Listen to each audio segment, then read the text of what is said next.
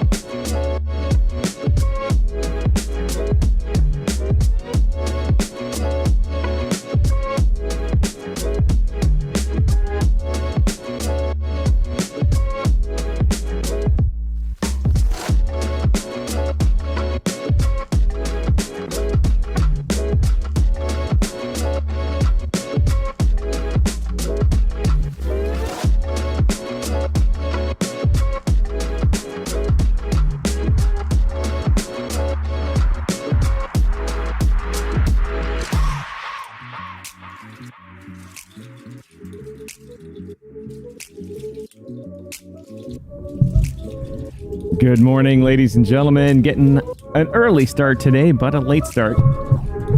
Coming to you on this election day. Not sure I have Pedro's camera lined up right.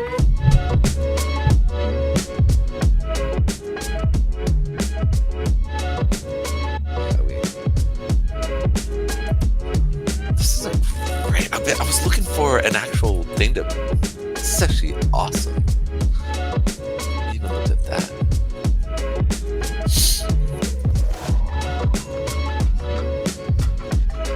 This is going to be interesting today. I'm not ready for the beginning of this show at all. It is game on. We ready, bro. We go. Dude, it's funny with us. We always have issues. It's like the I know. The best part is the people can't even hear the music this morning. Anyway, good morning, good afternoon. Well, good morning, ladies and gentlemen. It is morning here in the United States of America. It is election day. My name is Tom, otherwise known as Striking here in the digital media world. I am back in the United States after a long stint in Kanukistan, and we are on the air for our early morning session of, that's right, ladies and gentlemen, DYOR Live Election Day, Trump versus Harris. Today is the day.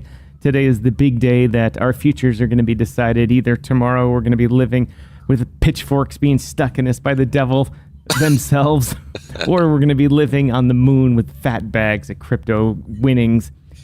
Oh, that's a good way to put it, crypto winnings, because this is a gamble. But anyway, I don't have them on the screen yet, But ladies and gentlemen, my co-host Pedro Garcia in the house. I'm gonna Pedro, what's happening? What's up, guys? Man, it is a great morning, dude. Some of the stuff that I've been going over has been so interesting, man, and it's kind of cool to sit there and see what's actually happening in the markets, what's actually going on. Everything's going kind of weird. I mean, nothing's been just normal. I mean, from the bond auctions to the stock market to crypto. I mean, everything just is like, what is, you know, I mean, we kind of did expect some of the stuff here with Bitcoin. Can you guys see my screen or no? Not. Just give me a second. Just keep talking. I am getting you up here. It's my first day back in Chicago, so my system is not up and ready to go yet. So I'm working on it. He's been working on it for a while. The thing is, it's not playing nice with him. He's almost having to wrestle this thing, take it into dominion. All right. So, but it's just one of those things that we've been kind of seeing what's actually happening here. But jumping back to what I was saying here, the markets, everything is just wanting to do its own thing.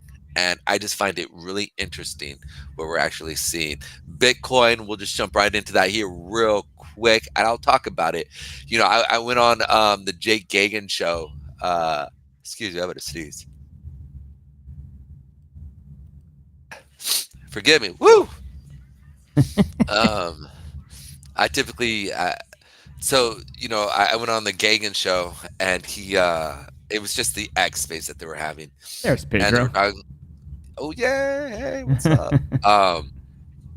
So what's so interesting is watching what is actually happening there. And they were talking about basically, like, it's kind of weird because it's not like a normal election. This is like, you know, people believe that this is going to be either save America or lose America, right? On both ends, unfortunately. Like, it's like if Trump gets involved, or if Trump wins, you know, the Democrats are going to say, you know, democracy ends and everything falls apart, and vice versa for the right. The right's like, hey, you know, if Trump wins, you know, we lose our freedoms and everything's gonna implode. He's the Antichrist.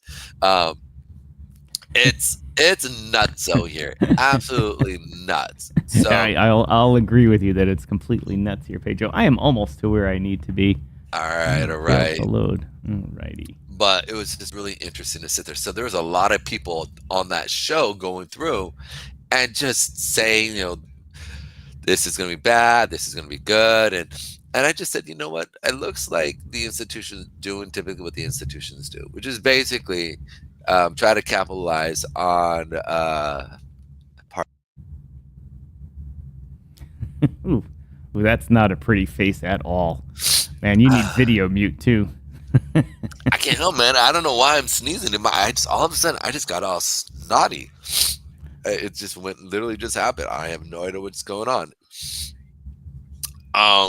Yeah. So, what we're talking about is that in this moment right now, within the economy, within a political, geopolitical worldview, everything is kind of, you know, if we look what's happening in Russia and in Ukraine and North Korea, what's actually happening in China, and then stability that's actually happening there. A lot of things are kind of falling apart here in America. People are it's just tumultuous, very unsettled, and we have both parties.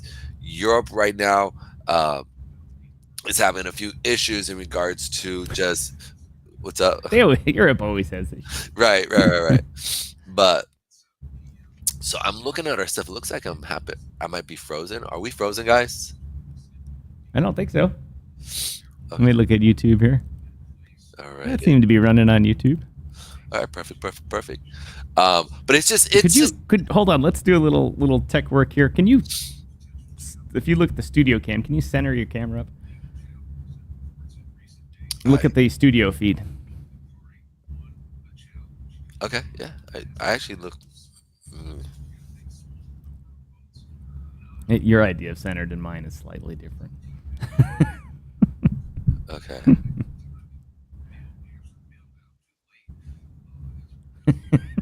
Is that better? Yes, that's a lot better. Oh. Yeah, there you go. Look at that. Alrighty then. So we're out of whole what's it called, the Halloween stage right now. Took off the weird little stuff that I had going on in the background. I'm just gonna put a simple couch and a bike. You guys can just check this out. Boom. But I just think what's interesting is that it's just so much craziness going on in the world, and you know, and it's kind of unique to sit there and watch it and see what's actually happening. You know, and Pedro, you got a cold, man. no, dude, you heard me before I even came on. I didn't have this. It just you got the election jitters. I don't know. I don't even know what's going on here. I literally was cool. I could breathe normal. It was now I'm sneezing. I don't know. Hey, welcome Pinto to the chat here. I didn't get you. I didn't start my comment screen in time. Thanks for joining us all the way from Poland. Yeah. Welcome Cresso also. Thanks for joining us. I really appreciate it. We're on early for our Election Day special here. And we're going to obviously talk crypto. We're covering at 7:30 UTC -5. Our fellow DYOR commentator and talk show host Justin Wallin's going to be on Fox News. So we're going to cover that. Not at 7:30. At oh shit! Let me see what time it's supposed to be. Pedro, take it for a second. Absolutely. So, yeah, Justin Wallin's going to be coming on. We also have potentially why am I forgetting the names? John Deaton coming on. Yes, we're going to have John Deaton on today. He's going to leave his Senate campaign and come with. Speaking of Pedro, I haven't heard his name in the news in a while. Have you heard anything about him? Does he have a chance, or they're not covering him because he has no chance? Yeah, he's getting demolished, dude. It's kind of sad. He was pulling ahead, and now he's just kind of. That was about a week and a half ago. So let me check again. It's actually real simple. John Deaton. Well, good morning to our Rumble viewers. Thanks for joining us. We really appreciate it. We're getting started here with our morning show. That our music stopped. Mm-hmm.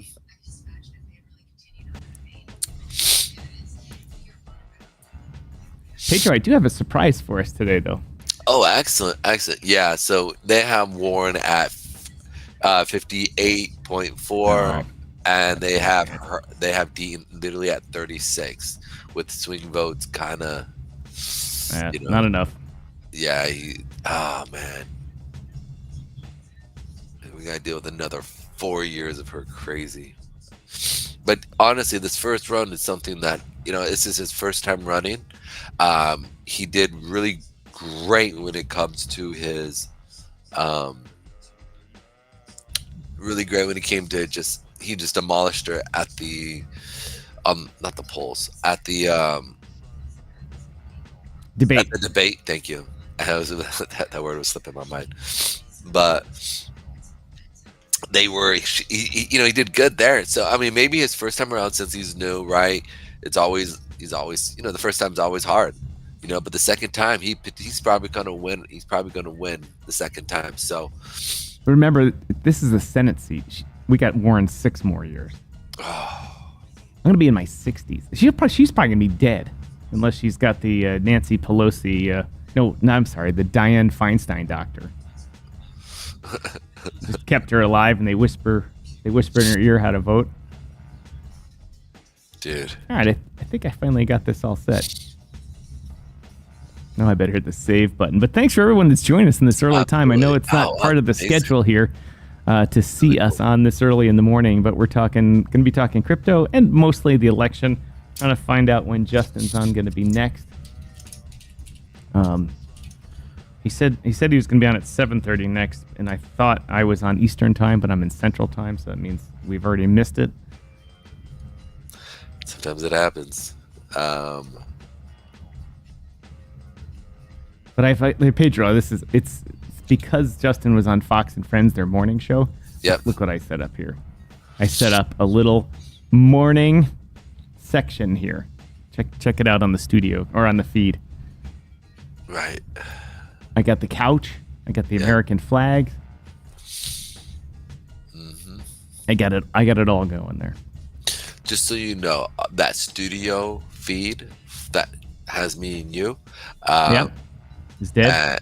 yeah, it just froze for whatever reason. So all I see is us, and then your video setup. Oh, there we go. There we go. Yep. Here we go. Here's the new DYOR casting couch. I mean, interview couch. It's a little rough, but it works. A little bit of casting couch. So hey, it's all good. It's funny. Let's go ahead. Pedro, let's just start it off by saying what's going on with Bitcoin here now that the election is on. So, like I've talked about here, until there is a known winner, right? We were going to go sideways. We talked about this since February, right? Like which direction are we going to go? We were pumping.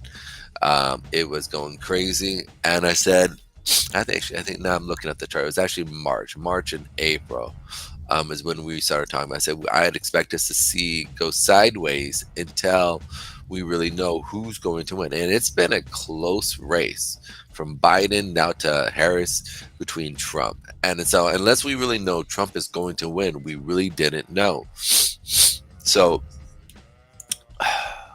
you can see here that right now we've stayed in between this 72,055-ish or 73,666 and the 53,700 or 700 roughly, right? You can see it, and we've been here now for 8 months.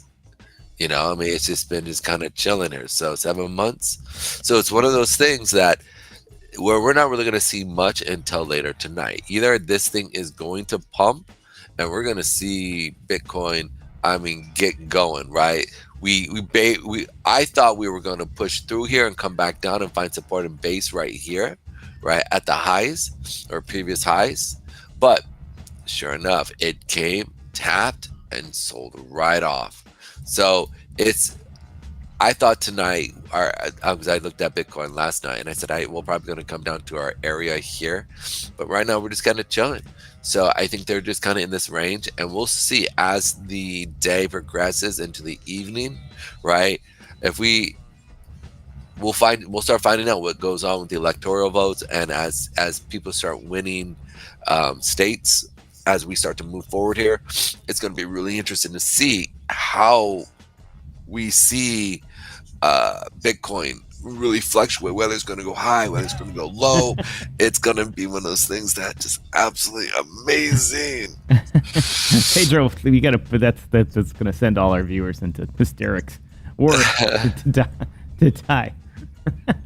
Yeah, well, ladies and gentlemen, Pedro has some morning allergies here against the election. Give me a second. I got to figure. Yeah, get off and go fix yourself up there. I don't know what's going on, dude. It's like the weirdest.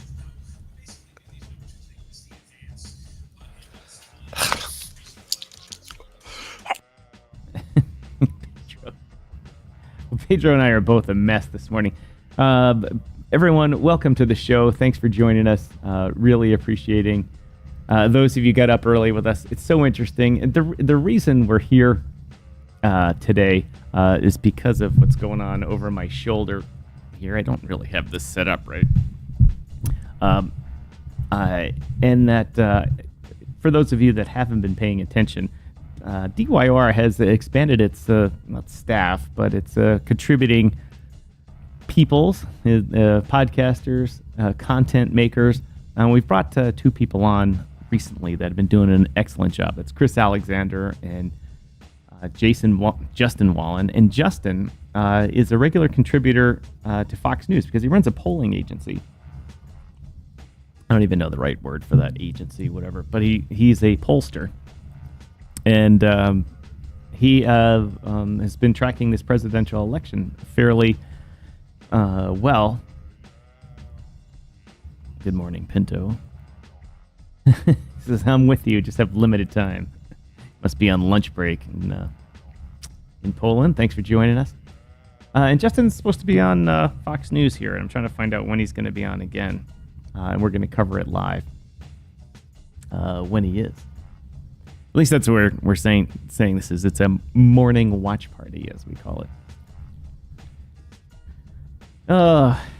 But this is our first setup here in Chicago in a while, so let me know if I have any echoes on the mic, anything like that.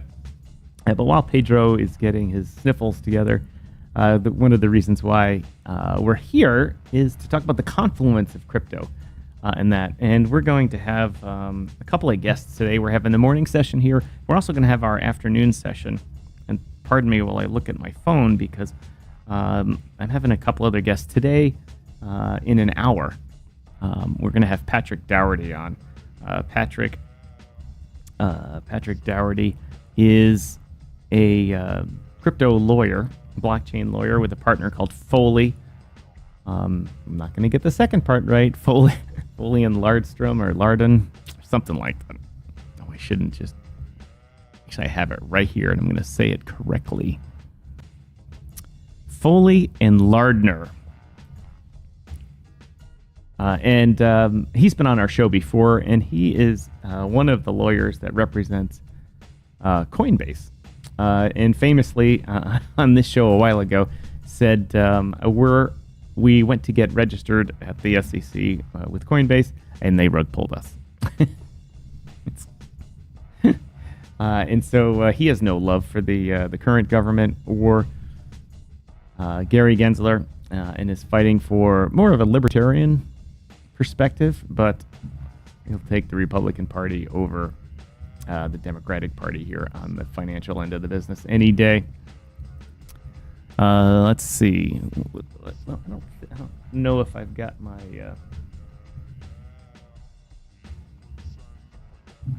which screen I've got here set up.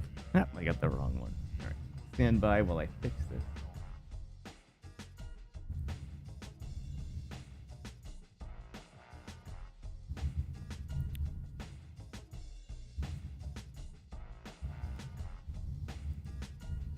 I've got the infinite screen. Great.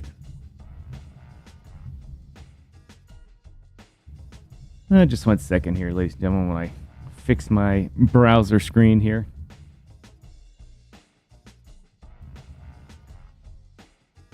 Let's see. All right, there we go.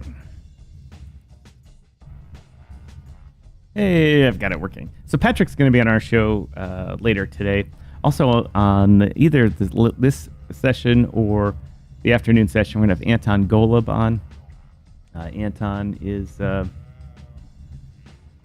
frequent guest on our show. He is a Croatian who's been working in Zug, Switzerland for a long time on many different projects. Has started a crypto exchange and market maker, exited it, come back to it, and is one of the co-founders of Swiss Asset DAO with me, and is now moved to Dubai because the opportunity there is so great that he's off to Dubai to be a founder and to start great things there. He'll be on the show later today.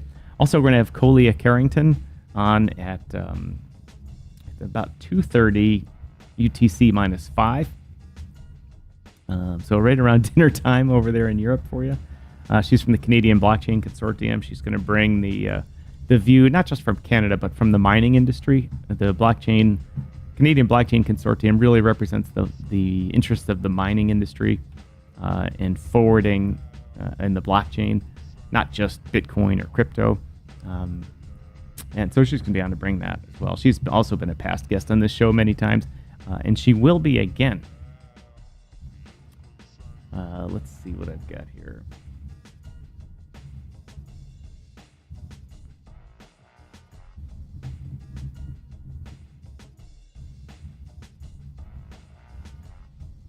You know what I need? I need some good old-fashioned election music. That's what I need, not our standard music.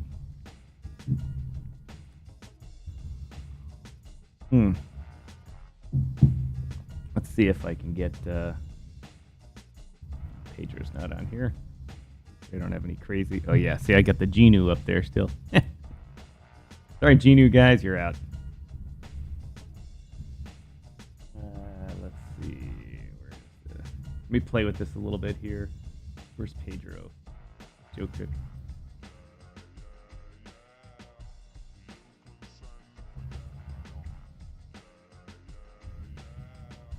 So that would be yes one. Thanks for putting up with us this morning, ladies and gentlemen. It takes a lot to put these shows on. Let's guess one and then.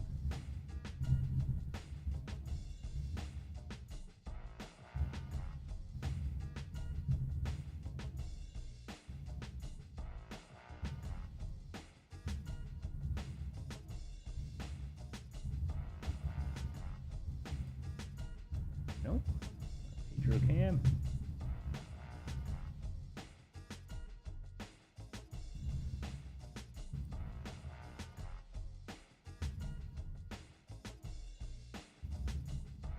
There we go. All right, now I've got to set it up properly for later. Can't always have it perfect, ladies and gents.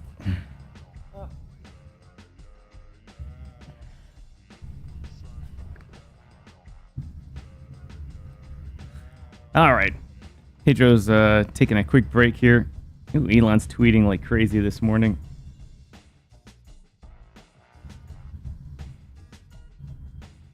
Oh, unfortunately. Don't agree with everything Mr. Trump does, that's for sure. Not agree with it. Anyway, welcome everybody. Let's see who else is with us this morning. Welcome Wombrider to our Twitch feed. Thanks for joining us. Is it going up today or down today? Depends on the winner. You got it, man. It depends on the winner. But today is not going to be. We're waiting for Pedro to come back, our technical analyst here. But the main thing to remember is that it's going to be volatile today for no reason at all other than emotion. Today has no. What the market does today has nothing to do with long term. You're not going to see a big trend started today. You'll see ups and downs. You'll see all kinds of volatility. It'll be a great day to, if you can predict any of these, to make money in the long and short end of the market. If you're a futures trader, it will be fantastic. Let me try and get this Fox News screen correct here.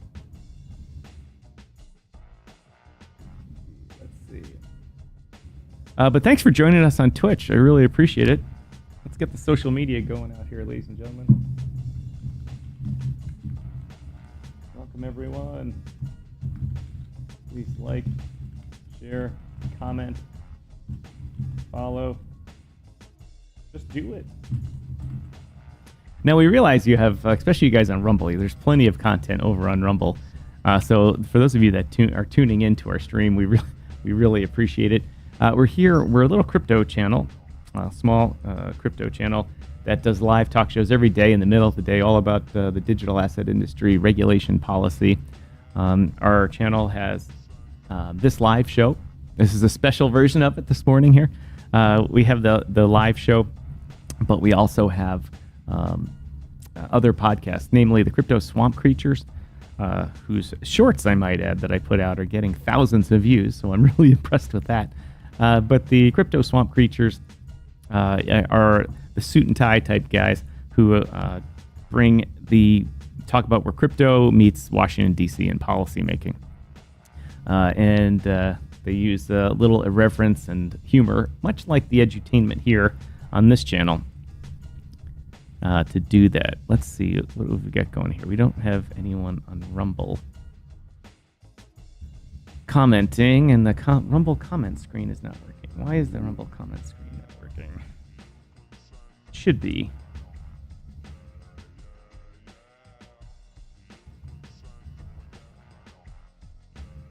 It's really interesting. There we go. Pedro's back.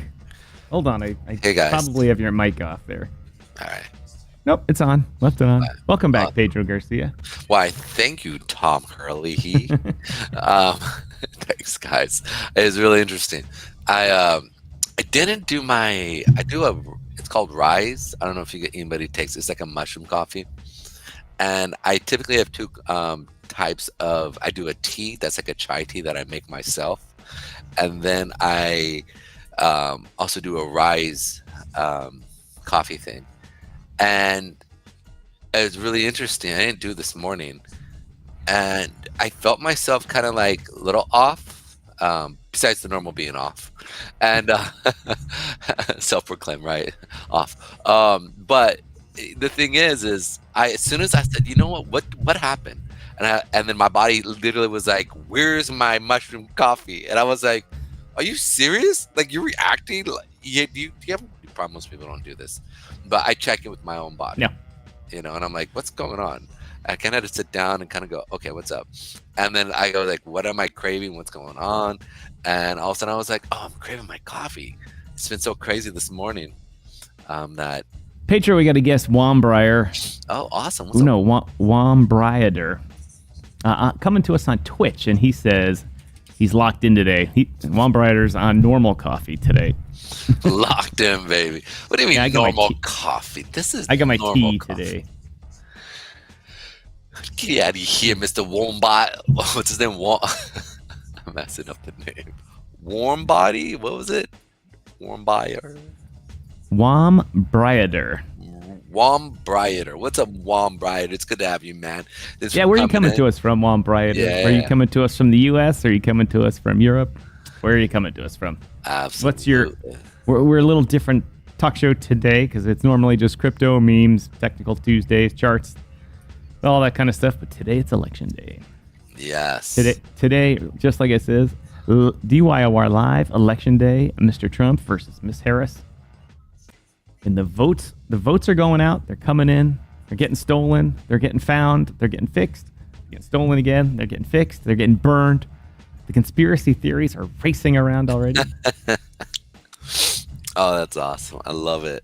Well, I want to bring this up real quick because I think it's so interesting. So we saw Kamala last minute. And this actually went against a couple of the laws out there with her going on Saturday Night Live, right? After Saturday or before Saturday, right? I think it's that Friday before the elections, right? Nobody can have anything, right? You can't go on TV. You can't do it. It gives people kind of a clear head from a news media standpoint to be able to kind of say, okay, these are the issues. These are the things I want to go out and vote. And this has been, I mean, when was this established? Back in the 1970s, I believe. Right. So, and everybody's been cool about it. Miss Kamala, Vice President Kamala, went out and she went on to Saturday Night Live, which was against the law for her to do.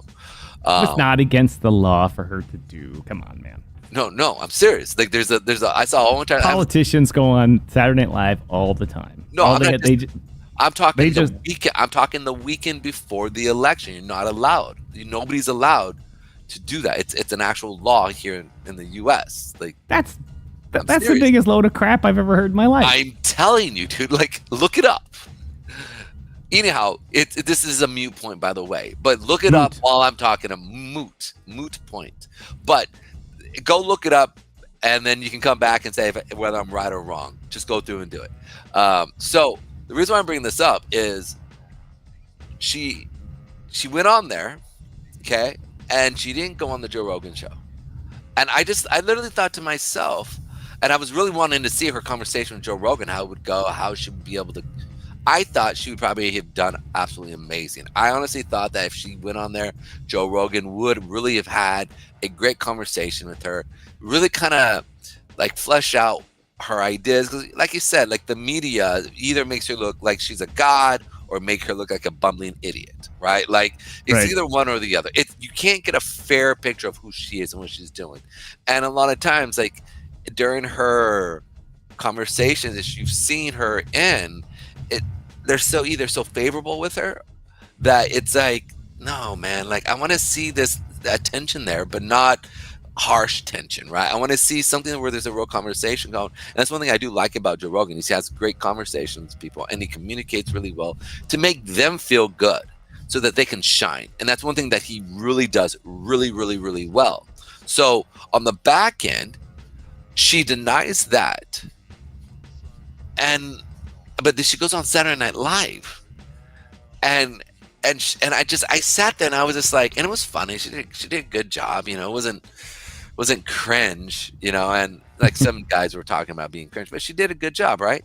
And so I thought to myself, I had to pick up like voters, right? Because the entire thing is picking up voters. I would have thought that she would have done the Joe Rogan show, because she might have been able to swing people to vote for her by just showing who she is and interacting with Trump. So I just thought, or not Trump, but with Joe Rogan. So I just thought it was so interesting, you know, that she passed that up and then saw, you know, and I think it was just a missed opportunity for her. And whoever were her advisor, I think did it wrong there, because I think they should have done the Joe Rogan show, you know. And I do think Joe Rogan would have been fair with her. I think he would have been cool with her, you know. I do. Here, I've got the Joe Rogan show on over my shoulder here. I don't know. Elon Musk tweeted it out.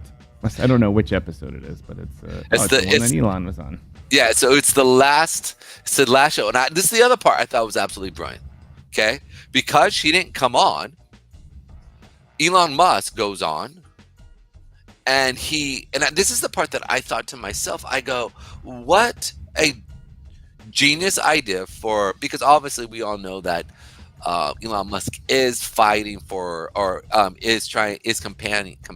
campaigning, but he's supporting our friend. What? No, it's our friend. Donald Trump, basically. I don't even know why I said our friend, because he's. Anyways, not our friend. Yeah, he's not our friend. Well, I guess crypto friend is how you could sit there and say it. But it's just interesting because as I was sitting there and I was looking at it, I said to myself, if he wanted to really do something, hey, I also have me kind of. Are we frozen there? Did we go froze? No, just you. I mean, just my feed to you. I'm having trouble with. No worries. I just want to make sure. So in the same sense, the way they play that, I thought was absolutely amazing. It was absolutely smart, because the way they did it was smart. I mean, literally, what was it, yesterday or? Yeah, I think it was Monday. They went live with this. I mean, I just think it's brilliant. I mean, absolutely brilliant that he went through, and his last show he had where he was able to speak to people, he came out, and I mean, I feel like they've played just a smarter campaign. The Trump side, the way they strategically place certain things, the way they've done things are absolutely brilliant, I think. And then watching Elon Musk come in on the last day that you could possibly do, and Joe Rogan says he gives his support to Trump. Then on top of that, I mean, one of the most influential people in our culture is Elon Musk. You know, the fact that what he's done, and for him to talk and just make Trump look like a G. I know Joe Rogan has literally swing voters. You know, like that's one thing that I think that's so awesome that Joe does. Even though he kind of goes on some crazy stuff, tangents, he appeals to a wide, and you know, I mean, the guy, what is it, 10 million people watch him, 15 million people watch him, something absolutely crazy like that. Yeah, right. Yeah, every single thing, and they don't all sway with him. So watching those swing votes just probably most likely going to go to Trump. All because Kamala sits there and refuses. I would say refuses, but just maybe she didn't understand.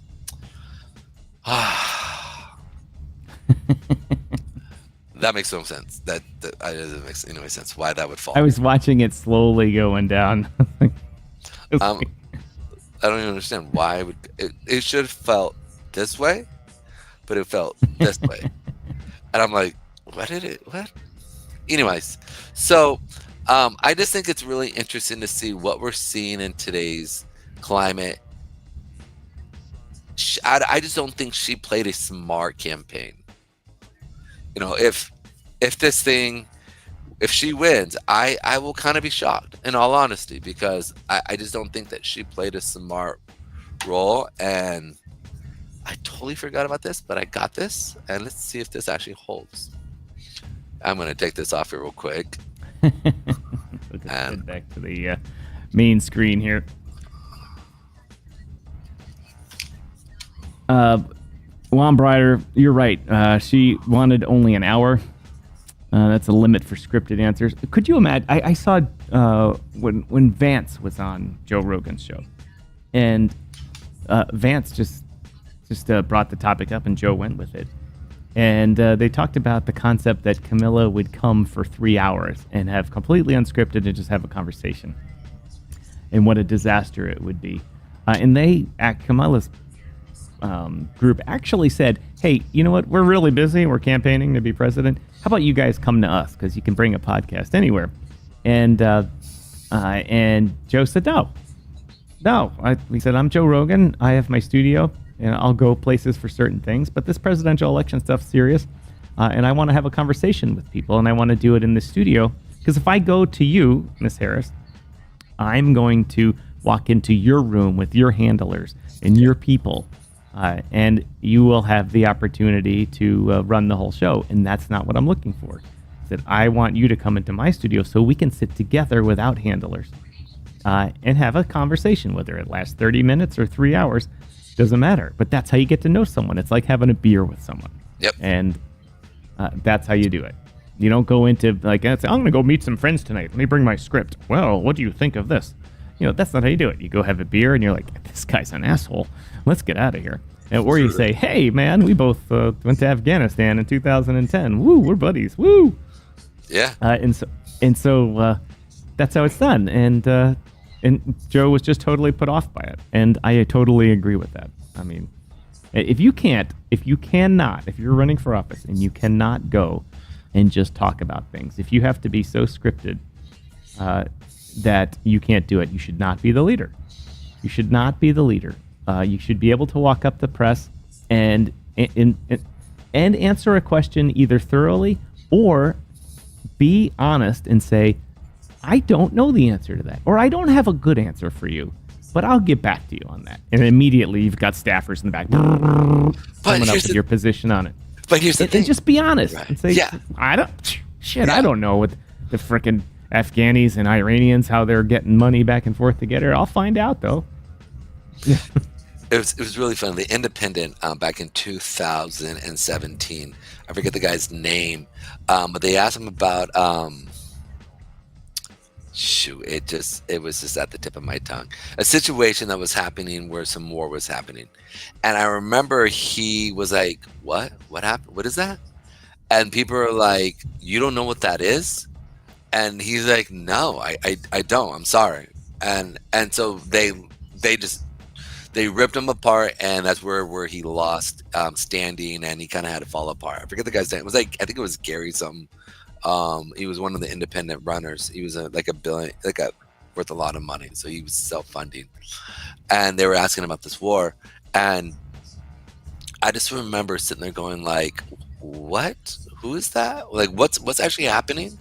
And I had to go through and look it up because like it was such a small skirmish, and that happened in the world that I actually respected him more for not like bullshitting an answer than and saying I don't know what that is. I'll have to get back to you and whatever. But I think that could have happened with potentially Kamala. Let's say that I can see perspective of that. Give me one second. I got a horse in my throat. Pedro needing some more mushroom coffee, mushroom tea, or whatever it is. Yeah, it's mushroom coffee. Here we go. There we go. But Pedro, well, let's take a 1 second reset break here since we're both thinking of other things. Do me a favor, go on to Twitter and go to the DYOR feed and to whatever else you see and reshare. Yes. Sorry about that. Yeah, I'm on it. And also the I don't remember. Not reshare it on DYOR. Reshare it on the Pedro Garcia Twitter. Yeah. I know what you're saying. Yep. I know exactly what you're saying. I was going to do that, and I just forgot. Yeah, there we go. Let's go ahead and do this here real quick. Boom. Post this. Well, I'm Brighter. If you're a member of other forums and stuff, feel free to copy and paste the URL for our show into another browser or another Telegram room, another chat room, whatever. If you have any friends. Yes, we're begging for viewers, but we like having new people. That's what we do here, an interactive show. We have a very interactive show. We like getting. That's why we do this. Yeah. I mean, the truth is we enjoy connecting with people, especially new people. Actually, we enjoy connecting with everybody who come in and interact with us. It's one of those things that I think is a huge draw to what we do for a lot of people who do watch us, simply because we're serious about this. We're serious about connecting with the public. We're serious about really hearing you guys. Many times we have people who come in and ask us questions regarding charts, regarding the markets, regarding certain aspects of and a lot of times we kind of do an in-depth study of them. A lot of times people have a hard time doing, in-depth studies. Me and Tom are pro crypto, but in many geopolitical views, we are kind of adjacent to each other, and sometimes it's outright opposing of each other's views, right? But here's the thing, though: we both see it from different perspectives, but we're honest with our thoughts. And on top of that, I feel like we're both pretty intelligent, well-informed individuals. At least he is. I don't know. I'm more of just a renegade. I just kind of but I just tend to be more right than wrong majority of the time, and that's not because I'm boasting. You can go back and look at our videos, and you can see I've called major calls on Bitcoin, on geopolitical movements that we see. I think simply because I see it from a trader's perspective, so I'll see it from like 5 or 6 perspectives, right? Like, is the market going to go up? Is the market going to go down? Is the market going to go up then down? Is the market going to go down then up? Are we going to see it up then down then up, right? So my brain just naturally thinks that way. So when I look at an actual situation, I can see it kind of like, so most people see a situation like a shirt. Just put a shirt on, make sure it's facing forward. To me, because the more perspectives I can hold in my head that are juxtaposed to each other, what can happen is I can see things from what most likely will happen and the cause and effect of them, right? So this what happens, and then this will be the issue. And a lot of times you have to have multiple views of what most likely could happen, right, in the markets. Well, look at it like from a trading or a shirt perspective. You put your shirt on, you can put your shirt backwards, okay? You can flip your shirt inside out, put it on regular, and you can turn it, bring it backwards. You can even flip and just put the shirt on and have it cover your hair, or you can put it up and actually just have your head in your hair and your belly showing. I know this all sounds weird, but what I'm saying is this, okay? Seeing things from different perspectives, even though you may not agree with it, is super important in life. And to be able to hold on to that without a bias and saying, okay, how does this work? And if this was to work, what it would look like. So a lot of times that's what happens when I look at markets, what I see what's actually happening in geopolitical standpoints. And a lot of times I just happen to be right, and I'll sit there and argue with Tom regarding this or that. And no, he does. And I don't know. I feel like I have a pretty good win record on that. So maybe I'm wrong. Maybe I'm too full of myself and I need somebody to pop it. So that's where you would come in and you'd come and say, Pedro, you were wrong here. And I'd be like, ooh, you were right. And because it's on video, you'll sit there and see it. Anyhow, so coming back to what we were saying, I'm glad to have you there. Tom, just so you know, that was all just for fun. That wasn't so because he had to leave and I had to come back and forth and we were having a good time. All right, Tom, take it over. I'll be back in a second. God Almighty is joining us, ladies and gentlemen, all the way from San Francisco. Yes. He's like, what the? What's up, God Almighty? Where's your son? He normally comes and hangs out with us. Is he in trouble? No, I was just playing. Lord, forgive me. I was just playing with that. Ladies and gentlemen, all the way from San Francisco, Succa Free City is our in-house car dealer. By the man from Peru, Jesus. We're having an early election party here this morning. We wanted to see our fellow DYOR commentator, Justin Wallin, on Fox News. but his first showing was in the 4 o'clock a.m. hour on Eastern time, so 1 o'clock a.m. for you, and he's already done. He's been on all morning, but he unfortunately started and finished before we came on at 8 o'clock Eastern time. He was done at 7:30 Eastern time, so we missed him. That's why I have my coat on here. I was going to see Justin. In fact, he was going to try and go live from Fox Studios to be on our show while he was in the green room, but they finished him off early. Damn it, Jim. Damn it, Jim. Who's winning? We're winning. Pedro and Tom are winning. That's who's winning. Winning. It's interesting. There's a lot of stuff kind of just, it's in between right now in the markets. Also, we're watching, actually, what we need to broadcast that as well. We need to sit there and I need to pull that up. Boom. Trading bells within. Oh, this is a new one I looked at. I thought this was really interesting. Anyhow, let's go ahead. No, ungroup. Here we go.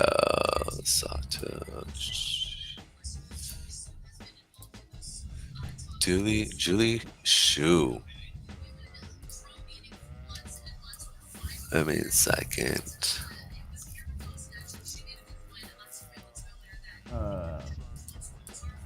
I don't know. Frankly, Pedro, I don't have any idea why this isn't working. I'm going to restart the studio software, so you might not hear me for a second. It is okay. So in the back end, though, I think what we're seeing. Oh, sorry, back news. And we'll jump back into that again in a second. It's really interesting to see what's actually going on with Godius Maximus. So Godius Maximus has come down to our area here, and we saw a nice little bounce, and it's actually trading just kind of sideways here for Go. So if any of you guys that are in the Godius Maximus, it came down into our area, it hit that 9 cent area, and it's now bouncing off of the 4 cent area here, 92 cent area, and it's now bouncing off of the 44 cent area here. It's not showing a lot of volume, so I'm expecting to see this maybe drop down even further, down into that 15 cent area here. If we see that, we should see some good consolidation, and then you guys can come in and buy it back at these levels here. But it's going to be really nice to see what's actually happening when it comes to this. I'm hoping it comes down to that 15 cent area. I'm going to buy a small bag there. Me and Tom missed out on this one here in regards to this play big time, but it's actually... It's trading nice. It's trading real nice. So I think they got this thing up to boom. I think it was $2 billion was the market cap, I believe. Oh no, excuse me. It was almost $1 billion. Forgive me for that. So I think it was 920. That's a big difference. 2 billion versus 1 billion. Yeah. So it got up to about 900. Yeah. Excuse me. Yeah. 900 million. 900. 200. Wow, that's really $1 billion. Let's just go with $1 billion. We'll just say Billy. It's 1 billion. No, 920 million dollars. Good Lord, that's like really hard to say for me right now. Woo! And good morning, Crypto Mike. Thanks for joining us. Really appreciate it. What's up? All right, here we go. Let's check out who is winning who's winning in the poll counts.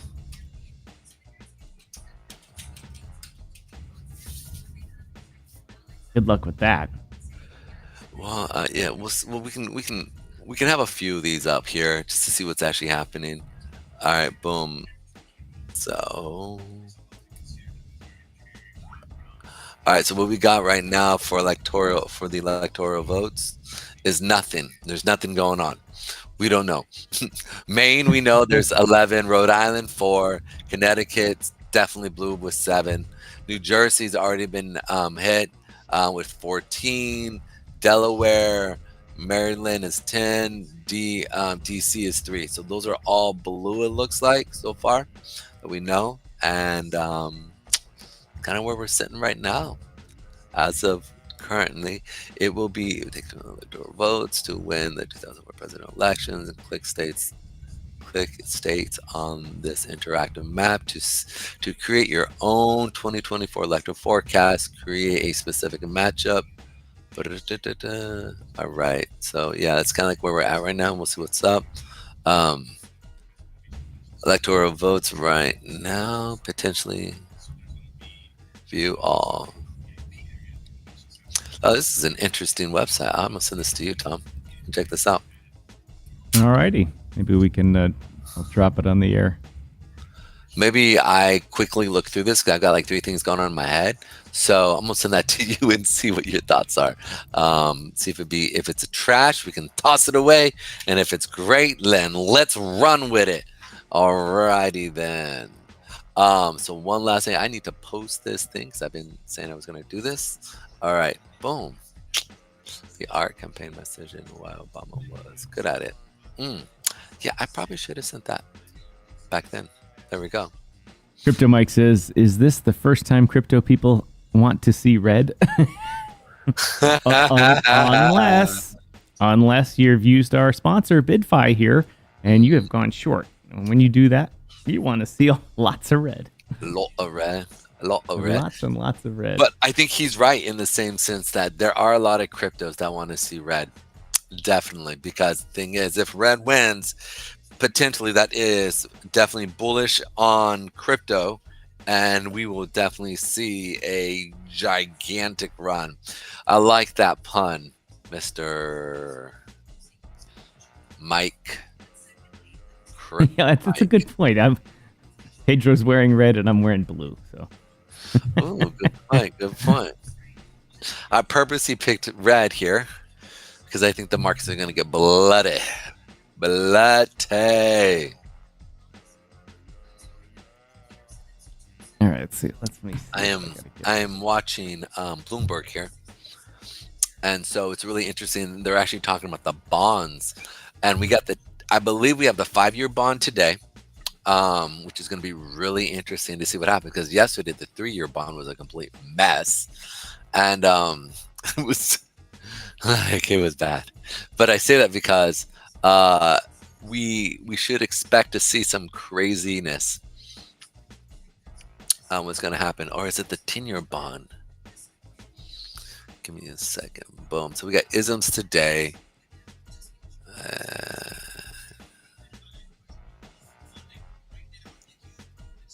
Where is it at today?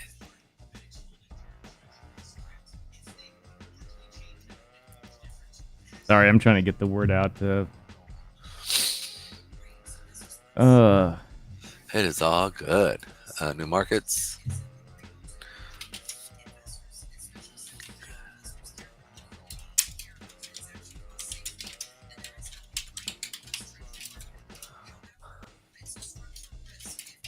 Waiting for the Steven Crowder show on Rumble to start up. How come? Because he's doing a full-on election coverage For the whole entire time? So the whole day, streaming all day. And he's put a lot of money into it, and he's having investigative reporters go out and investigate any issues that people report. It's actually pretty interesting, and I was watching him set up for it, and I'm like, that's exactly what I wish I could do. But how does he do that? Because I mean, you got it. He has people in all the swing states? Is that what that is? He's got people all over the place, and he's not telling us where people are because a lot of them are undercover. And he's got a whole website set up to report. This is really interesting. To report bad stuff going on, and he said you can just upload your video and all that, and if one of our guys are nearby, we'll go investigate it. Dog, that is, I'm sorry, what? Yeah. You talk about, dude, he's going to get arrested. There's no way that every time everyone's like, every time someone says something or doing something, you're like, dude, they're going to get arrested. It's illegal. Man, I'm not saying it's illegal. I'm not saying it's illegal. Up to the man. Listen, I'm not saying it's illegal. I'm saying you're fighting against the establishment. And remember, that establishment can swing from Republican to Democrat either way. They notice that. There's no long road. There's no way. Because if he's successful at it, Okay. Then what's going to happen is everybody and their mom is going to start doing that. Right. And all of a sudden it's going to be crazy. So I don't think that's going to be good. I think the mainstream media is definitely going to target him. He's going to be a quack. We're going to, something's going to happen where they're going to. He hasn't even started yet, and he has 15,000 people waiting. Dude, I would be too. I would be there too. Not the fact that I want to zoom on it too. I want to know what's going on. I mean, right? Like you're talking, that's like Maranatha during a war event in Israel when he had on both sides, Iran and as well as what was happening in Israel, right? It's absolutely crazy. I just think it's a trip to see how I love the independent news journalist is absolutely far. I mean, back in the day, it was you were a nut job. You're like, oh, you listen to those, it's crazy. Now it's like, man, I've got to, because I've got to sit there and hear, one view, the other view, and then the one that kind of sits in the middle, right? And and there's always they lean left or to the right, so you got to find like 4 or 5 news sources that you can play, so that you can see if you have some crosshair connection where you have this guy crossing the same point. All of a sudden you're like, okay, that's truth. If everybody's agreeing on that, that's truth. I can sit there and say that's correct. So real interesting. And you know where I picked that up off of? Where's that, Pedro? Andrew Bustamante, as he was on Women of Impact, Tom Bailu's wife, Lisa. Bustamante. Yeah, Andrew Bustamante. I don't know if any of you guys know. It's Everyday Spy. I pick up a lot of. Oh yeah, I like Everyday Spy. Dude, those guys. He and his wife are former CIA agents. Yes, sir. Yes, sir. I've been following Andrew for almost 2 years now. He's a bit of a nut job, but I do like him though. Stuff, bro. I love his stuff. Listen, first of all, he has flawless hair, so how can I not like the guy? Okay. He's got Pedro hair. Like I was watching him, and I forget who. Someone's like, "Dude, you've got epic hair," and he's like, "Thank you." But if you've ever watched his hair, he's got very curly hair, and it's very. Someone's like, "You need to get like a sponsor with Pantene or something." Like it's like legit. He goes, "Pantene is trash" or something like that. I started laughing. I was like, "Cause I'm not into Pantene. I think Pantene messes up your hair." But anyhow. And that's not because I actually use a lot of products on my hair. I really don't use any products on my hair. But what I do, because when I used to be a hairdresser back in the day, you learn a lot about what is good for the hair and what's not good for the hair, what's good for the follicle. Anyhow, I say this because Bustamante has nice hair. But jumping back to what I was saying, right? We're going on some left field and right field here. He brings up this idea of, how do you know when something is truthful, right? And the media. And he goes in and says, well, what you got to do is you got to listen to multiple streams of information. And then you got to see where they cross between each other, right? And they both agree on the middle point there. And so that's where I picked that up. And I was like, oh, that's brilliant. And I'd already had been doing that, right? Because it's just kind of like what I do. But to have somebody put it into words was one of those huge things. I was like, yes, that's what you want. Anyhow, so Tom, what do you think is going to happen as we move forward into today with Bitcoin? Well, when you were off clearing your throat, Mr. Wambrider was asking that question. And my opinion is that Bitcoin is going to see volatility today, but nothing that's setting a trend.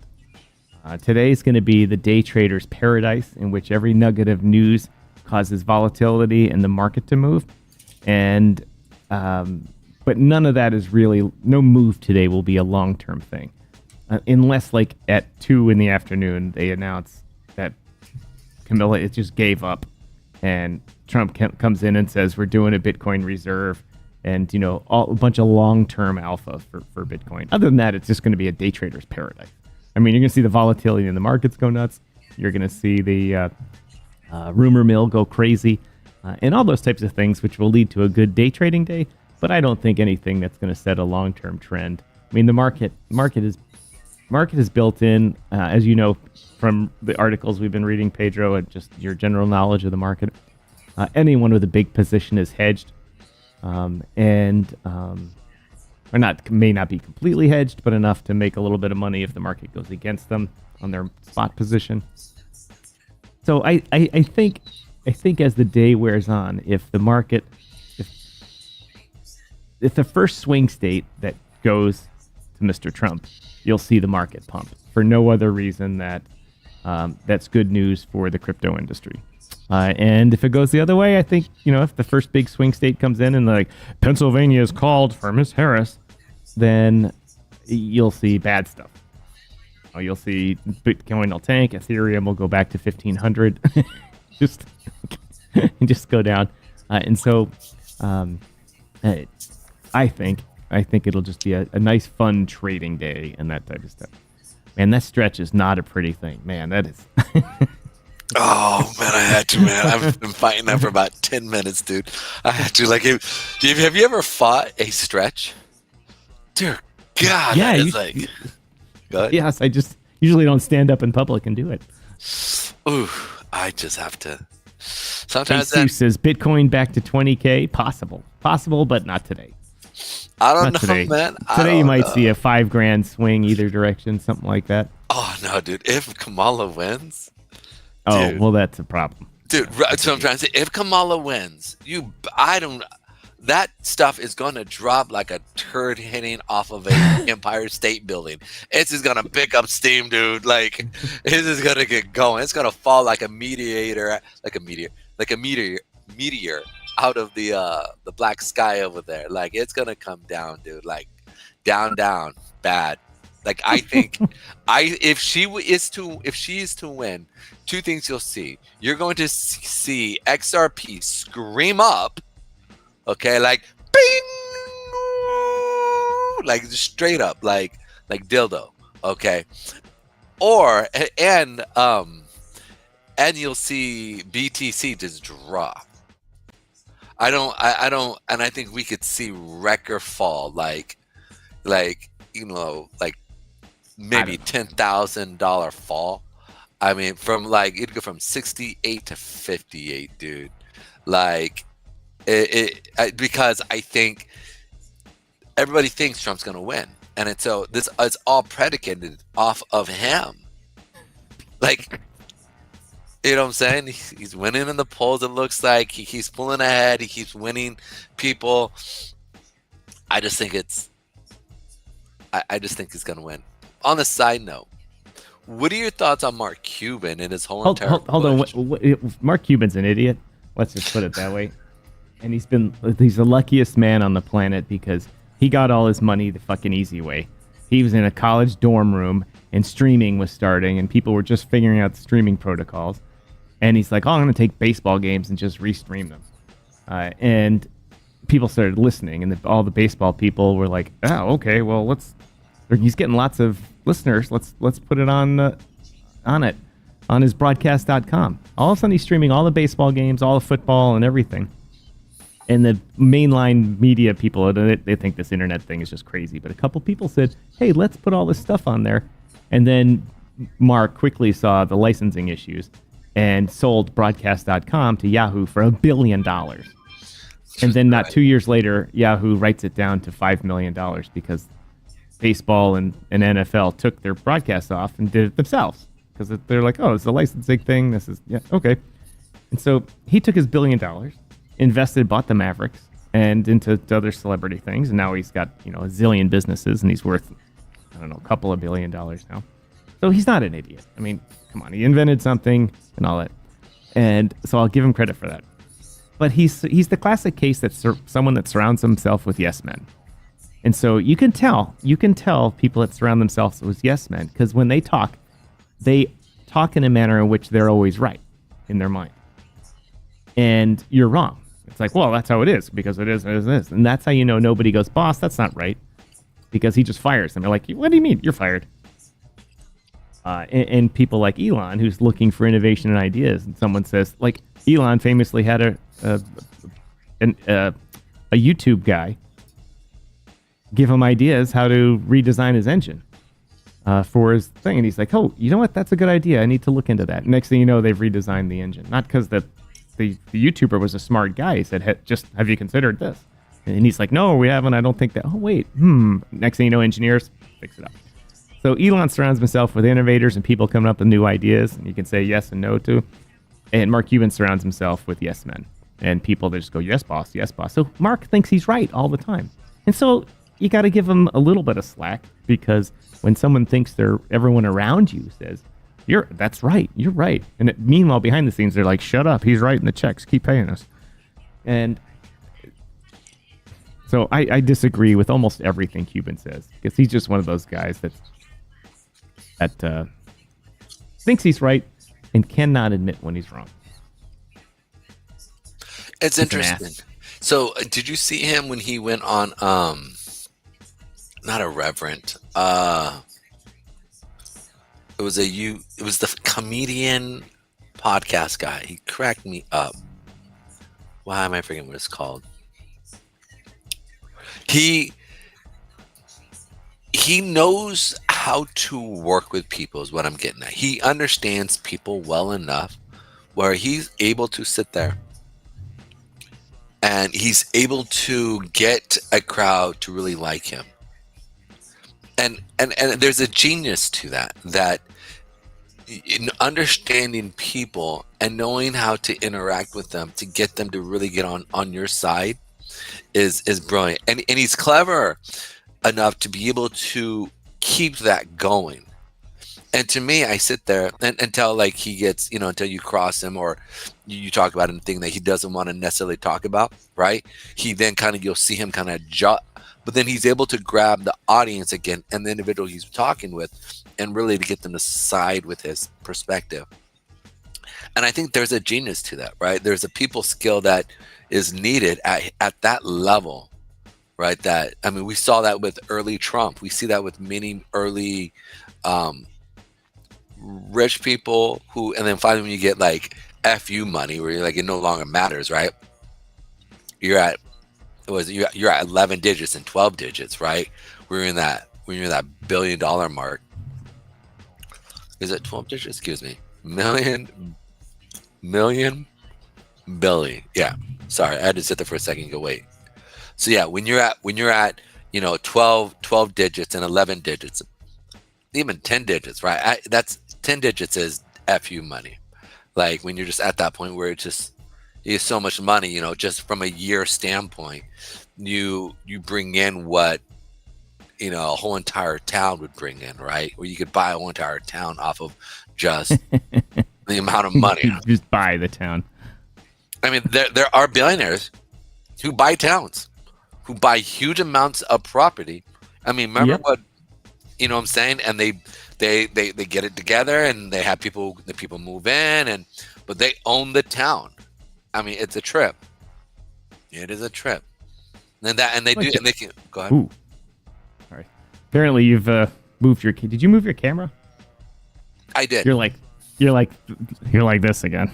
Yeah, sorry about that. I did move it simply because I got a new headset movement thing here. And headset movement thing. Not a headset movement thing. Good Lord, you would think that I could speak better, right? Let me see if this will work.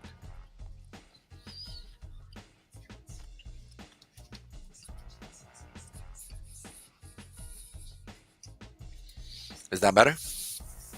There we go. That is better. Just a quick programming note. Patrick Daugherty is going to be on with us in just a little bit here. I'm going to take a second to program his lower third.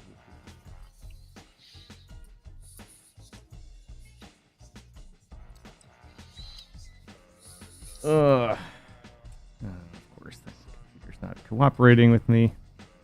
The computer needs a nice reboot. So in between episodes here, I'm going to turn it off for about 10 minutes. But you can go ahead and keep talking. If you are, you're on mute. You're on mute, Pedro. Alrighty then, there we go. It explains why you didn't answer that question. So looking at the bonds and what we're actually seeing, it's actually really interesting, right? Watching yield climb over the last month and a half, right? I expected to see us potentially hit this resistance level, and we've talked about how, and I haven't talked about bonds here in about 2 weeks, but you can see how we did come up, we hit it, we found support off of this level. Now we're continuing up. And what's interesting is as yield is pushing up, we know that the Fed has a certain rate, but the market wants to push up the yields, and which means it suppresses the bonds because there's not enough people that are buying our bonds. So bonds literally have to go lower in price for people to buy them, and so you have to increase rates for that. This is what happens in the banks with large institutions. And that's actually what we've been seeing because nobody's interested in the market. It's going to be really interesting to see if Trump gets involved again, if people are going to start funneling in. This will be an indication to really see how the field from a geopolitical standpoint of how the world sees a Trump win. If we see now an increase in buyers within the bond market, we start to see people who want to get in, and that means we can lower our yield off of it, right? Because there's more demand for the bond, which shows that the interest in America for our industry and what they expect to see happen. So if Trump wins, it's going to be really interesting. I'm just wondering what's actually going to happen within the actual market if he gets into office within the bonds. So that's something that I'm definitely looking at and paying attention to, and just kind of seeing what's happening with it, right, as we move forward here. So, yeah, that's just it in a nutshell. So, I don't know why my camera keeps timing out with not my camera, but the studio feed. Not such a big deal when with you because you're used to this. You don't necessarily need to see the studio feed, but we're having guests come on today, and they need to see the studio feed. Always something. It's always something, ladies and gentlemen. Honestly, it's one of those things. I think once that the idea of AI kicks in, it's actually going to be really interesting. I mean, because they've talked about the year of 2025 being the year of the agents, right? Where we will literally be able to communicate and talk from a verbal standpoint, or at least a type standpoint, where it'll be like I'll name my AI, I don't know, like, yo, Coolio, right? Like something dope. Like I'm just going to be like, yo, Coolio, can you go check out, and I'll be like, okay, Pedro, I'll check that out. And it'll be on our phones. Like they've talked about things like this where you'll be able to custom make AI specific entities that will have a form of intelligence that's in a specific certain way. And then in 2026 and 7, they will have a general, not AGI, but general specific AI where it will be able to be good at a lot of things as an expert. So let's say that right now I'll have an agent that I'll sit there and be like, hey, Agent Dope, go check out this or that, what I'm looking at. And it'll go through. And what's so interesting is with that AI specific right now, it will be an expert in, let's say, geopolitical strategies. And I'll be like, what is this happening?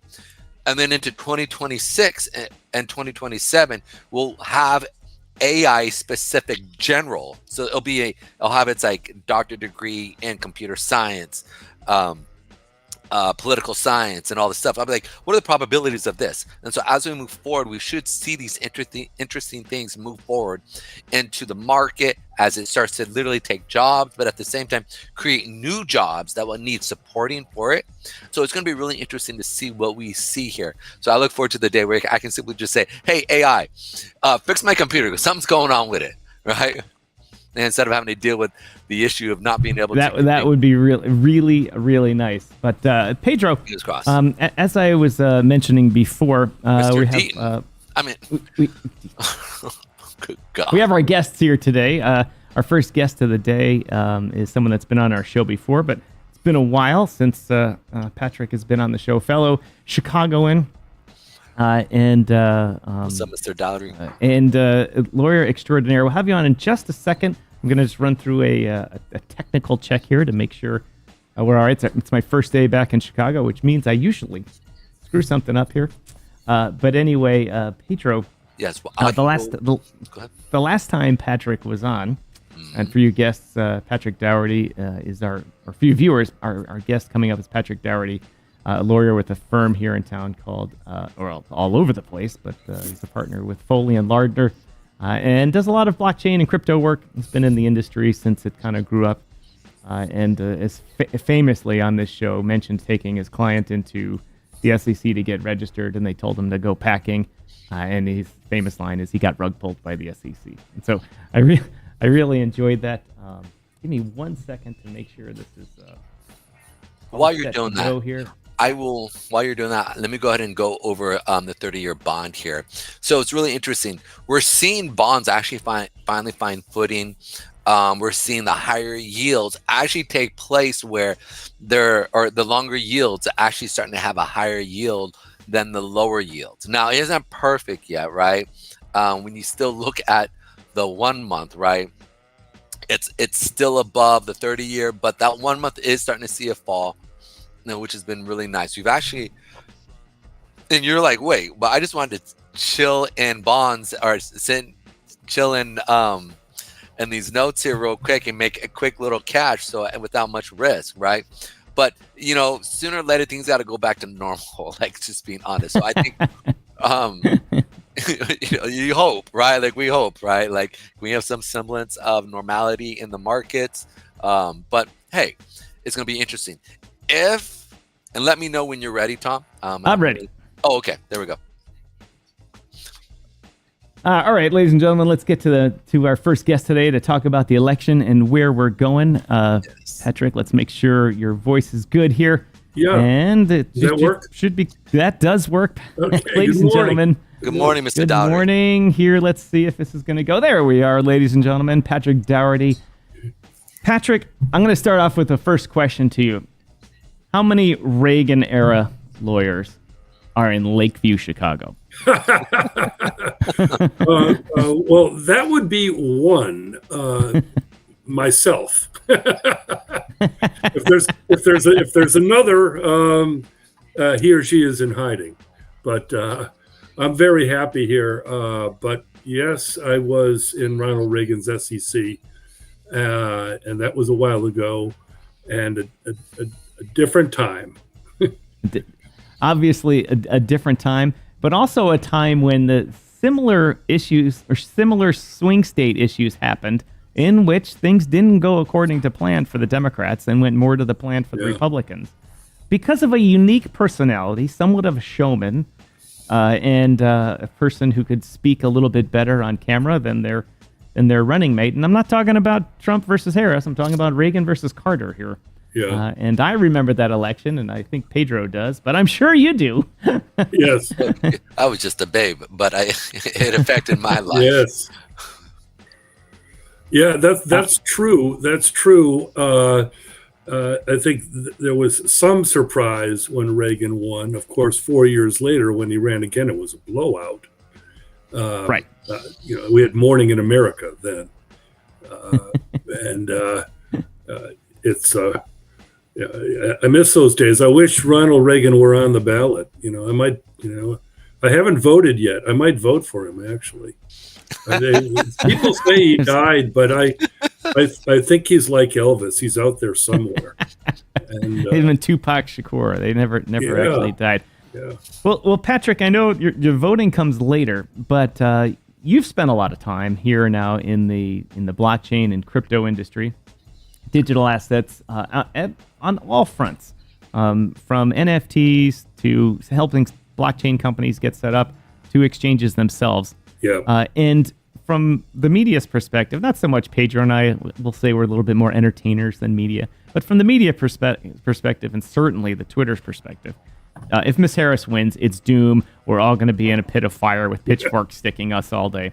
And of course, on the other side, if Mr. Trump wins, then we're just all immediately launched to the moon. Where does your kind of federalist ideas here think we're going to wind up on each side of the election? I don't think it's quite that stark in either direction. I think we're pretty clear that if Trump wins, he's a very pro-crypto candidate. He would be a very pro-crypto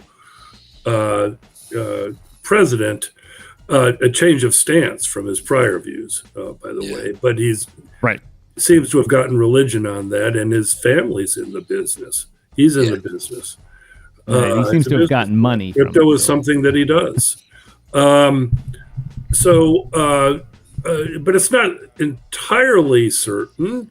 even in that direction, because he is a transactional person, right? I can imagine him saying, well, I was all prepared to go all in on crypto here, but there was some deal to be made that got me something even more important in my agenda, so I went for it.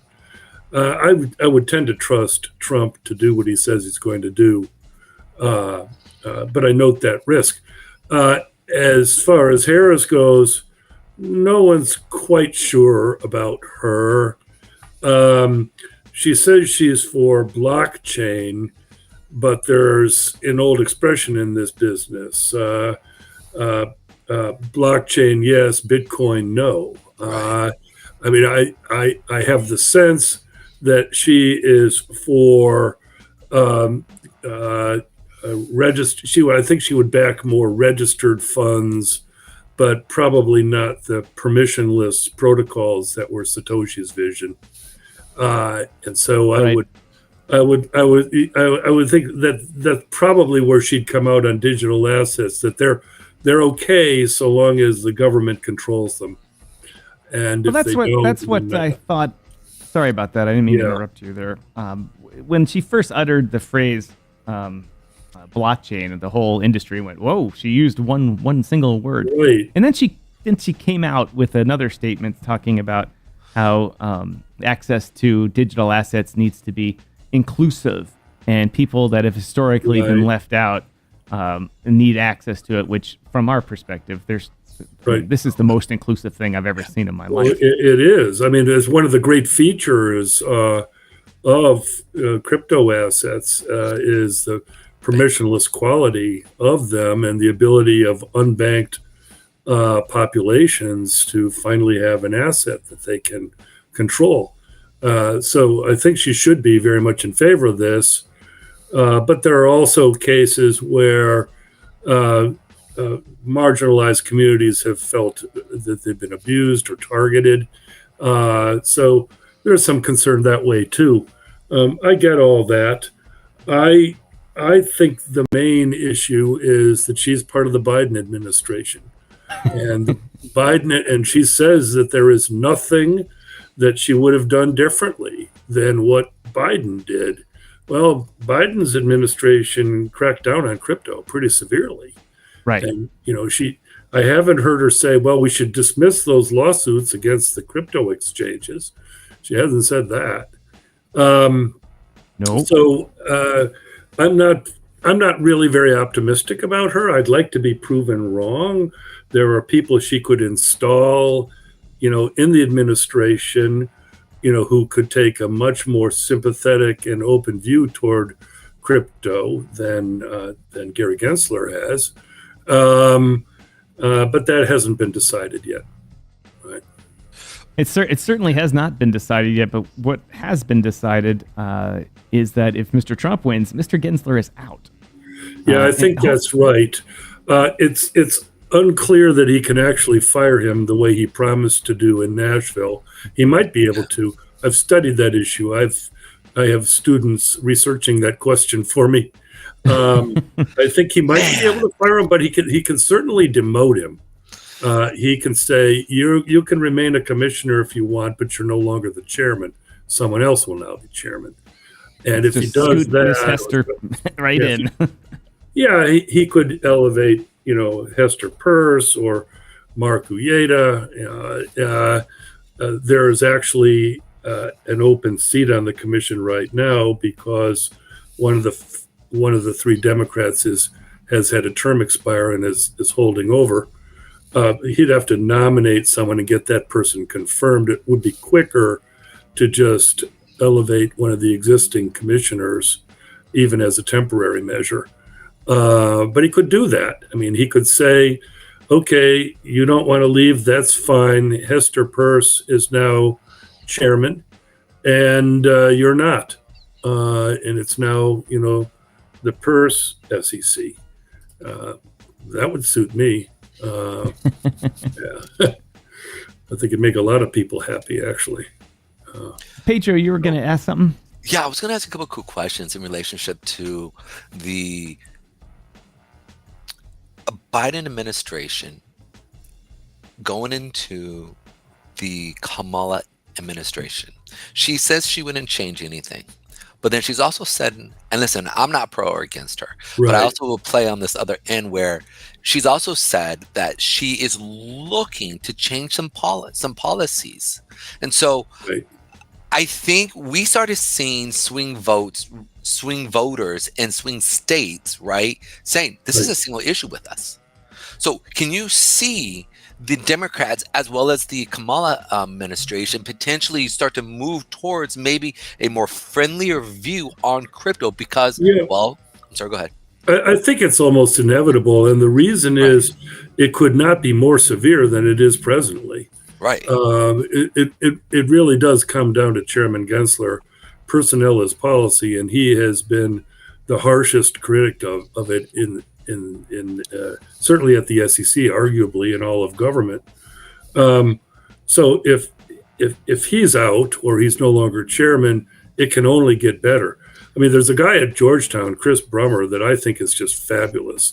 Chris worked on the Biden-Harris transition team with respect to the financial regulatory agencies. He was offered several jobs then. He turned them all down because he likes being a Georgetown professor. He likes to run DC FinTech Week and so on. He'd be a fabulous chairman. He would be my choice if Harris wins. And there's no doubt in my mind that he would move it back toward the center. So it's really not a complete loss in my view. It can only get better. And you notice there are people in Silicon Valley who were initially they were all in for Trump. Now that's backed off some. You've got Hurwitz, giving some money to her. Andreessen is still, I think, very much a Trumper.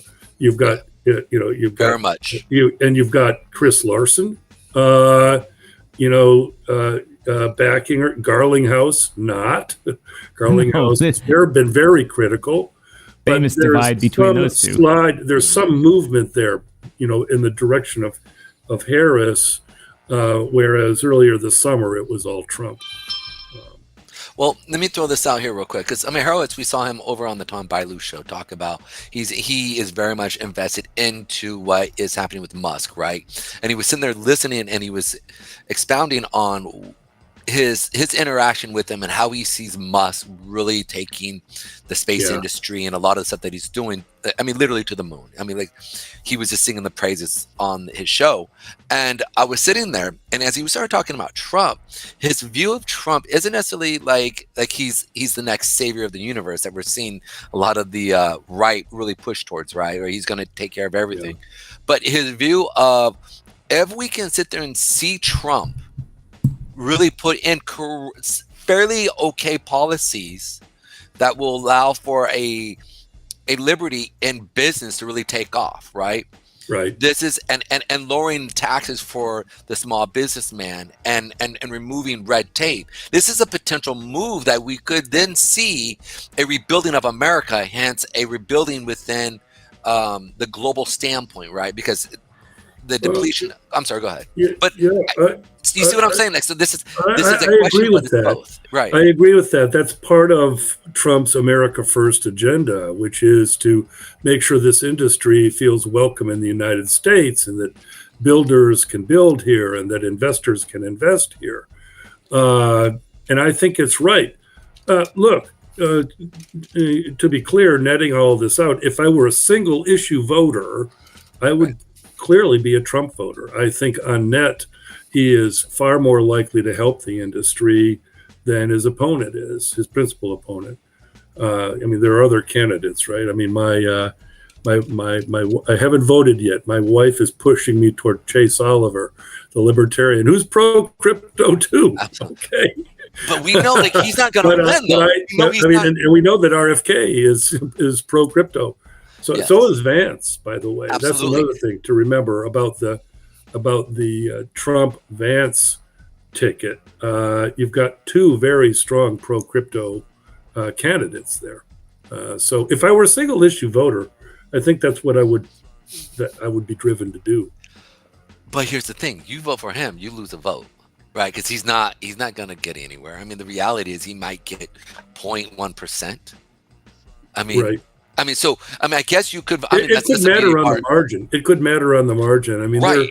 There's been some polling done of the crypto community and how much they care about crypto as a decision point and who they like. It could move the needle in a couple states, but I don't know. It's never been a topic for the debates, right? No one said, well, let's stop talking about foreign policy and let's instead talk about crypto. That didn't happen. But here's the thing. Let me interrupt there real quick, because that is a geopolitical situation. We know that China and Russia have their own blockchain. We know that they're transacting and running things. So the reality is now that is one and the same. The reason why he's able to transact is he can step outside of the banking system and move around SWIFT because of blockchain. So it needs to be brought. I agree with that. There are geopolitical aspects of crypto policy and national security aspects of it as well. So I think so. It just hasn't been viewed that way as being the driving issue or even one of the top 3 or 4 issues. But that's the problem, right? It's because people aren't educated. They don't understand the importance of blockchain. No, you're right. You're right about that. Most people should care more about this than they do. And they should care a lot about the related phenomenon of tokenization, which I think is about to overtake the capital markets. I've told my own partners who are unfamiliar with it that they had better come to understand it quickly or the world will pass them by. And I believe that's so. Yeah. But and I hear that. I mean, I agree with tokenization in business and how everything is going to switch over. The easy of it, the ability to give your clients and your customers much more advantages to your token and blockchain, right? And to create brand loyalty. I agree with that 100%. 100%. Yeah, it's faster, cheaper, more secure, a lot of things. Yeah, and it makes it even more benefit. Instead of you having your tokenization that has to play off the dollar, if you had a tokenization, you could receive an additional income based off of if you want to charge a nominal tax, right? It's less controversial than crypto too, because it doesn't threaten established institutions the way crypto does. My question is this, and I'm forgive me for interrupting you, and I'm not here trying to but I want you to talk about these certain things because from a geopolitical standpoint, you're a college professor, correct? You understand blockchain, you understand, you've seen the geopolitical aspects of things that are actually happening. And the fact is that you've been from a lawyer standpoint, so you understand the real world. So when we're talking about Trump coming into versus the Kamala,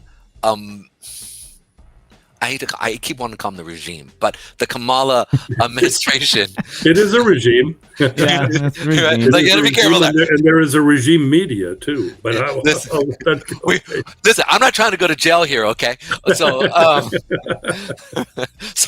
the same sense, I have a friend of mine who's literally Pedro. Stay on topic.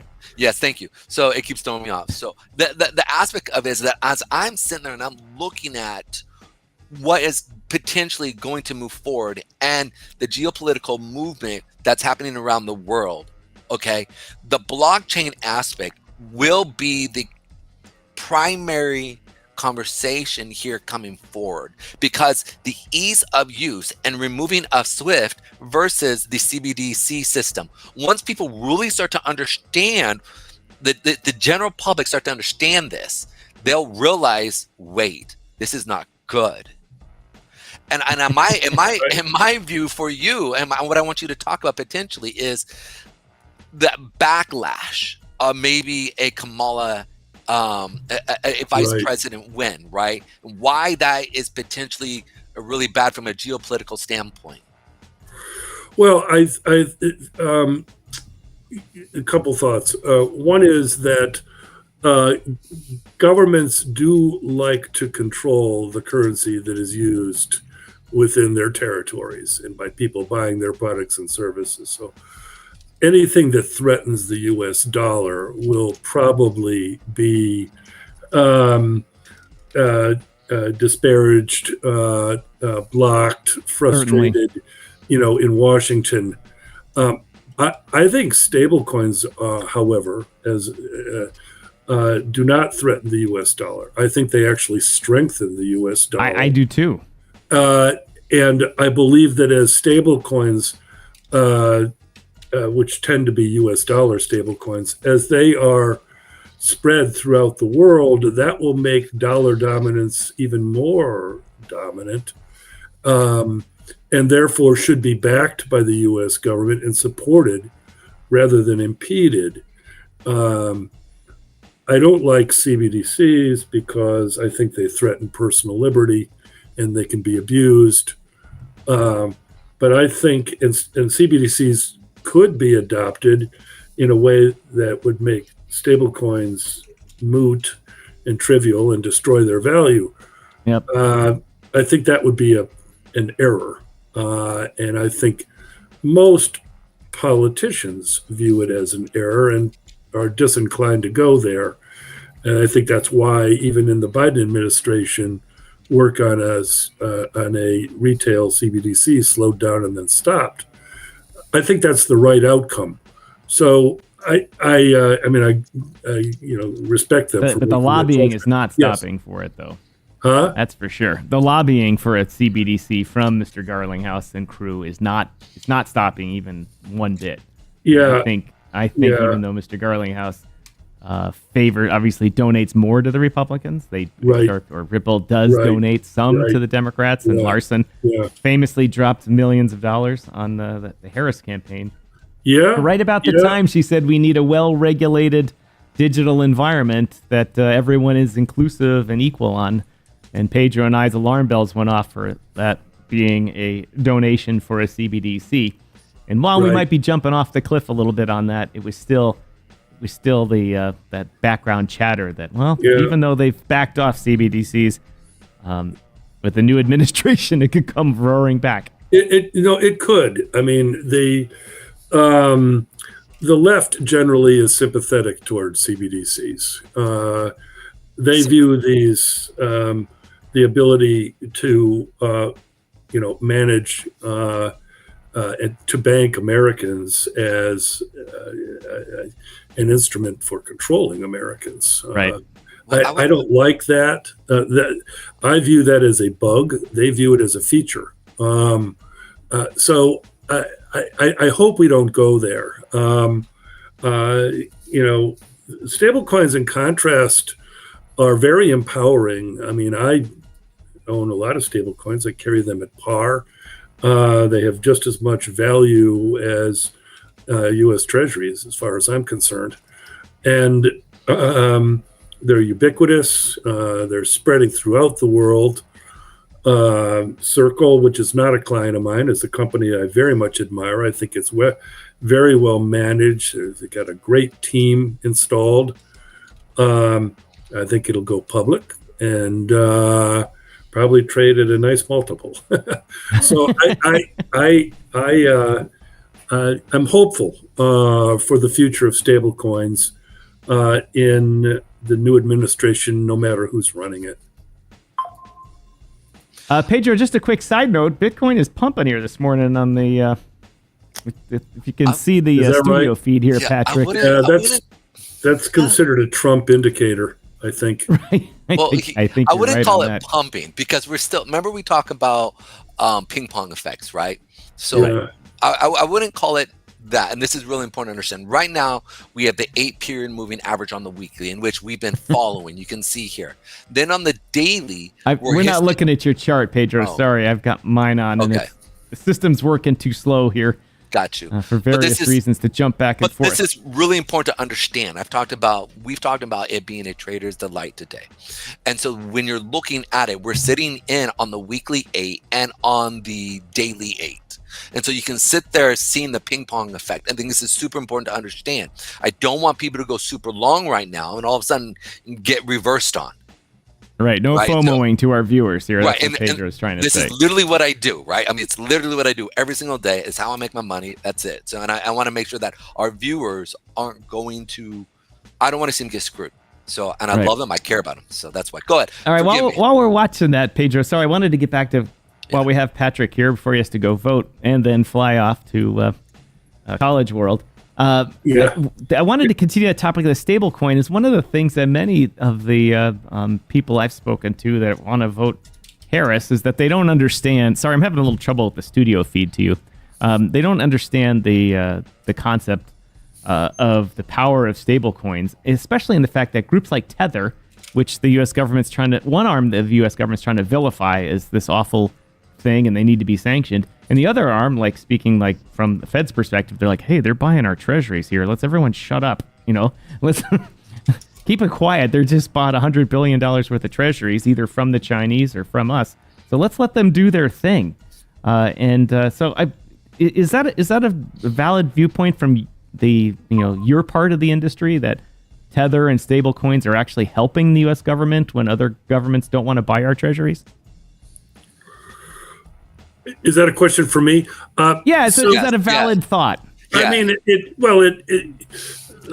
some amount of cash that would otherwise go into retail bank deposits instead goes into stable coins, right? Which are essentially bank deposits. So I don't know how that nets out. I don't know what the cash flows are on net and how much additional demand there is for treasuries. No, but if the Chinese go to sell $50 billion worth of treasuries, which frankly isn't a lot anymore, but instead of them dumping the market, Tether says we'll take them, buy them, during just the daily auctions. That's true. Tether's buying. It is certainly some increment in channel for demand, which is a good thing. We want there to be very high demand for treasuries. That's good for the United States. It's good for U.S. citizens, residents. So I'm in favor of that.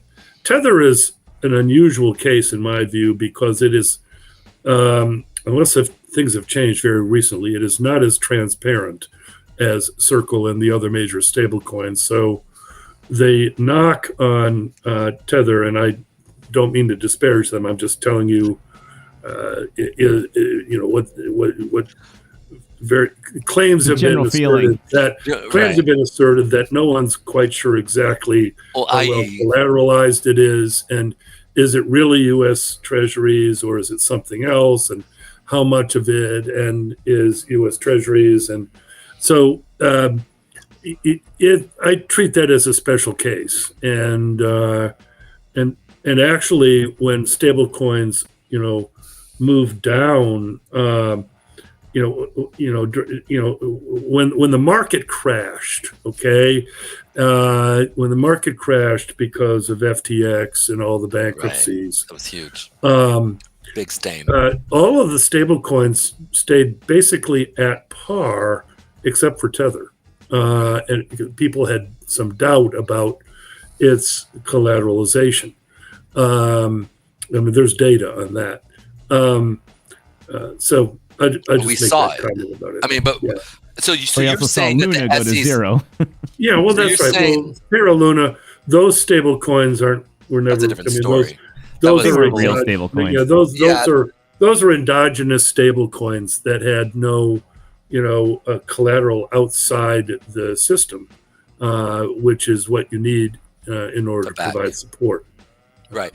So you're saying that the SEC's look to investigate what's actually happening there is valid. It isn't just simply trying to bring fear into the market. Well, even there, I'm not sure, because I think someone should. Well, I'm not going to say someone should investigate Tether. There were questions were raised about whether the collateral was there. What it should, properly be valued at, and if you claim you have collateral and you don't, or you claim to have strong collateral and it's actually weak, right? That's misleading. That's fraudulent. So Does that make it a securities fraud? That's a whole different issue. Actually, it might have been a different kind of fraud if it was a fraud at all. Again, I'm not asserting that that actually happened. I'm saying there is suspicion about it. And so an inquiry might make sense there, whereas I think it makes no sense at all regarding Circle, USDC, and other coins. And I think that's frankly none of the SEC's business. But we did have Howard Lutnick come out and say, "Hey, we've investigated. It's not that they did an audit. Right. They're holding the Treasury account for Tether, literally or at least a big part of it." So, and he came out and said, "Hey, it's all good." And well, I get it. That's a public statement. And by the way, he's somebody you really need to listen to, because that guy's running the Trump transition team. If somebody knows him, let me know. I'd love to talk to him myself. I'll be in New York. Right. We'll see what we can in New do. York. I'd love to see him. I'll get him on the line. Right now. Give me a second. Let me call him up. Well, that's one of the banks that actually cares about crypto. His bank actually does. And they're creative people. They're thoughtful people. They're smart guys. So but that's what you have to do. You have to, somebody in the market, at least a market leader, needs to investigate the collateral for these stable coins and decide that they're either sound or they're not. And if they are, then it should trade like a US dollar. And if they're not, then it should trade at some discount. So that's my view. So in relationship to stable coins, and if a Trump win, we then should see almost a proliferation of it, or at least a supportive view of it. Yeah. Versus, I don't think even the Biden-Harris administration opposed stable coins. I think they were very skeptical about them, and there's a bill in Congress that would clarify this somewhat and make it safer still to do it. I hope that bill passes. It got through the House. It didn't get past that, but it got through the House. I think the future is very clear for stable coins in a Trump administration, and it should be.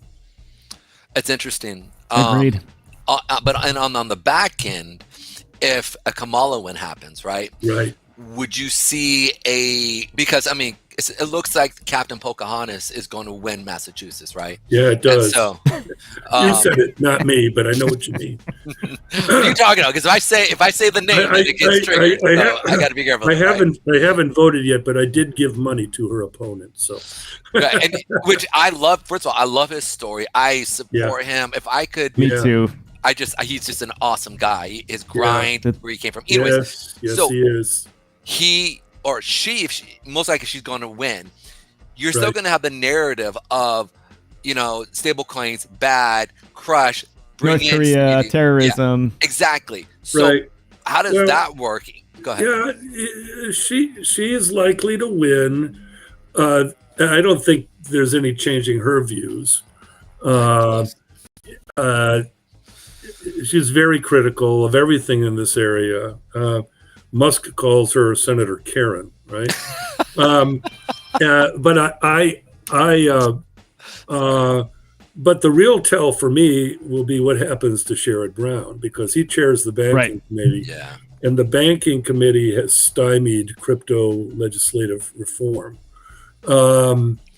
If he's reelected, and if the Democrats hold the Senate, then nothing's going to change. Two different things, by the way. But if that happens, then I think they'll continue to be an obstacle. And if it doesn't happen, then there will be smoother sailing for crypto legislation. Agreed. Here's my question.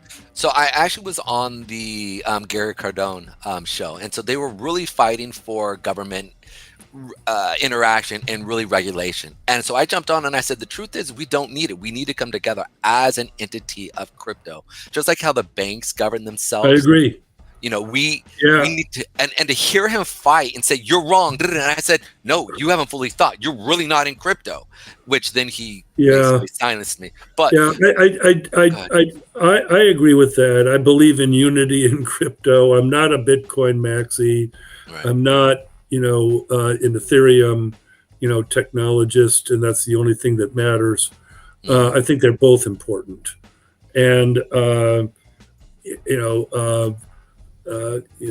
Reagan used to say, as Republicans, we should have no enemies to the right. I say in crypto, we're all in this together. And there's not enough of us, actually. It's the same point Reagan had. There's not enough of us to carry the day if we fight among ourselves. Come on. We have to be united, and we have to educate others about the value of the crypto economy and help it grow and spread.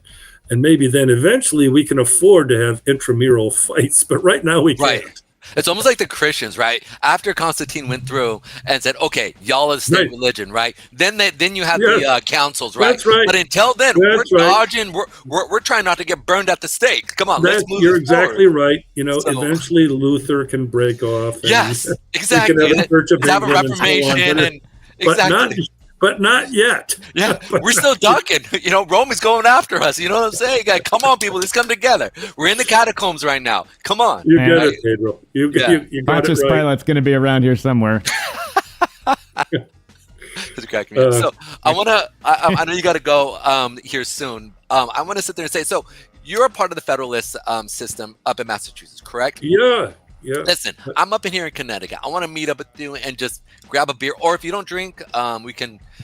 Happy to do it. I'll be actually I'm going to New York several times in the next couple of months. I'm going to a friend's wedding in Riverdale, and I'm and visiting with family over in New Canaan. So so we can do it. That's fun. And, before you go, Patrick, today, while we've talked about the legal aspect of your background here and the election and all that, one of the things you really love to do is you do enjoy teaching, and you go back to Cornell and teach. I do. What's coming up on that front? Yeah, we want to know what's going on. I teach at Cornell in the fall. My partners are very indulgent. Okay, I'm a full-time practicing lawyer. Let's be clear. I have a big team, which is why I can do this. They support me. My partners and associates support me. By the way, thank you. I teach at Cornell in the fall. Thank you to all of you. I'm going to start teaching at Northwestern in January, Northwestern Law School.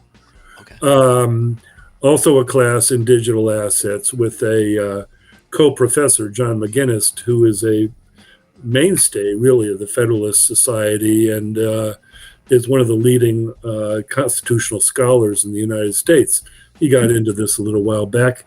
He views me as his regulatory guy. So I'm going to come be a viewer of the class when you teach. And I'm also helping to set up an institute at the University of Chicago. We just produced a book. We just wrote a book on this subject. I'd drop it into the chat, but I don't have it handy.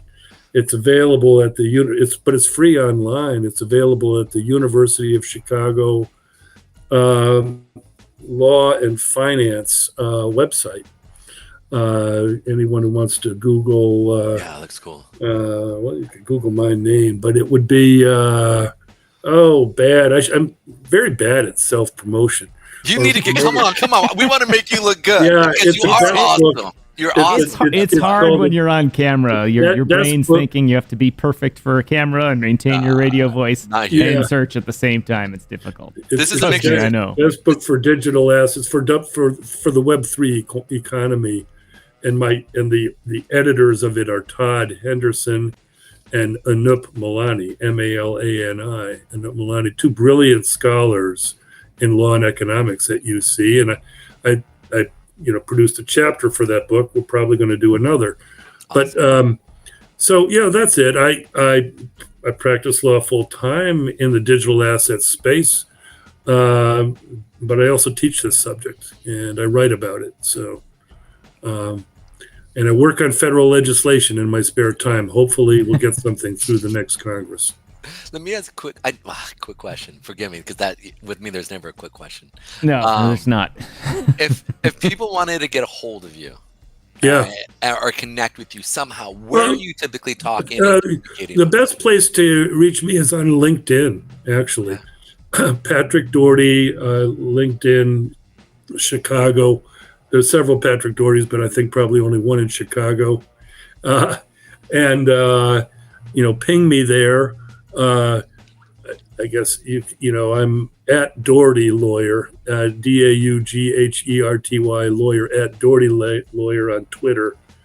I'd give you an email address, but that's probably enough. Yeah, hey guys, thanks for asking. Thanks for asking. So I posted our conversation on the Pedro Garcia Crypto Chart Analyst. That's a mouthful. If you guys look, I posted his acronym. Not acronym. What do you want to call it? If you want to find him, just click on the link and you can find him. His username. Username, yeah. My apologies to Elon Musk for calling it Twitter. But when you have a guest on your show, I always know I'm going to have an honest guest and a good conversation. And Patrick, I don't know if you can see the studio feed, but I have your Foley page up here. Oh, his headshot is actually who he is and is not from 20 years ago. There you go. It's maybe actually a year old, but it's not 2 or 5 or 20. Right. And so I always know when I have someone come on and their headshot is going to be, and when they come on, I'm like, whoa, this person's much, 20 years older. Their headshot is like brown hair and their hairline's down here. And then they show up and they're gray and bald. You're like, wait a minute, come on. I think my driver's license says I have brown hair. That's a lie. You're used to though. That's right. Right? That's right. You know what? All right. Patrick. It's time for us to go to the second part of our show here. Thanks for joining us. Yes. Look forward to having you on. We behind the scenes we spoke about a couple of stories. And I invite engagement with your viewers if anyone wants to ping me. Please do, guys. Reach out to him. Right. And we'll be meeting up, soon. I really look forward to picking your brain. So that would be good. Thanks, Pedro. All right, talk to you soon. All right, Patrick. Have a great day. We'll see you again on the show soon. Thanks for joining us. Good luck voting. Hope you don't wait in line too long. Not too. All right, ladies and gentlemen, that was Patrick Daugherty of Foley and Larder LLP, based here in Chicago. Great guest as always. Great guy. Great guest. Brings that background that we don't get, that kind of legal background to it, and what people are talking about crypto in the back channel legal areas. He's very well connected into the concepts of it, and he teaches it. He talks about federal legislation, deals with that, and then he teaches classes on it. And as Pedro, you and I know from doing this show, one of the ways you learn is by talking with other people about this. Yeah. Alpha Wolf, welcome to the show. Thanks for joining us. Been ignoring the comments here for a while. But yes, I am back in Chicago right now. Give us on that. Sorry, Kendu lost the wolf. I don't know what that means. That means, did you abandon Kendu? Awesome guy. Yeah, absolutely. Crypto Mike. Carmen. Yeah, Carmen was in there too. Carmen's house. Patrick lives just down the street from me. He's just 1 mile that way towards the lake is where Patrick's coming to us from. Oh, wow. Sunrise? He's the only person in his district that is a Republican lawyer. Dr. J. Summer Sunrise, thanks for joining us. I don't think we've seen you before unless you've changed your name. Thanks. Really appreciate some nice comments. Thanks for alerting us to Bitcoin. You and, of course, Chuck Jansen in the house. Thanks for joining us. Carmen Crypto. Carmen, we're not going all day here. We decided to do a early morning session to get a couple of guests on. Yeah. And to talk about how the day's shaping up. We're going to take a break in a little bit and come back to you at 1:30 p.m. Yes. Wait, I thought it was 10. Eastern time. It was 1. Are we doing 1:30 or 1? I just pushed the show an hour, so 1:30. Okay. That's what I have it programmed as. All right, sounds great. Must be in Boys. No. That's a little different. That's a little different area. Fun fact, though, I used to live in Boys Town a long time ago, and the Pink Panthers. I lived in it when doing that stuff was not, or being of that persuasion was not as open as it was today. It was still kind of in the closet type stuff. So bad things would happen when the boys from out of town would ride into town in their pickup trucks. And so in Boys Town, the Pink Panthers, remember the Guardian Angels from New York? Yeah. the Pink Panther started to patrol and did a great job keeping the neighborhood safe from the doofuses. And they were these big muscle guys. I mean, they were big. You did not want to mess with these guys. And then you'd pass them on the sidewalk and you'd be like, hey, man, thanks for keeping the neighborhood safe. And they'd be like, oh, thank you, man. Have a great day. And you're like, what the hell was that? Don't mess with Mike Tyson, though, because Mike Tyson... Exactly. But it was exactly like that. Exactly. Summer Sunrise, thanks for joining us. Summer is new. Glad to have you. How did you find us, Summer? Really interested in learning how you found us. Pedro says, Larry's here. Thank you very much. Hey, what up, Larry? Pedro must have reached out to his trading group here. Patrick's in the house, too. Oh, what up, Patty?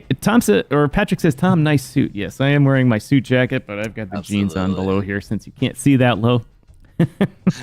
Larry, what's up? What up, guys? Hey, man, and it's good to have you, Summer Sunrise. Listen, I'd love to know how you found us, as Tom said. Also, just want to say what we do. We go over crypto. We go over crypto news. And additionally to that, we also go over questions that you guys have. We are very much about interacting with our people. It will kind of sadden me on the day that I'm going to have to actually hit slow down on that, because we'll have so many people connecting with us that it'll be like, I want to read them. It's really important that our community is heard, and that when they have questions that we can sit there and really interact with them and work with them. I want to say a shout out to all of our Rumble viewers today. Thank you for joining us. So much, if you've noticed on the bar down here, I've added the Rumble logo where the locations in which we stream are on. Rumble has been very good to us lately, especially during the election season. I really appreciate you guys. As you can think about it. Just so you know, we're generally not a political show. We're generally a crypto and financial show, but we do hit upon the aspects of where politics and regulation meet the crypto and digital asset world. And that means we generally have been favoring Mr. Trump to win this election because he's going to keep our industry going and let it flourish, whereas Ms. Harris is going to continue doing the Biden thing and smash it and work with Mrs. Warren in order to kind of ruin everything and allow all of our innovation and stuff to go overseas. So thank you to everyone on Rumble for viewing. Pass the word around. We're going to have a nice little show here this morning. We just had Patrick Daugherty on here. He's a crypto blockchain lawyer for Foley and Larder. His office is here in Chicago, but they're a nationwide firm. And he is the person that famously took Coinbase into SEC to get registered and to become all legal at the behest of the SEC. And then when they walked in the door, the SEC said, "Get out." and he said, "We got rug pulled by the SEC." And then a few weeks later, the SEC sued Coinbase. Anyway, so thanks to everybody in Rumble. Really appreciate it. We're going to have a good show for you today. Pedro, let's quickly... I got to refill the tea here and real quick. Let's talk about give us an overview what Bitcoin is doing here for 2 minutes, and then I'll be right back. Absolutely. So, guys, as we've talked about, listen, Bitcoin right now for the last literally since April, late April, February, early February, as we were coming into this area, we've talked about Bitcoin being, and you guys can go back and look at the videos. So the new guys, you go back and look at the videos. We've talked about this consolidation period that we were going to be entering into at that time, and now we've stayed in since the election. And it was really that all-time high. I said expect a kind of probably new all-time high, but then at the same time, seeing us consolidate at this level. Now, I honestly think that as we move forward, we're going to see if the Harris administration starts to go ahead and move forward and they start to take a lead, we should see most likely kind of a sell-off, right? Most likely that's what we'll see. And the reason why is because her administration has been open about not necessarily a full adoption of crypto, but kind of a chance to look at it. Whereas the Trump administration is literally said, we're all in. We believe in self-custody. We believe in the idea of crypto, and his family is fully involved in crypto. So we see that. So I think seeing a one way or another swing, we should see it indicated in the charts. So it's super important to be paying attention to that. If we do see if we keep seeing a Kamala start to pull away, and she starts to expect a sell-off. And so for that, I would say, guys, look potentially, and I think we'll see a $10,000 drop in Bitcoin. We could see it go from 69,000, 70,000 here to a 59,000, 58,000 ish area. And then that correlates kind of like in our area right here that I've talked about, which has been sitting right here at this level. So we've got a few levels here. We did bounce off of this last week, this area right here that we had set back in Wednesday or October 16th. And so we saw a little bounce. We came in, put the high in, but we should trade through this if we start to see Ms. Kamala push forward, Vice President Kamala. So you can see here that this is really important to understand. And plus, we could and again, these are going to be the ranges that we're looking to see.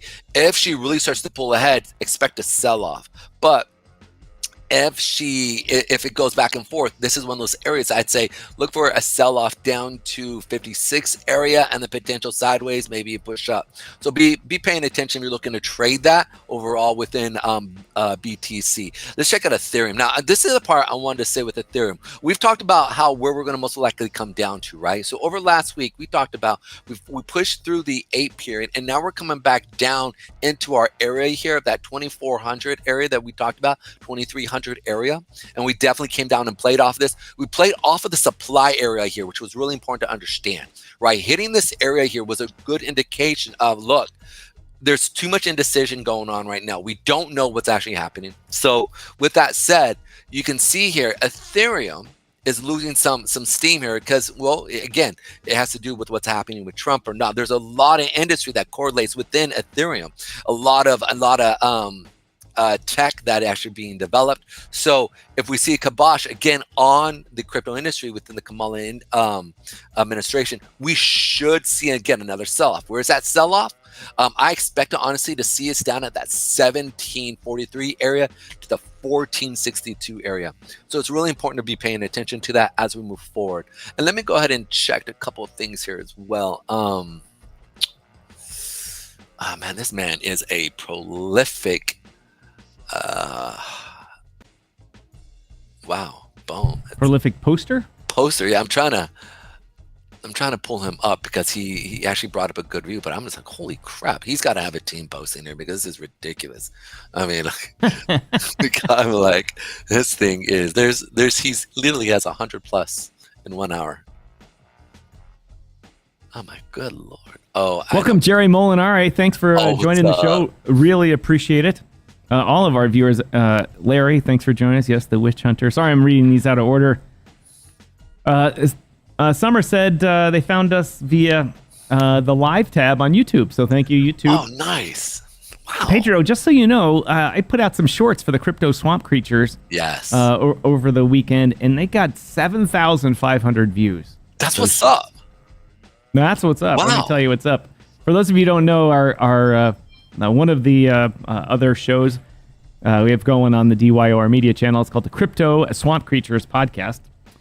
Chris Alexander and Justin Wallin talk about where crypto joins with politics and all that. And Justin is a Fox News commentator as well. And I've got Fox News on over here, seeing if they're going to bring him up at all. He said, he texted me, did say that he was done for the day. But he said, I haven't left yet, so until I actually leave the building, you never know if he's going to be on or not. And he's a pollster, and he talks about polling and the numbers and how they're shaping up and all that type of stuff. And so for the algorithm, we're using this in fair use over here for Fox News. I don't have their audio running, but we're doing a reaction video. Yeah. For you manual reviewers. So many of those who actually don't know what the Crypto Swamp Creatures is, it's one of the shows that we're producing here at the DYOR network. And what it does is a couple talking heads that are funny and they're very crypto-centric.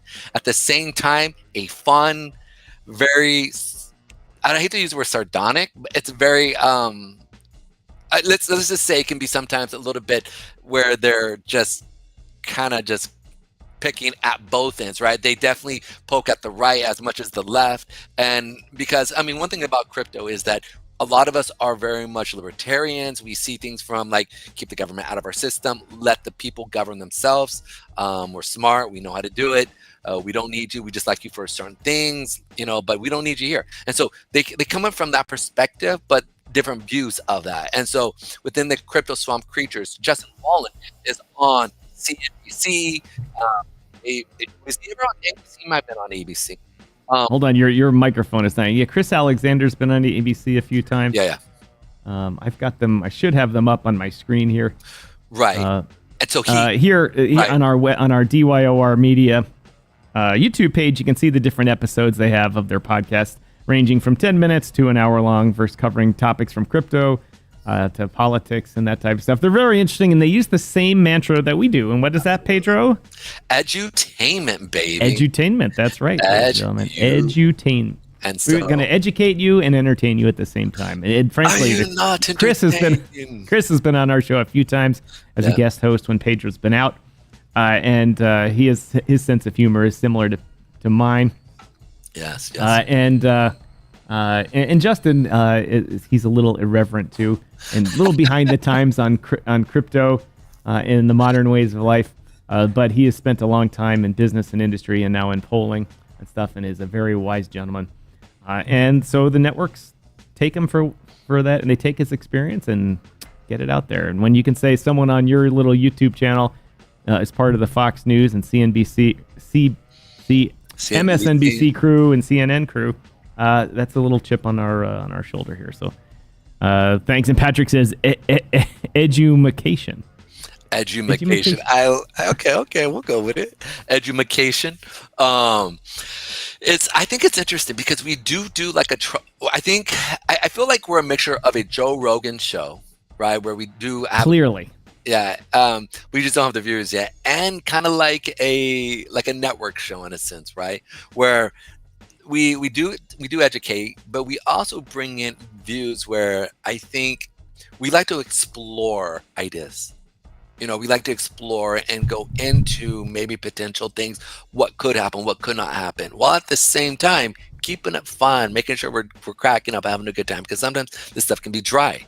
And so if you can keep it lively, keep it fun, while at the same time exploring the ideologies within crypto is important, I think, And so that's one thing I love about it. So it's a mixture of like a Joe Rogan show and an actual like TV show that you would see on maybe Apple TV or Firefox, or maybe some even major networks one day. Sorry about that. Was checking. It's okay. I had another guest, Pedro, come on and say that they were going to come on. I guess we've had on the show before. Awesome. But she just got back to me this morning saying yes, but she misunderstood the time. Okay. And was unable to join us. So I was hoping to bring her on in this hour, but it didn't work. That's what I was just reading here. Is that Miss Cole? No. Okay. Miss Long. Oh, yes. Miss Caitlin Long. I meant... I'm sorry. I forgot. And anyway, once again, thank you everyone for watching today.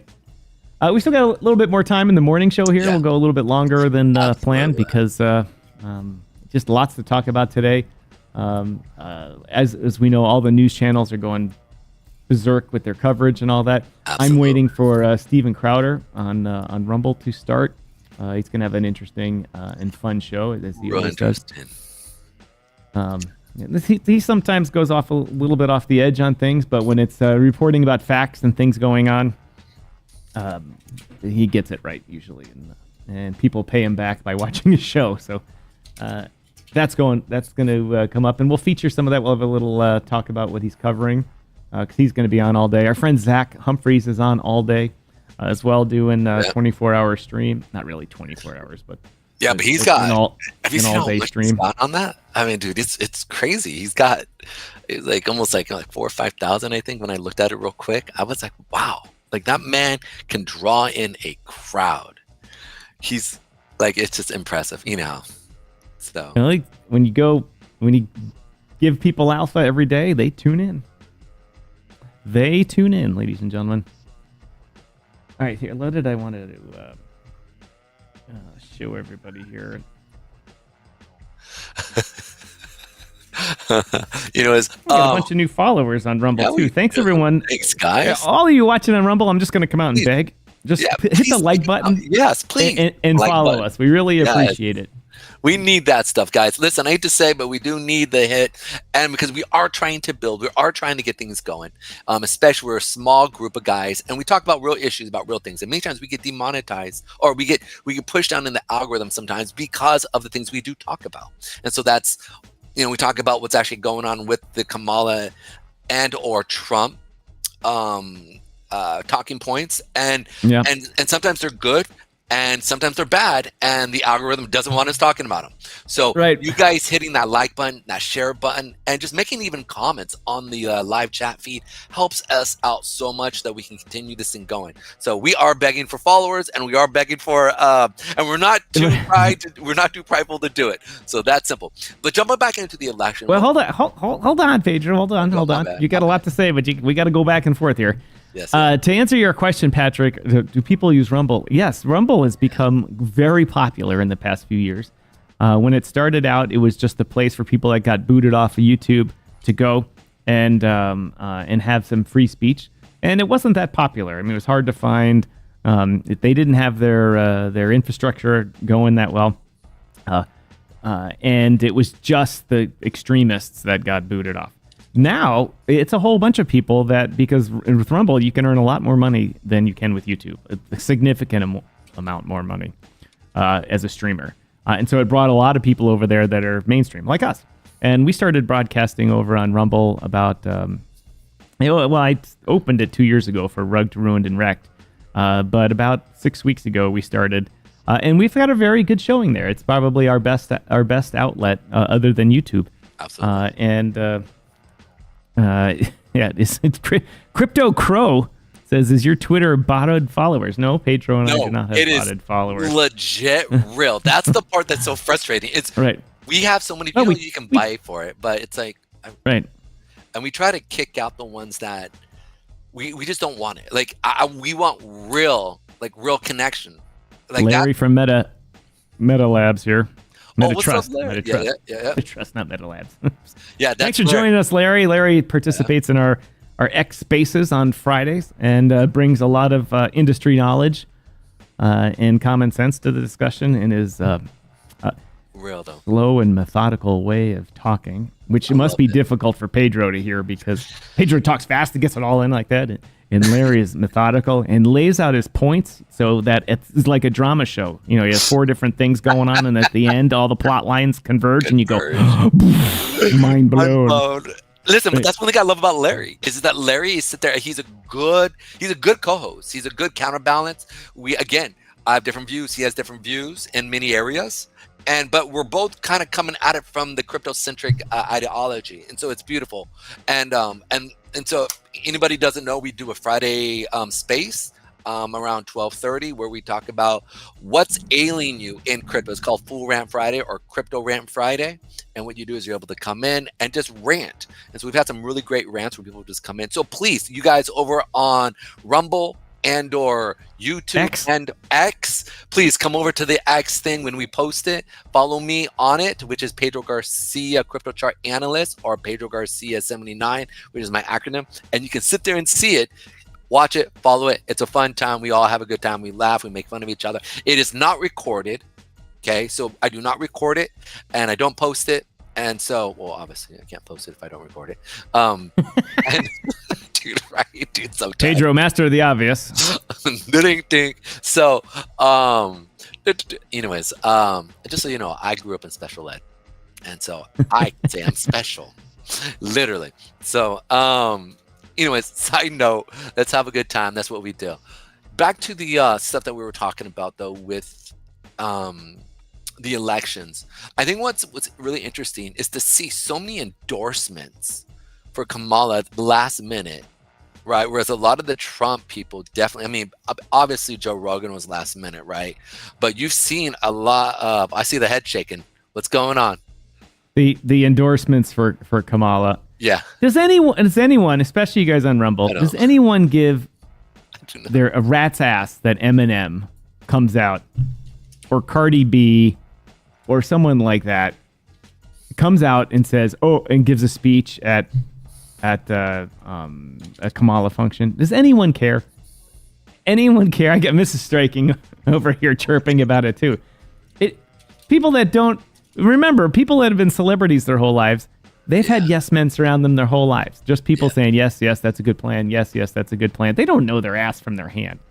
I'm surprised they can even use their hand properly when it's that time of the day.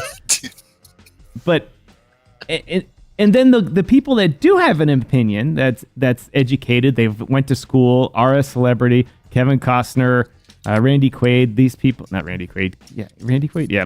One of the Quaid brothers. They get eviscerated in the media. The media just, they're just Republican shills. Meanwhile, these other people, like Beyonce comes and says, yeah, this is my girl. That's the essence of shilling. And we know, because this is what we do. All of you guys in the crypto sphere here can see a shiller when you do it. And Eminem is up there trying to shill us this. At least at the Trump speeches, when they have rallies, when they have 3 hours of stuff, they may have a local celebrity. They have the guy that sings "God Bless America" or "Proud to Be American," Lee, whatever the heck his name is. But they don't just.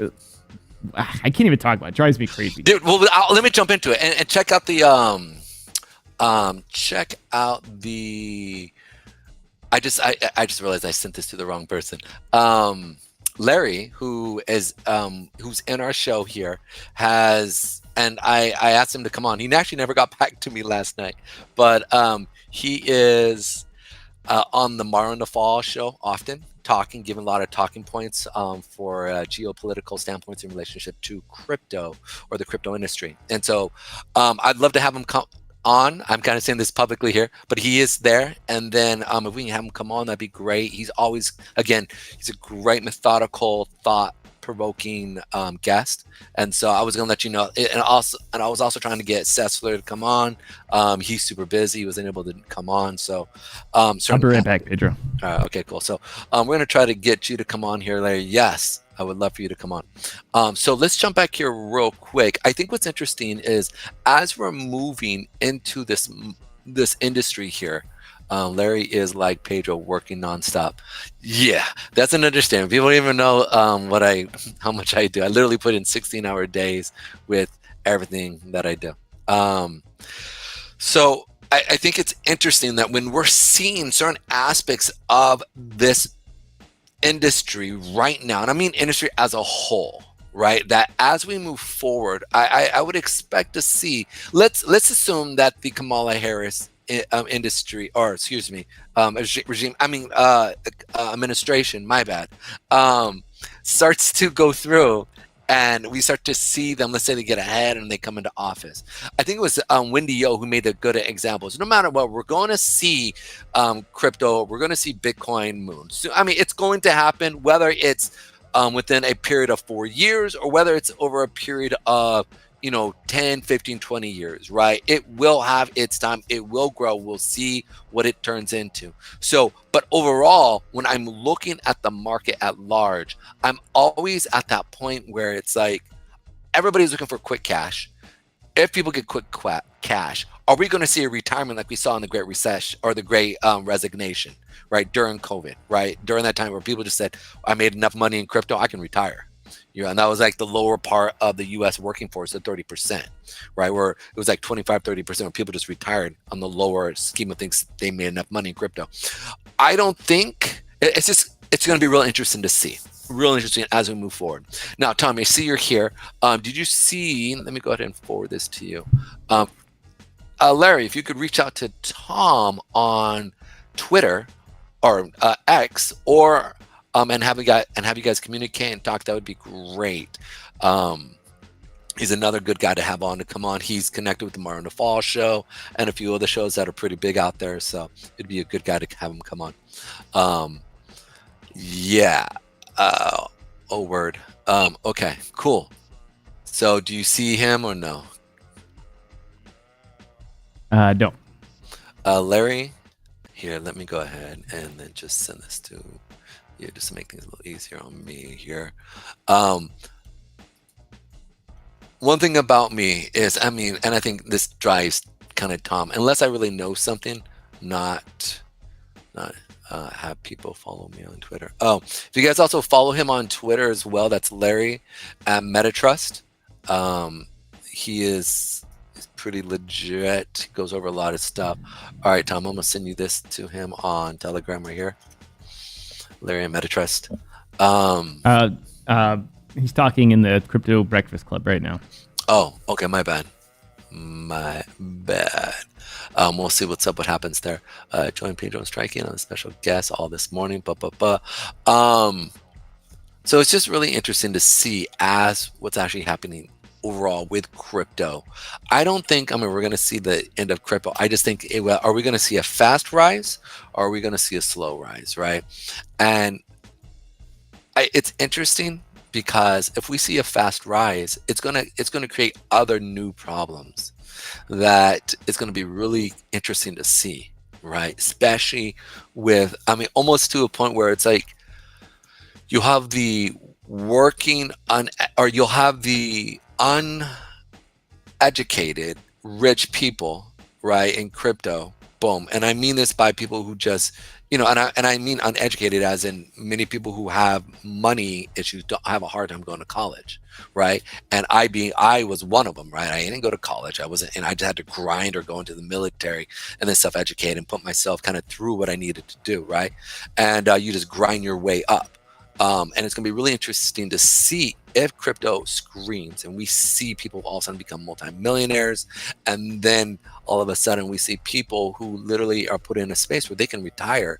Are we going to see another type of, you know, like people just kind of retire and say, all right, cool. You know, it's one of those things I was thinking about the other day, and I'm kind of going to say, F it, I'm done. I'm out of the labor pool. Yeah. I mean, and listen, there's a lot of, I'll put it like this, from a standpoint of being wealthy here in America, we have that disposable income. They do have the ability to put it in. Many people didn't get out. You know, they lost a lot of money in crypto after the last bear run, but a lot of it was still left in, right? And so many of them right now are doing pretty well. You know, there's a lot of 100,000-aires, a lot of them in crypto right now. And so if we see this big push with Trump, it's going to be really interesting to see, you know, Cardano, Cardanzo, Chuck Jansen. What up, Chuck?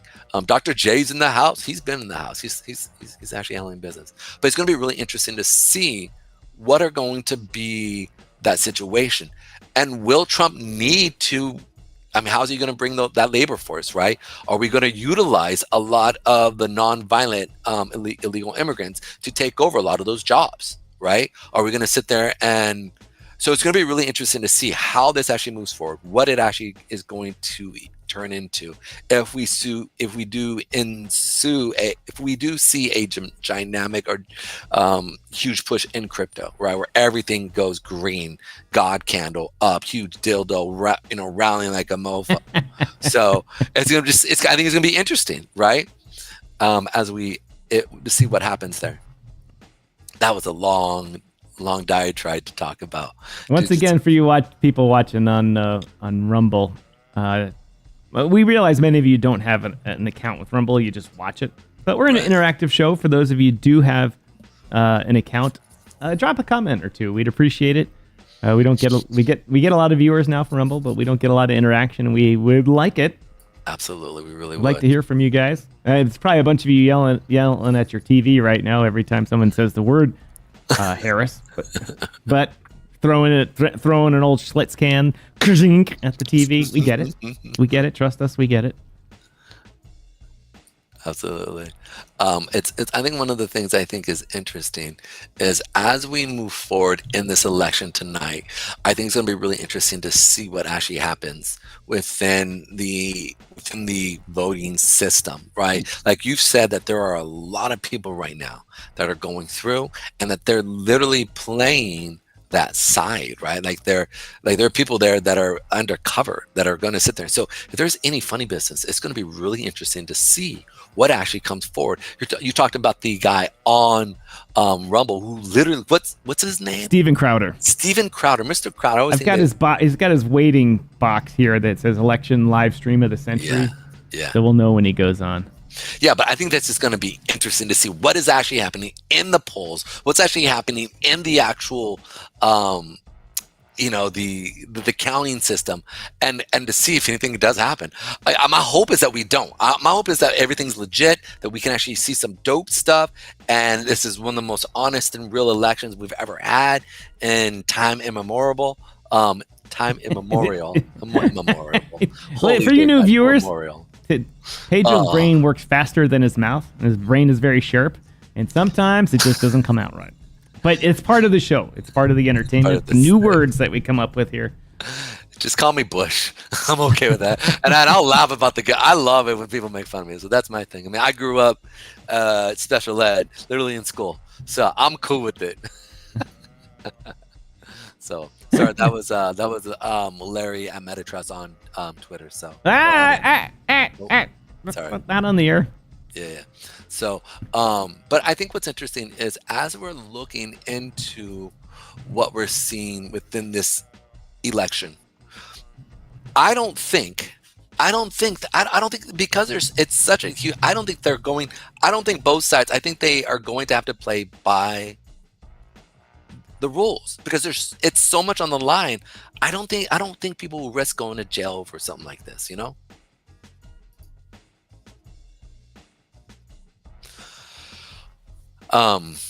So that's sorry, no, it's okay. I just fed back. I was getting some sound effects ready, and I just fed it back through myself, and it was at least 300 decibels. I got it. Oh, sorry. I've been trying to come up with some good presidential style election music. I'm cycling through them on my on our music site here. There's the dun, dun, dun, dun. Actually, it sounds like I'm saying the marriage song. Dun, dun, dun, dun, dun, dun. I have it playing in my head. You know what I'm talking about? Like every time you hear it on all the major networks. Honestly, if we do play that, I bet you we're gonna hit some strike against this. I actually wouldn't do it. I would almost create, unless it's on this website that I'm using, we'll get a strike. Okay, perfect. All right, good. And very, very few actual songs are. Why is this so loud?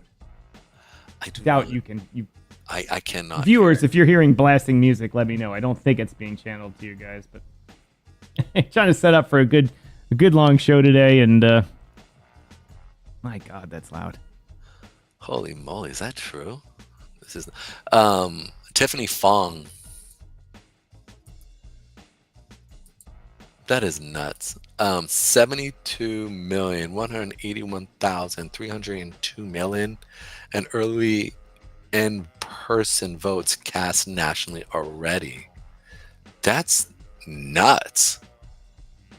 There's a ton of votes being cast early today, or not today, but in preparation for today. It's been amazing.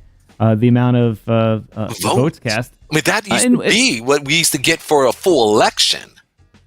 Right. Well, one of the things that happened is because it exploded during COVID, and we saw all the problems with it, and even the shenanigans that may or may not have happened. All of the states that are heavy into mail-in voting, not all of them are. Some don't even allow it yet, and some run only on mail-in. They either changed their laws and changed their systems, or they invested in new equipment. Because a lot of the states, let's put it this way, a lot of the states never even counted mail-in ballots because if there was a 40,000 vote difference in the candidates, or even 10,000 in their local election, but there was only 600 mail-in ballots, they don't need them. Like mail-in ballots and absentee ballots and military ballots and things like that were all just kept on the side, and they only opened them if they needed to. So they didn't have the infrastructure to do it. In 2020, all of a sudden, they got, a bazillion of them, and they didn't have the infrastructure to do it. And some states allowed them to open them ahead of time as they got them and process them. And some said, no, you're not even allowed to do it until election day. And others said not until the polls close. So it was a disaster. Like Arizona had the law said, you couldn't count them until everything was done. And that was meant to keep people from wasting time on it earlier. It wasn't a way to trick anybody. And then they got millions of them, and all of a sudden all hell broke loose. But now all the states have upped their game. Some of them are still behind the times, but most of them up their game. So we should probably see decent results quickly from it. And they made it a lot easier to do. But that didn't stop the shenanigans. Somebody was burning the mail-in boxes. In Georgia, they passed a law saying that there's no unattended mail-in boxes allowed. And so the local election commission started posting election officials at the boxes. No, that wasn't it. You're not allowed to have a mail-in box or a drop box.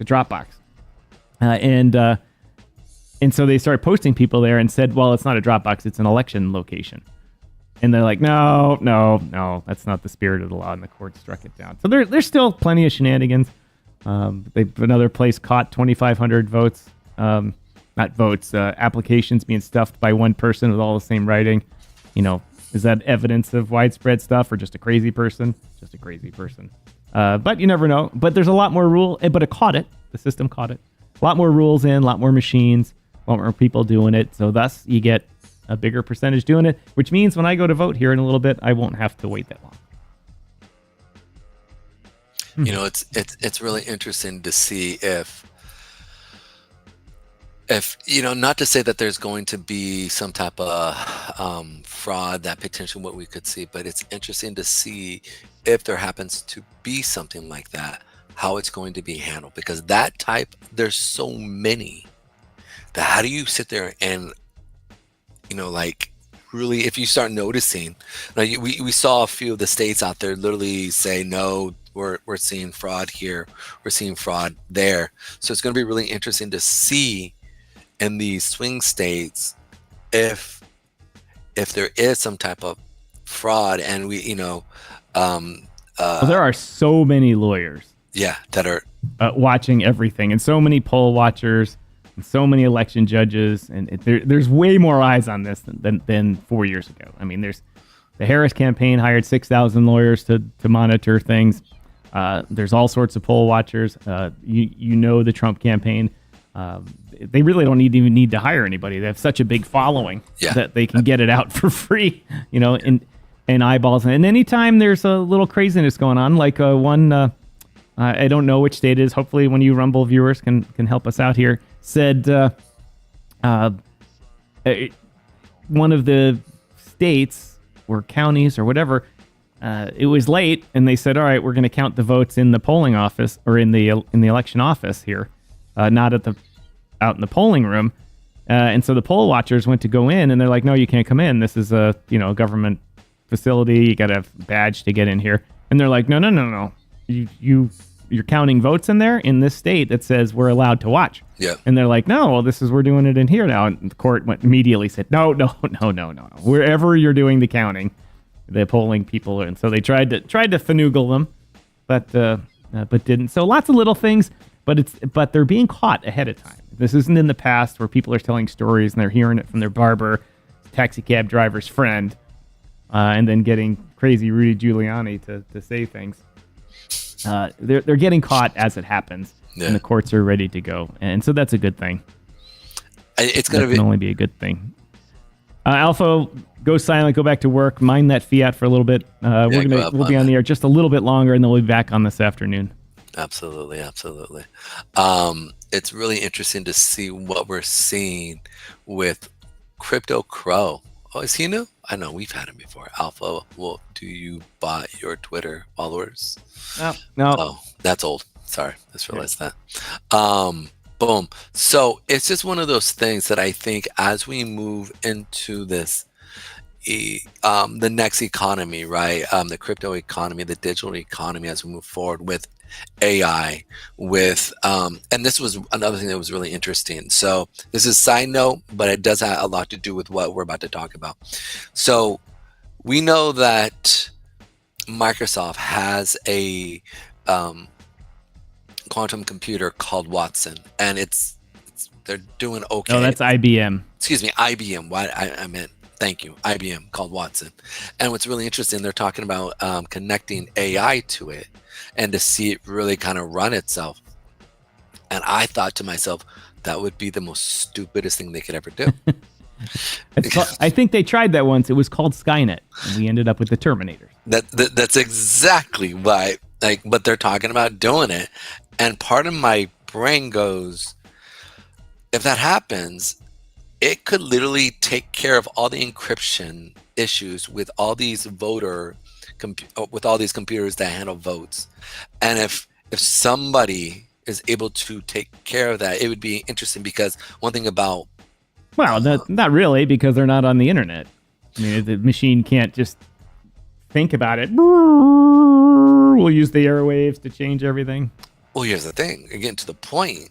So, all right, this is the part that is kind of crazy, right? This is sci-fi come to real life. The ability that we're seeing right now with how AI can use, I think it's beta waves, or I forget the alpha. One of the waves of our brain, when we think about pictures and things like that, it can actually go through and it can read our brain that's non-attached to it. And this was about 3 years ago, I believe, 2-3 years ago, when they really started pushing, and that sect of AI really got a lot of money funneled, and then it just went silent. Nobody's talking about it anymore. And I'm just like, this should be the forefront of AI communication, what's actually happening. Yet there's hardly anything about it. And when it first came to the scene, it was one of those things that was just really interesting. And I think that it's probably evolved. And I'm not saying they control your mind, they can control your body. But there could be some influence that actually happens, though, where they can sit there and place thoughts, place certain things. And again, this is crazy. I know this sounds crazy, but it's also crazy to think that within 20 years, we could actually have a colony over on Mars, and we could possibly start doing astro mining, like, or an artificial general intelligence in the next 5 to 10 years. Right? Like, this is stuff that if you would have told me 4 years ago, 5 years ago, I would have been like, BS. That's another maybe 50 to 100 years from now. So it's just, it's crazy to think. So I think it is crazy to think that them creating some form of communication between subtle communication through computer systems isn't. I don't think it's that far away. I think I was just watching one thing yesterday that you put these earphones on, and it's able to passively monitor your brain activity, not reading it, but just if your brain is busy or not. And it shows when you're thinking really hard and concentrating on stuff, and you're really trying to come up, form thoughts or talk or think and talk at the same time. And the screen on your phone gets all busy and stuff. And then when you're just resting and not thinking about much, it's slow. And then they had it on someone sleeping who's going on REM sleep, and it's like going nuts. Mm-hmm. And it wasn't like the wires that connected to it, and all this kind of stuff. It was just to put the headphones on, and they had an app. Yeah. Yeah. That's the part behind where I'm talking about. And that's stuff that is being brought. I think there's a lot of stuff that's being worked on. I mean, I always tell everybody this when I don't really talk about this much on the show here, but since previous Trump's previous administration, he started putting about $500 million into tech and AI from the U.S. government. Now, I know we have a lot of private industries that put a lot of money into this, but there wasn't that much, right? And then we saw the Biden-Harris administration kind of keep that amount of money in the budget to really push. But what I think was so interesting, though, is that China is literally, since Trump's administration, have put $3 trillion a year into into AI development. 3 trillion. Yeah. You can look it up. And I'm pretty sure, and they're spending so much money to actually do it. One part of that is literally because of surveillance. They have a surveillance state, and they want to be able to control everything within their culture, right? As a nation, and many people know it's a communist nation. Well, you can't overthrow the government if you know what everyone's thinking. Absolutely. It's like Minority Report. As soon as you're like, I'm not happy with the off to the gulag. Yeah, absolutely. So I think what's interesting is to sit there and see what we're seeing right now. They have, we don't know what they actually have, right? I mean, I think we have inside people who are maybe trying to get into that, and CIA people, whatever is happening is happening. But I think there's something that they can do. They know a Trump election potentially could be a really detrimental thing to them, right? He's already made it very clear that he is opposed to China and a China industry. And by the way, guys, I'm using the word China. We're going to start having issues here, like we always do when we mention them. So please hit the like button. Please hit the share button before this thing goes belly up, because we always do see it. Please do it. You guys over on Rumble, please hit that like. Please sign in. Yes, please hit that like button. I'm telling you, this helps us out tremendously, so we can actually go through and keep talking about things we need to talk about. So I think China's push towards the idea of AI and technology is really at the forefront of their ideology. And it's never ever really talked about, but I think it's one of the undercurrents that's really going to shape. And many times when I bring these things up, you guys think I'm kind of crazy, but then later, 6 months down the road, a year down the road, things happen to start happening that I've talked about. So I think that this idea of what happened with China and the ton of money that's actually being pushed into AI and technology is going to really start to really connect. And I think they may be the first ones who do start a Skynet. I think that they would want to push so hard and to see. And they might not realize it, that they've done that. I think they may. I think they'll try to contain it, much like they did with the COVID virus, right? Like they're like, shoot, the Savesa. Oh, can't use that word. I know. See, they're so hard not to say these. The Savesa sickness. Savesa. Dang it. Ladies and gentlemen, just so you know, YouTube derates anything. Anytime you talk about that, they just derate you. Oh, that's hard. Maybe just the occasional word won't hurt us. So that means you need to hit that like button, ladies and gentlemen. So because of the Savesa sickness that it actually was released into the U.S., right? And we saw a lot of that. Whether you think it was intentional or unintentional, look, I'm not here to sit there and say I don't care. I mean, I do care because people lost lives, but I'm not. I'm looking at things from a very general perspective. What could happen? We saw that they weren't able to contain that. Right. And they tried. I think they really did try. And it wasn't able to be contained. They did a okay job, but they had to come within an authoritarian push. Right. And really suppress their own people on a level that we haven't seen. I mean, since the Tiananmen Square, where you saw that just overhanded strength of like, no, you're not doing this. So on the back end, if we can't see that happen, I don't think they're going to be able to keep this potential Skynet situation that could happen. And so I think there needs to be this view of, is this really happening? My only thing that I do like is watching Xi go through and kind of telling Putin, hey, knucklehead, stop messing with North Korea. They're nuts. Like that to me is one of those things that I can sit there and say, okay, there is some hope here, because he's telling like Putin, knucklehead, stop that. And, so it shows some semblance of like, he is really thinking from a global standpoint, like, okay, this could cause like a World War III situation. Stop that. So, I don't know. It's just, there's a lot of mixed things going on there. Well, that part of the world has seen a significant change, Pedro, and this gets off the topic a little bit, but it's interesting. Back in the day of the Soviet Union was, the leader of the Second World, the communist bloc countries. Yeah. China was very insular and didn't branch out of its little world, and the economy between Russia and China was very small. It was very small, mostly just border communities.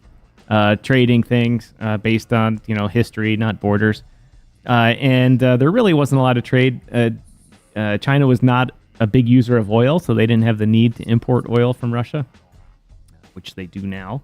And the Soviet Union set the tone for their relationship. They were the hegemon of that second world and that region for sure. Nowadays, that's totally flipped on its edge. I mean, Russia may have this big military, but as we can see, it's largely ineffective, and it's been corrupted, and I won't go into that. It's just not as effective as everyone thought it was going to be. And China is the Goliath because they have the economy that's booming, and so they set the rules now for their relationship with now Russia, not the Soviet Union, and for that matter, most of Southeastern Asia.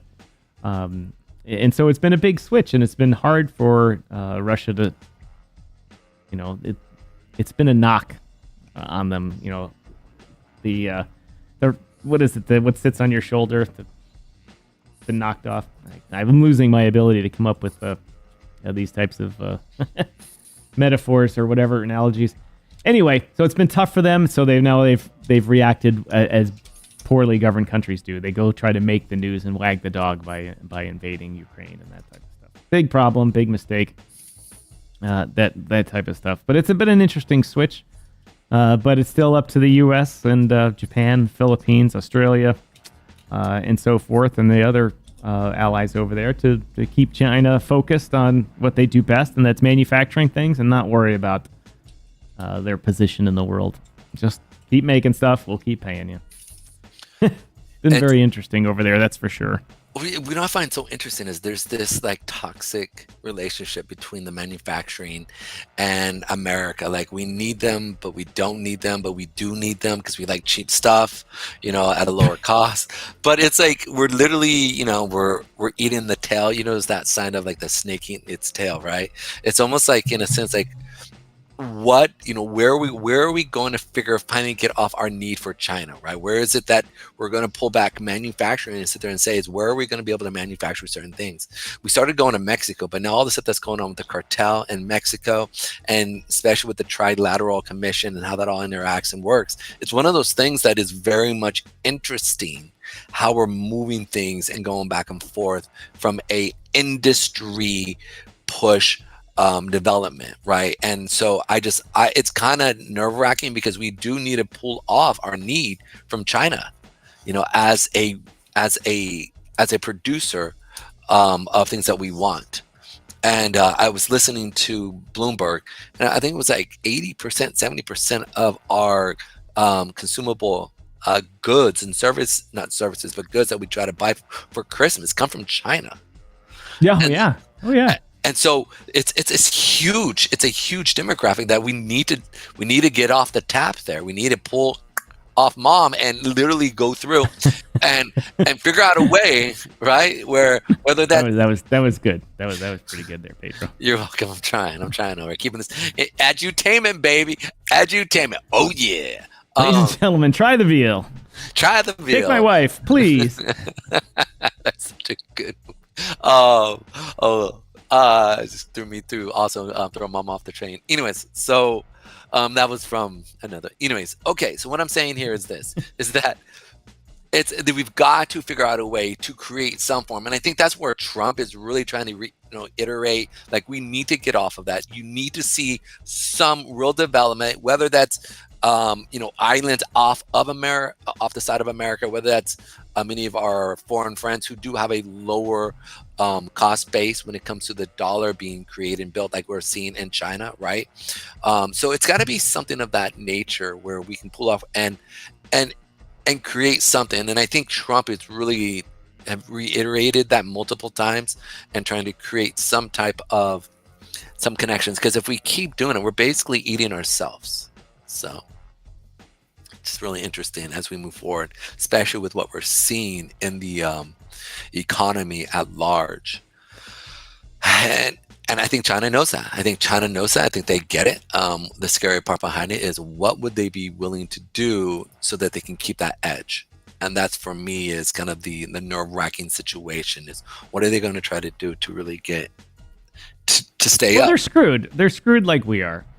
The only thing they can do is play the long game and do like Russia is doing and interject their rhetoric into our political talk so that eventually we intentionally change our mind. Like all of this business talking about Ukraine being bad and all this type of stuff in the American Twitter sphere or X sphere is all paid for by Russian ads in Ukraine and China pushing those ads. And that's been long proven, this disinformation campaign. And if they slowly change the American viewpoint, then the Americans someday are going to say, yeah, who cares about Taiwan? Let China have it. They can run that. They make everything else. Who cares if they don't make the semiconductors? If they make all the semiconductors too, and then China has us. Yeah, I mean, the semiconductors are manufactured mostly in Taiwan. Like if your car has 100 semiconductors 80%. in it, yeah, 80-90% are made in Taiwan. The machines that make them are all designed and built in the Netherlands, and all the advanced chips and the latest research is all done here in the United States. U.S. Yep. And it's a well-oiled machine. It's just too concentrated in Taiwan, unfortunately. Yeah, I don't disagree with that, and I think there needs to be a pull away and a diversification between manufacturing. And I think Trump is going to push for that. I hope he pushes for that with his administration. It will put a shock on the price point of many things for a while until there is an equilibrium that is found, right?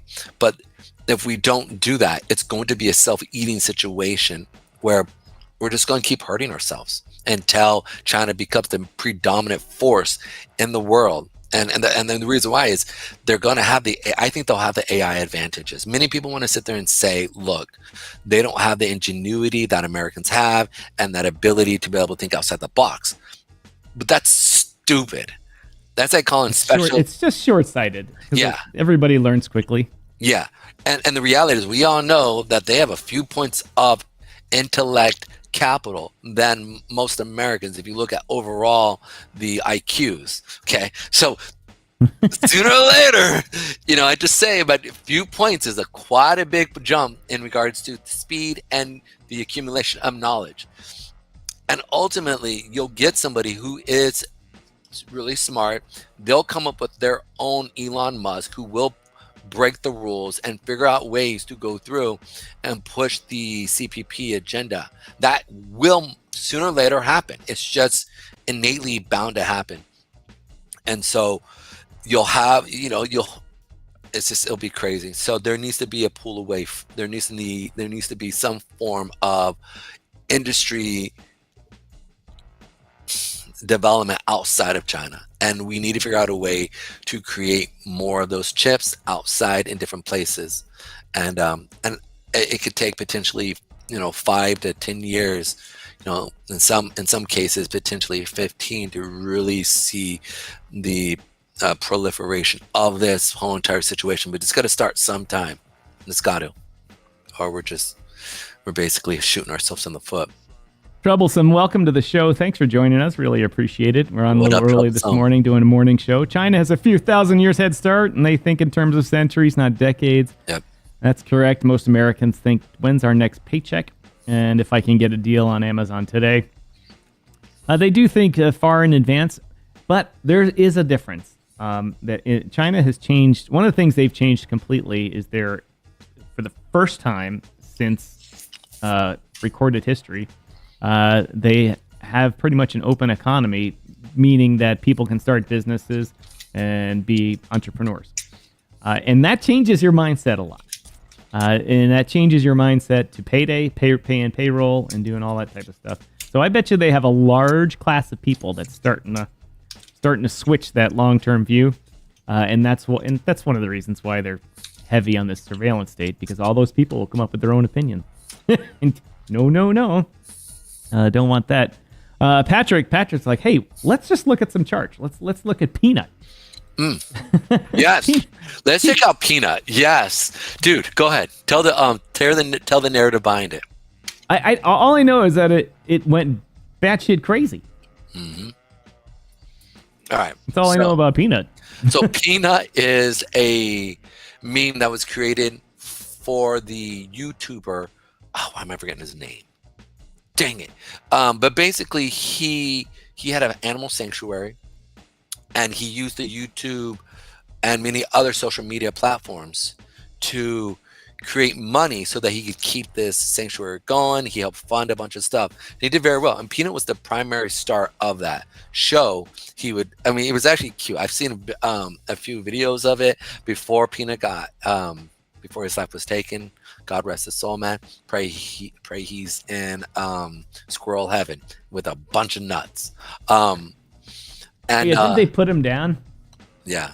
They took the squirrel and they took the raccoon, and it's actually really sad, dude, because it's terrible. Well, here's the thing again, and again, I don't push this past even the Republican side if something is against their view, because we've seen this in the mid to late 80s, early 90s, right?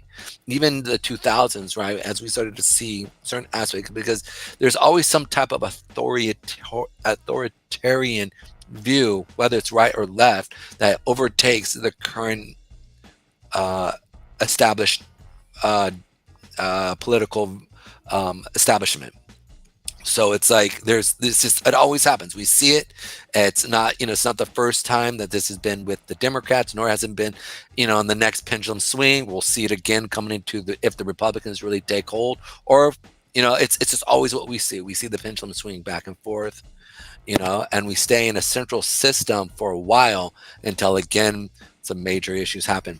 But God Almighty says he didn't know you could have a squirrel as a pet. You should know these things. You sent Noah off with 2 of everything. So. Bro, that's so good. Oh, I love you, dude. Sorry, got to call out God the Almighty when you. I love it. What the freak is happening here? All beings are welcome in heaven. There you go. So that's straight from God over there. If any of you guys are on other platforms, on our YouTube, we have a guy. He's absolutely awesome. He's hilarious. He always brings a good sense of humor to it. Sometimes it can be sacrilegious, but it's all in good fun. So if you're Christian or other religions, please don't take offense. He is very funny.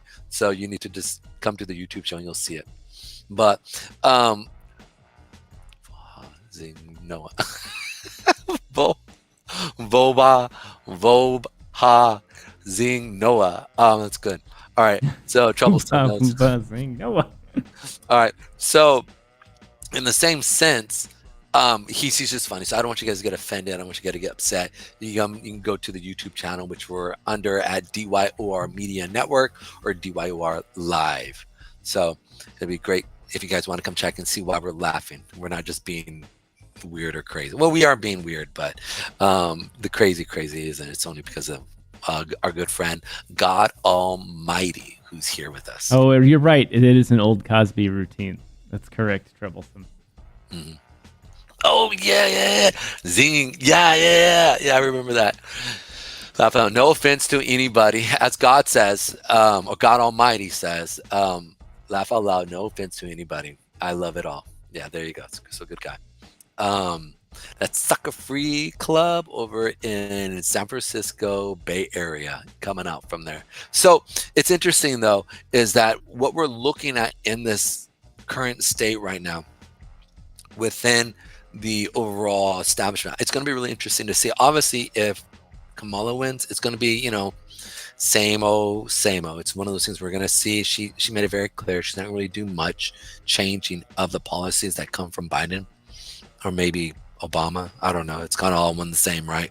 Well, the campaign is staffed by people that were active in the Obama campaign, because a lot of them were young and in either the beginning or the middle of their career, and have spent the past couple of years also working in the Biden administration.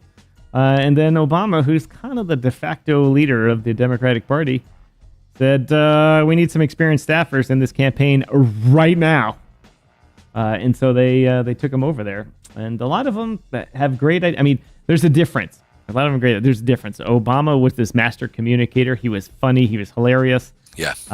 He was made fun of himself. He did a great job of being a well-liked celebrity. And so the people around him worked in that manner. Harris is the opposite of that. She's not a well-liked celebrity. She's word salad lady. She doesn't make any sense when she talks. She's not entertaining. She's not by default interesting to talk to. Barack, he could talk. He could go on the Rogan show and talk forever. Yeah, he could. I don't know if he ever did, but he could. He could kill it too. Camilla's not like that. And so these staffers now that all work on this campaign have this Barack mindset, and we know we can do this because this person will react this way. Harris does not react that way at all. Not even the slightest bit. And we see her talk in this manner, and she says, well, I'll explain that to you. But first we got to go back because it's America. And, in America, we all have, you just have to be, we have to have a chance, but that's how we innovate because we have a chance. And that's America because that's how it is. And that's not what it was. It's how it is now. And that's where we are. And God help us, we're all doing great. And you're like, what? It's like the old, what you talking about, Willis? What you talking about, Willis? And it's so funny listening to those things. And those staffers from the Obama campaign and administration are like, we don't know what to do. And the ones that got their chops working for the Biden administration, they didn't let him talk about anything. It was all scripted. So they didn't also have that experience.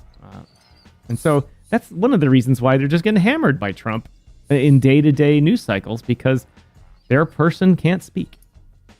And they don't have experience dealing with that. they have experience dealing with someone that could speak, Obama, and someone that they didn't let speak, Biden. Big difference there, ladies and gentlemen. God Almighty says, brain. In me we trust. Dude, I started cracking when he put that. Dude, I started laughing so hard. In me we trust. Dude, I was like, Jesus, I'd almost go back to. Sorry. Patrick, I didn't see that. I saw that there was a new interview with Elon, but I didn't listen to it. And I have to imagine it was good. Elon gets a little crazy. Elon's problem is that his brain also works faster than his mouth. And it doesn't, like Pedro's brain works faster but comes up with new words because he can't get it out right. Elon's brain just goes off and it looks like he's having an autistic fit. And everyone says he's a little bit on the spectrum. It's just because his brain is thinking, oh, new rocket system. Oh, wait, I could create a whole Starlink system and I could solve the world's problems, move to Mars. The rest of us are just going, oh, my shoe's untied.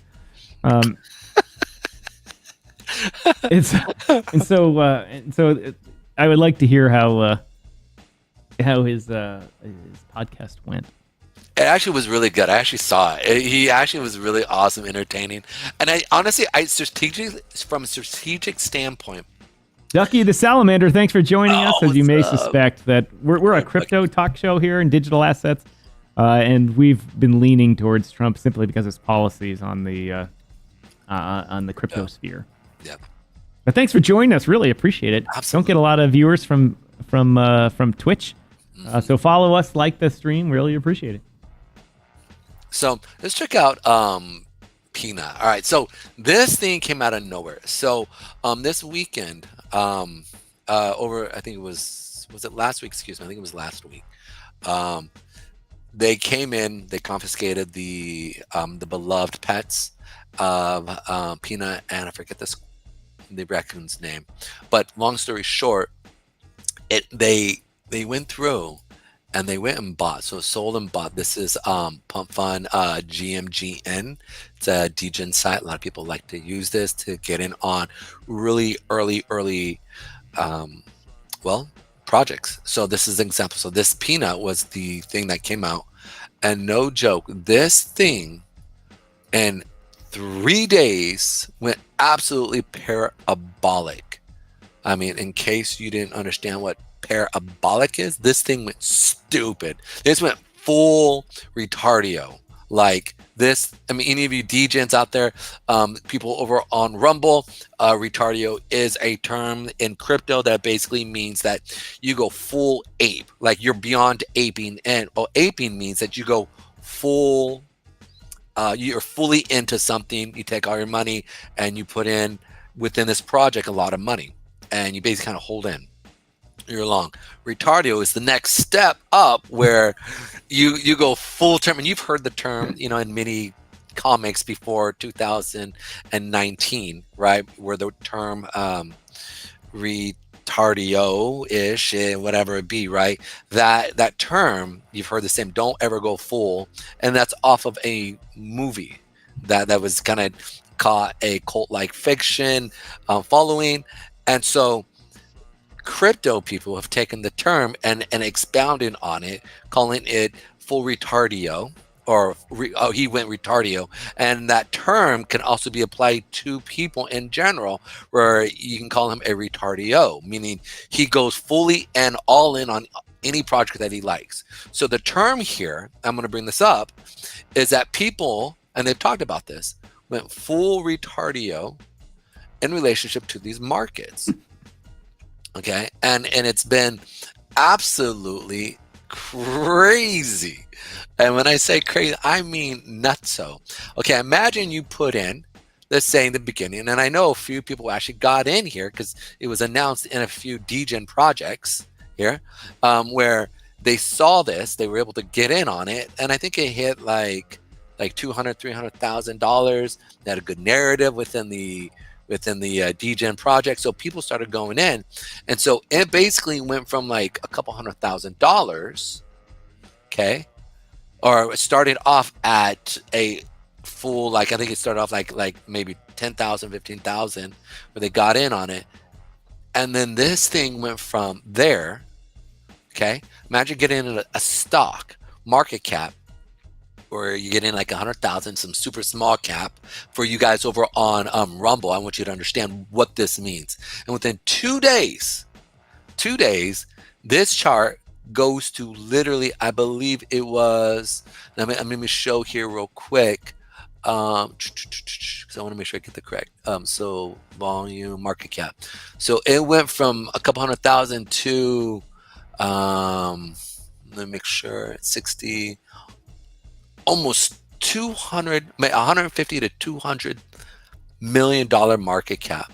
That is nuts. This is people made some stupid money on that one. I mean, stupid money. I mean, you're talking life-changing money. You put in $100, $50, and this thing gets sent, and now you're up 100,000, 200,000. If people put in more, I'm talking that.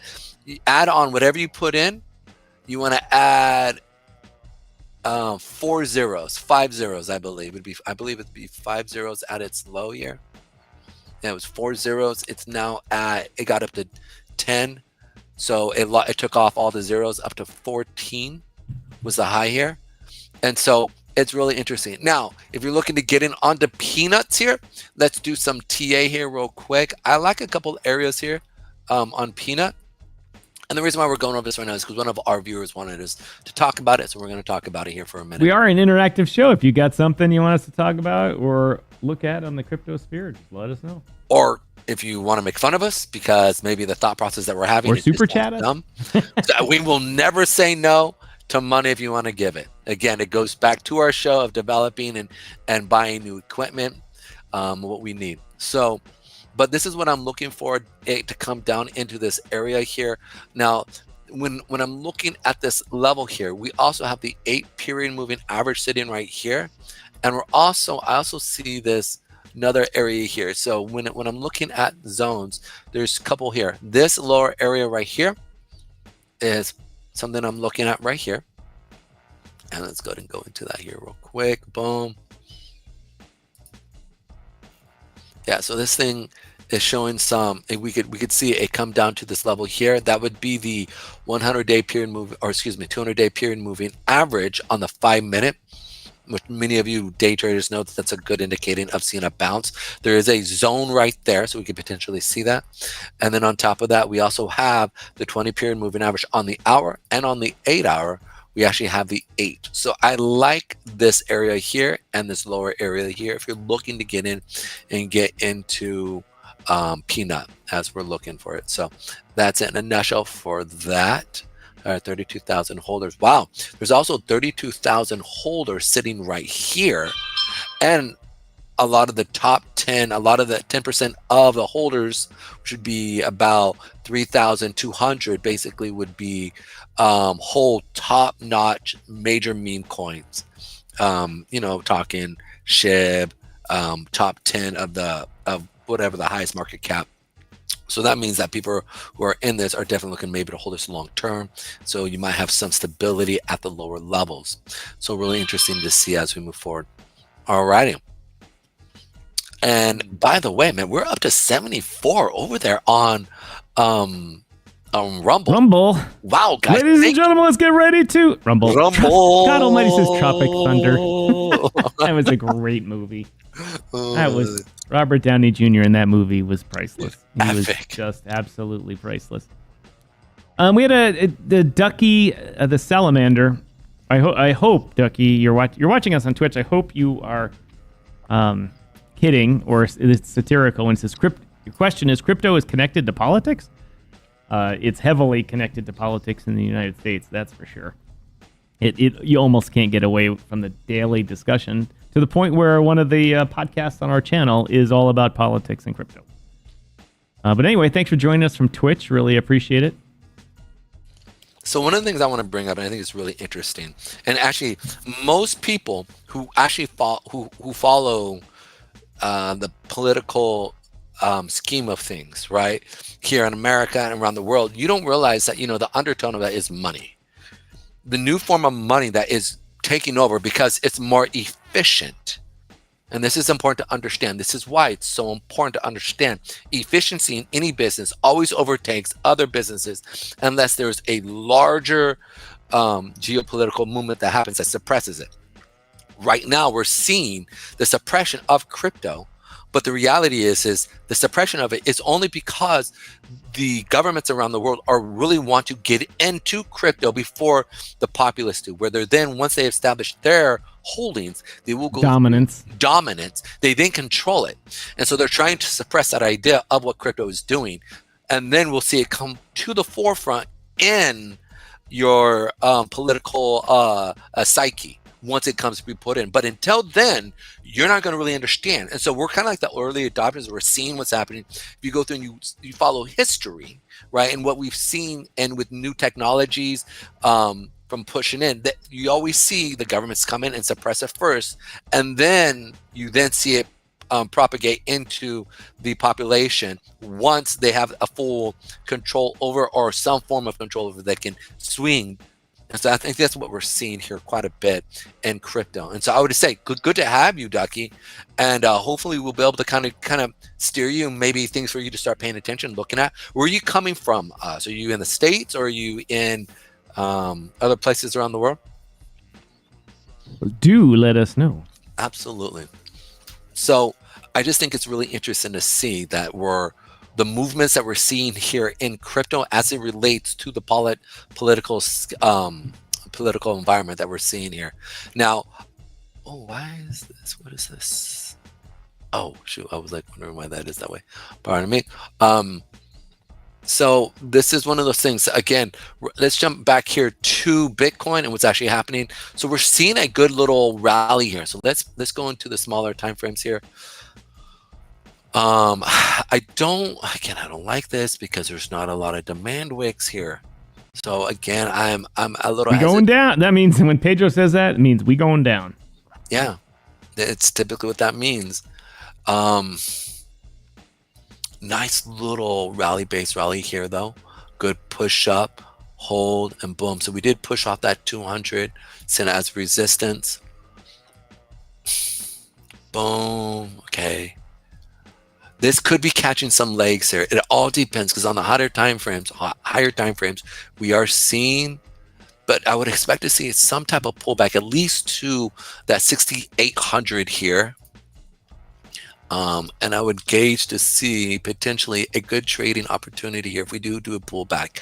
This is where I would look to see, and this is where I want to see. Come on.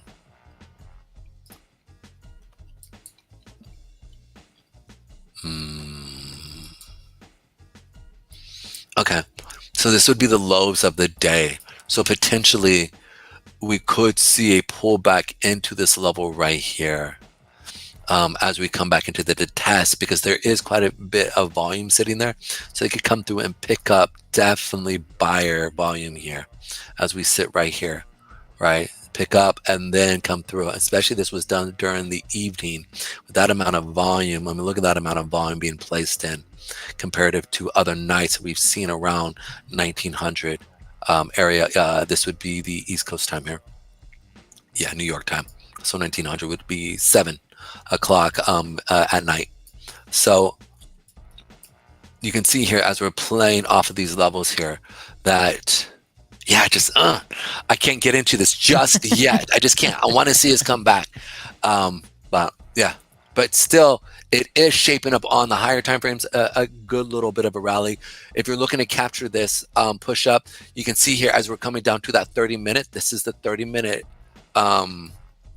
30-minute. Republicans are suing the Milwaukee Election Commission for some reason. Sorry to interrupt you there. Please do. No, this is what we're supposed to be about. What's going on over in Milwaukee? What's up? I don't know. I was just seeing the headline coming across the Fox News feed here at the bottom. Justin got back to me, and he is done for the day, so he will not be on. For those of you watching, we've got the Fox News feed up here. I put CNN just to see if there's anything different, but one of our DYOR media contributors and people here is named Justin Wallin, and he's a regular contributor on Fox News. And so we were going to have a little watch party for him today because he's a pollster, and pollsters all in the news today. But he was on before we got on the air, and he was hoping to be on again, but they sent him packing. But you never know, a TV can be called back, so we'll keep an ear to the ground for him. Maybe during the afternoon show he'll get called back. Absolutely. As we move forward, it's really interesting. I started messing around a little bit with kind of some hacking, and so I started messing with gum a little. So I've done a little bit of research on how do you activate the brand and get things going. They've talked about how the chewing of apple, that little popping sound that you make, right when you bite into a really crisp, good cold apple, activates the brain majorly and really gets it just activating and kind of gets your neurons really kind of talking with each other. So I started going through and I said, well, you know what? Let's play this, right? So I started messing with gum and how gum can actually, you can pop it. And there's that point where you can actually bring it, you can kind of like have that breath in and it kind of pops in the same way, pretty loud. Yep. And so I started doing that, messing with that last week a little. Wait, are you telling me you're chewing gum on the air? No, but I am. But no, but I am. But no, but seriously, I am. I don't know what you're talking about, ladies. What you talking about, Willis? Woo! Anyways, but I gotta admit, I've been messing with that. In my brain, I can feel the little connection. You can feel it, ladies and gentlemen. He can feel it. So real funny times. Anyhow, so enough with this craziness. I think what's interesting as we're looking into what we're seeing with the polls, we could see, if you start to see this stuff here, right, like Milwaukee having issues, I could expect some type of sell-off that could potentially push this market down as we're seeing the market pull back. So really important to be looking at that as the market starts to continue, or as the elections continue. These small little issues could, again, we've talked about this, be major fluctuations happening in the market. So Tom, you were just saying something about what's actually happening in Milwaukee. What's going on? The Democrat poll watchers. When I've been a poll watcher in elections, and you basically get a piece of paper that says you're allowed to go into the election place and observe. You can't interact with voters. You can bring issues that might be problematic to the attention of the election judges. You can call. Here in Illinois, we call the state's attorney's office. They have a hotline for any election irregularities. It's a very well accepted principle. Something's going on in Milwaukee where the Republicans were not being allowed in some of the places.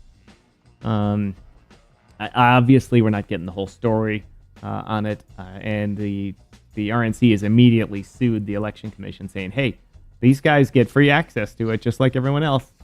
And that was a problem here in Chicago back during the Democrat machine, where I used to vote was the old ward location here.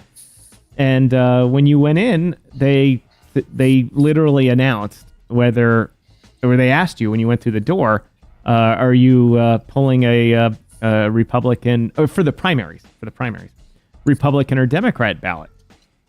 And they're not allowed to do that. And then they would announce it, the ballot, and then when the person checked you in, they wrote down whether you're Republican or Democrat, so they could record who was voting and stuff like that, which was illegal to do. And then also during the election, they would just ask you. They would ask you at the table, vote Democrat or Republican, and people would answer. They just, well, I'm a Republican. And some people would be like, I'm not telling you, but most of the people answered. And you'd call them out and say, you're not allowed to ask that. And they're like, well, we're the election judge. We can do what you want. No, call the state's attorney. People with badges show up right away and take over the precinct. And so anytime you don't have poll watchers doing it properly, in cities that have that deep blue Democratic machine, like Milwaukee and Chicago, are virtually identical, they have all sorts of shenanigans because those people keep their jobs and their influence in the party the only way to do it is to get out the vote in favor of their candidate. And so they use every shenanigan they can to deny people the right to vote if they know they're going to vote for the other party, and then they bus in people from the old folks home and help them fill out their ballots, ahead of time, or tell them, make sure you write the top one. Who are you voting for? Oh, that person? Well, that person I know is on the top of the ballot or the second one, so just fill in that one if you can't see. And so we catch all that type of stuff doing that. And so I'm guessing there's some shenanigans going on there. Do you think that Troublesome says no pants, ready for action? There we go. God almighty, Tom's too fancy to be wearing jeans with that suit jacket. Jeans. There he goes. Look at him showing off. You know what? I love the white shirt, blue jacket. Joseph A. Bank.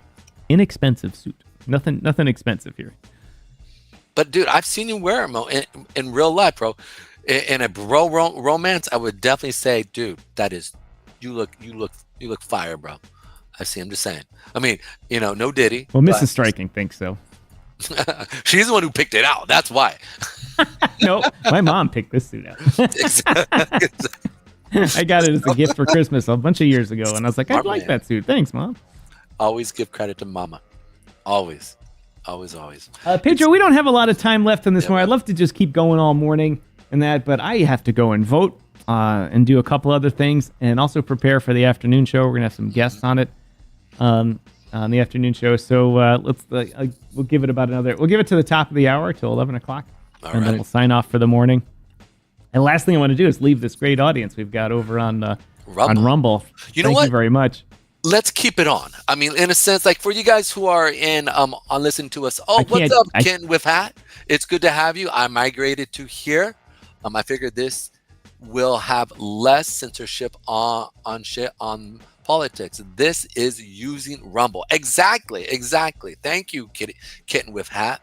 I want to see the real live Trump feed. Yeah, actually, you know what? We could do that.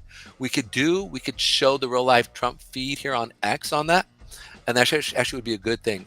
Tom, when is the which feed are you talking about? I can grab any feed anywhere. Just gotta let me know. Yeah, he's saying on Rumble. Why not do the live feed? And by the way, shout out to all 83 viewers watching us over on Rumble. We really do appreciate you guys. There's a lot of stuff going on, and so we're going to be sitting here throughout the day talking about certain things. Let's keep this thing pumping and running here and see if we I can't do that, Pedro. I have to turn it off. I forgot. I have to turn it off. I would love to just leave it on going all day. But we ask that you come back. And the reason is that I have to restart my computer. There we go. So what time are we looking to come back? Let's say 1:30. That'd be East Coast time, correct? Or is that Central? Right. The East Coast time, 1:30 p.m. Yeah, guys, come on back. Tom's got to get out of here, but we're going to be on here for another gotta go vote. 15 minutes. Yeah, I know you got to vote. I got to go vote in Chicago. So my vote is going to basically have no influence at all, but it'll help. It'll help where it can. Even if you know you're a losing situation, you got to vote. Same way. Same in my situation too as well. God Almighty says vote for Pedro. Tom, when is the president?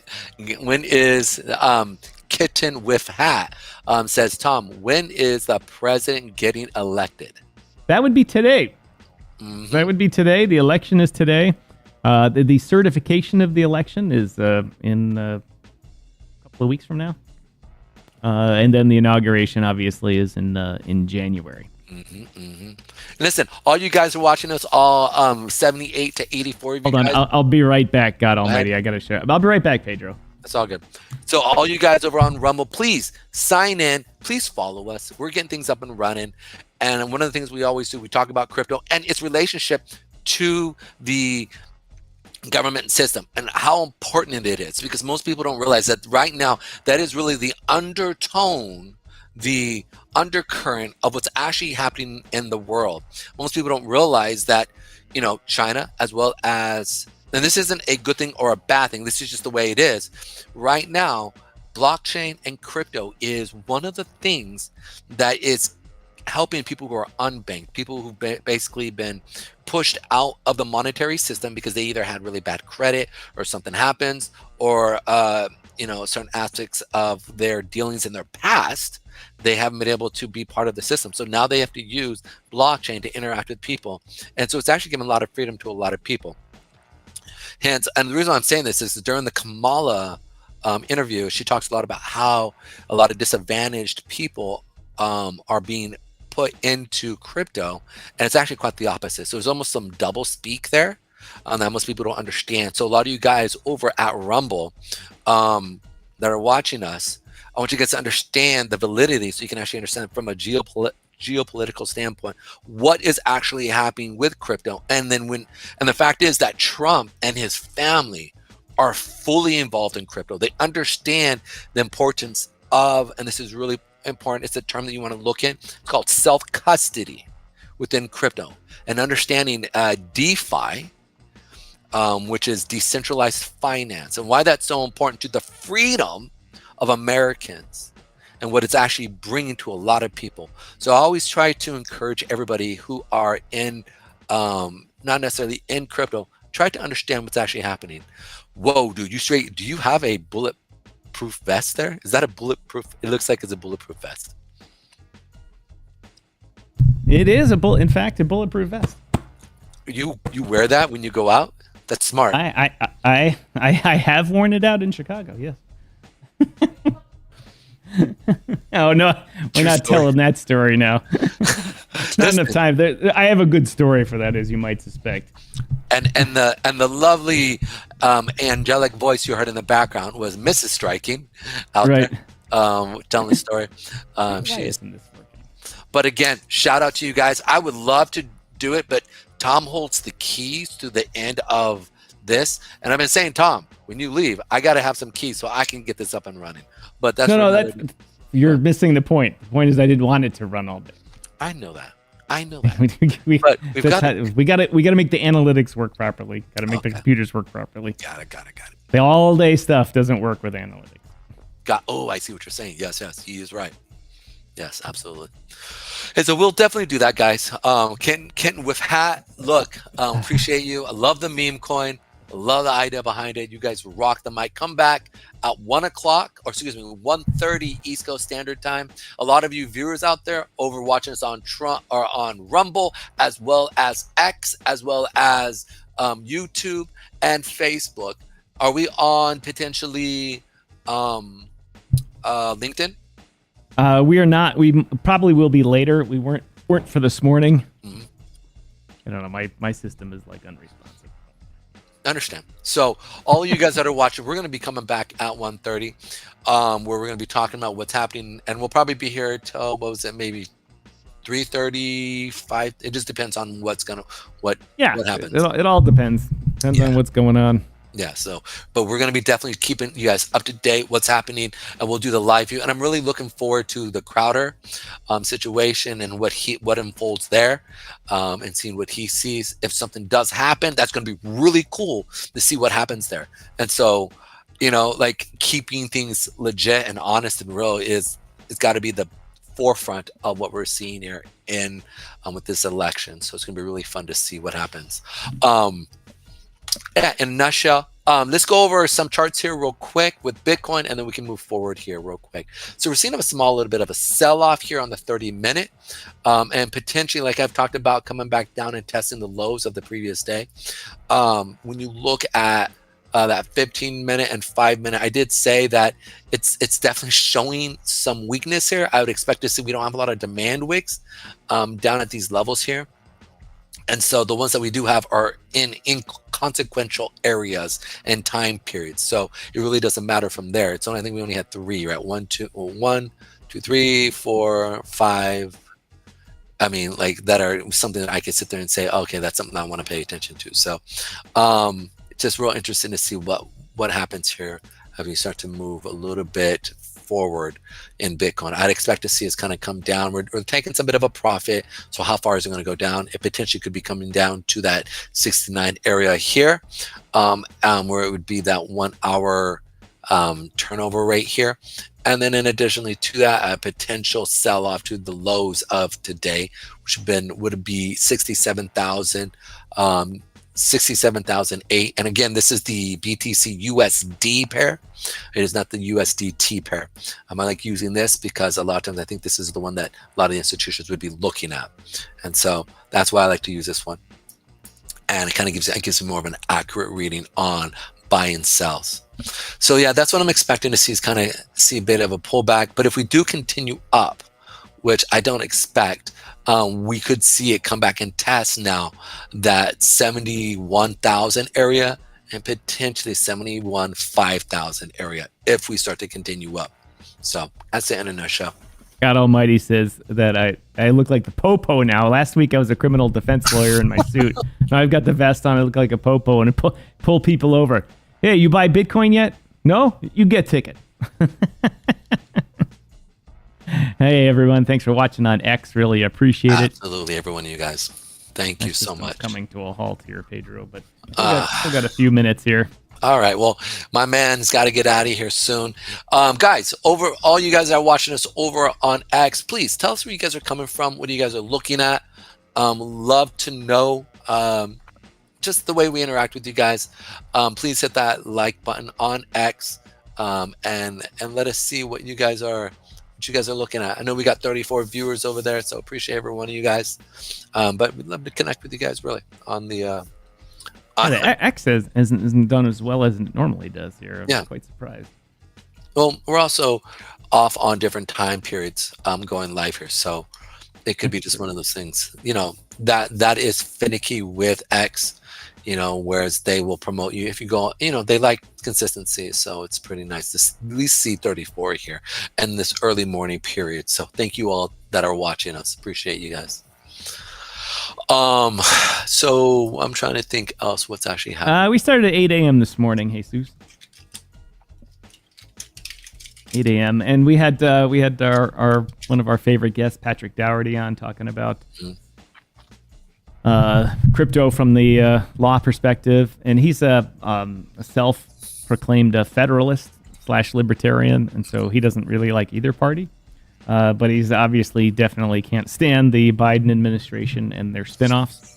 So he's was not happy at all with them. He was actually a lawyer that in his young days with the SEC working for the Reagan administration. If many of you guys know, that's like Pedro and I talking about Calvin Coolidge. You're like, who? Dar baby. Dar baby. Welcome to the show. What's up, Dar? It's good to see you. Sorry, he's been kind of MIA at times, right? He used to be here much more often. I love his views because when he does establish it, is me.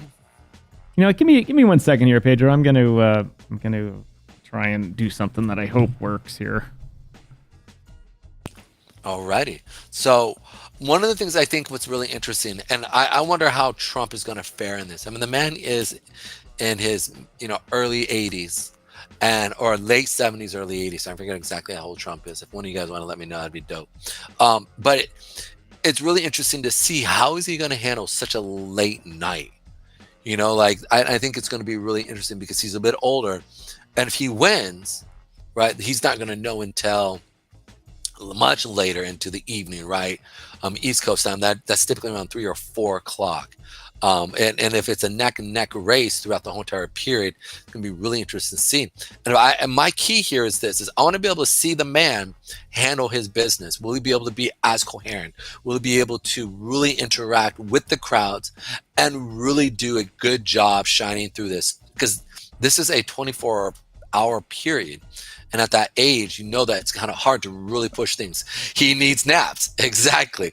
Well, we all do need naps, right? Especially if you're going over a 24-hour period. It doesn't matter whether you're a 24-year-old kid or a 21-year-old kid, partying all night, right? Unless you're a 21-year-old kid partying all night, then you can go right into the exams and ace them or fail, either or. But the fact that you can go back out and live your day without napping, which happened to a lot of us during stupid times of our life. So I'm saying this, seeing him throughout this night is going to be really interesting, because if he's able to engage well, if he's able to be the typical Trumpish person, typical Trumpish funness,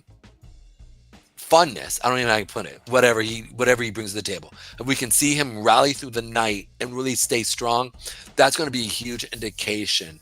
Right. And so that's one of the things I'm looking at, I'm trying to pay attention to, because again, I think it's important to see, shows his validity of his strength as a person.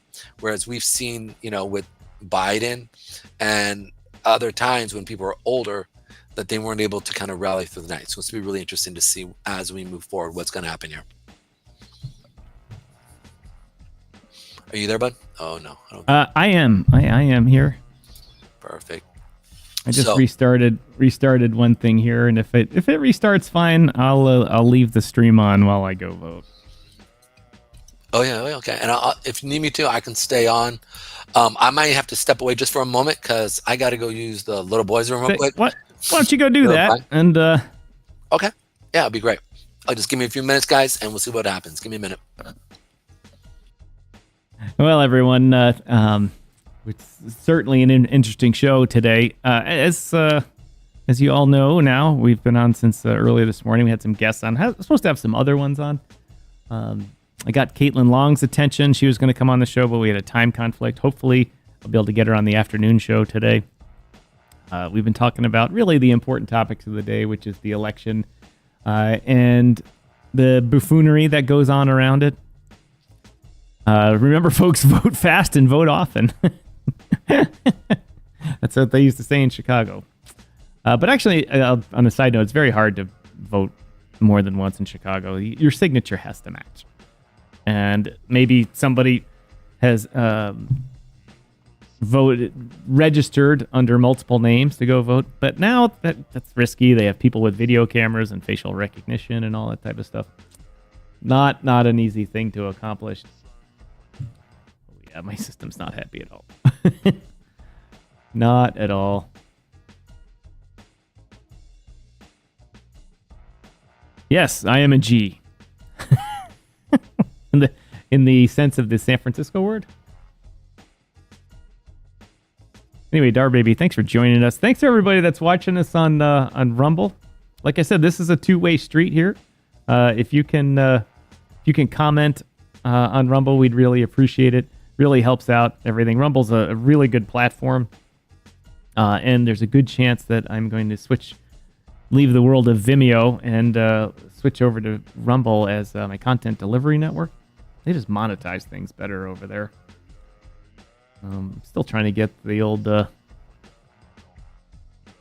broadcast software to work right here, and it's not.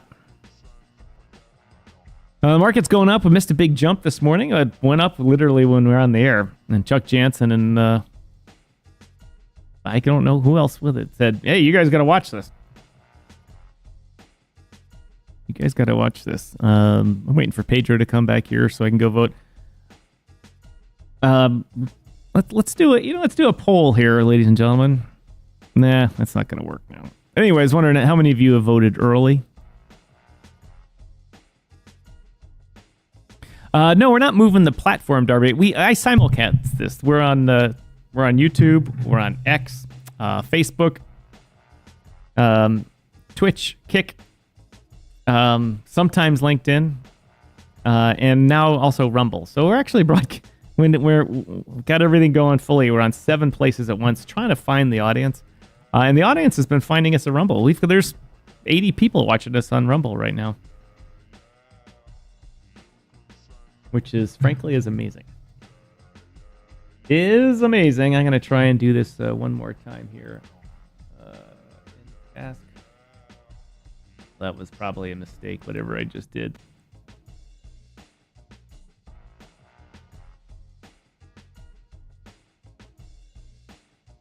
Pedro comes back. The show may not be on because it might be crashing. I just came back to Chicago, for those of you that don't know, and every time I switch studios from Ottawa or a remote one coming back here, I have issues. And today is no different. Today is no different.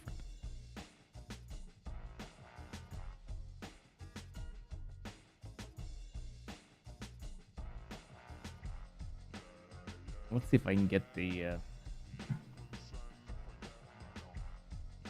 audio feed up here.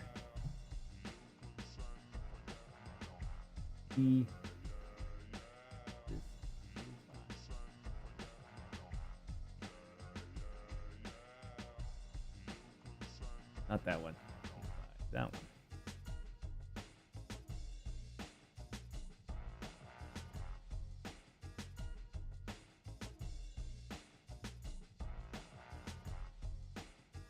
Question is, can you hear that?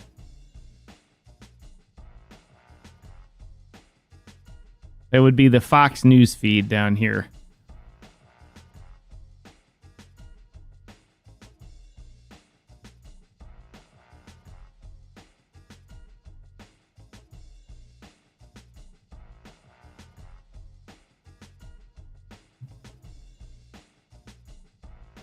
God almighty, his name doesn't appear in the system. Or it appears 7 million times, depending on how you look at it.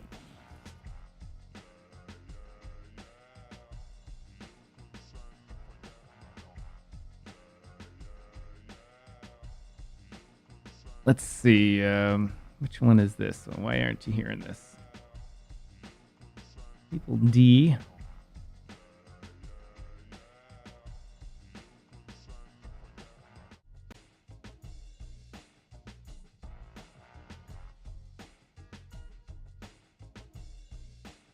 You should be hearing the feed here.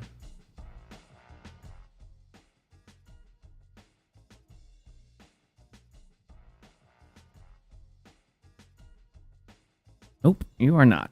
Let's see, why not? Cable D.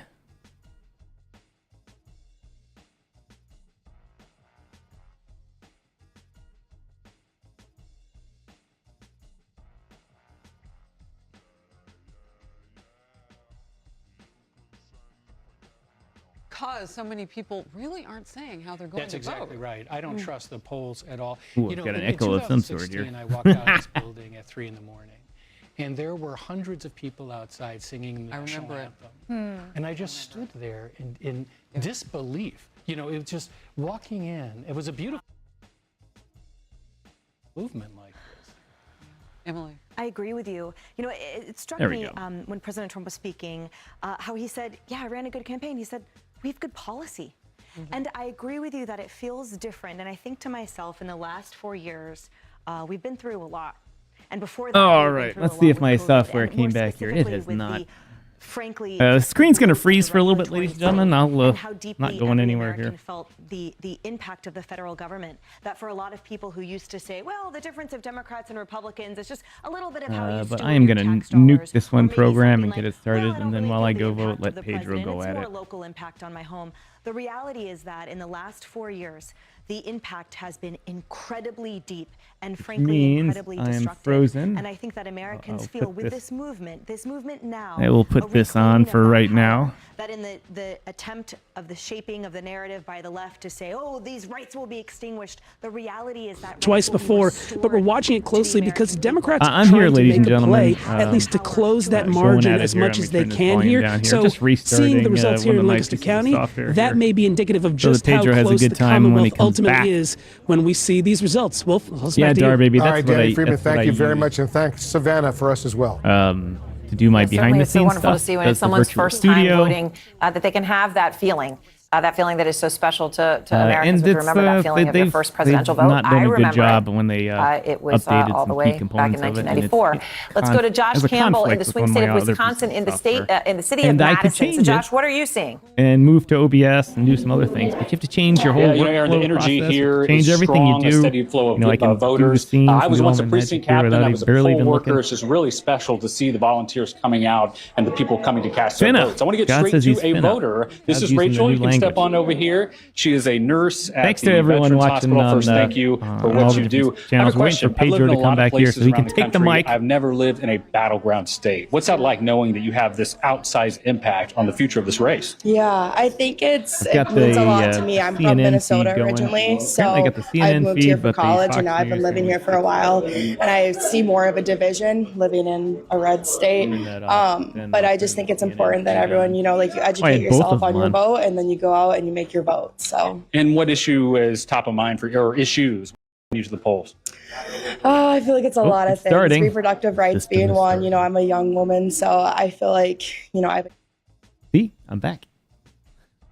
struggled with these issues and these topics, and I just think it's important that you educate That's all yourself right. about Pedro's it and coming you go back out there at and it you too. make your decision. So So interesting. I might have to step away I'm for voting for just a Harris. minute. Appreciate you And can I guys. ask you, because people have Thank a lot you. of Most questions after deaf. this cycle. Kitten When you with look hat, at the we two appreciate you. candidates, are you voting more for the person that you like, or So are you this voting is the against the person ticker that you might not like? SUWI. Obviously, everyone will have let's their check out. own opinions about the Sui, issues. yes, I mean, I Sui. tried to educate myself SUI, more. right? I'm Yes, not yes. a That was big what he wanted?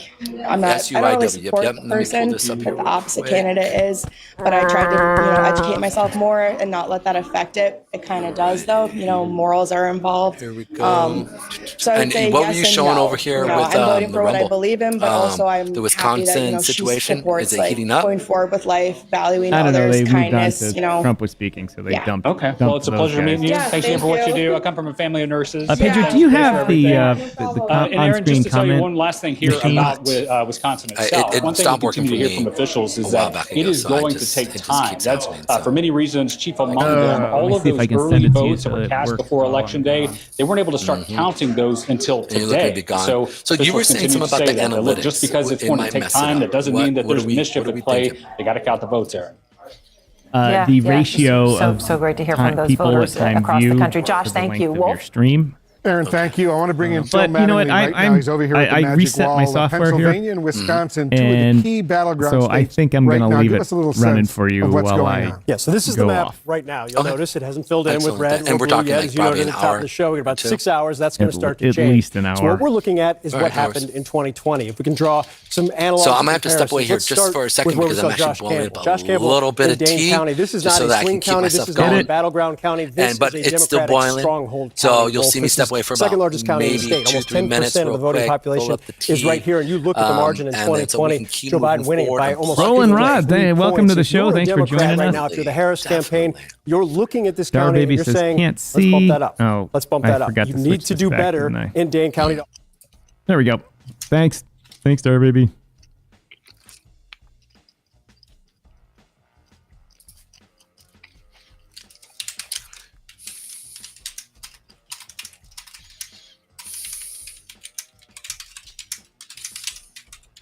What chart is that you got up there?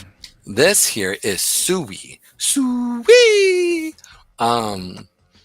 So I'm seeing here that we're actually following that 8 period on the 4-hour chart here.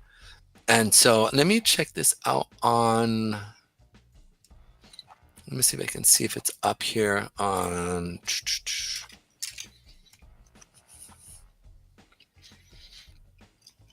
3.9 mil, 1.1, 24-hour volume, 3 days, 317, boom. Okay, let's check it out here. All right, so me looking at this from an indication standpoint, I'm gonna check it out right here. What chart is it following? The 8. The upcoming one, God Almighty, is the afternoon show. 1:30. All right. So we're definitely playing off of this 8 period moving average here on that 8. You can see that we've definitely been playing here. So you've kind of got a couple areas you want to be looking if you're going to be looking to get long at. Obviously, this is a meme coin, so there is no shorting here. So I would expect to see, this was a previous high right here. You see we went up, came back down, right? So this is where I'm looking at this idea of a, come on, don't mess up. Dang it. Oh, Star Baby, did we get the wrong one? I thought you put Sui up there and Pedro just didn't see it correctly. Is this the one or no? I just reset my comment screen too, so let us know. Let us know who you're actually wanting us to watch. Now, what is the idea behind this one? Is this a political meme coin? What is it? It was Sui. He is talking about Sui. I must have missed a comment or two here. It's all good. Right. It's Sui, right. But is that what Pedro has there? It's not new. Sui's been around a long time. Oh, so this is Sui here. Maybe is this on Pump Fund? No, Sui's a massive blockchain.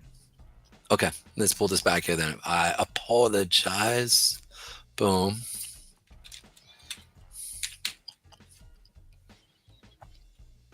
Is it on Sol? Let me check here. All right, Pedro, I'm going to step away from here for a while. I sent you the comment screen. Keep it going. I'll leave this view up so you're always in that little box there. Excellent. And I will step away. Ladies and gentlemen, I'll talk to you guys later. I got to go off and vote. Wish me good luck. I've got my Chirac vest on, and we're off to do that. So, ladies and gentlemen, thanks for joining me. Please be entertained by Mr. Pedro Garcia. Hey. We'll talk to you later. You know, that's crazy that man's got to wear a bulletproof vest to I don't have to wear it. I'm just having fun. Well, I live in a nice neighborhood here. Okay. Sure. Okay. He lives in a very safe neighborhood. Compared to what? Right? Everybody has different perspectives. That's awesome. Boom, boom, boom. Trading View. Thank you, my man. I appreciate you. Shout out to Patty there. You're helping me out. Thank you. So let's pull this up. Come on. Here we go. Go home page. Will you let me pull it up? Nope, that stinks because let's see the last right there. Boom, Sui. SUI. Got you. All right, perfect. Got you. Let's do this here real quick. Sui. SUI. Oh, okay. Here we go.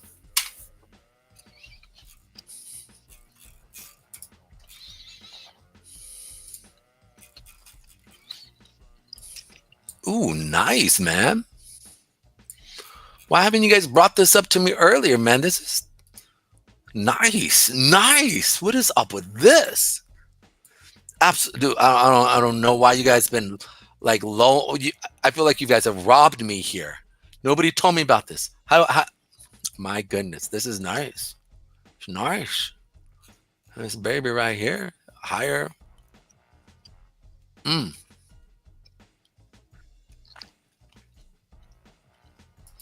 I like a lot. I do. Pretty nice. Dar Baby, Stu, and AVAX too. Most staff, brother. So let's check out. And also, God Almighty wants me to check out Chirac. And Roland Rod is Sui is Solana's competition. I got you. Okay. Yeah, absolutely. And now it makes sense. Why? Boom. Let's pull this. Let's do a quick little analysis of this. Came back down. Nice little demand wicks. Looking sexy. What is up with this right here? Look at that. Boom. Closed above the previous month. Nice. Put a decent amount of sell-off at the pressure up here, but we didn't see a red candle. Good. Right? Let's check out that. Actually, let me check out the year real quick. Boom. Dang. Look at that. Look at that big old demand wick. Boom. I like it. I like it. Yep. Boom. Nice little pull back to go up. Nice. Boom. Here we go. Nice. I don't think it may not ever pull back here again, but just in case, right? This is that 3-month period demand area here. Potentially, come on. And there we are. Boom. And then we're going to go here to that month. Yeah, real nice, man. This is a clean chart. It's a nice, nice little pullback. Boom. During the from 2024 from that push up when they launched. Nice little sell off, push up, pull back, good area. Hopefully some of you guys bought in at this level here. Whoever you guys were checking out, put up Salama. Sui has a nice gaming system, gaming system. Really, that is nice, man, dude. I'm gonna have to check them out. So definitely, I can't believe why I haven't known these dudes. This is sad. I literally feel sad that I have slept on this. Like my heart is like hurting right now. Like, anyways, okay. So enough with the tears. Let's move forward here. Okay, so I like this. Come on, don't be. Boom, check. As you all know, I don't like TradingView, but we got to use them. I wish somebody would create another TradingView and not be so douchey. Anyhow, so you can see here that we are pushing up on the smaller time frames here. Again, it's looking a lot like Bitcoin. And this aspect that we could see a pullback here from, like there's not a lot of demand wicks here except for down to here. Boom. And you guys over at our friendly area over at Rumble, look guys, come check us out. If you guys have any questions, you think you guys want us to look at, check out on when it comes to charting standpoint, let me know. Okay, but you guys can see right here that we're definitely seeing a bit of volume though coming in. So that is one of those things I do like to see. Good volume, nice little pullback. Didn't really go down here. It's strong. It's strong as bull. Strong as bull. Boom, nice little push. Continued.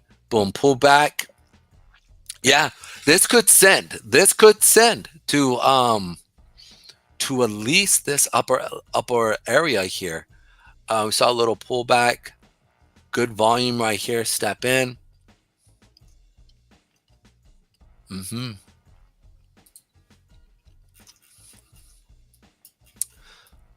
So, you know me, guys, I hate buying at all-time highs. It's not my thing, right? Like, I always like to wait for a pullback. I don't mind if it screams up and then pulls back and I got to get in at a higher level. Simply because, personally, for me, I like looking at a chart where if I hate going negative, right? Especially in the first part of a trade. So, I like to see some green within a very short period in time. So, I would personally be waiting to get in at that 187 area. It may not come back down to here.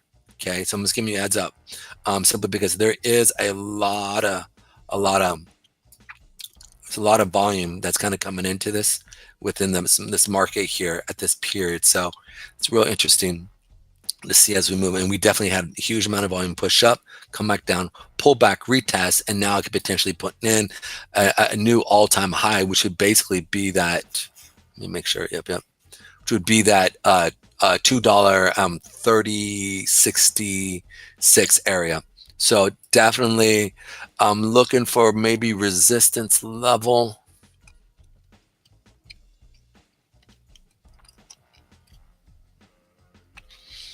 All right, so you do have some potential resistance here. Let's pull this up here. Boom.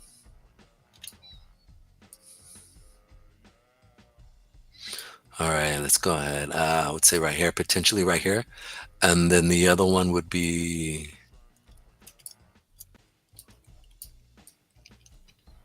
right here, we may have something between here. So this could be a potential resistance level here at these levels here. But overall, I think a lot of volume has come in. A lot of volume has been based right up in here. So we might, if it does see a sell-off, you could see maybe pull back down to these lower levels right here. Let me put this right here in.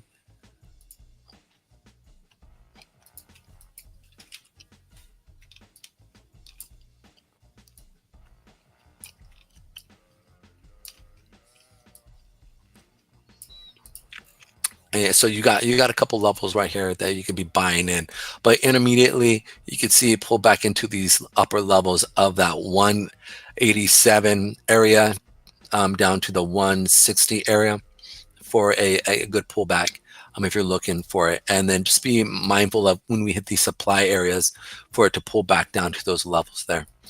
Alrighty, I think that was about it on that. Boom. Now, when it comes down to what's actually been happening within the race here, let's pull up some of the stuff, because that was the stuff that Tom was looking at. And I've been looking at a lot in Bloomberg. And so you guys are going to hear me talk about this. But part of me also wanted to talk a little about what was actually happening with Elon Musk. Now, I didn't really go into this aspect of it, but I think what's interesting is that him going on the Joe Rogan show really, really was strategic.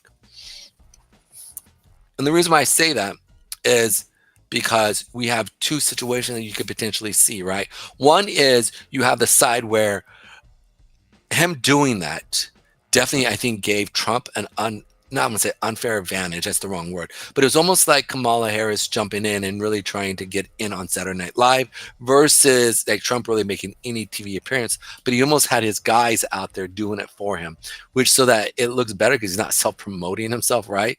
Whereas he's having other people kind of promote him. And especially with what happened with Joe Rogan coming out with that endorsement was a huge push.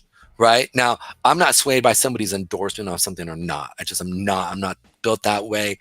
I'm one of those guys who kind of like Joe Rogan. I want to be like, well, why? Give me your metrics of your decision making and what made you decide to go with that individual. And it may have some sway on me if your thought processes are really built out on a very logical base, right? Then I'll sit there and go, okay, that makes sense. All right, let me see if I can play that. How far? Let's put some pressure on that thought process and see what happens with it, right? And so, Joe Rogan kind of does that. He has very first principles. So that's one of those things I do look at. Now, over you guys over on Rumble, guys, please hit that like, subscribe. We've got quite a few of you guys over there. We appreciate you.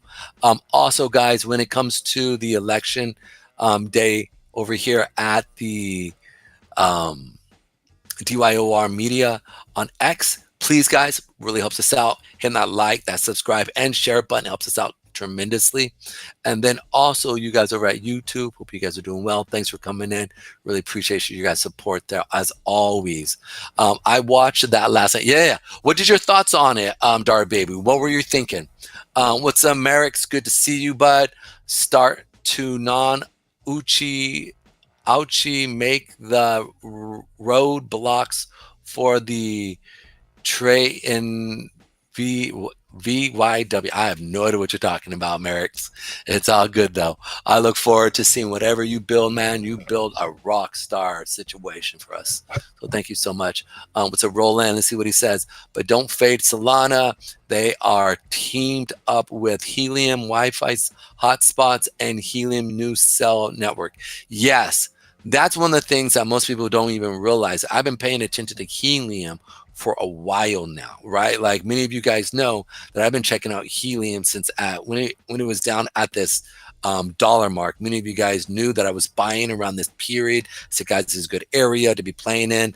I was hoping for one last buy down at the 130, 140 area, but it kept moving up, and then we saw it get up to that $16 mark, $11 mark. Or excuse me, it was like the $11 mark, and came back, pulled back again to that $3 mark. And so we've been playing off of these zones here. So we've been picking at Helium here now for a while. Helium, I think with what they have going with their IoT network and the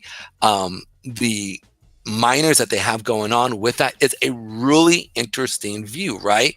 Is that they're building out not just the cellular network, but also an infrastructure from the hard mining system that allows the actual network to be built. And in addition to that, with helium, they're also building that infrastructure where the common man can actually make money off of it. So they have the cellular network and then the mining network, which is the hard network. That is a pretty smart system. I think sooner or later, everybody and their mama is going to be a helium provider for their network, because again, that's free money, right? Why wouldn't you do that? And so all of you guys who've actually been in their stuff, it's been really important. Elon made a good point about 400 plus government agencies, and no single person could name them. Yeah, that was one of the things I actually thought was really interesting. It's if he, again, and Trump has talked about this, whereas if he wins, he's talked about potentially having Elon Musk come in and go through and saying, what are you for? Can you merge these things together? Are you double dipping, right? I think that was one of those things that he talked about. And it almost be like the same guy, Malil, why am I forgetting his name? The guy for Argentina, where the president, why am I forgetting his name? Sometimes I do that, right, with my brain. It'll come back to me later. But it's going to be really interesting to see if Elon Musk gets involved. Is he going to sit there and go frego, right? Is he's going to push everybody out, or is he really going to push this idea that he's doing? So I'm expecting to see some really interesting things as we move forward here if Trump wins. The other thing I've thought about, and this is the other part, that we know that the food system, does the comment machine work? Give me 1 second. I believe it is working for me. It looks like it is, and about our 20% of our GDP goes to paying interest on loans. So cut some fat or go bankrupt. Yes. Thanks, Pedro. Boom. I watched last night. Boom. I think that's an interesting thought. Right. Here's the thing. And I think this is like super important to understand when we're talking about government agencies, is that, right, you can't necessarily run a government like a business, but it does need roadblocks, right? Or it does need some to be able to hold on to the left, or if we go too far off to the right, too far to the left. So it's gonna be really interesting to see what actually happens there with the US government pulling back. It's a lot of the spending of the money for certain aspects. So I think what's interesting is watching if he does start to do that, maybe, because remember, like a big portion of our industry is because of government business, right? It's almost again like the snake eating the itself, but there is a lot of spending that of our GDP that gets pushed into from the government. And so it's going to be really interesting to see if he starts to cancel those people start losing jobs in the government. One, the ramifications of that, the implosion of certain aspects, right? Even though it's faulty ground, it's still ground that you're walking on right now. So seeing the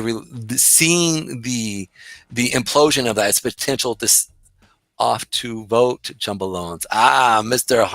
Hurley in the comments section. Shout out to him. Boom. Also, but I think what's interesting is looking at, also shout out to the guys over on Rumble. Thanks for coming and watching. The guys, really appreciate you. But I think what's interesting is as we start to really move forward here, that implosion, what is going to be the aftermath of that, right? Are people going to go into the job market? Are we going to then see kind of a small little depression that correlates with that? Or are these people going to start businesses in relationship to what we see, right? And I think it's going to be really interesting to see what the outcome of if we do have those moments where people start getting fired, right? And the government agencies basically get removed. So there's not an outlay of the tax revenue going to them.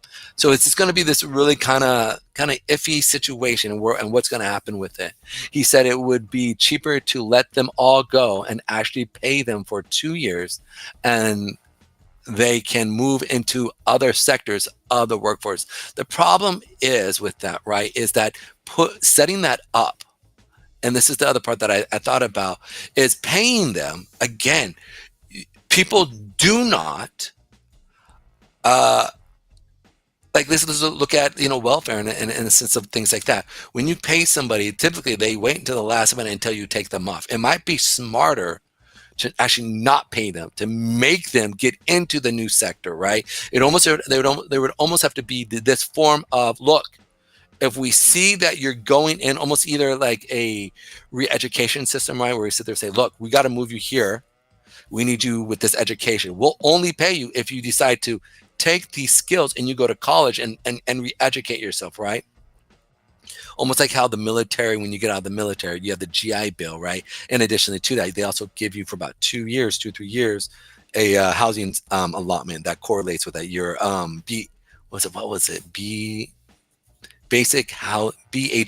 BHA. That's what, basic housing allowance. Yeah, BHA, I think that's what it is. I forget exactly what it is, but it was something that was given to you and to kind of offset so you can be working, going to school, and help supplement. It would need to be something of that nature where if you just simply say, we're going to pay you, people are going to be lazy. People are always lazy. It's how it works. It's human nature, right?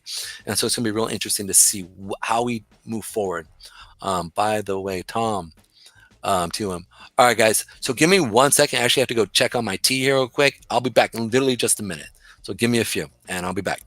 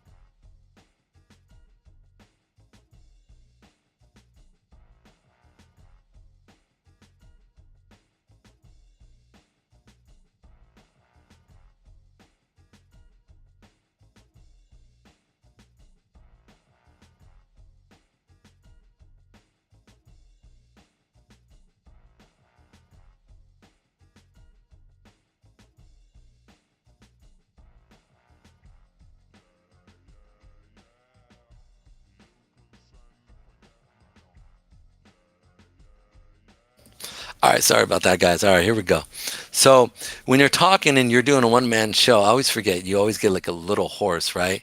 So it's always crazy. More of a service for service providers.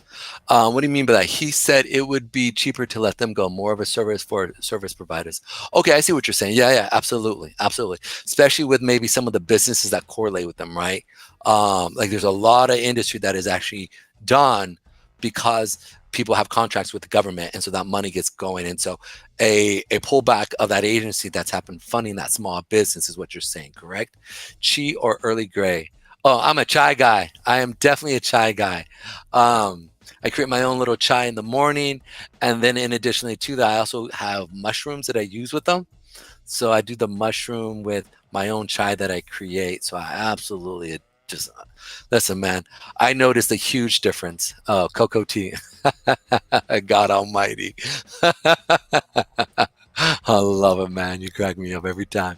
Now, and I think what's important to actually understand also from a sense of what's actually happening with the election here is that there is more than just a it's not just simply looking at the the political standpoint, but also from a geopolitical standpoint. There's a lot of factors that could potentially get hurt by Elon Musk going through and just eliminating certain aspects. 'Cause remember, even though they're mandated to do business here in America, the production of a lot of stuff that is created also happens outside the United States, right?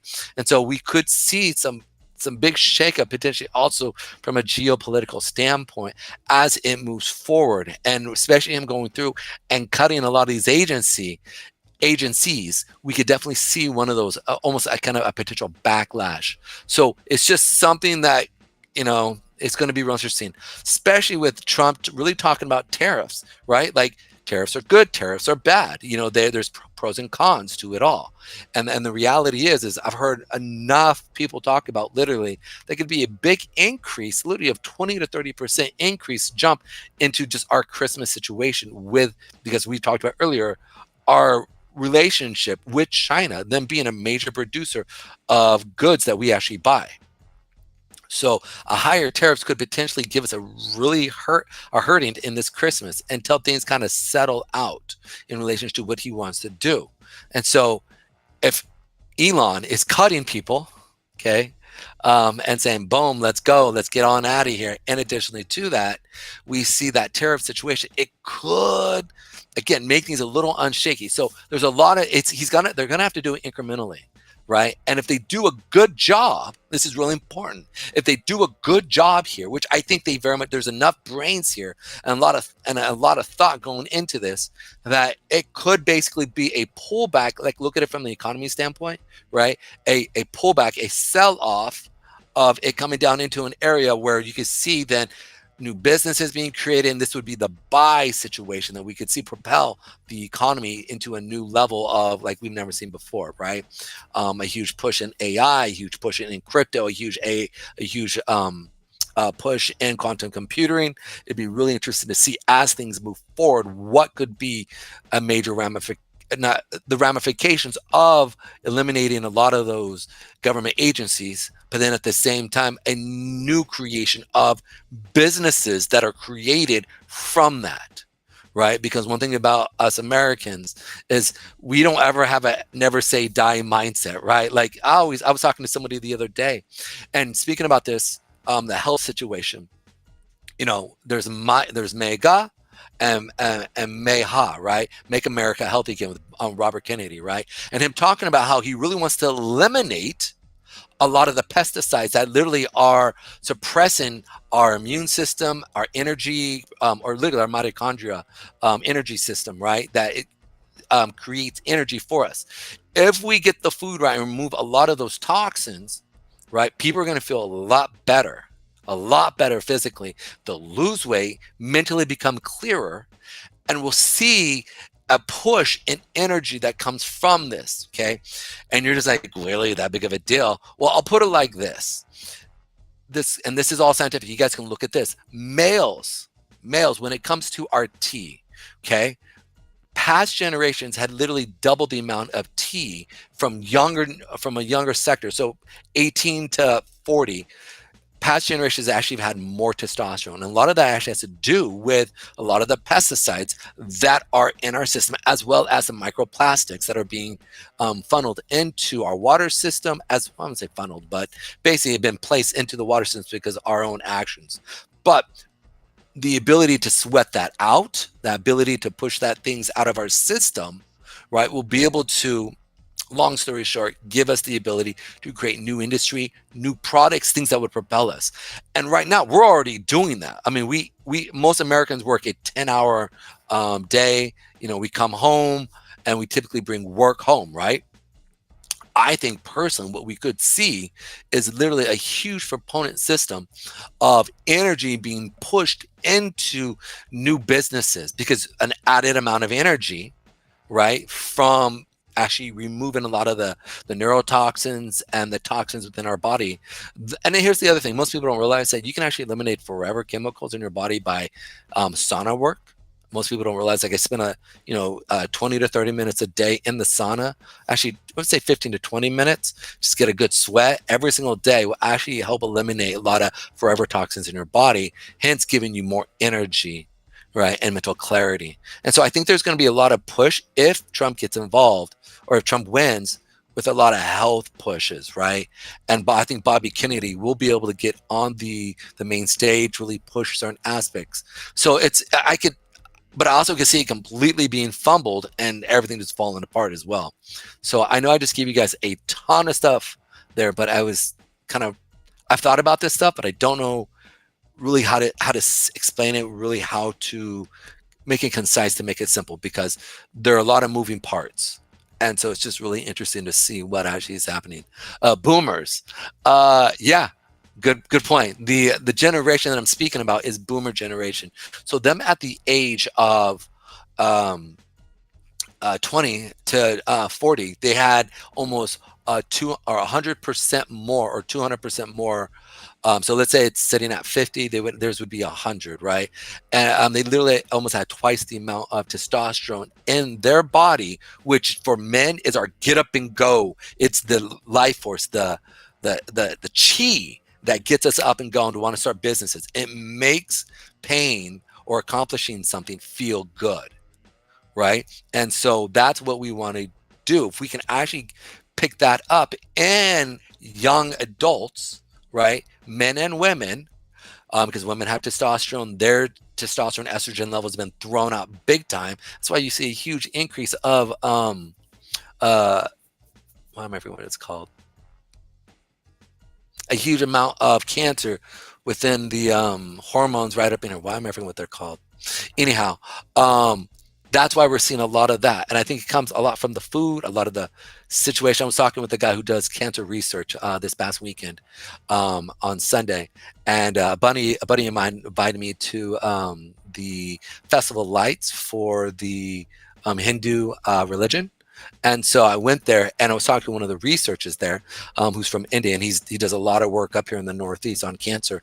And we were talking, I said, well, what do you think it is? Do you think cancer, thyroid, thank you, thyroid gland, I appreciate that, Dar baby, have my back, I appreciate it. That idea behind the thyroid cancer situation that correlates, I said to him, well, I'm just for full body. I said, do you think that we could actually do, is it environmental? Is it genetics, right? Or is it, from a familiar standpoint, how does that work, right? And he goes, in all reality, man, it's a mixture of everything. But he goes, a big portion we're really realizing in the research aspect is literally, it's what you kind of eat. And that was the other part I said, and what we eat, like environmental or genetics or what we eat. He goes, but the more and more we're realizing as we keep doing like the front research, a lot of it is kind of what we eat, right? That's the activation of it.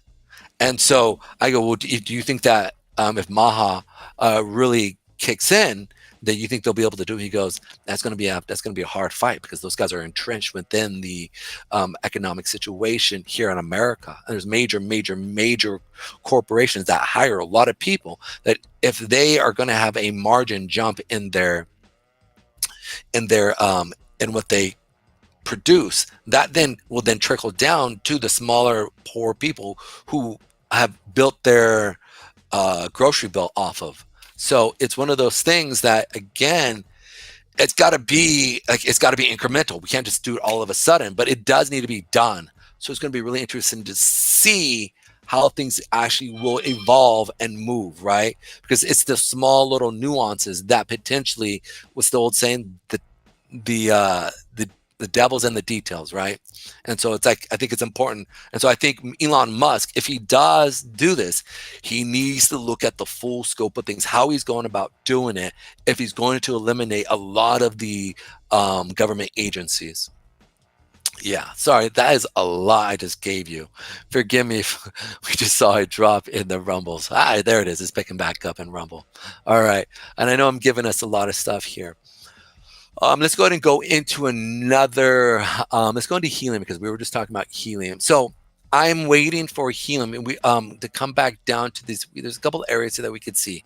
Right now we're bouncing off of the 200 and 400 period day moving average right now.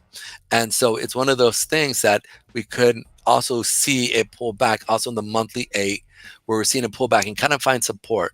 And so at the beginning of the month, we're watching this already sell off, which you all know, if I see something sell off during the beginning of the month, I expected to see a rally up in the end of the month. Just like we talked about October, right? I said, guys, it's a good thing that we're seeing Bitcoin sell off at the beginning of the months, right?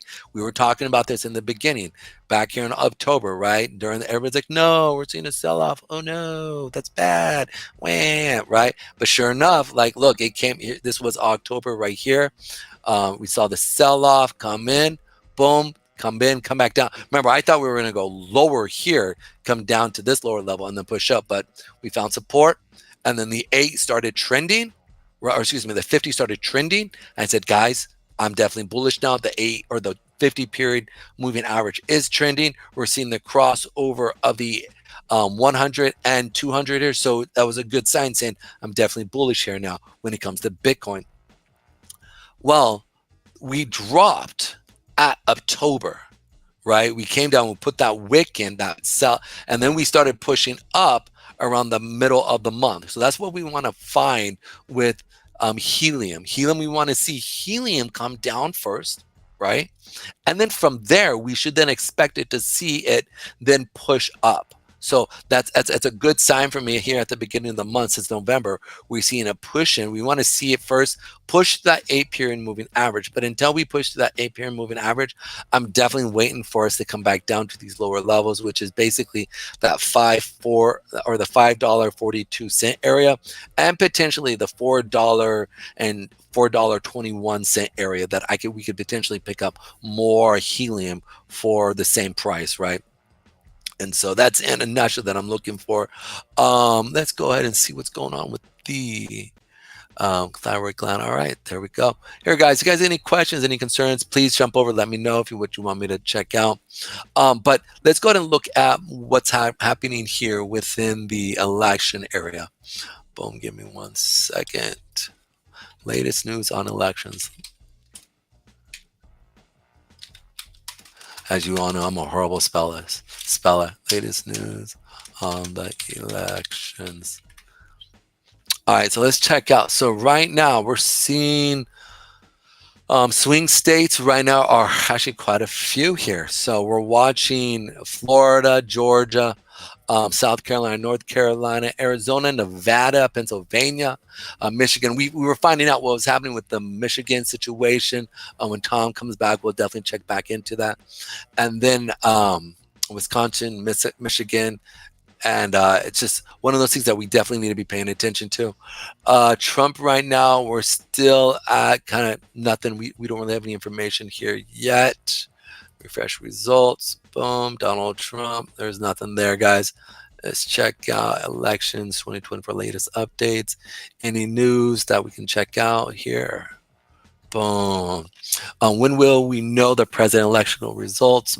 A state-by-state guide. Let's see the presidential elections live update. Trump casts his ballot in Palm Beach, Florida. I wonder who he's voting for. That's silly, I know. I get it. My bad. Okay. On elections, he could vote for Kamala. You never know. It's more as a joke. I mean, he's voting in Florida, so we know like Florida is definitely actually it's a swing state, so potentially we could see maybe he might vote specifically for himself, or maybe we'll see what's up. Anyhow, so did you guys notice who is Shiva Aravardi? I actually don't know this person. Why am I having? Oh yes, I know. I've heard him speak. He's actually a pretty good speaker. Indian American engineer. Nice. All right. So anyhow, let's check out here a couple other things. So here we go. Alrighty then. Cool. Give me 1 second.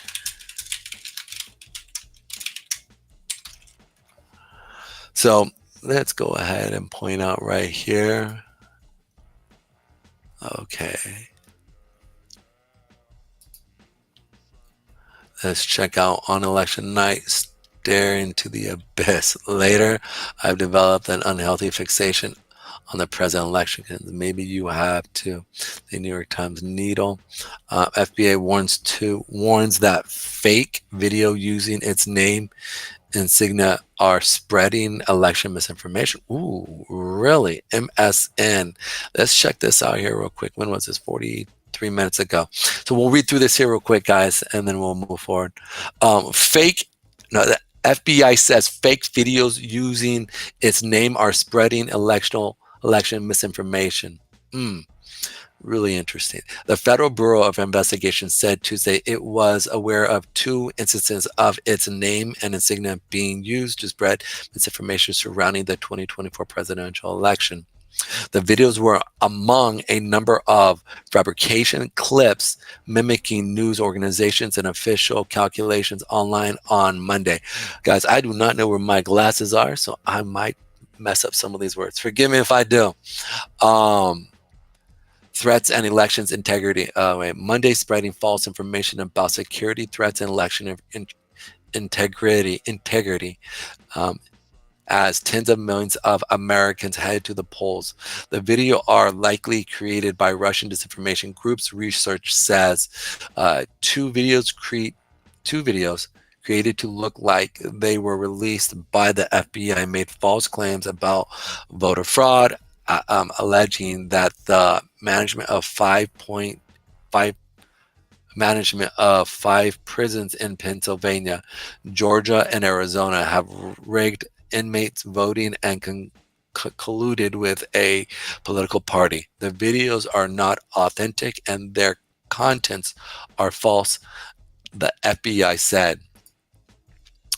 Here we go. The FBI said other fabricated videos have been shared in recent days. One fabricated video created to look like a report from CBS News falsely said the FBI was advising people to vote remotely due to a political terror attack. Wow, that is crazy. No such warnings have been issued by the U.S. official, and no such report has been produced by CBS News. The account that posted the video on the social media platform X was suspended on Monday afternoon. This video is not authentic and does not accurately represent the current threat postures of polling located safely. Wow, it was really hard to say. The FBI said in a statement. By the way, side note, it's crazy that Tom was going through, right, and wearing a vest. Maybe he saw that and he said, nah, bro, I ain't going to be called a sucker, right? That's why he's wearing that bulletproof vest. Shout out to Tom because I know he's watching. We now know why he was wearing it. Another video was fabricated to look like it was produced by Fox News. The videos were likely created by the same Russian disinformation group. There was at least 2 additional fabricated FBI videos in recent days, according to Anti-Bot for Nobility. Am I saying that right? I'm messing that up. It's my bad for you guys. A collection of researchers that track online Russian disinformation, according to, let's see if we're there. See where these guys are at. The group has a history of mimicking international news outlets and U.S. government entities. Many of their posts include QR codes that link to legitimate news outlets to make the post appear authentic. It's actually kind of brilliant. It's not good at all, but it's actually kind of funny how they would do that. The group publishes similar false claims about threats ahead of the Olympics. That's actually funny. Election integrity is among our highest priorities, and the FBI is working closely with state and local law enforcement partners to respond to election threats and protect our communities as Americans exercise their right to vote. The FBI said Tuesday attempts to deceive the public with false content about FBI threats, assessments, and activities aimed to undermine our democracy process and erode trust in the electoral system. There you guys go. Boom. That's interesting. As we're pushing forward through here. Now, I think the interesting thing behind it as well is, and also, if you guys don't mind doing me a favor, hit the share button. That does help us out quite a bit, especially you guys over there on Rumble. We really appreciate it. We've seen a growth in you guys. We just started streaming about 2 months ago, and right now we're up at 82 viewers. So we really appreciate if you guys could hit that like button, share button, log in to create a actual a profile within Rumble and just interact with us. Let us know what's going on with you. All right, so let's jump back here real quick to latest news. Dow Jones today, stock price. Oh, that was the other thing I wanted to go over. Let's Let's look at that. Let's check out TradFi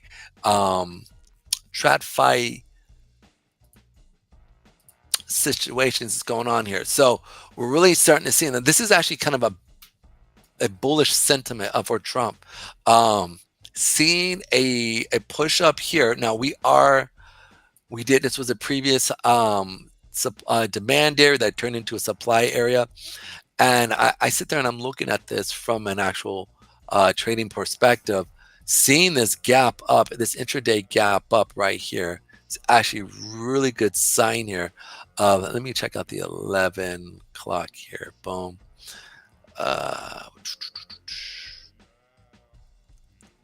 Okay. Yeah. So this is a decent area of sign, seeing this big bullish area here.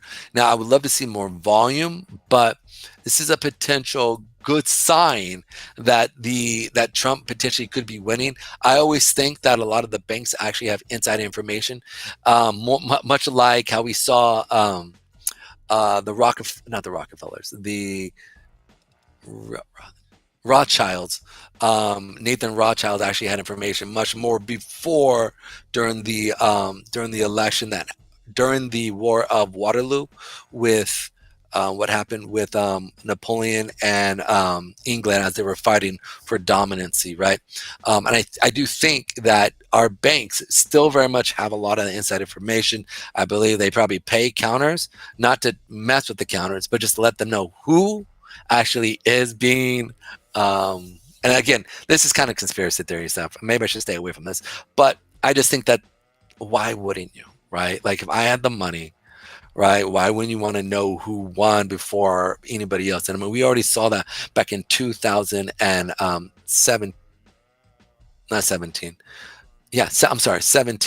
Back in 2017, when you watched the Hillary and the Trump race there, and we saw during the market, the futures markets were going sideways, right?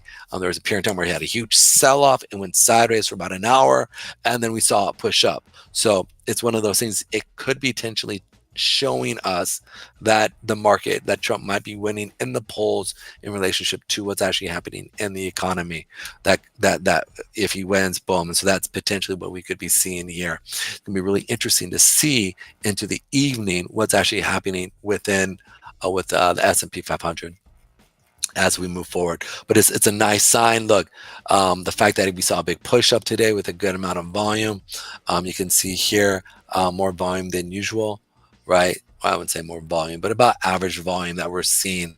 And then, but just the fact that it's going up here, it's following the 15 period moving average as we're moving up. So be paying attention if you're looking to be going long. If we break that 15 period moving average on the S&P 500, then expect us to see it to maybe come back down to these lower lows of the 57.81 area, to more of a pullback.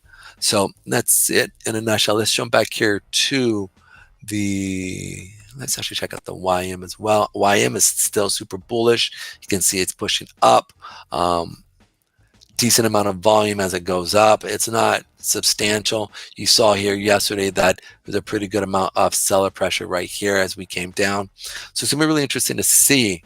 The YM is showing me a little bit mixed communication here, so we'll have to come back and check this out a little later as we move forward. But let's go ahead and check out some of the news here as we move forward here. Here we go. Let's try this right here.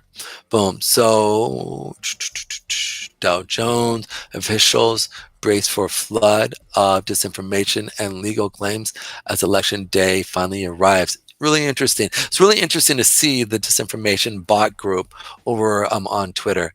And you know, it's funny is I think about Elon Musk and what he's actually trained to do with Twitter. That could really hurt him. His algorithm really needs to be make sure that it pushes, right? Like that we see this thing really get going on it. If we don't, then we see it kind of hurt us, or it could hurt X. So he really needs to make sure that he puts a lot of resources into stopping a lot of those disinformation situations that could mess up the election and disqualify his platform. So because we all use it a lot, and it's where I get a lot of my independent news information that you can kind of get a hold of. So it's actually pretty nice. Now, when you look at what we're seeing here, oh, here we go. The biggest political donors of, this is interesting. Let's check this out here real quick. This looks really interesting. The biggest political donors of the 2008 or 2024 elections here. Within the 20, and we'll read through, I think that we'll read through this and we'll make sure that, who is the MS?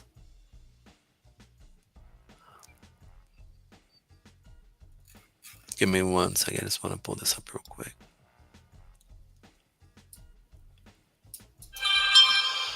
I just like knowing which bent that they typically pull. So where's my ass Copilot? Boom. Come on. Are they leaning? Come on. Are they leaning? I'm on your YouTube. Oh, well, thank you very much. Appreciate you as well, my friend. Here we go. Boom. Now I'm here. All right, dope, dude. Dang, you know what we should have done before you left? We should have had Tom bring you up here. I just realized I can't because this isn't. That stinks. Well, thanks for being here, Larry. Hey, Pedro. Hey, Sam. The cattle care. I'm here. The cattle care. I'm here. That was. I'm here, Larry. Hey, Dar. What's up? Mike. What's up? Hey. No, I'm here. Okay, cool. I can send him a link. Nice. Okay, that would be dope. Let's do that. Send him that link, and then I could have somebody else because I just sound like I'm just almost like one of my crazy rants here. So yeah, Tom, send him the link. Larry, he's going to bring you on here, so go ahead and connect there, and then let you guys handle things in the background.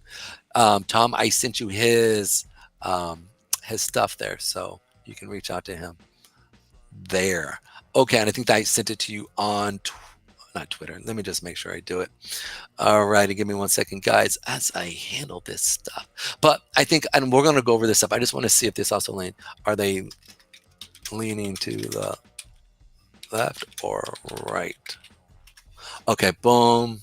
Now, I think, and the reason why I always want to sit there and make sure that somebody is either lent to the left or to the right is because I want to at least be able to gauge. It doesn't bother me, right? Like, I don't care if you lean far left, far right, if you are, I just want to know. So when I read your stuff, I can read it from your perspective. I want to sit in your seat as you're writing a situation or delivering information, so I can get into your head. And then what I do is I pull back and then pull it from another perspective, right? And so that helps you give a concise, real view of the writer. In addition to that, being able to sit there and I know it sounds weird, empathize with that individual, with the writing, with their, if it's false information, whatever, that gives the ability to see what or how, what they're trying to communicate, so that you can actually be able to decipher the information and where it's going and pull out gems from there, and then throwing out the rest, right?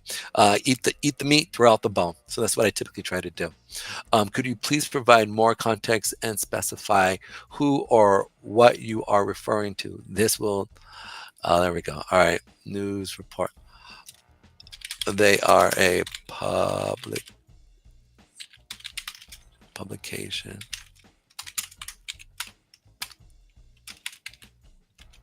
To know if they are left leaning or right. There we go. Boom. I sent. Nice. Awesome. So Larry, if you check your Twitter account, you should be able to see it, brother.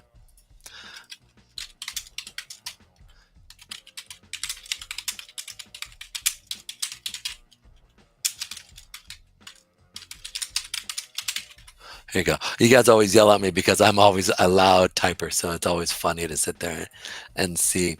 All righty. Okay. All right. I'm about to have I don't know if anybody heard that new song, but you know that I'm about to have a good day in every single way. Anyways, God, that always plays in my head. So I always like hearing that song first thing in the morning. It gets me going. It gets me pumping. I'm like, yeah, baby. Yeah. Anyways, so let's check out here real quick. what happens here? We're going to read through this to see who are the top donors here, which is actually really interesting. From Republican to determine the political lean of a publication. You can refer to the media bias chart and rating from various sources. Here are some help you identify the political bias of the publication. All sides media based chart. This chart helps you easily identify a perspective and political lean in the news. It is based on multi-partisan scientific analysts. All right, let's see here real quick. Ground. It's actually real interesting. I'm glad we just found this here.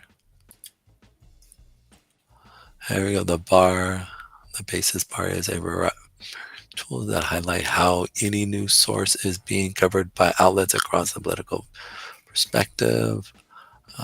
No. Right-leaning outlet, not all sources reports. All right, let's play here real quick.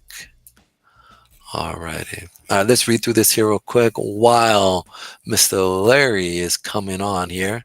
What is up, my friend? It is good to see you, Mr. Larry. Here we quick. So Tom, just real quick, what do I need to do, or will you handle the link for him to come on here? I just do not necessarily know how to do that. So that's your department. While he is, I gotta admit, my co-host is pretty talented. He is voting while at the same time I can add him if he signs in. Yeah, we just need you to sign in real quick, Larry. I see you in the show. How you doing? I can't hear you, just so you know, but Tom can do it, so I can add him if he signs in. So you just need to sign in, and then from there we can add you to the show here real quick. If you want to, you can type something, and I can see the typage and what you're typing, but I just can't hear you, my friend. I can add him if he signs. Yeah. There you are, my friend. How you doing? I can hear you now. Good. You can hear me? Yes, sir. I don't know if any of you guys can. Hey, everybody, can you guys hear my good friend Larry here? And where are you coming from right now? By the way, I just want to make sure if they can hear you. I'm in the north of China right now. So ooh. I'm in a city called Shenyang right now. Yeah, but I'll be heading to Africa, and then I'll be heading to the UK after that. So. You know, it's really interesting. You fly more than I've ever met anybody, man. You are literally a world traveler. I mean, you can be in Florida in one day. Go ahead. No choice. You know that. So. Yes. But it's impressive. I mean, just to see, I wonder how your immune system is handling. Because, I mean, this man, I don't know if anybody knows. Let me make sure here real quick that everybody can hear us while we're talking. If you guys could, from the audience, can you guys hear Larry here? Larry here is a I wouldn't say I want to call. How would I describe you? He is a generalist in political, geopolitical events that he's able to give great information and different perspectives on crypto, how it interacts with the rest of the world, and just in general, a generalist in political science movements and how things could actually happen. So I really love hearing his perspective because, as you guys know, like my brain works really quick. And the problem is it doesn't necessarily come out correctly, as Larry is shaking his head going, yeah, that's definitely him. Whereas Larry's more pulled back, more conservative. So when he talks, it just sounds more fluent. And so I think we agree in a lot of areas, but we definitely come at it from different views, right? And I think that's always the most important thing. So Tom, let me know what's going on. I can add him. Talk to me, Tom. Talk to me, Goose. Talk to me so I know that he can hear me. You guys over in Rumble, let me know if you can hear Larry. Can you hear Larry? Mike's there. He said he got us both. All right, perfect. Awesome. I love it. Got you both. Awesome. So, Larry, I'm going to read through this here real quick. And then while we're doing that, I want to go through some of the thought processes, maybe where you think from a geopolitical standpoint, being in China, the North in the South Asian area. And I know even though you're in North China, just that whole entire demographic, how they really see Trump, what's actually going on if he wins, and what do you think their views are on the tariffs? I know I just gave you three questions there, but I want you to think. Go ahead.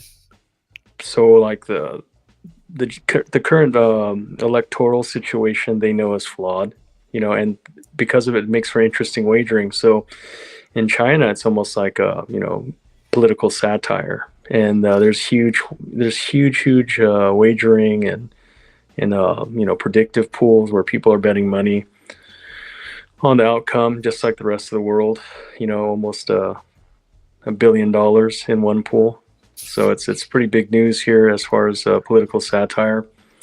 But I think it's almost 50-50. I mean, here it is. It's not really 50-50. If it's the lesser of two evils, they choose Trump, based on just his business acumen and what they think would be good for China. But that doesn't speak for all of APAC. So, when we talk about all of Asia Pacific, we really need to bifurcate the situation from, political rhetoric to social and economic stimulus in the region. Because, as far as it's concerning to DeFi, the ramifications are considerable because, as you know, most of APAC is, has a heavy influence both on TradFi and fintech coming into DeFi, as well as, their impact on BRICS and Belt and Road Initiative, right? And the weaponization of stable tokens. Those are all things that are major sticking points. So real quick, just so that, because I don't know if our Trumbull guys understand what you mean by that. So what he means by weaponizing of stablecoins, i.e. basically taking the stablecoin, many times people can go through and you can buy US dollars through stablecoins. And basically Asia can go through and currently right now they're pushed out of the system, right? Excuse me, not Asia, China, Let me go ahead. Yeah, let me kind of clarify that part. So, you can still have the buying power of the dollar. What I mean by that is, for example, USDT can buy it on a one-for-one basis with the US dollar, but without giving the US dollar itself any more leverage or position in the world buying market. A good example of that is in the GCC and BRICS, where the USDT, you can see whole countries' GDPs and USDT move from B2B transfer, from a peer-to-peer. And that's all, a lot of that's Bitcoin, but some of it's just pure USDT. And there was a time where you could go to Qatar before they decided to legalize USDT finally again, and not have a moratorium in the GCCs following suit, where you could, get more of a premium on a USDT than on the US dollar by itself.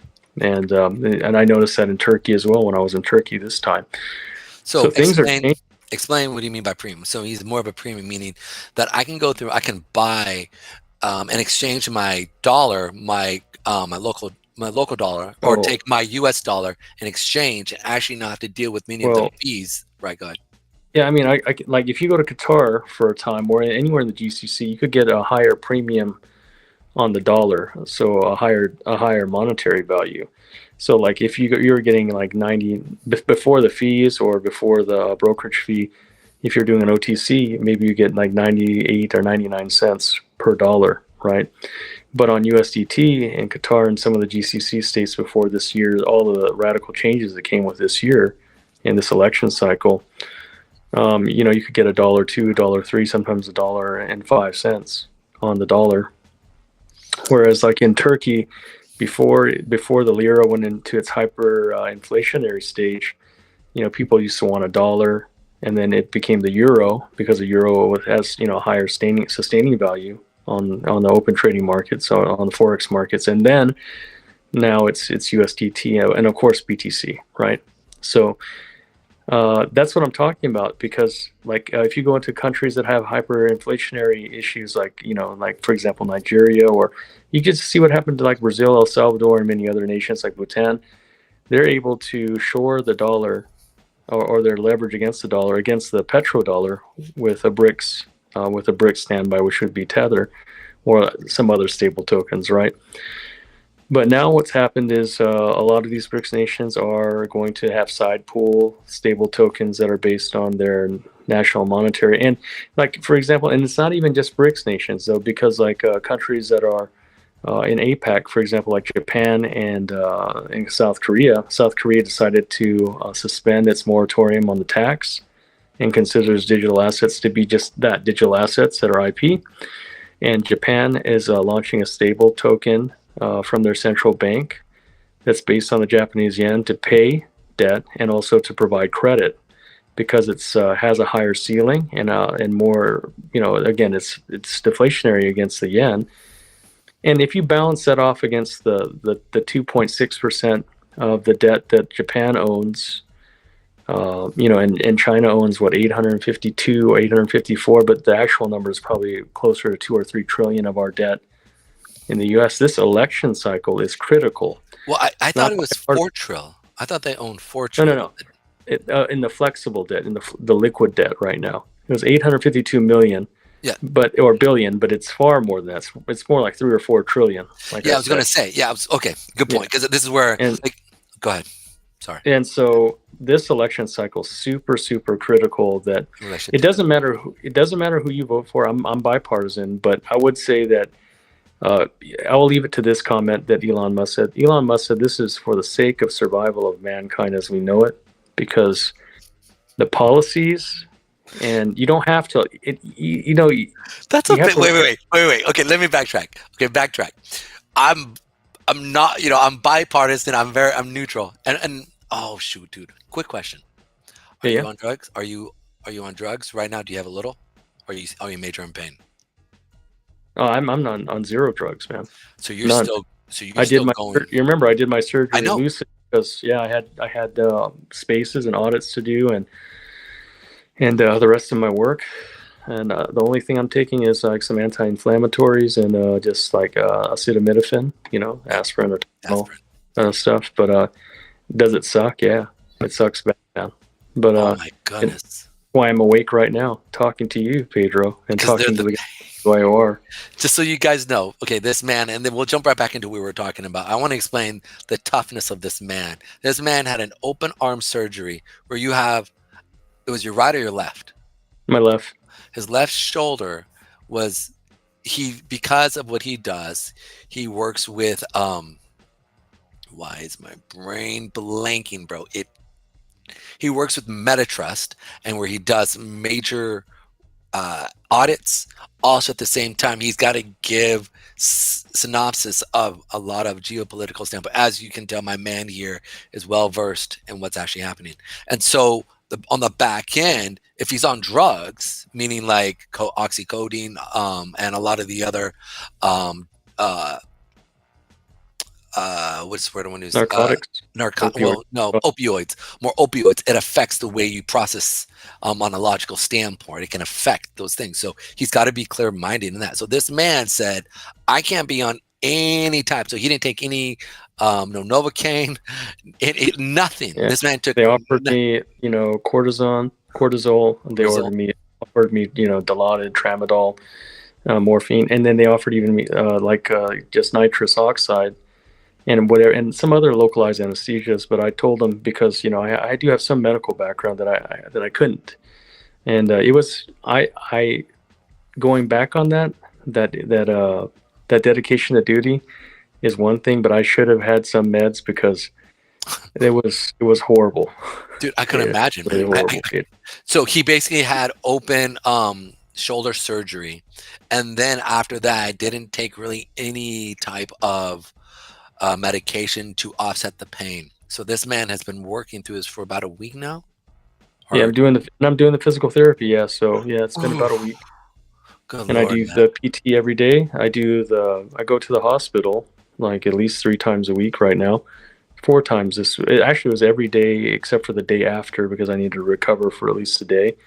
But I do the physical therapy. So when you have a minor tear in your shoulder, like I had a tear in my labrum, so the rest of the muscles make up for it and they retract, and then you get frozen shoulder, which is actually worse than the torn.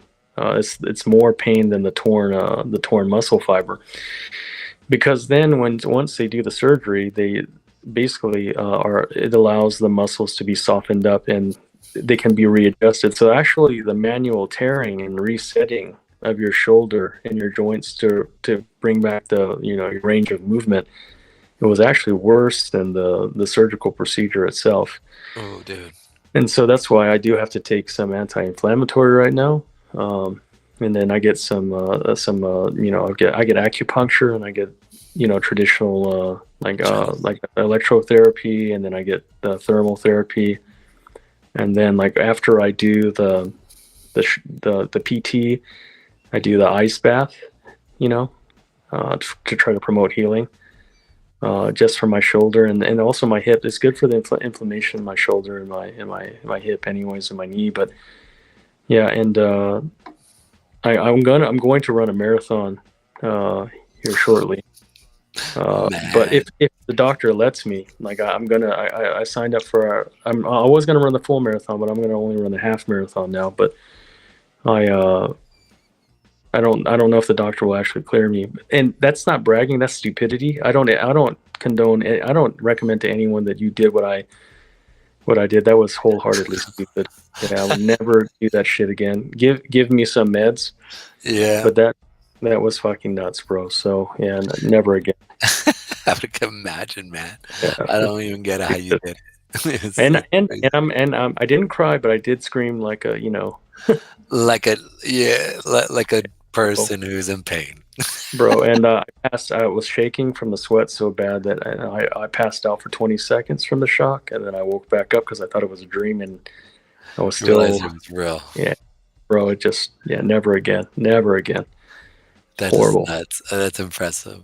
Absolutely impressive. No, it's stupid. It's impressive. Well, yes, it's stupid, but it's impressive. And then we can, as we digress off of that, I'm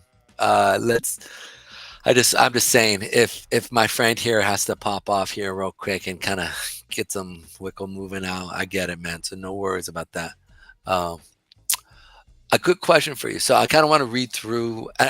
Go back to what you were saying about China and how we need to delineate between China and then South Pacific business, and how that correlates with the U.S. and the U.S. dollar, and also stablecoins and how it interacts with. So go ahead. Here's the big thing. As you know, you were around when I made the statement that the DNC was going to ask for donations before it became verified. I verified, then I said who was going to ask for it, what wallet or what exchange they were going to use. You were around for that when I delivered that 1 week ahead of time, and people said, no, that's not true. They would never endorse, the Democratic incumbent and et cetera, et cetera. And then what happened, right? It happened. Right? It did. Absolutely.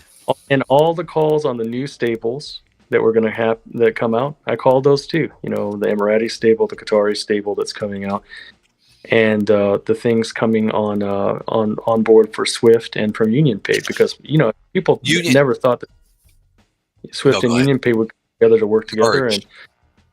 And I announced that early, like a month early. That was impressive, because I sat there and I was like, yeah, but they almost juxtaposed to each other, right? Yeah, exactly. and the fact that they decided to hold hands and skip down a nice, beautiful sunrise set, right, on the beach, is like saying Hitler and Jesus holding. Well, I can see Jesus down. I can see Hitler and I don't know, Netanyahu, right? It's not right. It's funny. Well, I mean, like, I won't go down that road of talking about Netanyahu or well, here's the thing. But plain, I mean, that's a. Yeah, let's just stay away from that. This is historical facts. Facts. Okay, we're going. Let's do it. So if SWIFT and UnionPay used to it was very tribalistic. They used to not make it convenient or easy for you to use. You'd have to use totally different ATMs, et cetera. And if they can work it out. And here's the thing, this is going to be controversial, and this is, you can do your own research on it, because you may not, or you may or may not like it. Can I put a pause there real quick? Yeah. I want to interrupt, because here's the thing. I think, and as I was really trying to formulate, they were almost working hand in hand together, because it was more for survival, right? Because remember, they're juxtaposed, but they're within the same system. And so if they didn't come hand to hand to create a new system, they were going to be obsolete, right? Or you know who really brought them together was out of necessity, but XRP really brought them 6 other main banks together, and they've all signed their MOUs and letters of intent. Now, could you imagine that the XRP announcement was the catalyst for Swift and UnionPay to announce that they're collaborating and would use XRP as their Forgive me for interrupting one more time. Stay on that track. I just want to also give everybody up. So a lot of you guys over on Rumble here, this is what we're talking about, the geopolitical movements within the banking system. And this is what we're actually talking about. This is the nuances that we're talking about, how it affects the geopolitical perspective and movement. And it's literally this conversation we're having right now. This is what's directing it. And so go ahead. Forgive me for that. No, it's fine, bro. Fine. You know what it is so this is going to be I don't even know if I want to take the dive, but like it has to be said. I love my brothers, and I love my Palestinian brothers. I love my Jewish brothers too. And it's just a shame so we need to have some historical context, and this is why I'm just going to use this as kind of an example rather than you can take it how you want. But when Benjamin Netanyahu, was around in the beginning, the Palestinian Authority had a good agreement with Yitzhak Rabin and Golda Meir and the prior war cabinet. It was stable at that time after the 30-day war, 90-day war, etc.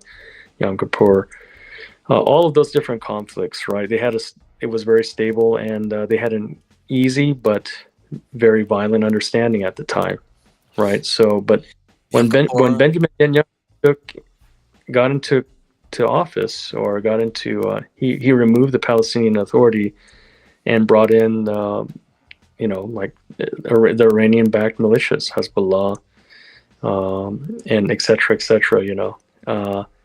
so it's funny how it became an ends to a means, that your enemy's enemy is your ally or is your friend, and then now ultimately it became the catalyst for what we're seeing right now. So there's a lot to be seen for what happens with the XRP integration of these systems. I didn't want to use that as an analogy, but I wanted to use that as an example of open minds and open hearts, and have a dialogue of peace. So I hope that can. Sorry, go ahead. I was going to say Roland Rod was actually talking about XRP and the UBI system potentially that could be moving forward. And you're actually talking about the very circumstance in which the interactions, the actual nuts and bolts of the deal that we could see propagate here, especially with, and my brain blanks. I know what you're talking about. Yeah, so basically anything is possible, because that's the level of not possibility. I thought UnionPay and Swift would be working together. So, and that's why I use that analogy. But if they can work it out, UnionPay and Swift, I would hope that we can come to some kind of resolution and accountability for what's happening in Israel and Palestine, on whatever side's right or wrong. But human lives are suffering, and and I'm not comparing the two, but I'm just using it as an analogy to kind of bifurcate two very important topics. And I'm not, this ability for us to talk about this is a first world problem that we have.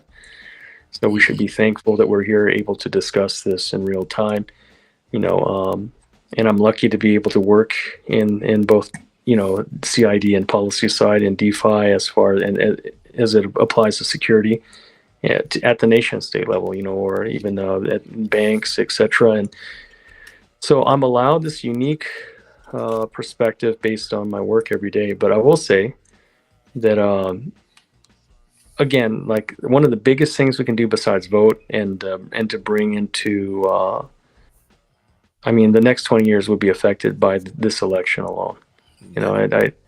20 years seems like a long time, but it's not. Unless potentially things get so bad in the the current election, where if somebody else gets put in, and then just an overwhelming side of people go, okay, we're done. Like we gave this side another chance, and they're now it's a mess. Then from that moment on, I could sit there and say, all right, everything just goes vetoed, and we're done with that side for now, right? I could sit there and see that happening if in the next 4 years, if things don't get completely demolished. I mean, we only need a small piece, Pedro. We always talk about this. Decentralized finance has the ability to let policy and centralized apparatus come in. We can make a compromise. Even if we're left with the scraps, 90% of the market would be very happy. 90% of people that are involved in the space would be happy.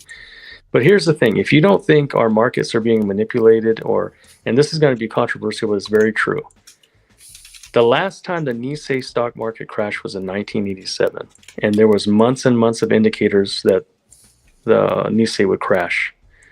This time it happened overnight, and the Korea stopped trading all of a sudden, and a lot of people made these adjustments, and the Nikkei bounced back in 2 days. Mm-hmm. The last time when the Nikkei crashed in 1987, it took over 2 years for the market to come back to some semblance of normalcy. And that was ushered on by the super chip and microchip wars and the TV wars of the late 80s. Afterwards, 2 years later, Speaking real quick, and this is where a part of me wants to.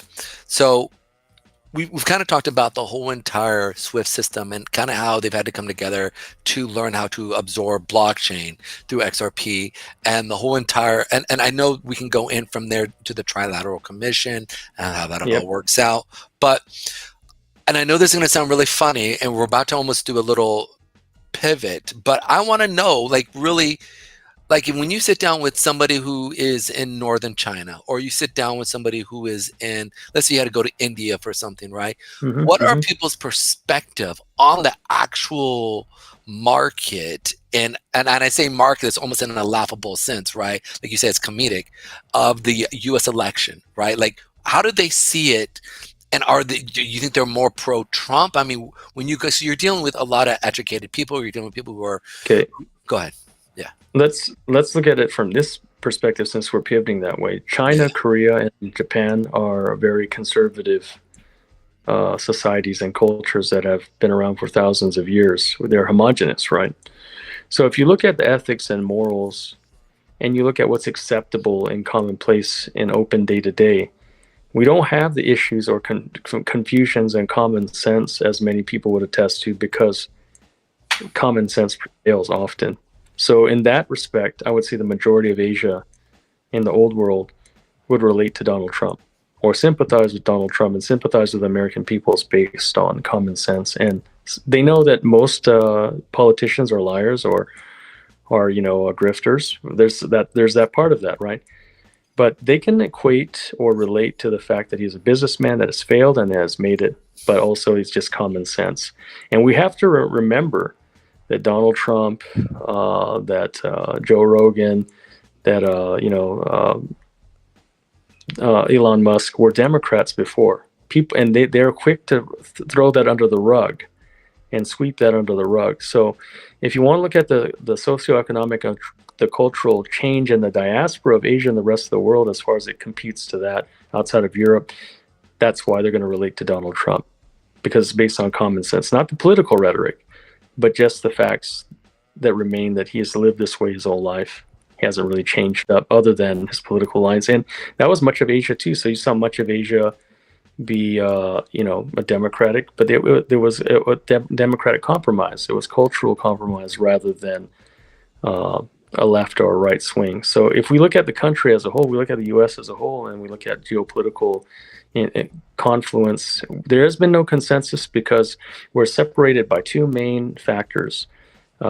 Social inequality, by income, right? The richer get richer and the poor get poorer. The middle class is disappearing, right?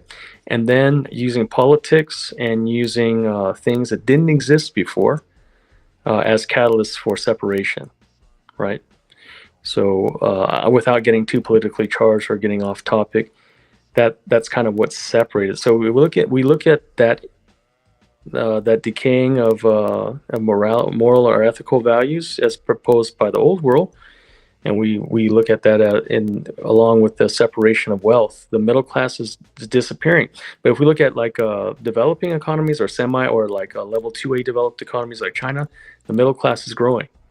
Like India, Vietnam, for example. South Korea is a prime example of that. Japan is a prime example of that.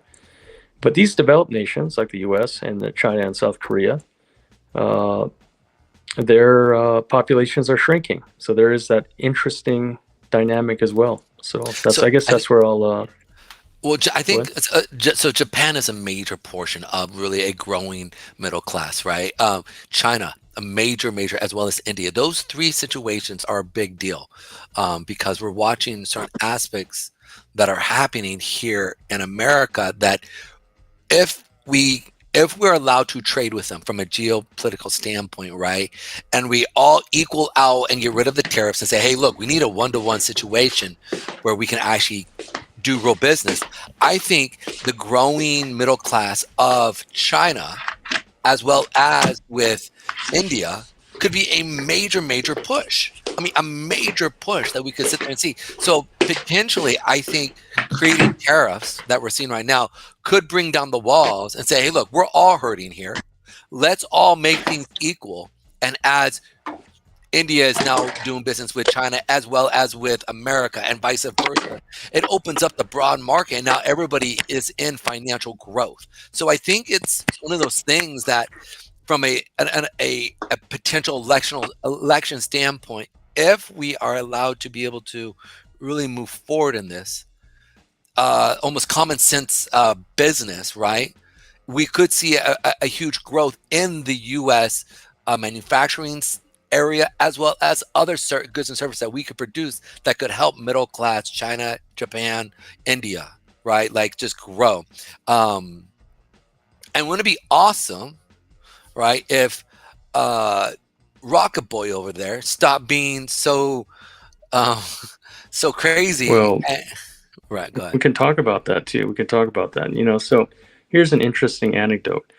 We talked about how much debt that China owns of the U.S. national debt and Japan, right? Do you know that if we had taken one aid package that we sent to Israel for that conflict there, and one aid package from Ukraine that we sent, we could have deferred the interest for 5 years, and thus in stopping inflation, because inflation's out of control right now. You and I have a common friend named Mar, and he told me the Snickers bar was $7. $7 or $5 or $6 in Florida, in Miami. Are we talking about the small one, or are we talking about the big one? Either way, it still shouldn't be jumbo size one. Yeah. So let me ask you a question, Pedro. How much do you pay for a Red Bull? And I don't drink Red Bull, but let me put it like this. Okay. I do go out and I do get my own wheat. I do go out and create my own stuff, right? So if we just look at anything from that perspective of eggs, and we'll just say eggs and milk, okay? Organic or grass-fed eggs right now where I'm from is ranging $5 a dozen, $5 to $6 a dozen. And if I want to get a free-range glass of raw milk, right? If it's pasteurized, you're ranging about $3.50 to $4 here. If it's been pasteurized, it's $3 to $4. If it's not pasteurized, I'm paying $7 to $8 for half a gallon. And so these are the numbers. Yeah, these are some things that are like universal for quality things, right? But exactly, like for example, if you bought a 2 liter of Diet Coke, right? Or Coke Zero, it would be like what, $4 or $5, right, at least? Yeah, but 2 years ago it was 99 cents. That's what I'm talking about. But here in China, it cost me 65 cents today that I had with my burgers and my tacos. I paid 65 cents for a 2 liter Coke Zero. If we call it, 60 cents to be exact, even, yeah. So that's what I'm talking about. Like, if we have the current regime still there, and another thing is, if we didn't bail out, and leave all of those resources, etc., in Afghanistan when we pulled out, and we did some kind of containment there, we quite literally would have saved ourselves trillions of dollars. So could you imagine, instead of just leaving all of that there, right? Instead of spending money out of the taxpayers' coffers, we could have distributed that equipment equally, both to Israel and both to Ukraine, and it would have been better equipment, or and the economic impact would have been reduced. I feel some kind of way about that. You and I both know why we feel some kind of way about that. But this is the kind of thing, and this is just the furthering of the industrial military, the industrialized military complex. Right. This is a furtherment of trickle down economics. Basically, when there's a when and a need, it supplies the coffers of the military industry. There can be no progress in our economy without peace, because that's kind of written in. So if we had a smart contract for how we run in the Western world, peace. It's like a rebasing contract, right? It's not good. Actually, good point. A small people get paid, right? But it comes on the exit liquidity of human beings, right? Also, on investments that were made that were supposed to be locked that are not locked. So, it looks like magic up That's front. The problem. That's the problem. Jump back to the areas should be locked and that are not locked. People's retirements have been cut short that they spent their whole entire life putting into, and that area should have been locked. And now, granted, it was used for extenuating circumstances that potentially shouldn't have been used for, or maybe it should, and that's the reason why they did it, right? Because we know that a lot of the current situation that are happening right now was already written about this 50 plus years ago. I'm just saying. And so through a lot of the planning situations that potentially could have moved us to what we're currently at, saying we can do this and this.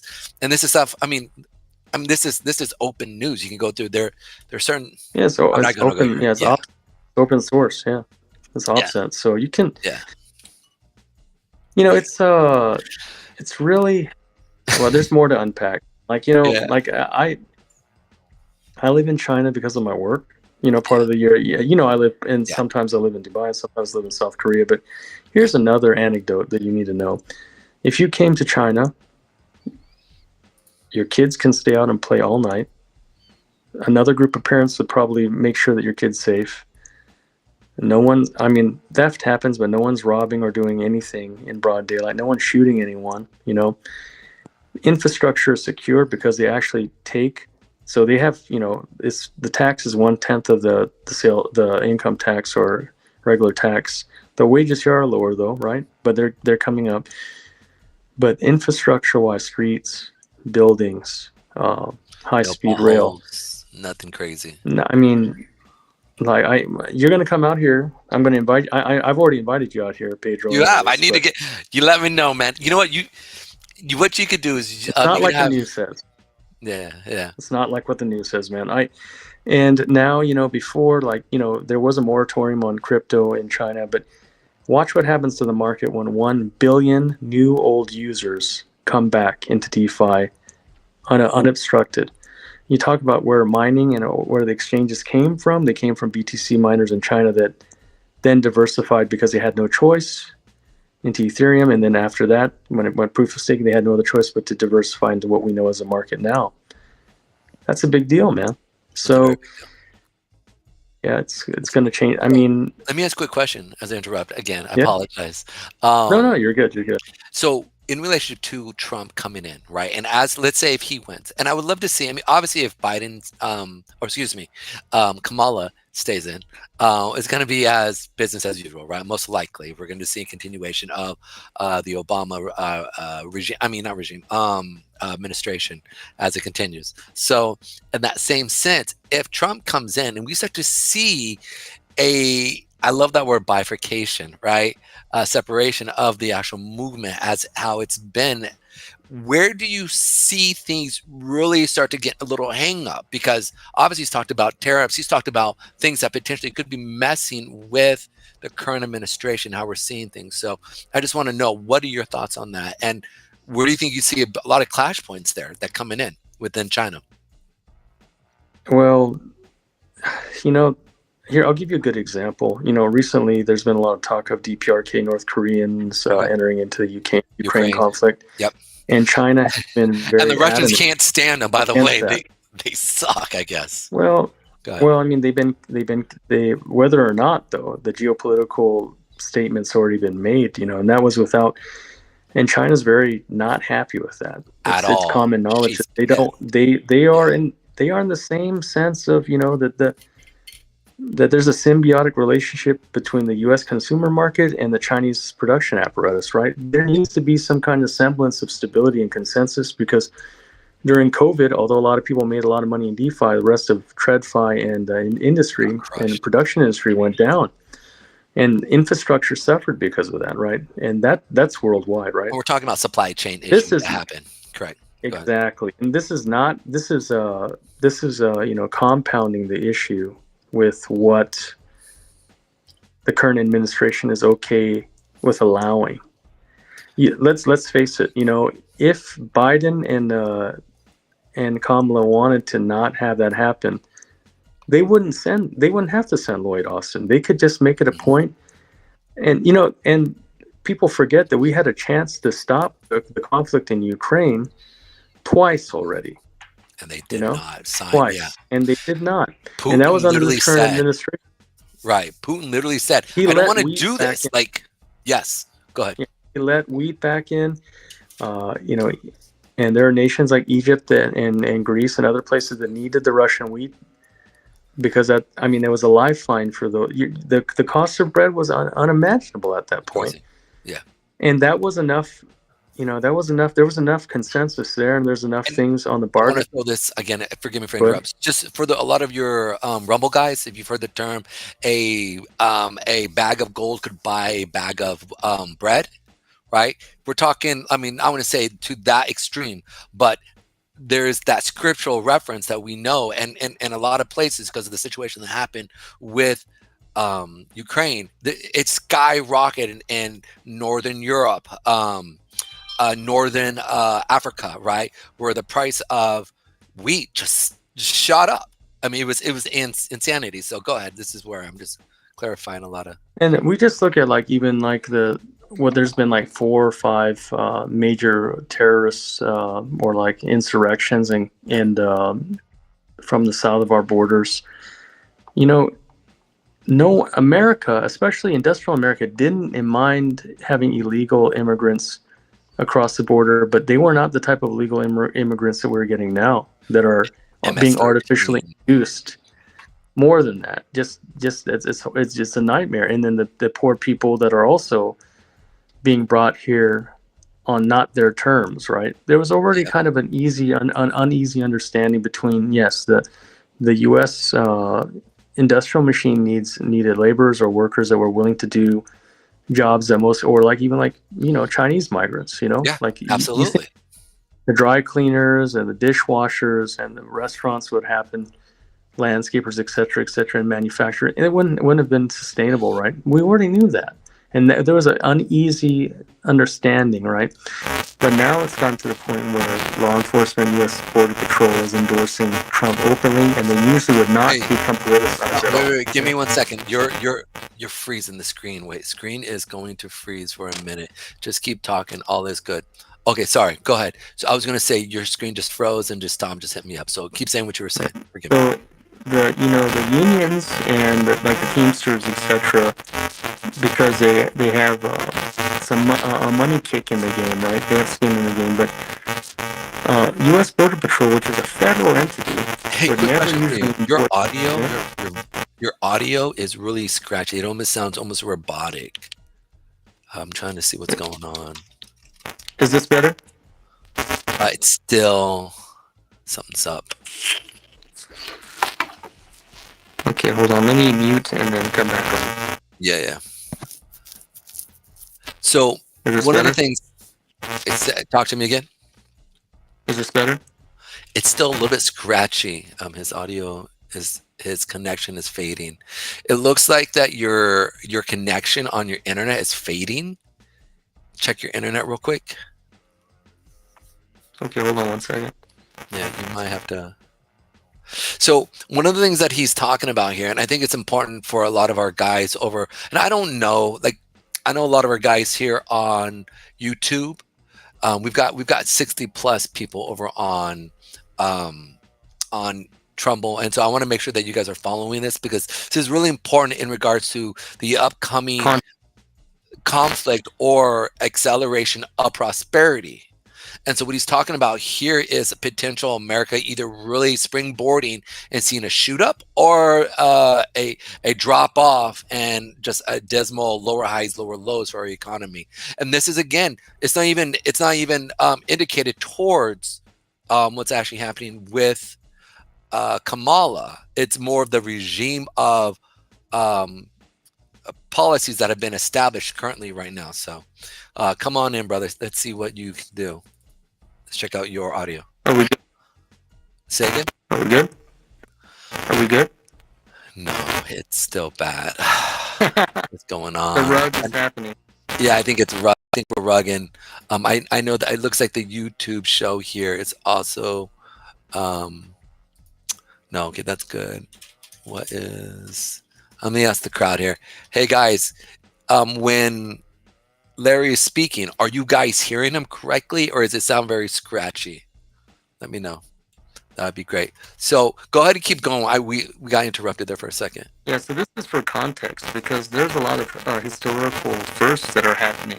You know, usually, you know, the police officers union, Teamsters will get behind and endorse a certain presidential candidate, but a federally funded law enforcement agency, the U.S. Border Patrol, Customs and Protection, are backing Donald Trump and endorsing Donald Trump. That's unheard of. You know, it's become this. The country's become that decisive between class, between job, and the current administration has not done anything really to bring people together. If anything, almost divisive, like allowing for divisiveness. It's everybody saying that you sound really unclear here. It's scratchy. Is this better?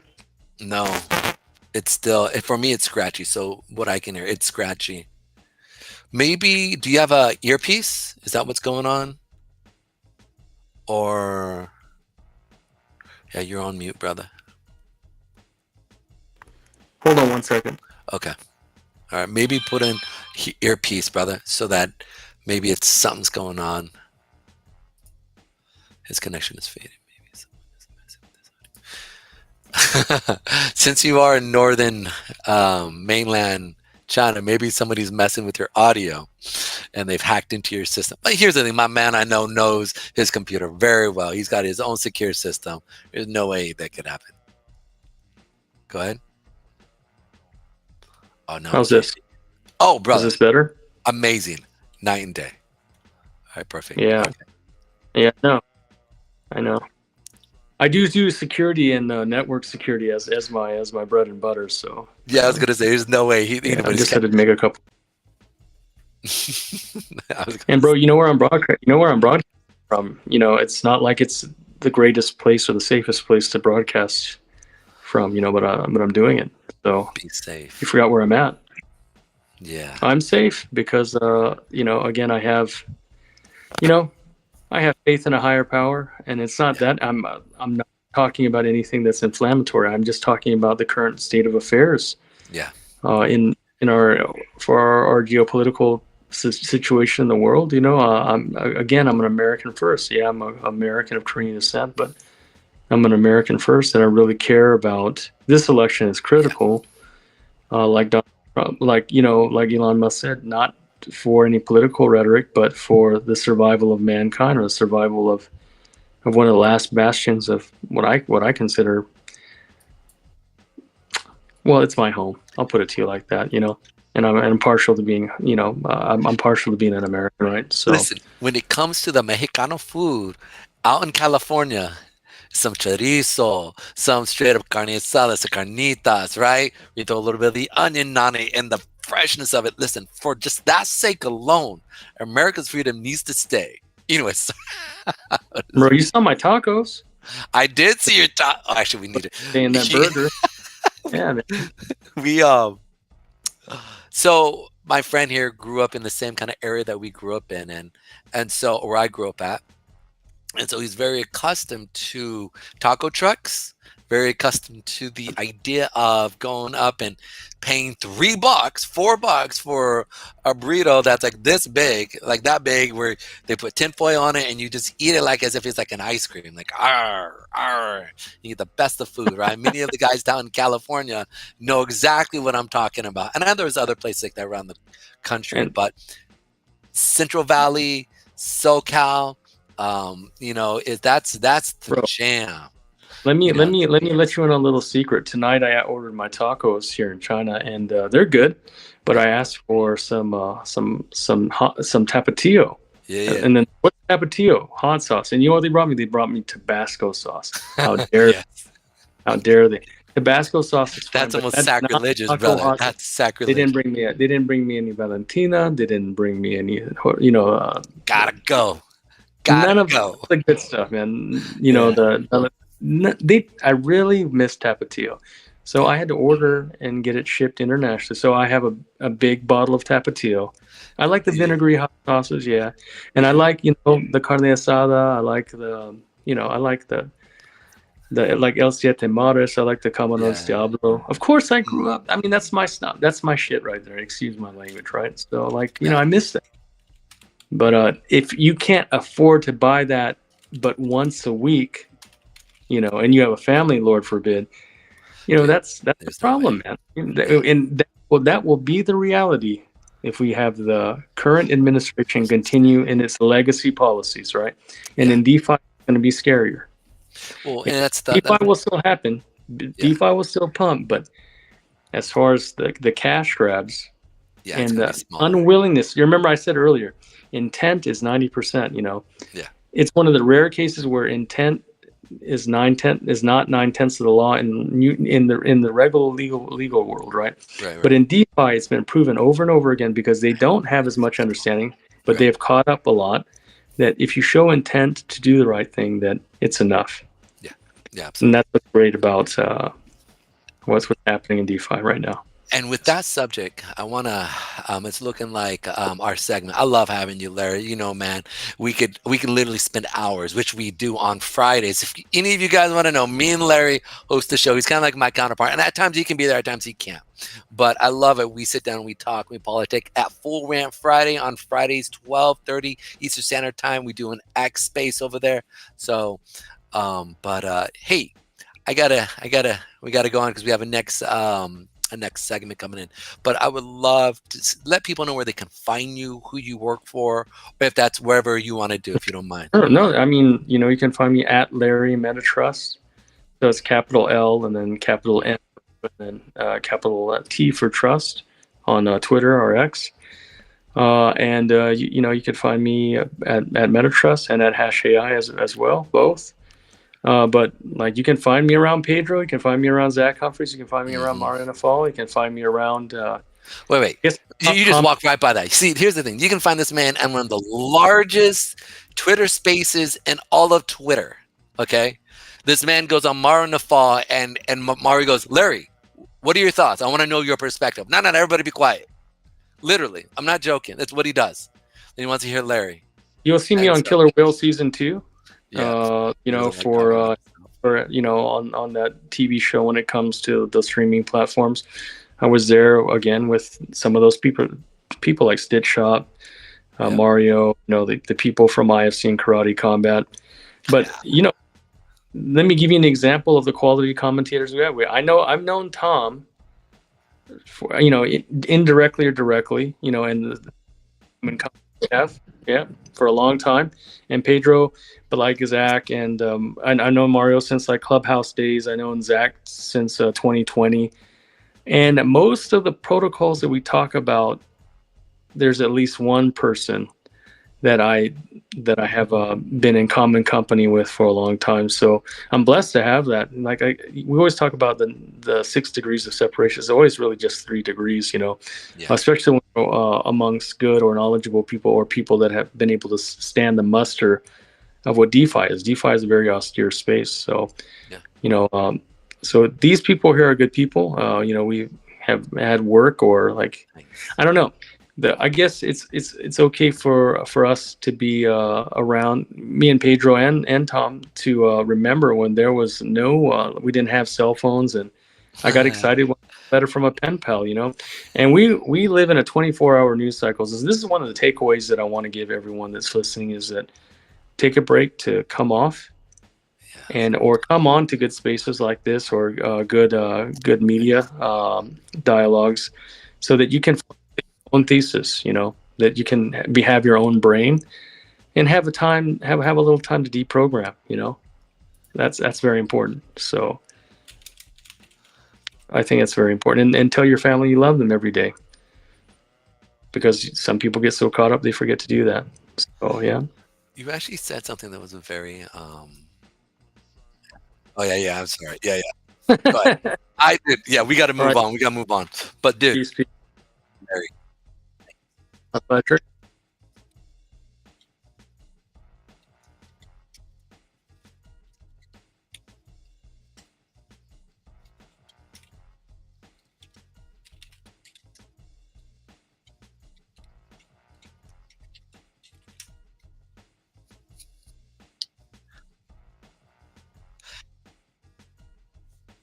Oh man! Quick question.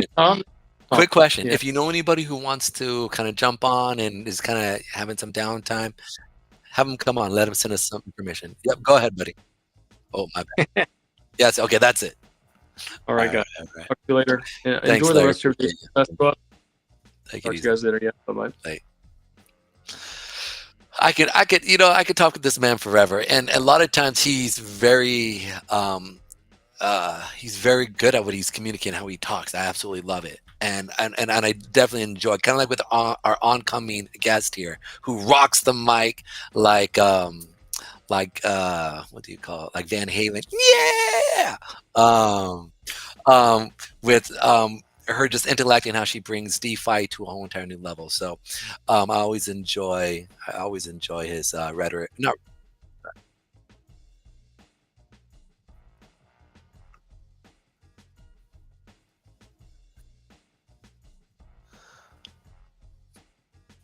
Ooh. Yay.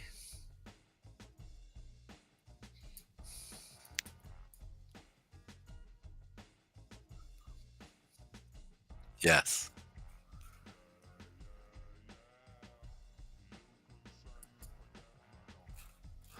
We actually, while you're doing that, I'm going to go, we were going to talk about this real quick. So top contributors to the election here, I think is really interesting, and interrupt while you're doing that.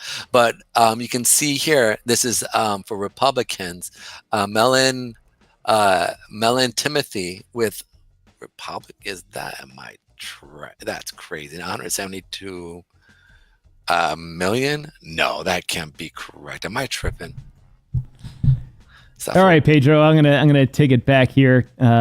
Thanks to everybody for watching for the morning session. There was supposed to be a nice hour break between the two sessions today. We're going right into the afternoon session today, live. Pedro, I want to tell you something very amazing here today. While our YouTube audience has pretty much been the regulars, we've had still about 100 views in the back end screen on YouTube. Viewers coming in, each watching about a little over 40 minutes, which is double our normal watching. Awesome. But I want to tell you what our Rumble viewers have been. Oh. We have had, I'm going to refresh it now. We have had over 1,791 people tune in on Rumble. Well, thank you. Wow. That's correct. That's for us. That's big numbers. So those are big numbers for us. I mean, there's 12,000 people, 17,000 people in the waiting room for Steve Crowder's show. Yeah. So Steve Crowder. Yeah. But the fact, I mean, we're used to having 50, maybe max 72 we had once. But the fact that we've got 1,791 going on, and pretty much I attribute it not only to our great content, but to this awesome thumbnail I made yesterday of Mr. Trump and Mrs. Harris here. And it gets people's attention. And then, of course, once they get into the show, they hear our wonderful commentary. and do it and go with it. But as they say, it's the top of the hour. Welcome to DYOR. For those people that are just joining us, ladies and gentlemen, we're going to do a little pretend we're the famous news people. That's what we're going to do right here by playing. Probably can't hear this, Pedro. It's all good. You're good, brother. It's election 2024, ladies and gentlemen, with Donald Trump and Kamala Harris facing it off here in the United States of America for the position of the leader of the free world, the biggest spender and the most debt of any country in the world. How can either one of these people lead with $35 trillion in debt? Can they do it by printing more money? Can they do it by investing in Bitcoin? Ladies and gentlemen, how is the winner going to conquer our economy and ensure our children's are not woefully in debt, paying off our current balance due? Ladies and gentlemen, welcome to the DYOR Live. My name is Tom, otherwise known as Striking, here in the digital media world. So glad to be hosting another episode of DYOR Live. My co-host, Pedro Garcia, on the mic over my shoulder, is going to be talking all sorts of smack here today about the election, as he did all morning. We had a great time. We're going to have some guests this afternoon, mostly talking about politics, but we're also going to get a little international viewpoint on how things are, how the United States affects someone's own home country, and that just may be of Canada, which is also my part home country. So, ladies and gentlemen, thank you for joining us. Oh, look at that. It came back in my ear. So, God. Hold on. I wasn't finished there. I had one more thing to say. And I was going to say, without further ado, ladies and gentlemen, Mr. Pedro Garcia. What's up, Tom? Epic. Absolutely epic, man. Your showmanship is unparalleled. Amazing. Absolutely amazing. So definitely unparalleled. I also forgot that Mrs. Striking is on a Zoom call in the other room, and she's probably shaking her head like, oh, can you be more quiet? Hey, sometimes, you got to give and take. I got both my monitor in and that. But let's get right to the good stuff here. My studio feed is failing me a little bit here to our guests, so you may not see us as I reset it. She's perfect. We can just let her talk. We'll just bring her up and let her go. She's that fabulous. So it's good. But for international perspectives on these things, I like to reach out to other people, especially smart people that have been on our show before. And yes, I will pander to her as much as we can. But we're going to bring on our good friend Colea Carrington here from the Canadian Blockchain Consortium. And hopefully my system will show. There she is, ladies and gentlemen. There she is. Hello, Miss. The one and only Miss Colea Carrington. Welcome to the show, Colea. How you doing? Oh, there she is. Oh, you got to mute. I think you're on mute there. Yeah, she muted herself. Or you have to. There you go. Come on in. Now we got you. Well, it's a pleasure to be back on your show. Thank you.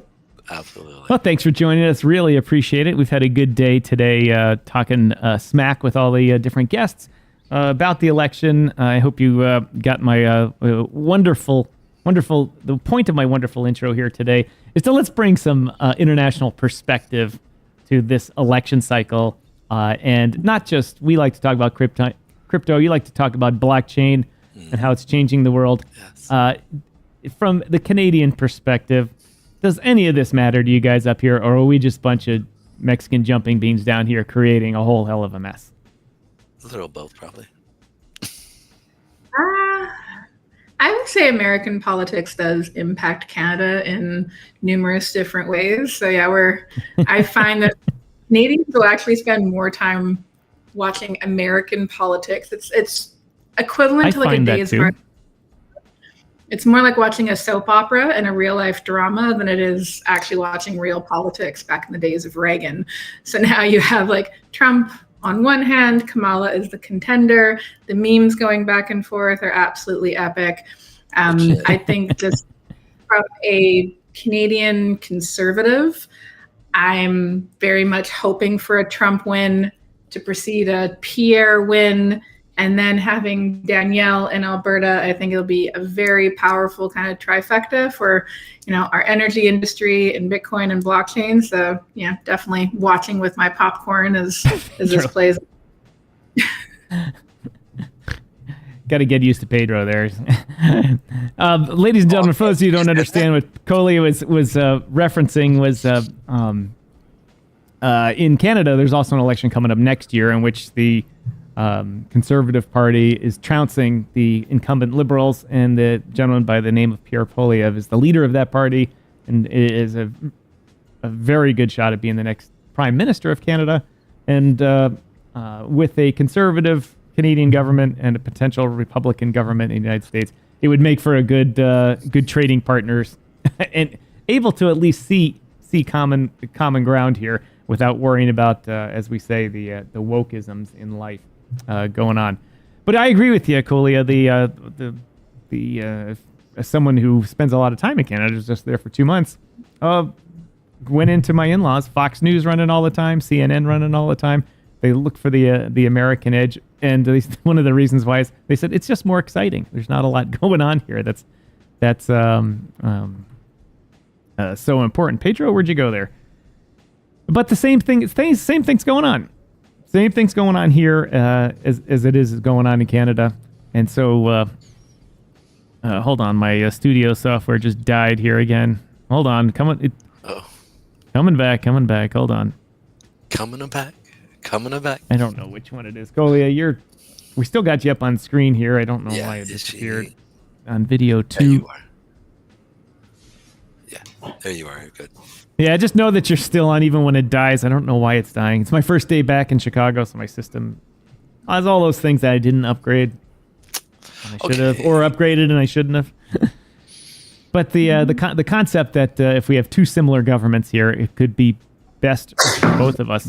But that being said, God forbid Ms. Harris wins the election here and keeps the current status quo with crypto, and she did use the word blockchain a couple of weeks ago, which was amazing. It's somehow I almost think that, someone quickly typed it in, say this word, and they pronounced it phonetically, drew a square and a chain. But I almost think that wouldn't necessarily be bad for Canada, because Americans would be looking for a place to go innovate, and Alberta is definitely a home of innovation and blockchain and crypto and mining and all that. What do you think? It doesn't matter who wins, Alberta is going to win?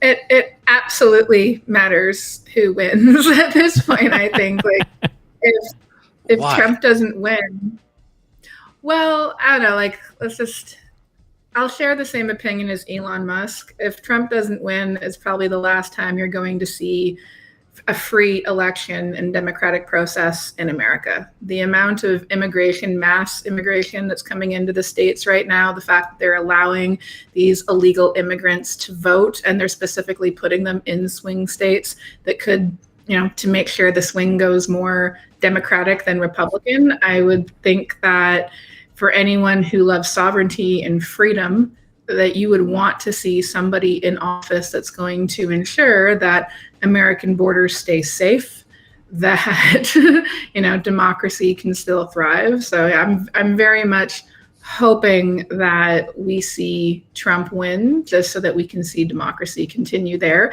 I'm also hoping for not a Kamala win, because Trump is probably the only president that we've seen since JFK that has not initiated wars. And as we're on the tipping point, or probably currently within World War III, I've seen Kamala speak with multiple different rhetorics just around the Palestine and Gaza war. Depending on where she is, she panders to whatever the crowd is to try and get elected. He has absolutely zero place to me. There's zero place for her in democracy. And she doesn't have a solid position on anything. She was not elected as the Democratic nominee. So the fact that she's even sitting in that position, it's offensive. It's actually offensive that she sits within the position that she has. And it's offensive that she can't seem to have a backbone towards one particular topic. It's like, I swear to God, if she was talking to the Vietnamese people, she'd pretend to be Vietnamese. The fact that Candace Owens has proved the fact that, like, my father was black, my mother was white. I can prove that with photos, but Kamala's lying about her own heritage, and that's been debunked. She's pandering for the black vote, and the fact that she's so woke she can't define what a woman is. She's offended by the word Merry Christmas, but yet at the same time she's sitting there talking about how she used to make collard greens and go to church. It's like, bitch, pick a position, right? It's like. So tell us, how do you really feel? Tell me how you really feel. Well, you brought me on to give you my opinion. Come on, girl, bring it. We did, and we wanted it. We expected it. We knew it was going to happen. I want to ask you a love question. So we've seen multiple times now, whereas that immigration situation does backfire on the Democrats, right? We've seen that with Florida. We've seen it with a couple other small areas, whereas many of the immigrants that are coming over, majority of them hold a very conservative values, and especially within the Democrat of where they're placed, you very much could see a kind of almost flip where they almost say, we don't believe in the idea of homosexuality in many other immigrant I would say many of where the immigrants are coming, they very much have a conservative value system. So the first time around, they typically may vote because they don't understand. But the second and third and fourth time, they're like, nah, bro, like, no, we're not for that. So potentially we could see something like that happen where it kind of, fires up in their face and all of a sudden they're just like, go ahead. The potential is rather low. Like I've literally seen guys on social media that it's like, I've been in this country for 6 months. I already have my citizenship, and here's my voter card for this state. Here's my voter card for this state. And they're literally being walked around to election booths. You're seeing people, try and show like, hey, electronically, I'm trying to vote for Trump, and it automatically goes to Kamala. It's like they're bringing people in. They're manipulating the election. They're manipulating the ballots. Did the exact same thing in 2020 when Trump won, but they claimed that he didn't, right? Like Biden was never the actual president. So like if they're able to rig this one, like imagine the mass influx of immigrants from other countries. It doesn't matter what their belief system is. They're being brought in for a particular purpose. Why are there so many male military fighting aged immigrants coming into America right now? It's not a safe place. When we've seen this happen in other parts of Europe, you've seen mass rapes, you've seen lootings, you've seen all kinds of other things. I'm not against people wanting to come for a better life, but I am very curious as why they have an open border policy. Why is there an app where you can pick a time and just walk through the frickin' border? Right? I respect countries that actually want to manage their culture. In Canada, you're seeing people get arrested for, talking about the illegal immigration, but we're seeing immigrants that are burning our Canadian flag, are saying death to Canada, and these people are still allowed to be within this country and within these borders. Right? I'm seeing the same thing in Canada that I am in the States right now, and both of these are coming from liberal Democrats. So no, it's like, I want to live in a safe country, and the countries that are staying safe are the ones going, nope, there's a process for immigration, right? We have a culture here. Canada's a very fun, beautiful, loving culture. And now we're seeing all kinds of things that are not very Canadian, the protests, burning the flag, that should not be tolerated. Right. But they're giving them free. No. Like there's if that's how you want to act, I mean, there's a country that you can go back to. Canada is a place for, peace. It's a place for democracy. It's a place where people should feel safe. It's not a place where our tax dollars should be putting immigrants up in hotels when we don't take care of our veterans, where we don't take care of our elderly, and we're not taking care of our homeless population, and we're not taking care of the people who have addiction issues, but we're taking care of mass amounts of immigrants that need places to stay.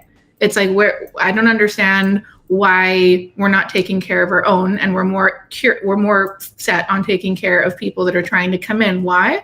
Because when you bring them in, they're going to vote for you. You put them up in a hotel, they're going to vote for you. It's like buying a vote. Here in Chicago, we have the Venezuelans. In fact, I came out of the grocery store yesterday when I got back, and there's a whole family of them out there asking for money. And you think, oh, well, they need money. They're outside a grocery store. What you don't see is that it's actually a racket. And if they put the family there and then they get, say someone gives them $5, a guy walks up and gives $4 to the guy, it's basically they're running an organized crime style now. And, and the family doesn't get any money. So they're just importing their crime into the U.S. Well, I think also when we look at that perspective, we also see that in New York. I actually have friends of mine. I had a friend of mine. She was her daughter is very much drank the blue Kool-Aid, and it's sad because you see her trying to show her daughter, like, look, this is actually what's happening. And I've sent her videos when I go to New York, whatever, right? I literally take videos and I've sent it to her. It's like, no, this is actually happening right now. You can sit there and see this. And it's sad because, and I said, send that to your daughter. That's real live video. And she goes, no, it's fake news. And literally it is literally being pushed on kids. And so it's going to be really interesting as we progress. If Trump gets in office, how is he going to remove those circumstances? Is ICE going to go through? I mean, Connecticut, if you sit there and ICE doesn't remove people out of here that are immigrants. If anything, they try to send them and get them up and running and give them a job and get them going, right? So how is that going to, how are we going to handle that circumstance as we move forward if he gets in? That's my biggest thing is what's the implementation? Do you go in and with a club and a billy club and start cracking down, or what are we going to do in relation to that? Because I think it's not just, it can't just be okay, this is how it needs to be. Because a lot of the immigrants that are coming over, I think, at least here in Connecticut, I've seen many of them working 2 jobs, absolutely 2 jobs at a time. How do they even have a job? Huh? How can they get a job? Well, I don't disagree. They're literally given, but here's the thing. It's illegal to hire them.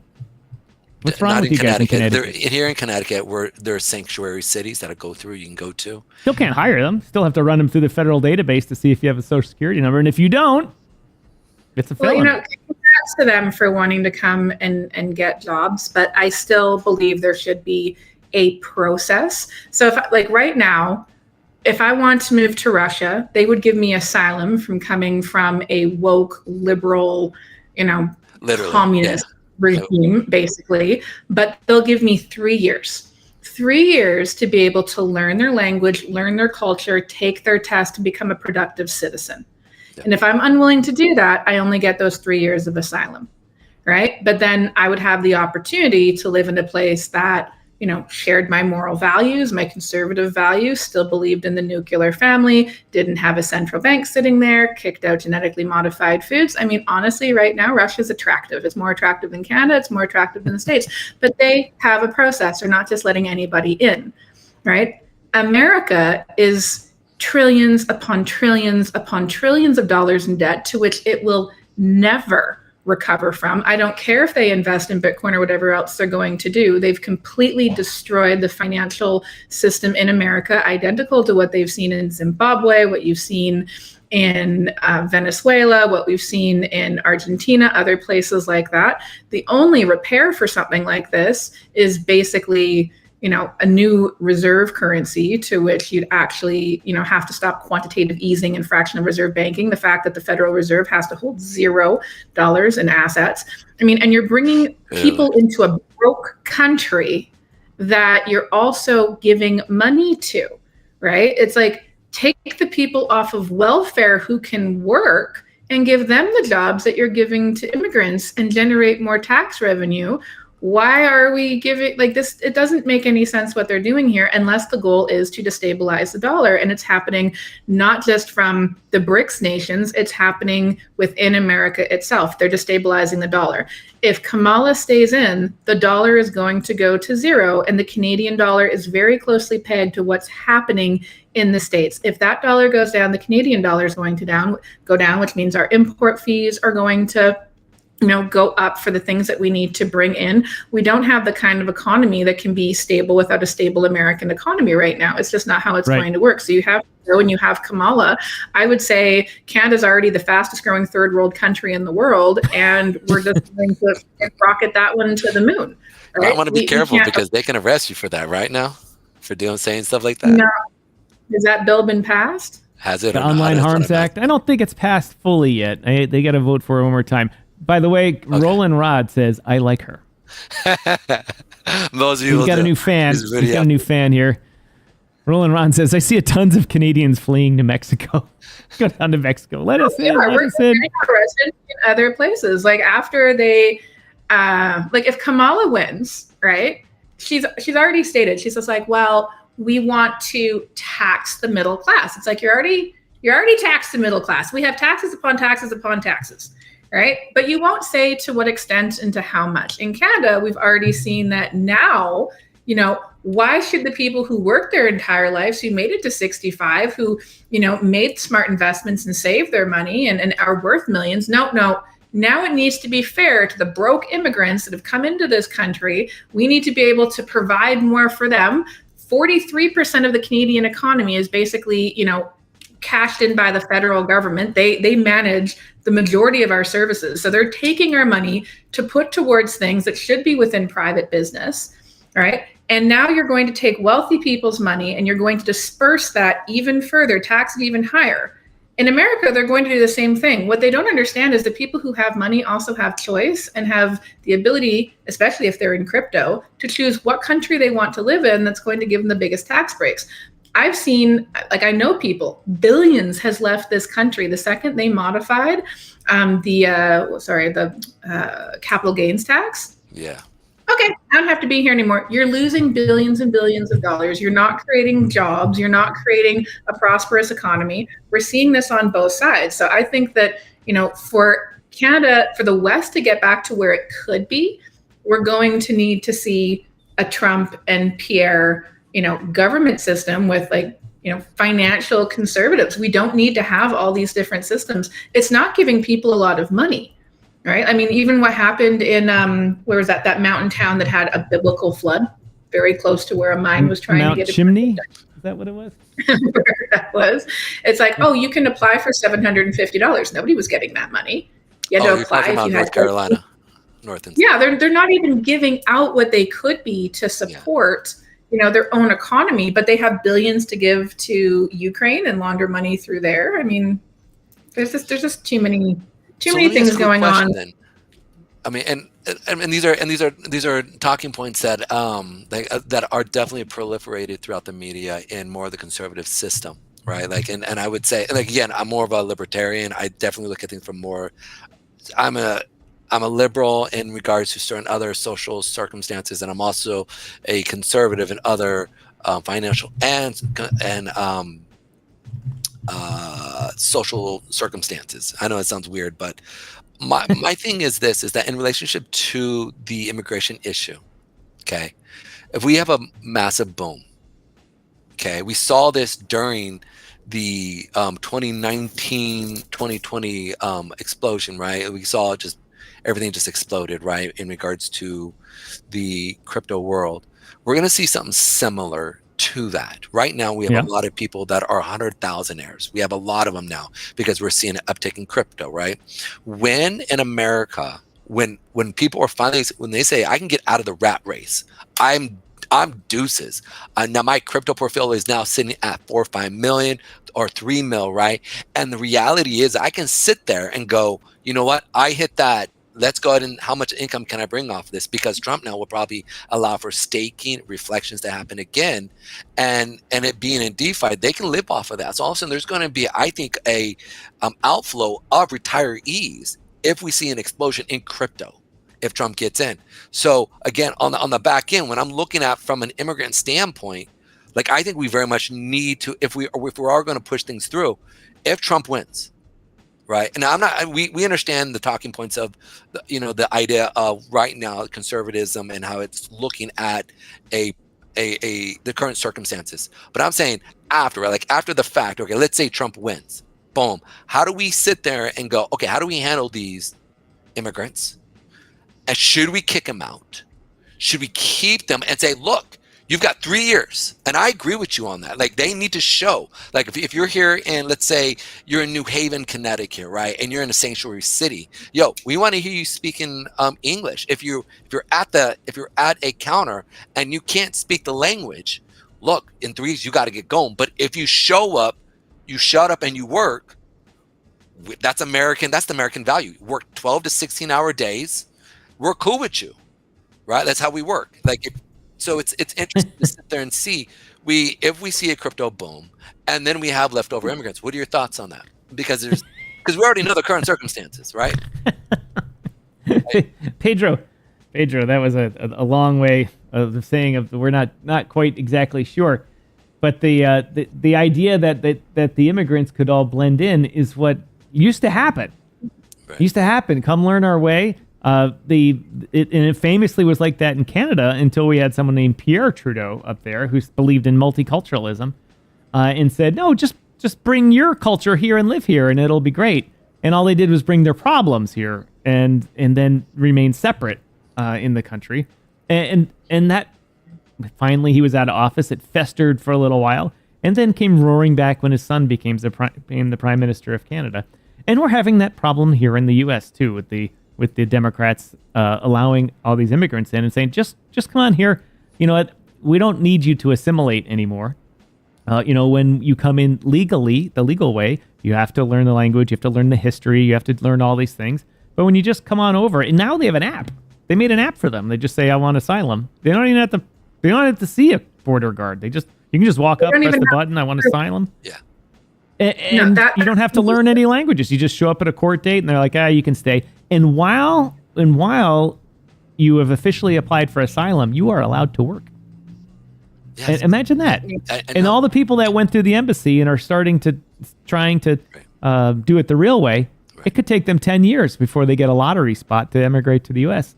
And they're like, screw it, I'm just going to walk in. I never stopped it. Hold on, let me finish here. Camilla, when she was asked on television about being the border czar and how she failed, and her Biden's press secretary saying, we did our job, we did it exactly right. No. And they said, we asked for more money to do it right, but the Republicans said no, so it's their fault. But they didn't ask for things to close the border, or they didn't ask for more border guards. They asked for more money for judges to hear asylum cases. And they said, our job was to let them all in, which we did. And then we let a judge figure it out. That's the biggest cop-out on the planet. Well, it's the judge's fault. Immigration's the judge's fault. No. On that side of the border, you stay until the embassy says, next, take a line. If you want to increase it, send more resources to the embassy. What I'm trying to tell you is, as much as I do, that is not. Look, I'm literally a product of an immigrant coming from Mexico illegally, swimming through the rank. I'm just being honest, right? Met my mom, boom. From there, the man worked 16-hour days, whatever it was, right? Then decided to go back to Mexico, right? Whatever it be. But because of that, I'm here. Thank you, boom. But what I'm trying to say is they come over regardless. Like, and this was back in the late 70s when they just clock them off. There wasn't even, nobody cared, right? Like, it was like, who can hit the most, right? When they're running over. So, like, at that point, okay, people are still coming over, because the reality is this, is I do not think, and this is really important to understand, I agree with you, there are a lot of terrorists that came over, right? Absolutely. In the Fetterman and Joe Rogan conversation of them in the bill, right? I get it. I understand what was going on in that bill and saying give them asylum, right? There was, absolutely, I don't disagree with you in that. But regardless even that, they're still going to come over, the ones who are going to want to work. And I'm saying it like this. We give them 3 years. We say, look, because if Trump gets if Trump gets elected, I think we're going to see a boom like we've never seen before. Absolutely, in crypto. And additionally to that, we'll see a huge portion of Americans retire. I know that. I'll be sitting on a substantial amount. I'll be very thankful.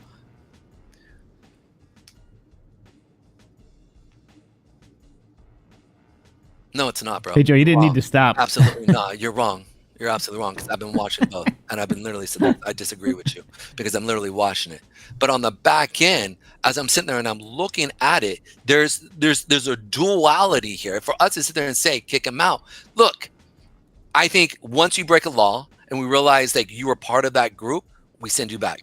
Like right there. Sorry, dude. You broke laws. You've now repeated yourself a couple times. You got to go back. And we put up. But in the current circumstance right now, I would sit there and say, we got a couple things for you to do. Because the reality is, I think as we move forward, and this is what we're not taking into account, right? Is that if Trump gets in office, many people are going to be retiring. Like, I know Tom and I will be very well off. Same thing with you, Miss Colia. I mean, you're already well off already. But what I'm saying I'm is, just curious. So, say what percentage people who are lucky enough to get the lower into part of America will retire. That's what we saw in 2017. We'll have. Okay, have here's your over question more for you. money. No, one second. This is a fascinating conversation. So, right, if Trump wins, with the cost of living right now, maybe I'll just say for Canada, because I can't speak to what it costs to live in the States right now. Okay, so with organic eggs, it's $5. Office here, right? Right. So you would need for retirement at my age, say I'm 40, if I want to live another 40 years and retire, you'd be looking at to maintain my lifestyle, maybe 10, 15 million kind of dollars, just so I can have, a couple $100,000 a year to be able to travel and do all the things. Now, if 30% of Americans are in crypto, let's just say they're lucky enough to have one Bitcoin. Let me rephrase this so that you can understand what I mean. It's super important. The bottom half of the working force, okay, I'm talking the guys who basically make between like 15 to like 30,000, and then between 30,000 to 50,000. We saw during Savasa sickness, right? To avoid a certain word, right? About 30% of that lower echelon. Remember, they don't need to make $150,000, $200,000 a year like you and I would need. They need to literally make 30, 40, 60,000 a year. Remember, the lower part of the U.S., right?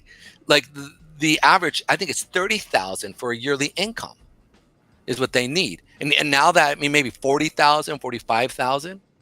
Well, 44,000 is the poverty line. Below that is classified as the lowest poverty, and that's a big part of the South. Right. And many of them were in crypto. Many of them do have stuff like that. So it's like, this is where I'm saying, like, them having to live a lifestyle that you and I live. We got to look at the numbers. We got to look at the real detailed numbers there. I'm sorry. Go ahead. Let me digress so you can expound on that. I want to know your thoughts. Who are you talking to? Well, both of you. Doesn't matter. Sorry about that. Go ahead. Sorry, I guess I feel a little special needs. Listen, I was special at my whole entire life, so we're good. We're going to be able. The Trump win means crypto people, or someone's going to be able to retire. People in the lower portion of this, like, I guess I'm just curious, like, where do you see the price of Bitcoin or crypto in general? Because not everyone's into Bitcoin. A lot of people get into stuff like Doge, Ether, Ripple, other kind of things, right? Where like Bitcoin can have an exponential boom. Some of these other cryptos are not going to be anywhere near the gains that you're going to see in a Bitcoin progression. But I'm just curious, like, what price are you anticipating it going to for people to be able to retire? So I think crypto, because that's where I'm kind of missing it. I'm like, I don't like it could make it 6 figures.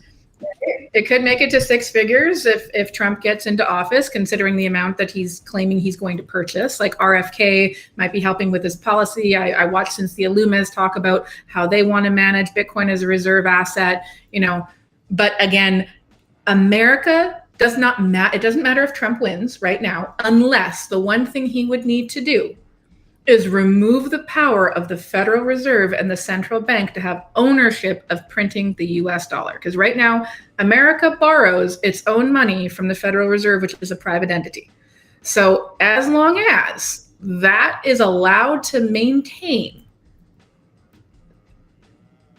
it does not, America will never be wealthy. And the price of Bitcoin, like if the US dollar gets hyperinflated, and it's costing you more and more to live. If Trump gets in and he doesn't have control of the US dollar, I don't know how Americans are going to get to a point of being able to retire when their entire monetary system that they don't control can literally collapse. So they have $0 in reserve. So what are they going to be spending? The Russian ruble, the Chinese yen? Like, what money when America could literally, it's like, oh, Trump got in, here we go, $1 to $0. America's well, to a be honest, shithole we now. haven't had any reserve since we went off the gold standard, Yeah, I was and gonna we say. weren't able to stay on the gold standard because saying, there's just US not enough gold in the world to stay on the gold standard. There's not enough gold in the world, but I'm saying America had lost the power in the 1930s to control its own money. When JFK tried to reinstate that, he got shot. And the next president that came in, his first act in office was to give the Federal Reserve back their power to print the money. So as long as it's used, the elites have the power to print the US dollar. How can America ever get to the point where it's going to be able to be financially prosperous and stable, even if people have crypto? The crypto people will have to go to an economy where the dollar is going to be worth more. So when we're looking at like right now in America, right, one of the things that people still have a lot of money in crypto, people still left it in there. When we see the idea of the less fortunate, right, the people who are poor, right, to say it, but who literally they've left their money in. I do see, jumping back to your first comment, so you gave me 3 questions, right? The first question is, where do I see and foresee the market of overall crypto? So I think a lot of top 10, top 30 coins will see their previous all-time high hit and much further, because this is the primary reason. We already see institutions actually going in and looking to purchase and establish some form of ETF with them. With Trump, we do see him coming through and establishing a framework where crypto will be able to move and push forward, right? Either with ETFs. And I have a big angst with ETFs, but I do see a lot of money coming into these current projects that will propel them to the previous highs, if not much higher, as institutions start to take on and take up more of the supply within many of those coins. Secondly, because of that, I think Trump will also create the ability for people now to be able to stake and receive earnings off of their hard working money, right? So that will allow us and so it allows for the individual to go through, this is super important, to be able to make an income off of their income, right? That they're now pushing in for staking. That's one. This will cause people either to spend that staking or to reinvest that, right? As they can then earn money as the market continues up over the next 4 years. This is where I think you could definitely see it. Hence, that money that we'll use to push into the economy. Right, and that money then propels things. Now, this is where I think we might have an issue. You're talking about inflation. That's inflation, true inflation, 2 ways, right? People go and buy, government gives people money, people buy, and there's no goods and services that are actually being produced. 1, 2. The inflation being just simply sent into the government by government actually funneling money into the economy itself, causing a false demand, right? So we see that. However that one looks, we see that with right now current situations with the Treasury buying bonds, right, and basically throwing off the Federal Reserve, because right now most people don't realize they're in fighting with each other. So there's that. The other second question you do bring up is this idea that where is this idea that Bitcoin is going to allow people to be able to move and see it grow in disproportionate movement to the rest of crypto. I think the reason why that is definitely going to move up is because right now they can solidify and quantify basically through the CME that it is a commodity. Right, we know that because the CME, or not the CME, but the CFTC has talked about that and said we're going to have this as a commodity. So they're going to hold. I think what's going to happen is we're going to see all of crypto be used as a full commodity during the Trump era. As they look into, I think they'll create a new type of Howey test, because the current Howey test sucks, right? In regards to looking at the crypto as a form of a security. So there has to be something. I think that through the railways that are going to be created through Trump's through his through the law process that he's probably going to put up, or the railways, right, as we start moving forward. The other third, what was the other third? Because you just come on, brain. Man's got a lot to say. Well, I'm answering her questions. The immigration issue in regards to people being able to live off of that. I think what's going to happen is that the idea behind immigration that we see currently right now, I agree. These people need to come over properly. I don't disagree, but it has never stopped them. That's the thing since the beginning. And so them coming over, I think will still progress.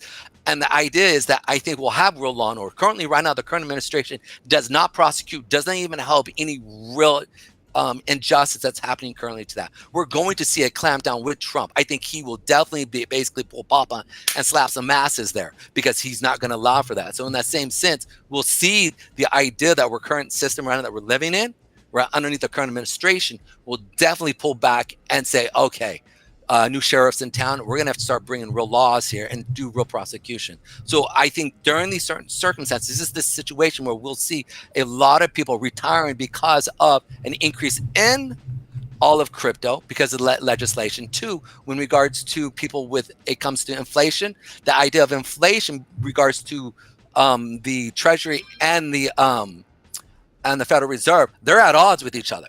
So sooner or later, they're going to sit there and go, F you, dude. Like, we're done with you. And there's going to be this real fighting. So I think that's going to come into play here. In regards to us ever catching up with the U.S. debt, look, right now we've only one time been here, right? And that was during, I think it was World War II in regards at the height of us trying to produce. Now, are they going to create a new war? No. I think there's going to be innovation through AI technology as we start to move things up. I think there'll be a lot of new jobs. Every time you see industry produce new things, there's always new jobs that correlate with that actually splinter out. So I think that's what we're going to see, that would create a new form of currency that we can actually pay off that debt. Did I make myself clear, or is that too jumbled? There's just so many things to comment on. I guess the one about Trump, so Congress has even said this, there is Bitcoin and there are shitcoins. I cannot see a world where Trump is going to pass legislation to review the Howey test to allow for the tens of thousands of cryptos out there to be considered a commodity or money. It's the Securities Commission, it's just. I did say the first probably 10 to 30 different types of crypto, not the thousands. I'm saying specifically. No, Trump has only verbally commented on Bitcoin. If you think of Michael Saylor, and self-custody. This is important, right? Because I have self-custody. Then also, Trump has only commented. Sorry, just be clear. Trump has only commented on Bitcoin. Bitcoin is the only one not currently deemed a security. As the market moves, it may or may not be parabolic, but it is extremely unlikely that the cryptos out there that are not money, that basically follow a Keynesian economic system, that can produce themselves at any given rate, those are not going to make people infinitely wealthy long term. Legislation is going to come in, deem the majority of these things as securities. They're slowly starting to get to them.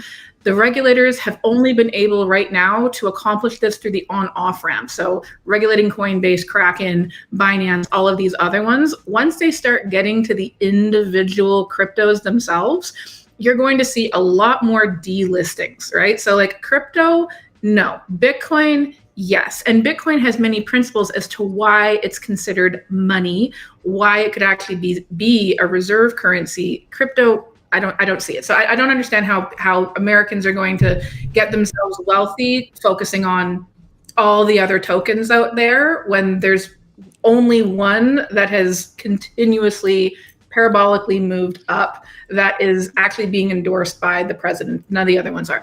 The other one on the staking side of it, I'm not a biggest fan of ETFs, and mainly for the reason that people, not your keys, not your coins, you're exposing yourself to Bitcoin, you're not actually owning Bitcoin. So, the fact that the BlackRocks and the Vanguards, the elites have figured out that people are going to be holding this commodity. They found a way to gain access to it, get people to give them money to purchase this commodity. They will, get exponentially wealthy. Well, the whole purpose of Bitcoin was redistribution of wealth.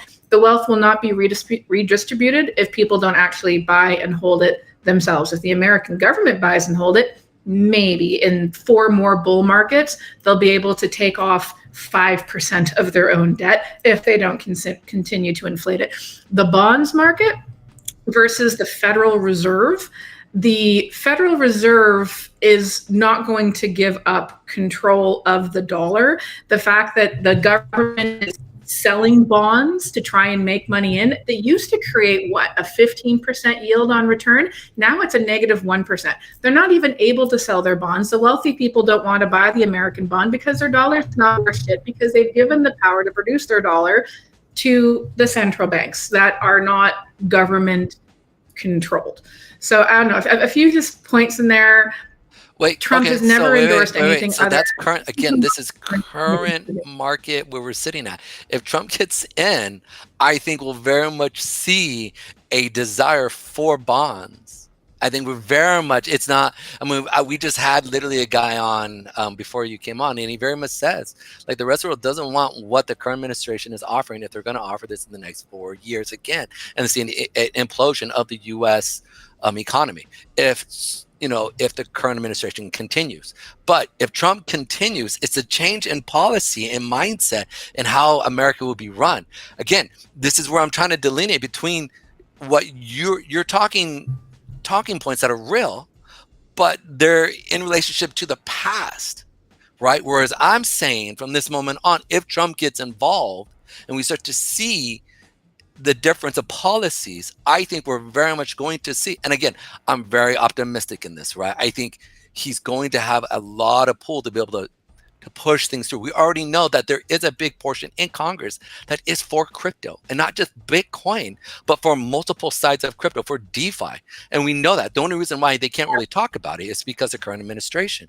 So if we see a boom in the economy, we see a boom in what's happening, Congress has to bow down. I'm sorry. It did interrupt. No, every congressperson I've seen talk about crypto, especially in relation to Bitcoin. Oh, they're ignorant. They're horrible. Even the regulators. Again, I appreciate optimism. I just think in terms of reality, legislation around crypto outside of Bitcoin, you're likely going to start seeing more and more deemed securities. Trump isn't going to just be allowing for this market to run rampant. Trump has already been in office. We've seen what he's able to accomplish. What he's saying for the next I don't think Bitcoin is going to be the top of his mind. I think that he's getting into it and giving good talking points on it because he realized that Bitcoiners are single purpose voters. The crypto community as a whole is not as wealthy as the Bitcoin community as a whole. So for other cryptos to start getting legislation passed on their behalf, they're going to have to start funding American politicians for that. Maybe Ripple, I could see them. They have the funding to it. Maybe they keep selling XRP every day. Oh man, we talk. I know, but crypto as a whole, unless they start having the dollars to be able to push this, it's exchanges that are going to be pushing, and it's going to be, Bitcoiners that are able to endorse, but individual tokens outside of the top 10, unless they have the funding for it, I don't see legislation being directly in their favor. The only reason Ethereum has gotten under the radar and not considered a security is because it spawned 20, 30, 40,000 shitcoins underneath it, and it's too big of a beast for them to go after at this point. So they're just letting that one roll in. Anything outside of that without the proper agree with funding, you on that. I can't imagine. They're also going for Solana. I mean, Solana, XRP. They're fighting for those as ETFs to be actually brought in as commodities. It's what they're but the way it's being brought in, the token will be a security. An ETF is basically taking that commodity, allowing people to have exposure, and leaving the wealthy fund managers to manage who gets access to this. It's not the individual that can go, hey, I can go to the store and use my Solana now. I'm able to go buy all these random shit coins everywhere and spend them everywhere, because legislation is not going to allow for that. They're going to want a very strong US dollar. They're going to put a portion of Bitcoin as a reserve to the US dollar, which is why it's going to strengthen, people wanting to invest more in Bitcoin. They're not going to be holding Ripple as a reserve, Solana as a reserve, Cardano as a reserve, or any of these other tokens, because there's no scarcity to these assets and it's controlled by individuals who are the executives of it. The government is not going to want an individual controlling any form of their monetary supply. It's the only reason why Bitcoin's getting away with what it's getting away with. There's no central ownership and control of these individual tokens. It's the group consensus, right? It's the consensus mechanism, and the fact that you need the majority of consensus, and consensus is global. It's not one or two miners. It's a global experience. So I do not see crypto getting to where it's getting to because of the fact that the majority, like Austrian versus Keynesian economics, all the other cryptos outside of Bitcoin follow Keynesian economic principles. Wait. Okay, let me throw in real quick. I don't want to interrupt you. Excuse me. So can you explain real quick, Austrian and Keynesianism? Why is that so hard for me to say? Keynesianism. Whatever. To our Trumbull viewers or Rumble viewers, excuse me, so they actually kind of just real quick brief, give us like 1 minute one, 1 minute the other. Okay, so to give an example, you might not have studied economics to understand, like that you're currently seeing a difference, but in Keynesian economics, it's based on spend theory. So the more money that gets introduced to the economy through inflation, right, they believe creates a stronger economy. What actually happens through this principle is the more money you introduce, if you do not have enough goods, right, to equate to the value of those dollars, the goods are going to cost more. It's a supply and demand system. With Austrian economics, they believe in sound money, which basically means that your money is scarce, your money is limited. You don't get into fractional reserve banking. You're not doing quantitative easing. You have a scarce asset that you've pegged your dollar against, and you can only spend basically what it is that you have. So Bitcoin, you can't reproduce, you can't inflate, you can't double spend, you can't do fractional reserve banking, you can't do anything that our current governments can do. There has not been a government in this world that has actually followed Keynesian economic principles since we've actually taken our dollar off the gold standard, initially in the 1930s during World War II, and then finalized with Nixon in the 1960s. We've been following, for as long as society can probably be remembered, Keynesian economics, which is where the government has access to your money, can control the supply of those dollars. And right now, even the government doesn't fully, the government doesn't actually control it. It's the banks that actually control your monetary supply. So every single person that applies for a credit card is increasing the global monetary supply, right? Every single person that buys a house, the bank doesn't have that money for your house. The bank is putting ones and zeros, approving a loan, basing it on an asset that you're going to hold. You're going to be paying that money, but they're not reserving the cost of that house in their banks. They don't hold that cash. They're introducing millions and millions of dollars into the economy, which is the reason why we have such a debased currency globally, and also the reason why governments around the world no longer want to hold our dollar. They're not basing it off land. They're not basing it off gold. They're not basing it off of resources. It's based on what they call GDP, gross domestic product, which is actually its citizens, right? So the work ethic of the U.S. The work ethic of the U.S. people. Go ahead. Of Canadian people as well. Every single person born that gets a birth certificate is a registered entity of the government that is now obligated to share in the government's debt. So the government goes and spends money, and your children get to pay that debt off because the government has gone and borrowed money from a private entity, which is the Federal Reserve, and said, yes, based on how many citizens we have, this is how much we can expect to pay that back based on how much taxable revenue we believe they're going to be bringing in. So they have to tax the living shit out of its citizens right now because they're spending more than they're getting, which is the basis of Keynesian economics. In Austrian economics, based on the time of the gold standard, we actually saw that when there was the Medici families, when there was the Florentine bankers, people could only buy. So real quick, that was literally, I think the Medicis was that 1,000 years? Maybe, am I right? About 1,000 years ago?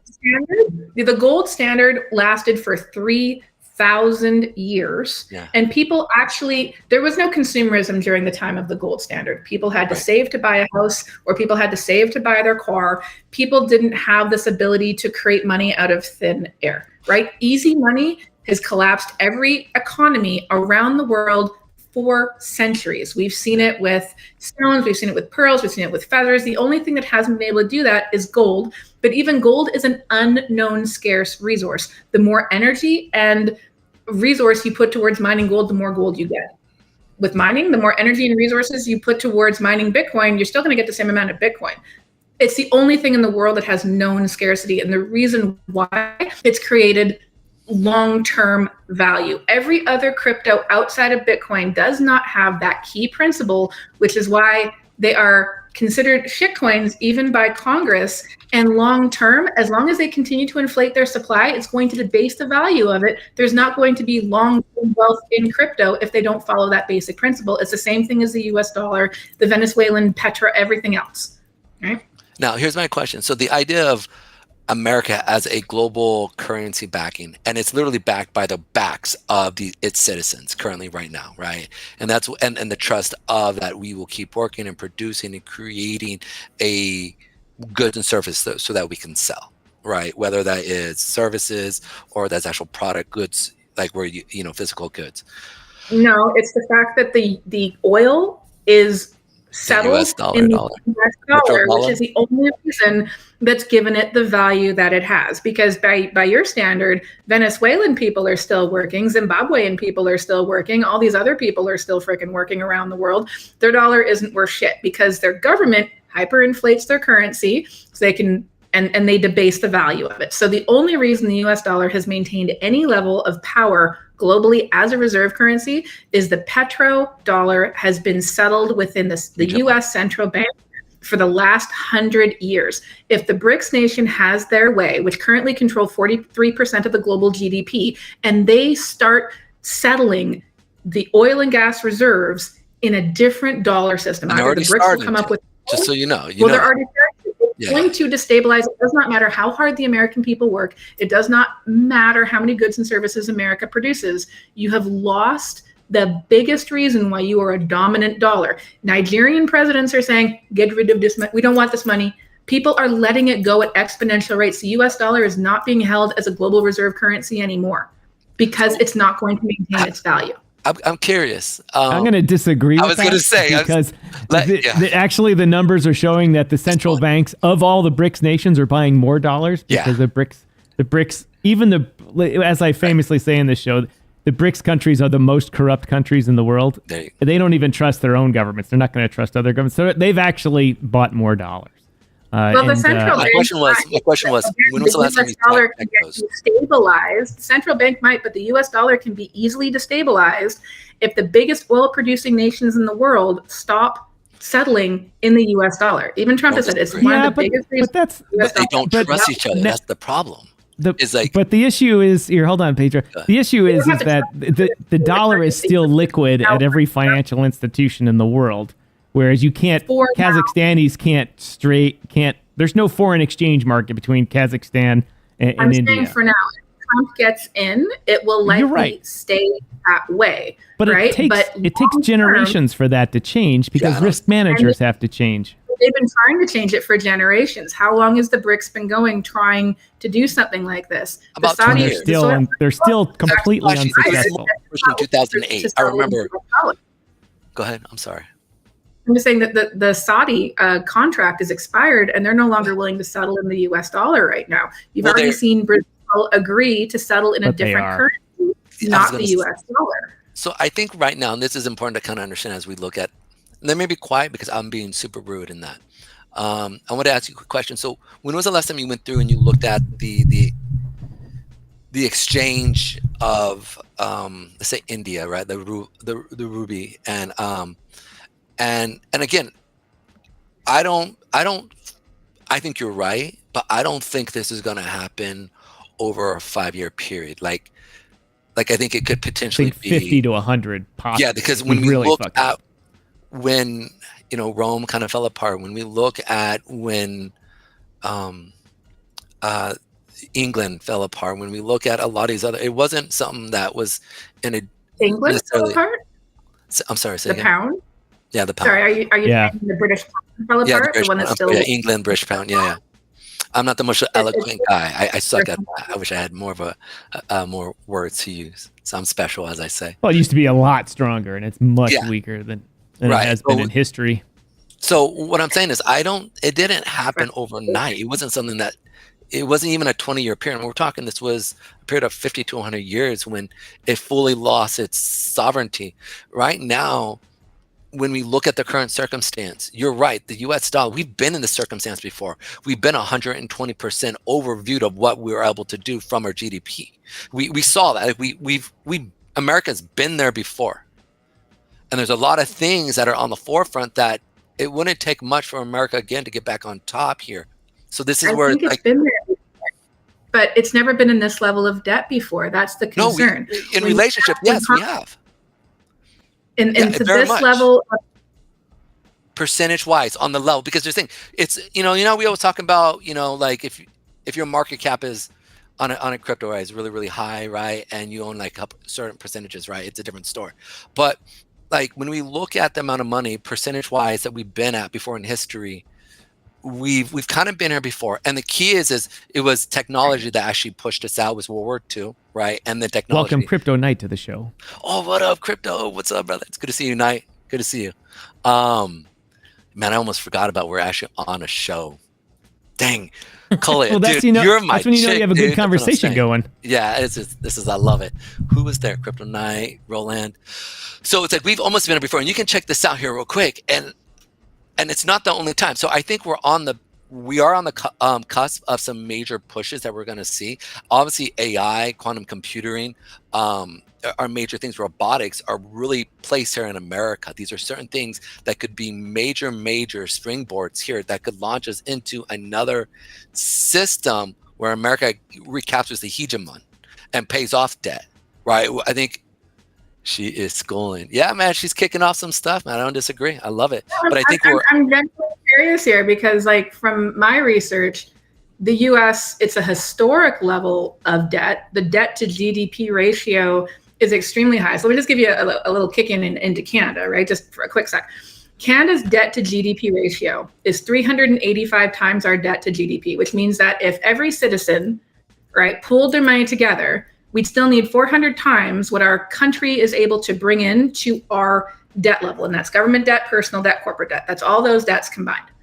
It is the worst in the G7, and it's never been this bad.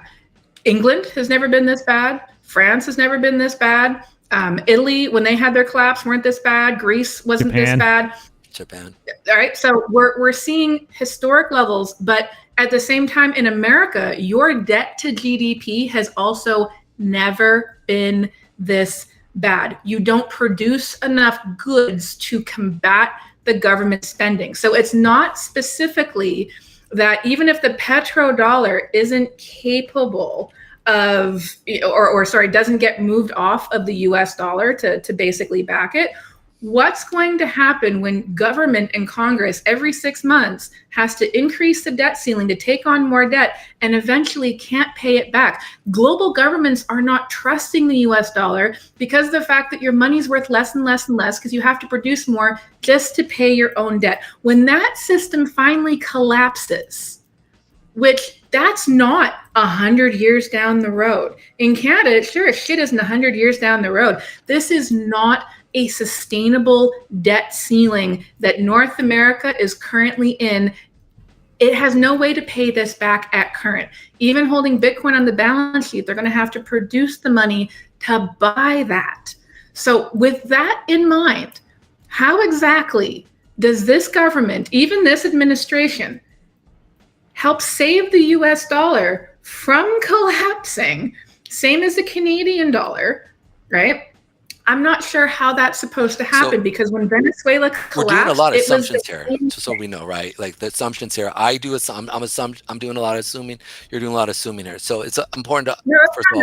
That is literally statistics. You're assuming that, like, listen, I follow BRICS more than anybody. I literally have a feed that come through all the time. Right? And one of the biggest issues. American government. Say again. This isn't about BRICS. We're saying I didn't bring up BRICS. I didn't bring up this is literally just your debt to GDP. And but the fact that no ability to pay that debt off in America right now. How is that sustainable long-term, even with a crypto economy? How does America get out of this one? I don't understand. And again, I'll expand on it again. So one, we need literally, and this is really important to understand, right, is that I don't believe that the rest of the world is going to detour from the US dollar to the petrodollar. I don't think that BRICS is going to sit there because they don't even trust each other enough, right? Even though India was supposed to sit there and say, we're no longer going to take US dollars. We're going to take the rupee, right? What did they do? They still exchanged it for US dollars, then to actually go through and buy oil. It was very clear. I mean, it's right there, black and white. Two, when in regards didn't they just bring on more countries? I'm sorry, go ahead. Didn't they just bring on more countries, though? I mean, the BRICS now controls 40%. These are small. The thing is, these are such small. This is the part that Trump. This is the part that Trump. Right, but they're not actually acting as a unit, nor can they, and they don't have the foreign exchange reserves to interact with each other. I mean, there's no market for Kazakhstan to Indian rupees. The Indians tried to say, "Pay us, use our currency," and only 3 months later they gave up. 3 months, their minister of finance said, this is impossible, because the Forex traders front run them all and take all their fucking money. They run them like MEV bots, and they steal all their money in Forex trading because they can sit there and they say, oh, looks like they're going to spend $100 million. That oil thing's about to leave the dock. And that's when an oil transaction closes, when it leaves the dock. And they just front run the transaction, take their money and take the liquidity out of the market. And there's only like 3 currencies in the world that have liquidity to trade oil. And it's not just because we have an agreement. It's because there's a lot of it out there. There's every financial institution in the world has access to hundreds of millions of dollars of US dollars in seconds. You cannot get South African rands. You can't even get South African rands in South Africa. Right. You can't get Russian ruble. You can't get China. You can't even export Chinese renminbis out of the country legally. There's no liquidity in those markets yet. Until they solve that, until they solve credit, until they solve liquidity, until they solve insurance, nobody's going to insure those products that are. Lloyd's of London isn't going to say, I'm not insuring something between Kazakhstan and South Africa. There's more money. There's so much that has to be settled here first that there's plenty of time for the U.S. to get their shit together.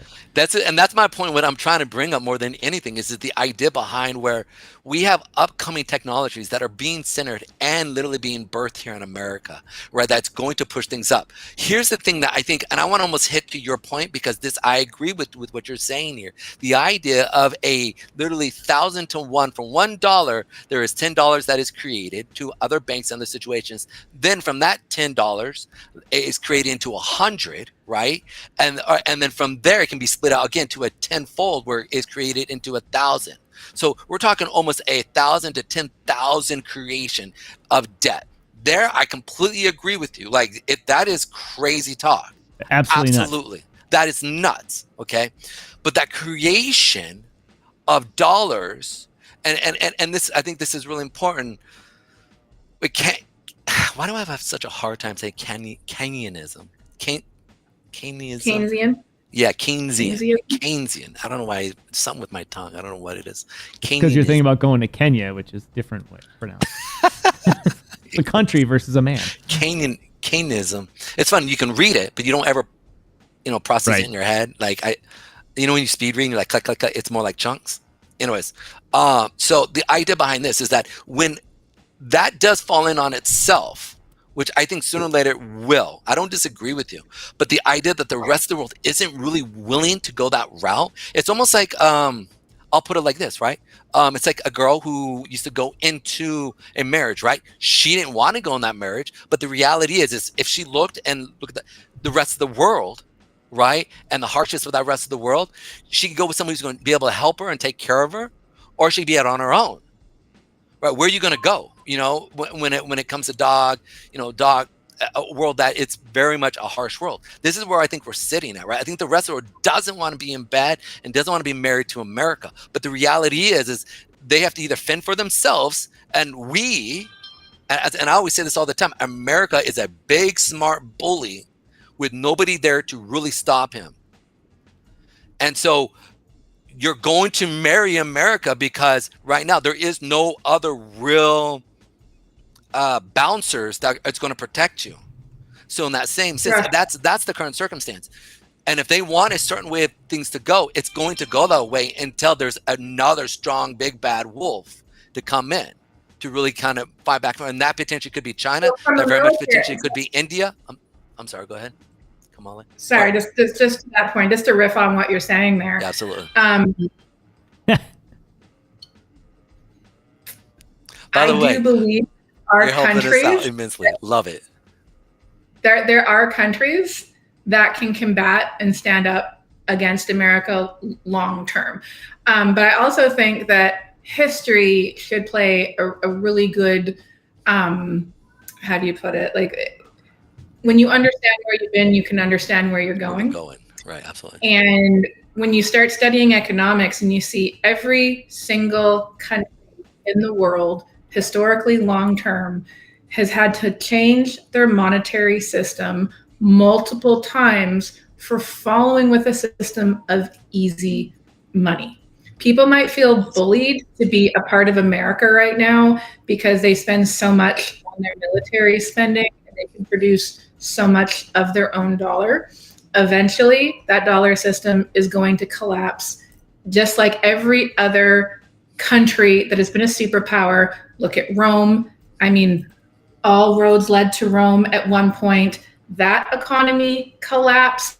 There's no that don't. So I don't believe America is safe from what's happening right now. I think that if they are going to have to shift over their currency, you're going to see a shift from your physical, tangible cash to your digital money, which they've been doing since the 1950s. The invention of the checkbook was the first time your dollar became digital. And then you had the debit machine, then you had the Visa and the MasterCard. Now it really is just basically digital. The dollar is not propped up by much of anything. There's $0 in reserve, and this is happening globally. When China increased its money in circulation by 2%, it was like a footnote on CNN, but that was billions of dollars. And they're taking those billions of dollars and loaning it to America. And then you guys are creating more dollars to pay back those fictitious dollars. The monetary system going on globally right now is not sustainable at all. So at some point, maybe not in the next 5 years, but at some point when the dollar does collapse, which it'll collapse in Canada, it'll collapse in America, it'll collapse like it did in Venezuela. If we don't start finding sound money principles and actually stop following a different economic policy that is not going to allow for this rampant rate of debt. People don't need this much debt.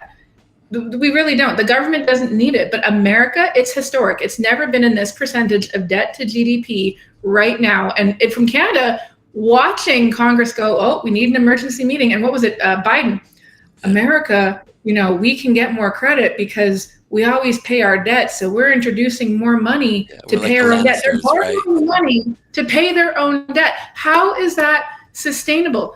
In any country, if you have to borrow money just to pay the interest on your own debt. So in that sense, that's why I don't see, like, even if other countries are desperately trying to figure out how to get around the US dollar for this reason, because if the US dollar collapses, it's a global shutdown. It's not a small issue. It's a massive issue because your money really isn't worth shit. The only thing that's creating the value is the fact that everyone else right now is bullied into having to hold it. And even if the BRICS don't trust each other, that's 43% of the global GDP that is coming together to try and figure out a solution that's not the US dollar. That should be a concern. Whether it happens today or tomorrow, it's a fucking concern.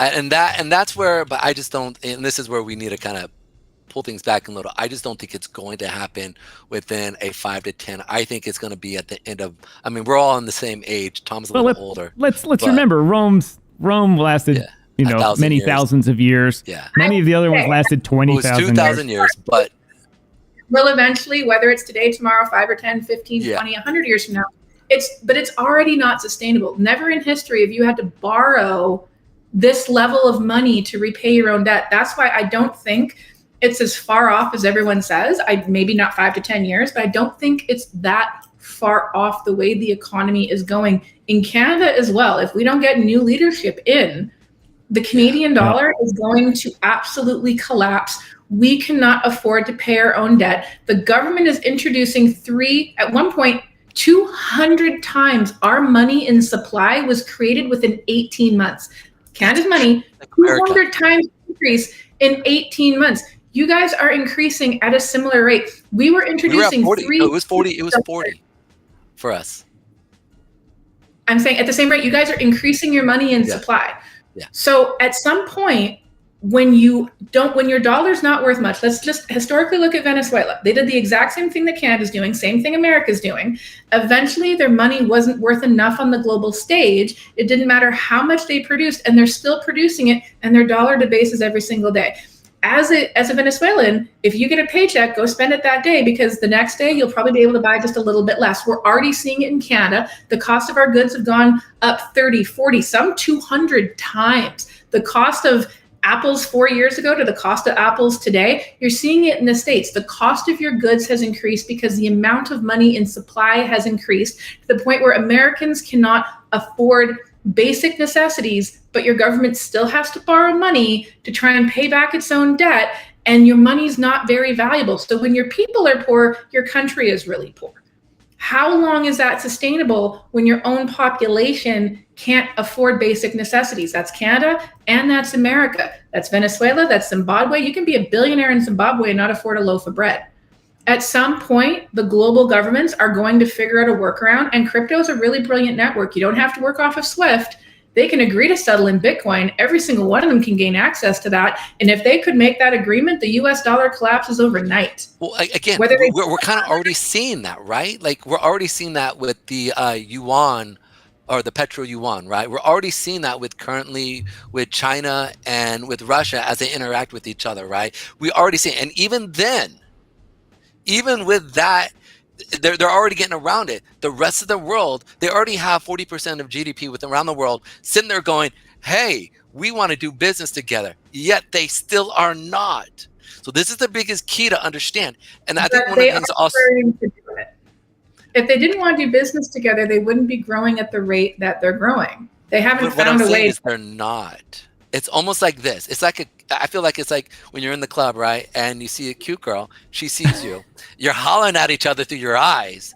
But if nobody meets together and says, what's up? It ain't happening. And that's what I feel like what's happening. Like, everybody's giving each other googly eyes, but nobody's moving. And I think, and here's the thing. There's a chasm that can be walked between the two right now called blockchain, right? And it still isn't moving. So it's really interesting. I think, like, it's just, it's one of those quickly. What's up? Governments don't move that quickly. Again, my argument, I don't think we're completely off on the same. No, we're basing it kind of like this. You're very similar here. Yeah, but again, like, the nuances. At some point, if these countries do agree to align against the U.S., and if Kamala wins, she'll probably help that situation along because she's incompetent and really, really loves to just borrow money and send it off to Ukraine and do all the other shit that she's doing, right? I'm sure she's going to help your process. If Trump wins, I feel like the American economy could stay strong and stable and regain some of the very much needed traction of your dollar. If Kamala wins, I feel like my prediction is the more accurate prediction, and it won't take 100 years to see that prediction because of the amount of money she's going to send to Ukraine and to Palestine and to Gaza and everywhere else in the world. And there's more to come on that front. Oh, there is, dude. Guys, I gotta bring this conversation to a close because we have another guest coming on in the next segment of the show. A spirited conversation today. We got the points out. Got to come back on. We always want to hear from Kolia. Someone needs to say it, and I'm glad that the Canadian got to say it in the room, and not the Americans in it. While Pedro, I let you two go at it a lot. I do disagree with a lot of the issues with the dollar. I agree with the concept that we've borrowed way too much. When Janet Yellen gave some feeble excuse to Congress about, well, it's fine, this ratio's fine, so we're good. And like the whole room went, no. It was another time in which I was very disappointed in the Biden administration for what they're doing. And we do need to fix it. We need to fix the spending cap. We need to not borrow money to do that. We need to embrace higher production levels here just to pay off our debt. Means we have to work harder instead of working less as we get older. But to your point, Colia, the problem needs to be solved. Sorry, our studio software has been balky the whole time. It makes it look like you're not on camera when you are. But our system does need to be fixed. There's no doubt about it. And it's an essence of why the Bitcoin white paper came out on Halloween those many years ago. It wasn't a trick. It was just a ghost of Christmas future coming, saying, look, you guys have a problem. And because people are out here trying to come up with ingenious solutions to your problem while Congress does nothing, that should tell everyone there's a problem. Because if there wasn't, nobody would try it. No, Bitcoin never would have been invented if the money system was fair, didn't debase the currency and all that. But on the contrary, I want to just interject that you'll never be able to get rid of an inflationary system, and that as a result, Bitcoin's never going to work, because there's no way you're going to tell the unions, that's it, that's all you're going to make. You're never ever going to get a raise again. You're never going to get any inflation out of that. And so there has to be a joint monetary system between the two. You can't have an inflation-free system in the modern day world, because you'll never get that by the Teamsters. Just no matter what you say, or the steel workers today going to vote. We saw a big rat out. The carpenters were on strike. Yeah. Anyway, Colia, thank you so much for coming on today. We really appreciate it. Looking forward to the next time you come on. Anyway, and hope you're having a getting ready for the election season. I'll be back in Kanukistan soon, and we can talk about Kanukistani politics instead of American politics. Oh, well, Canadian politics is a little bit worse right now, so we'll see. But just as interesting, just as interesting. But anyway, thanks, Colia. We got to run. Pedro and I got to go get to the next segment of the show. Thanks, Cole. Ladies and gentlemen, I dropped Colia's link in it. Go for a bunch of people saying, hey, I don't know this woman. Why not? Because we have a bunch of new viewers. We've had over 2,000 viewers today on Rumble. Nice. Thank you to everybody at Rumble. We're still coming on. We're going to have a new guest in the next half hour. And more talk about this as we get closer to the election counting today. Colia, thank you very much. Colia, majority of them came on because all the time period that you've been here. So appreciate you. You're welcome. Well, that's what you call shining her ass. Come on, man. Hey, listen. Two things I've heard, all right? Two things, right? Besides flattery, the only thing better than flattery is more flattery. That's all. Well, I don't know. I have fun riffing. This is one of my favorite topics. I like that we can have such an engaged conversation, and thank you guys for having me on. Probably one of your more controversial viewers, but it's all good. It's all good. Thanks, Colia. We'll talk to you later. Thanks. Bye. Bye. All right, Pedro. Ooh, that was fun. That was good. That was a very good conversation. Absolutely. Those things need to be said. About it sometimes, in these long YouTubers, as they say, you get every topic out in the algorithm. There's no way the algorithm can place this one, But the fact is that while YouTube has not been doing a good job promoting us, Rumble has. Yes, they have. And we've broken the 2,000 viewer limit, or not limit, The next big level for us was 2,000 viewers on Rumble, and we hit it. And it's not like X, where if you just scroll by it, they count it as a view. And I don't mean impressions. I mean, these are people that clicked on it and watched a portion of our show.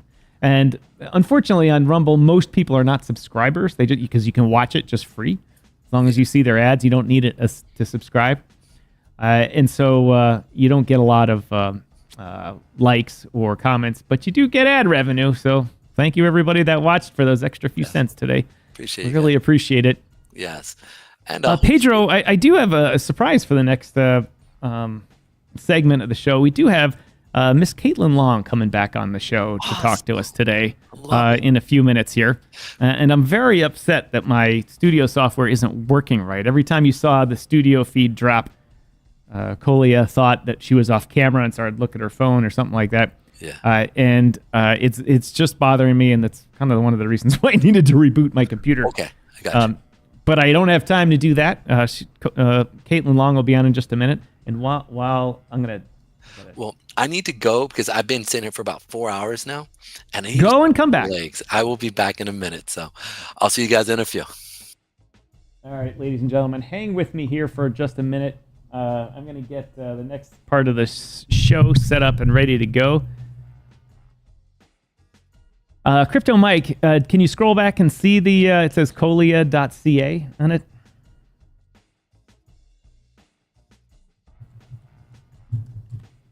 If not, I'll drop it in the Telegram room.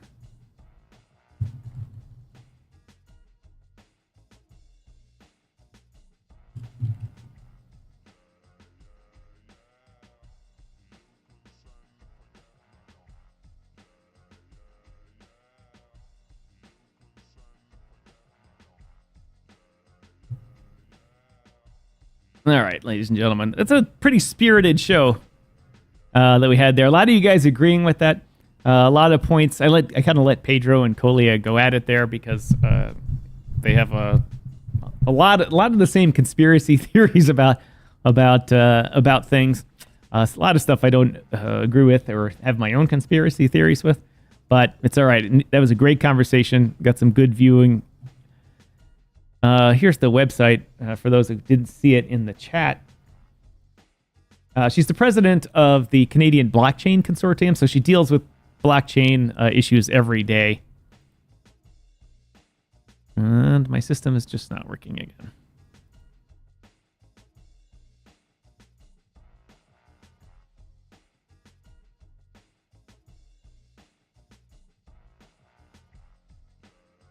All right, let me just spend a minute or two here, like I said, getting the next segment set up. Custodia Bank.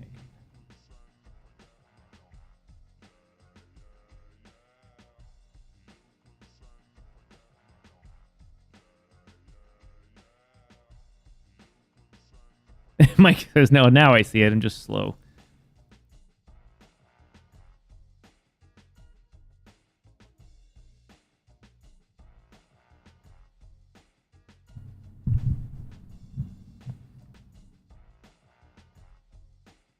All right, getting the second segment of the show today. Ladies and gentlemen, Pedro Garcia will be back in just a moment. I apologize. I had to run here. Miss Caitlin Long, how are you? Oh, Pedro, you spoil the announcements every time. Remember, you're not only you can see the backstage, but the viewers can't. Hold on a sec. Let me get the studio feed going here. It's not working right. Let me reload the page here.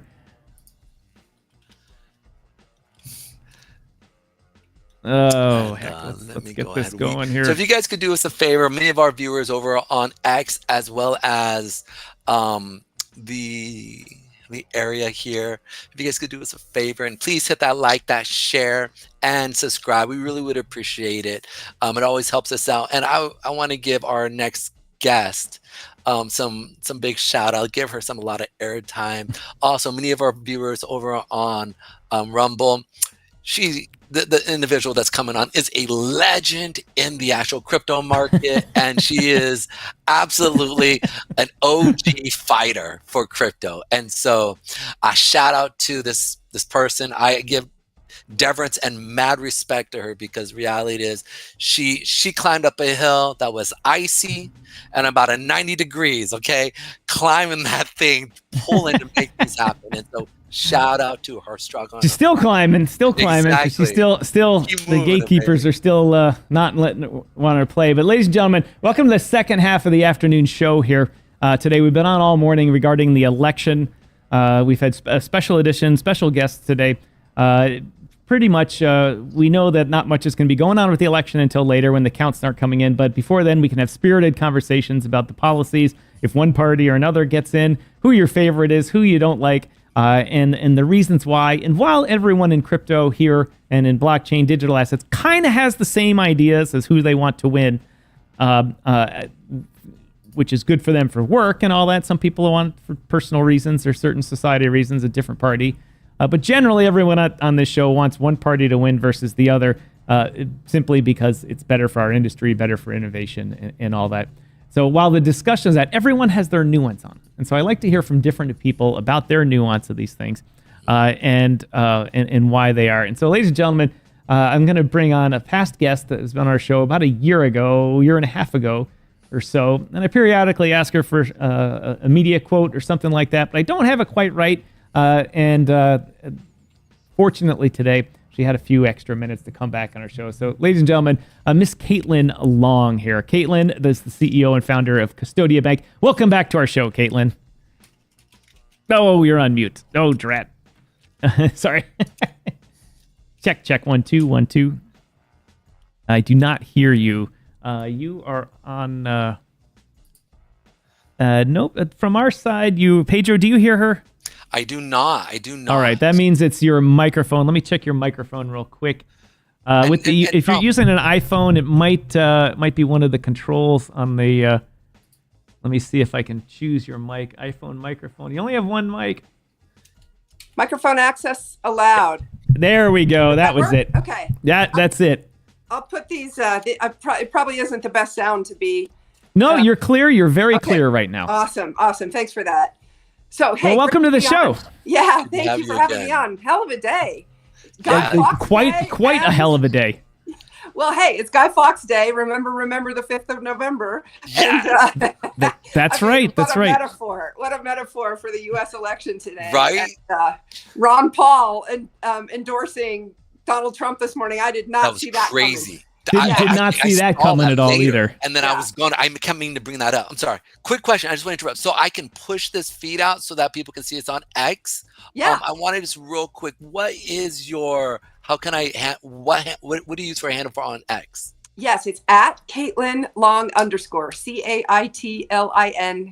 CAITLINLONG _ All right, excellent. There we go. Now, Caitlin, it's been a busy day and I haven't been able to reboot the computer a lot. So the studio feed you see of the three of us comes and goes. Doesn't mean you're off camera. It just means that I have to refresh that page. But anyway, before we get into the election and the interesting stuff today from that, you've started your own company here. Obviously, we know of your troubles with the government and the Fed and all that. But besides that, you're still going and you're planning for the future. And so tell our viewers what has happened with Custodia in the year since you've been on our show. Well, oh boy, we post FTX, we've been debanked multiple times, but we survived. And we are still working to fulfill our mission of creating durable banking services for this industry and doing it in a safe and sound way.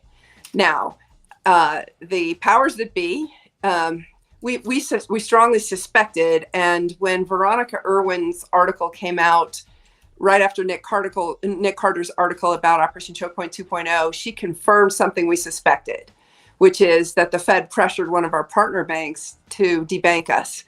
Now, let me unpack that. We applied to be able to bank directly at the Fed. We believe we have a legal right to do that as a validly chartered depository institution. The nature of the lawsuit and the dispute between us and the Fed is they claim they have discretion.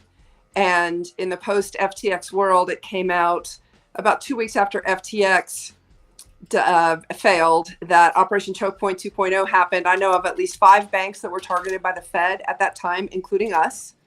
The discovery evidence in our case came out that Michael Barr held a meeting to discuss the Custodia application right before Thanksgiving 2022, and then right after Thanksgiving 2022, even on that Sunday of that weekend, the draft denial memo appeared. Okay, so put the puzzle pieces together, pretty obvious. We got caught up in Operation Choke Point 2.0, but we survived it.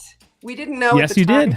Yeah, we didn't know at the time how deep and insidious and politicized this is. It's now come out that it's not just crypto and fintech that's been targeted by this. It's also religious groups and COVID deniers. Okay, so depending upon how the election comes out, especially in the Senate, get ready, because this is going to be fun. We are going to, Coinbase last week revealed some documentary evidence that it got in its lawsuit against the FDIC over Operation Choke Point 2.0. More than 20 banks, despite the FDIC denying it, more than 20 banks were told to pause their crypto activities. No wonder why everybody was getting debanked. It came from the regulators and it was not done legally. And it's going to be so much fun uncovering all of this.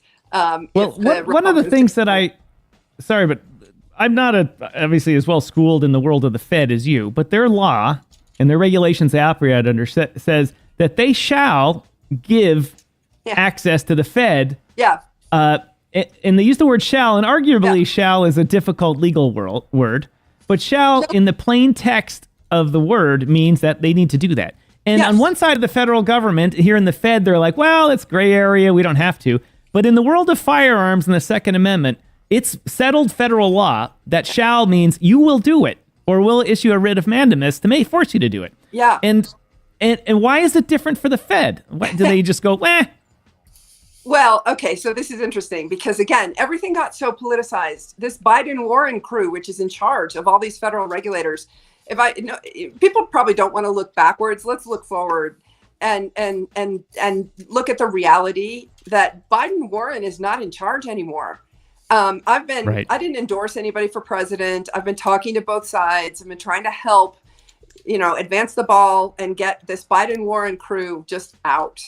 And a few weeks ago, I got confirmation from multiple people that not only is Elizabeth Warren frozen out, but the staffers that she has all over the Biden administration were frozen out of the Harris campaign. Okay, so that tells me that things are going to get better for this industry, regardless of who wins the election. I think we all agree. If we take Trump at his word, that he is at least intending to have it be better than if Harris were in charge. And I'm very disappointed, by the way. I gave her a chance to come out. The Crypto for Harris people, really tried to get her to come out and say, here's what my policy is. Now, my understanding is that part of the reason she didn't do that is because of the backroom politics relating to how it came about that she became the nominee. There's not I just what I was explaining to you, that Warren has been frozen out. That Warren crew really controlled Biden. Right, and totally. They don't control her. They don't control Harris. It's more the Obama crew that's her crew. But the two of them are, the factions are fighting. And so, again, which is not necessarily bad. Right. I mean, but that's why I'm saying that I'm optimistic that it all gets better. But I will say this, it's going to get better. But in the short term, it might get worse. Okay. And last week I found out about yet another round of debanking of crypto companies, because this crew knows that they're on thin ice and that their power is about to end regardless of who wins the election.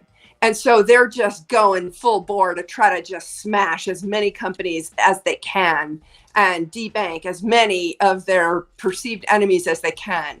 But that's why it's going to be so much fun if the Republicans take the Senate, because Tim Scott has already spoken out about this. He would be chair of Senate banking. He's already said it is inappropriate for federal bank regulators to pressure banks not to bank their political enemies. Yeah. Absolutely. It's against federal law to do that. It's against federal law to use your position of power against a commercial interest. It's just blatantly illegal. And I don't understand how it keeps going. Yeah. Here's the other thing looking forward. There is going to be a big Fed reform bill. And it's an open question if Trump wins the presidency, how far he's going to go, right? You've got Ron Paul, who special prosecutor, and the Fed, right? Endorsing Trump, and JD Vance now saying, I think Ron Paul on the Fed was right, and Elon Musk is saying, I'm going to Department of Government Efficiency. We're going to go through major reforms. Now, it really does depend if Trump wins on who he puts in these positions of power, because if he puts Jamie Dimon in the Treasury Secretary position, then you're not going to see major reform. Because Jamie Dimon got rich off the status quo. But if he puts Ron Paul as Treasury Secretary, it's a totally different ballgame, right? Everything. So we'll have to see. Pedro, you had a question. No, I was just saying, I was agreeing with her. I was like, it very much changes everything, how we see what's happening in the market by putting key or strategic people who actually know what they're doing and how they're doing things. That's important. I think one of the biggest issues is if he grabs the wrong people, then it just we have, like you said, the status quo in which we currently have. And so it's all about who he picks. And I think Elon Musk very much could be a great sounding board for Trump, right? I think he already trusts him. I think he listens to him to a certain extent. And so to have Elon Musk in his ear saying, no, I wouldn't do this. I would do this. It would be, I think, so important. I mean, what are your thoughts? Well, you're absolutely right. And I'll give you another interesting contrast and a place to watch.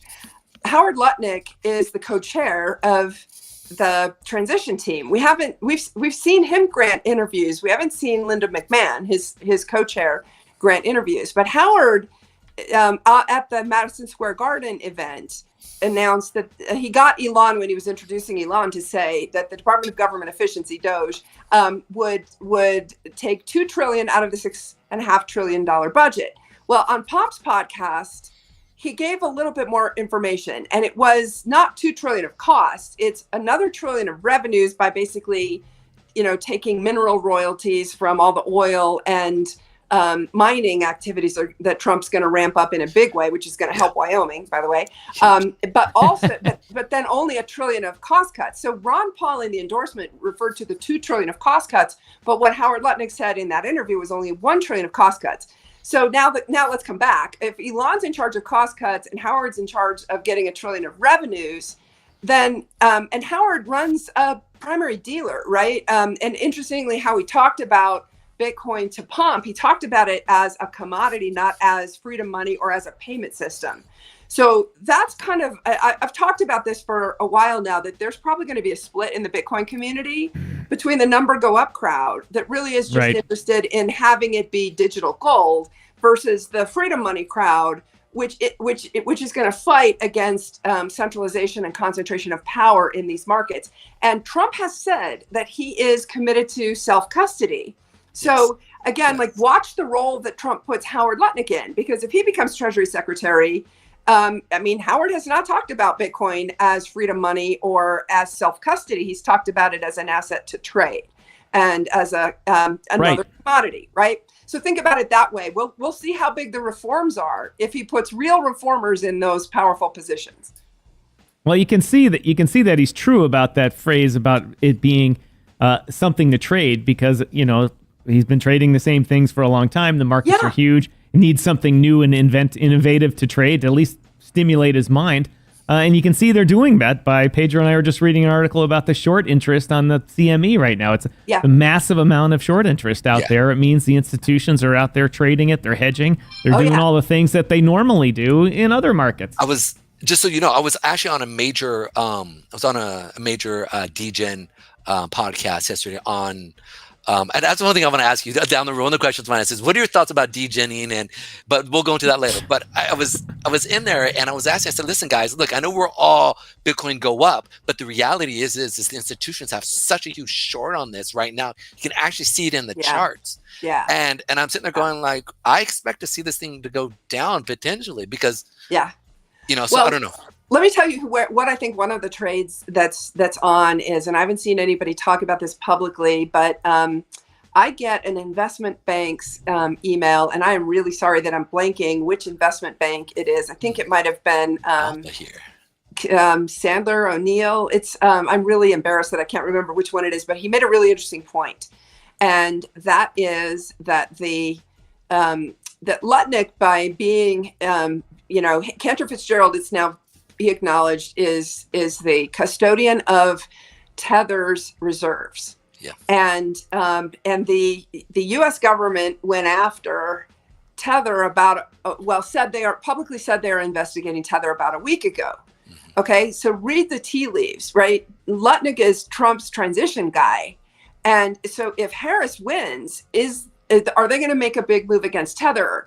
And the contrarian trade is that if there is a big move against Tether, that really hurts the crypto industry. So what you might see is some institutions actually have that short on as an election trade.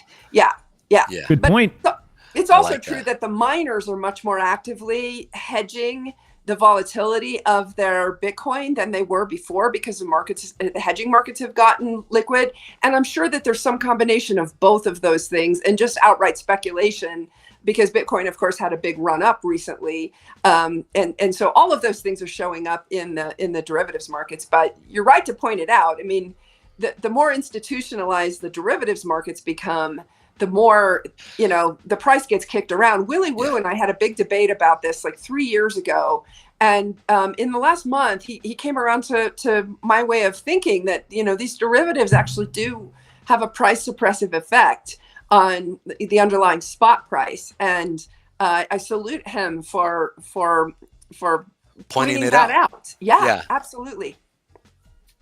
I think this is the other part that I've talked about this quite a bit, is like also the way institutions trade is they're always looking for the opposite end of the market. So whenever, because they have so much volume that they have to fill, right? And so if they can put in a short, drop the market, right?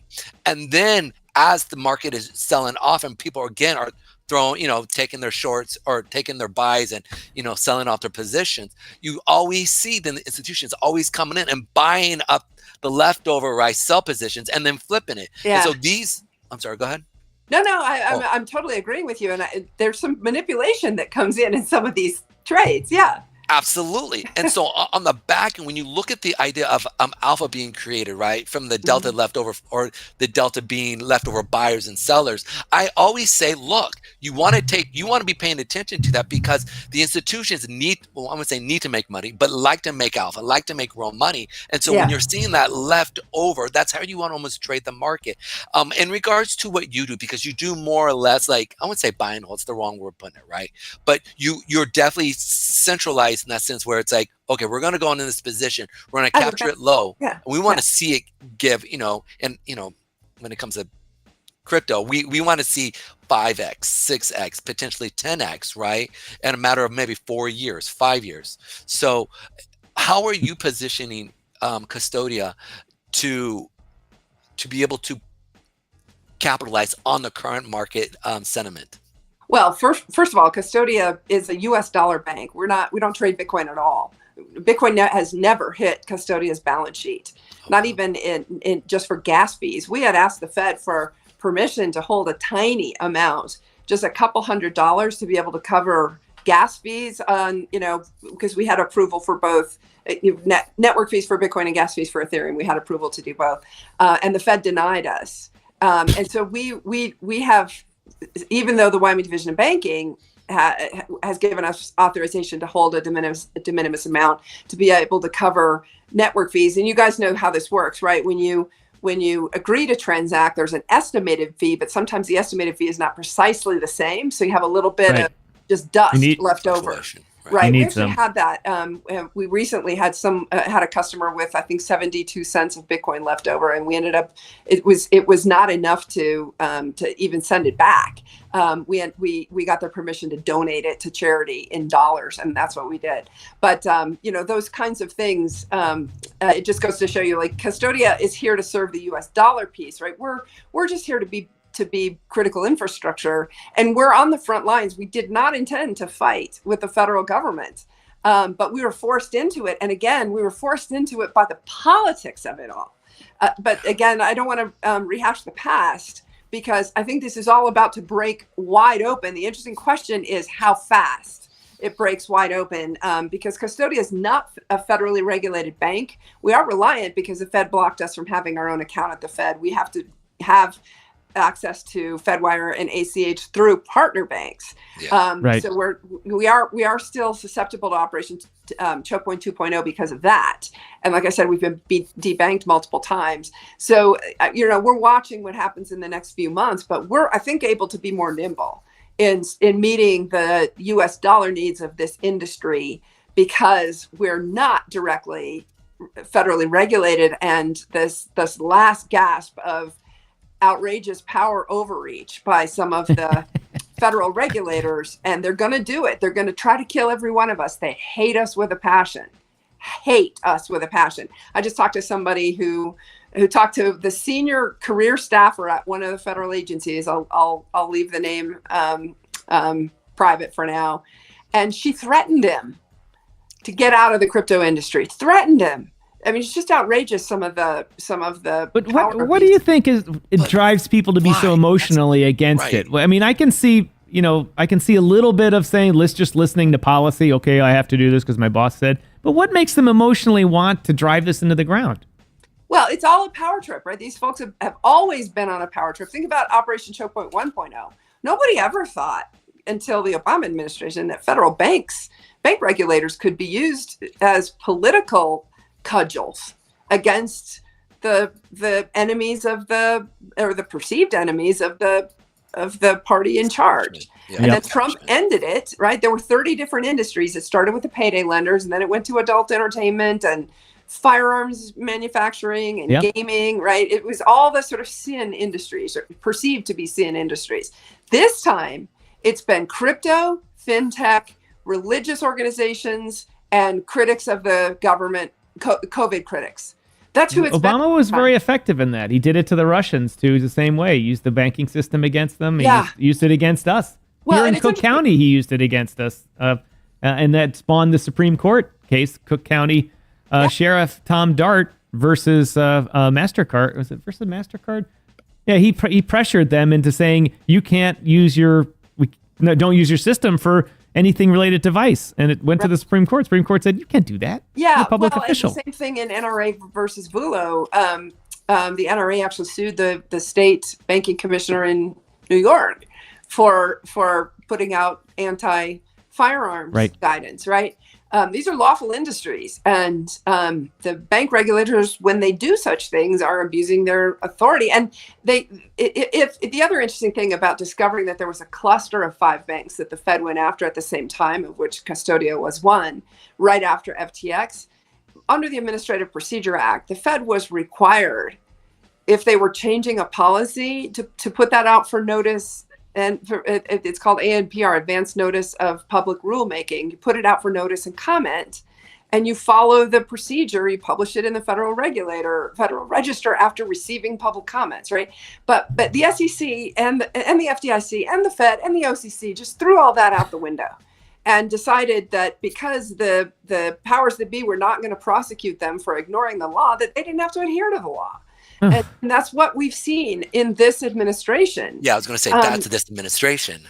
Correct. But again, like I'm told that that's not what the Harris team would do, and that there would be a cleaning house in a private meeting. The head of the bank lobbying organization told a group of bankers, and the word about this made its way to me, that they've told the bankers that Harris has promised to clean house of the banking regulators.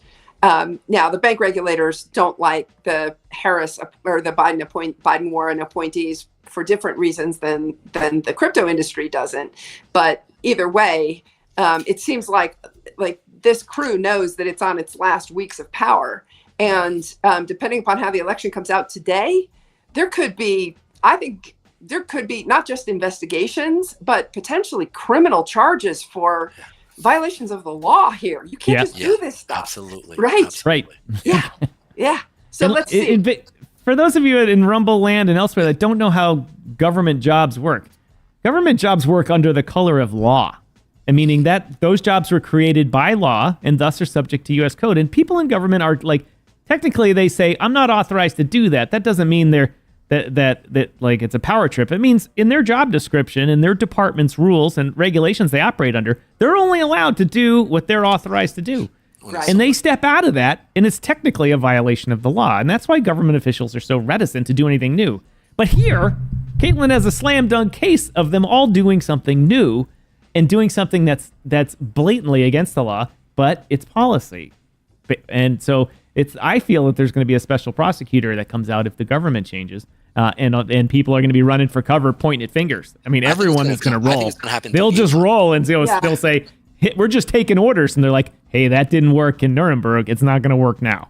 Well, I don't know about special prosecutor, but Nick Carter has alluded to something more than just, a Senate investigation. Don't forget the Senate has subpoena power. So if the Republicans do take the Senate and Tim Scott becomes Senate banking chair and Cynthia Lummis becomes a subcommittee chair, there's subpoena power. And again, Tim Scott has spoken out against the targeting of religious groups for debanking. You've seen some coverage of this in a couple of different, Bari Weiss's media platform just put a story out about the targeted debanking of religious groups. There was just one by Jeffrey Tucker in the Epoch Times last week. And I've reached out to the authors of both of them and said, hey, you guys are missing a whole other industry. It's not just the religious and political enemies of the regime, at least perceived political enemies of the regime. It's the entire crypto and fintech industries that were targeted as well.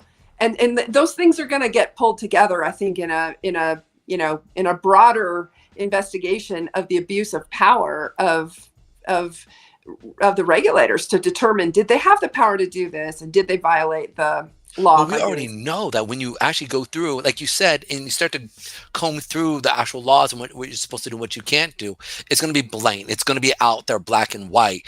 My thing is all right, if he starts to go through, if Trump starts to push these special movements in and put them in practice, are we going to see a backlash of literally the other side? So they're saying, you said you want to do it, now you're going after people, and it's like on the back end, I can sit there and see now it's going to polarize, right, the administration, and now there's going to be all these things that he's going after. So it's like so things need to be set in I'm sorry, go ahead.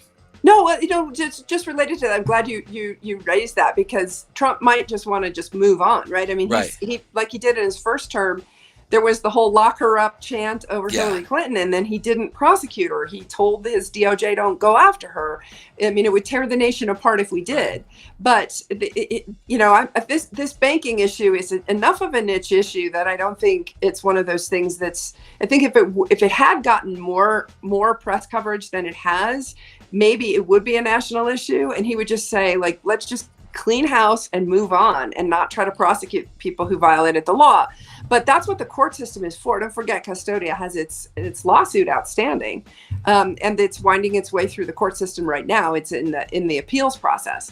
So that's another method by which there could be an enforcement of the rule of law, is going through the judicial branch. Right, we're supposed to have 3 equal branches of government: Congress, the judicial, and executive. Right, but it's turned out that the executive branch has been by far the most powerful of the 3, and now we're seeing a real pushback with the overturning of the Chevron deference doctrine by the Supreme Court.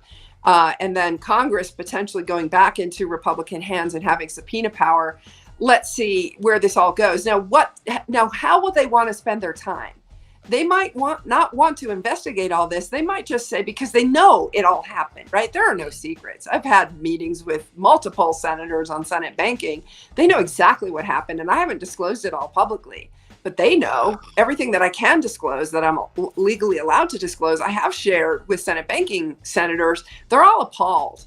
Okay, so they know about it. Now, the question is, do they want to spend their time looking backward, or would they rather take the power that they have and do a serious Fed reform or FDIC or SEC reform? And there's a lot that they could do if they choose to use their power to instead of, look for prosecutions, which I believe there really absolutely should be. But maybe they decide they're better off just ensuring that power can't be abused against anyone. And I will say, some of my friends on the left are worried that a Trump administration would abuse that same power against enemies of the Trump administration, that the Trump critics will get debanked, or Planned Parenthood will get debanked, those kinds of organizations, right? And so I've taken a very strong stand that the banking system should not be politicized. There should not be a cudgel used against political enemies of any party in control. Kind of the reason they created the Fed in the first place was to try to unpoliticize the thing. Right. And now it's the reverse. Well, it's so interesting, because there are Fed reform bills that are being drafted as we speak. Right. And, as you can imagine, I have some pretty strong, having I think being the only person who's actually had discovery on the Fed, I can't disclose at all what I learned that's not public, but I can look at the structure of the Fed, look at what has been public. I've done an enormous amount of reading of the history of the Fed. How did we get to where we are? So if you're going to seriously reform it, then you start to really decentralize power in the Fed. again, this is the really important question. Who is Trump going to put up as Fed chair? Who's he going to put up as Treasury Secretary? Who's he going to put up as FDIC and SEC chair?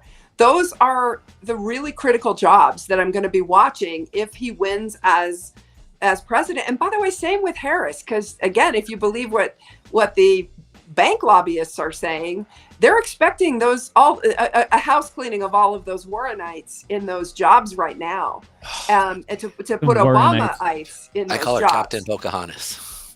What's that? Sorry, it's an old memory. No, sorry. Never mind, Pedro, and that. But that was a reference to when she was claiming indigenous status, and you know. Oh, right. Sorry. Got it. Sorry. Anyway, Caitlin, we had a guest on the previous segment of the show here today, who it was from Canada, and I spend half my time in Canada, so I have kind of a link there. But her name was Colia Carrington of the Canadian Blockchain Association, and she had some very strong views about. As many of us do, many strong views about our national debt and the criticisms of the size of it, relation to the money supply, GDP, all this type of stuff. Just the concept that it's just massive. If you see a Trump administration coming in, do you think it's possible for them to get this spending under control, or do you see more malaise in Congress to just authorizing the debt ceiling and moving on as usual? Well, it's a great question, and it is the question that we just asked, right? Is Trump going to put real reformers in those positions? Or is he going to put people who have gotten rich off the status quo and are not interested in changing it and would rather use the power for his own goals, right? Look at his first term. Frankly, look at the debt, at the federal debt numbers throughout history. You can't tell when a Republican was in charge versus when a Democrat was in charge from 1971 forward, right? Because it's been the same policy each time. Now we're getting to the end game, the Minsky moment.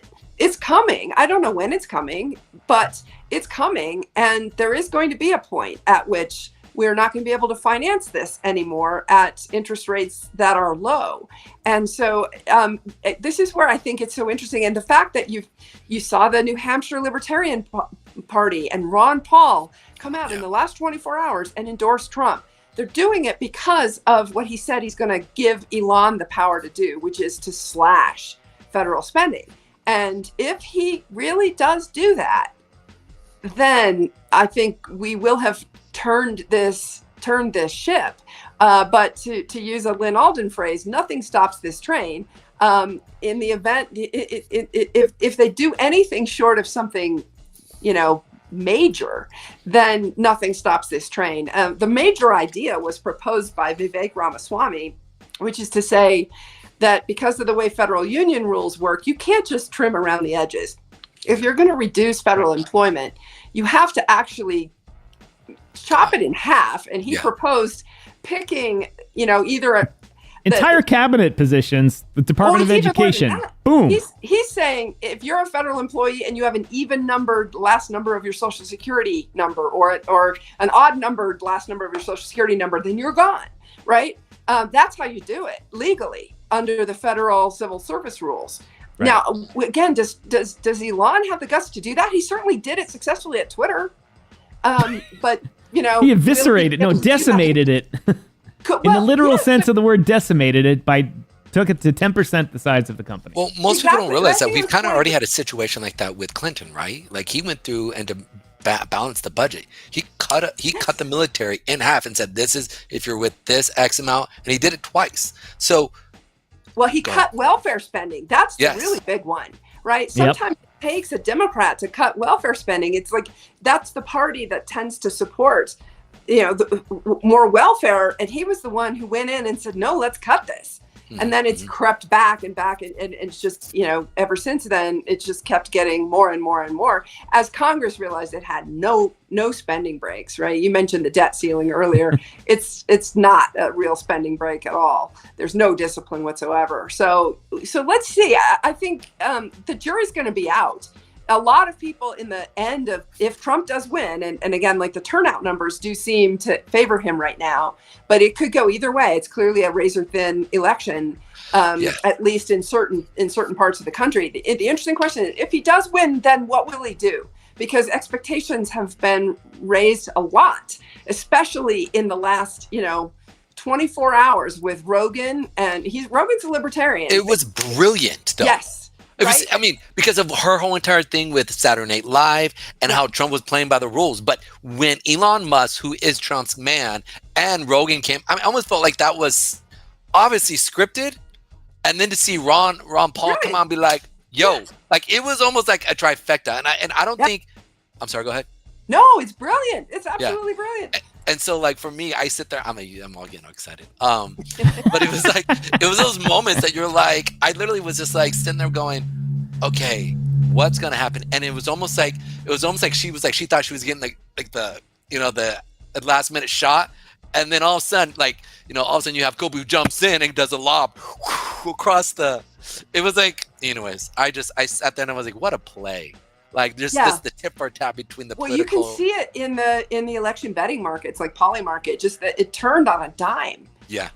And went back towards Trump. Now, granted, those are pretty thin markets, and somebody who's got a big gain is going to try to get out before the actual election. Those sorts of things, right? You don't know how meaningful those are. It really does remain to be seen whether those betting markets on elections are actually accurate or more accurate or less accurate. Right. Most of them don't understand the Electoral College, so.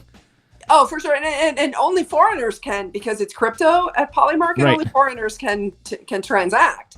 So it's not even people who are, to your point, necessarily experts or who have grown up studying how the Electoral College works that are betting on those markets. But somebody clearly is going to make a lot of money because there's been a fair amount of volume going through. It's just relatively small in the grand scheme of things.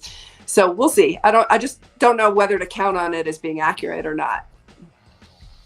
Absolutely. I don't really look to that per se, but when I look at like the overall sentiment, like I'm in a very, very liberal area.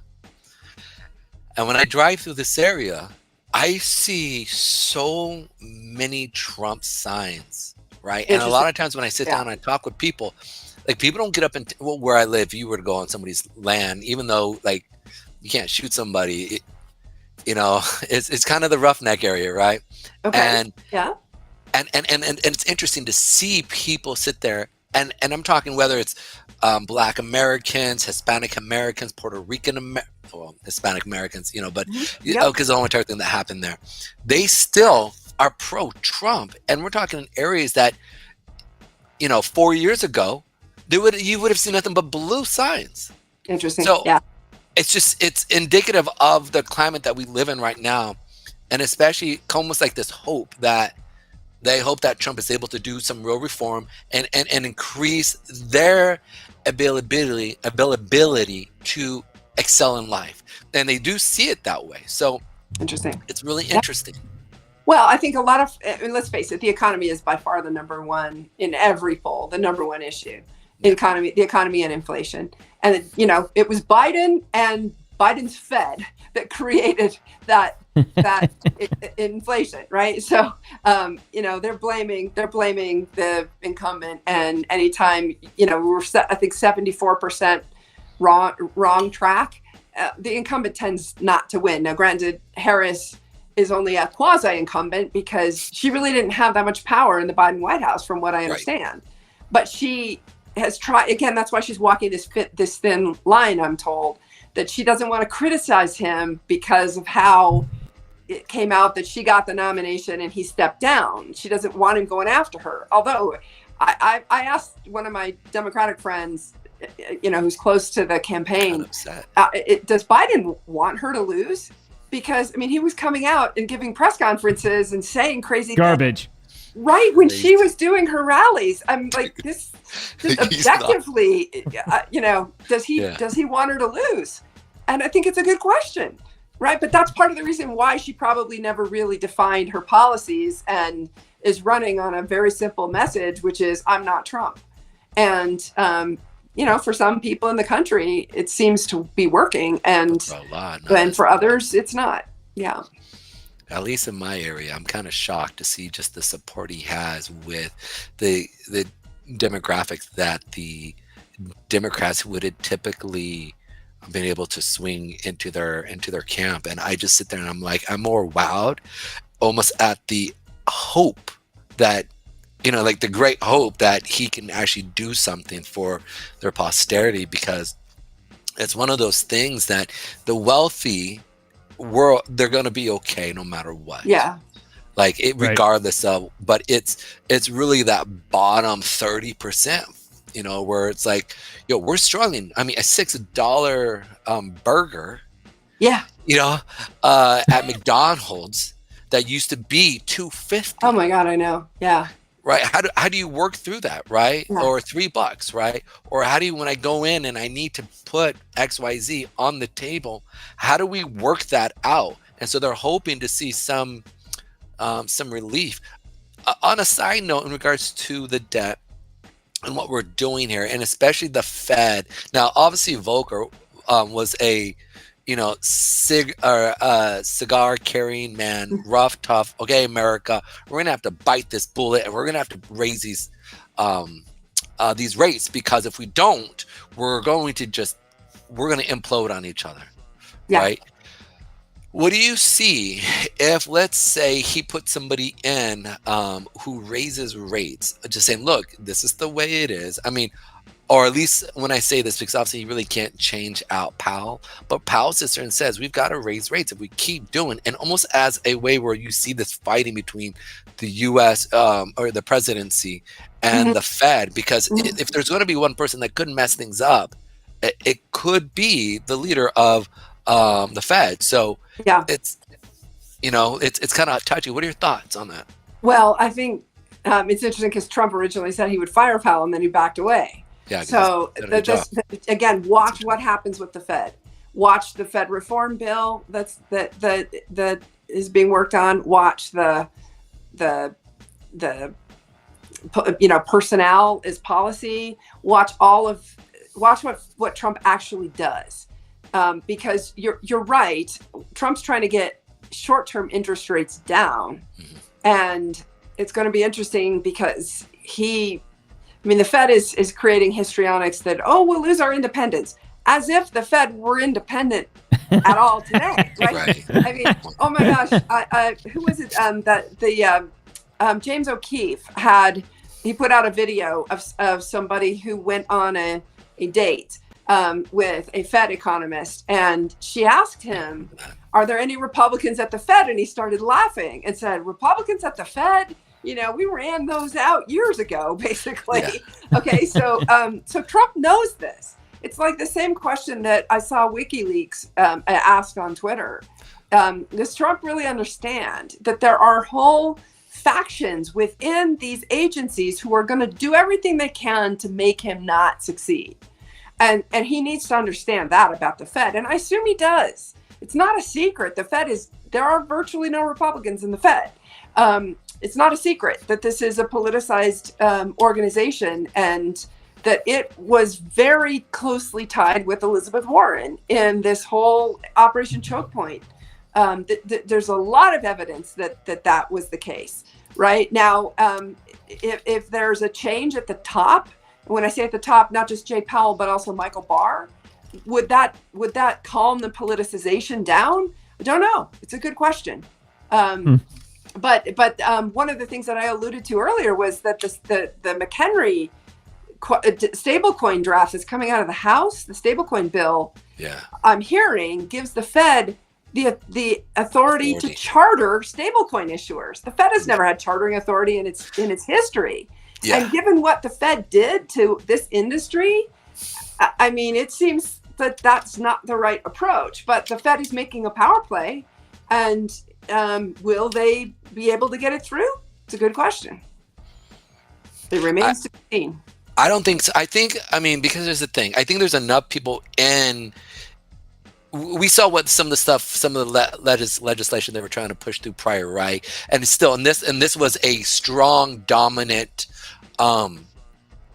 If they were going to push it through, it would have to have been pushed through in this realm. And the reality is in the next administration. I can't see them being able to establish that. There's just no way. I don't think Trump knows everything about crypto, but I think he knows sit there and go, no, that's bad. And people around him will sit there and say, look, I mean, I myself have the ear to, some people in Washington, they sit there and they go, hey, what's going on with this? I'm like, this is bad.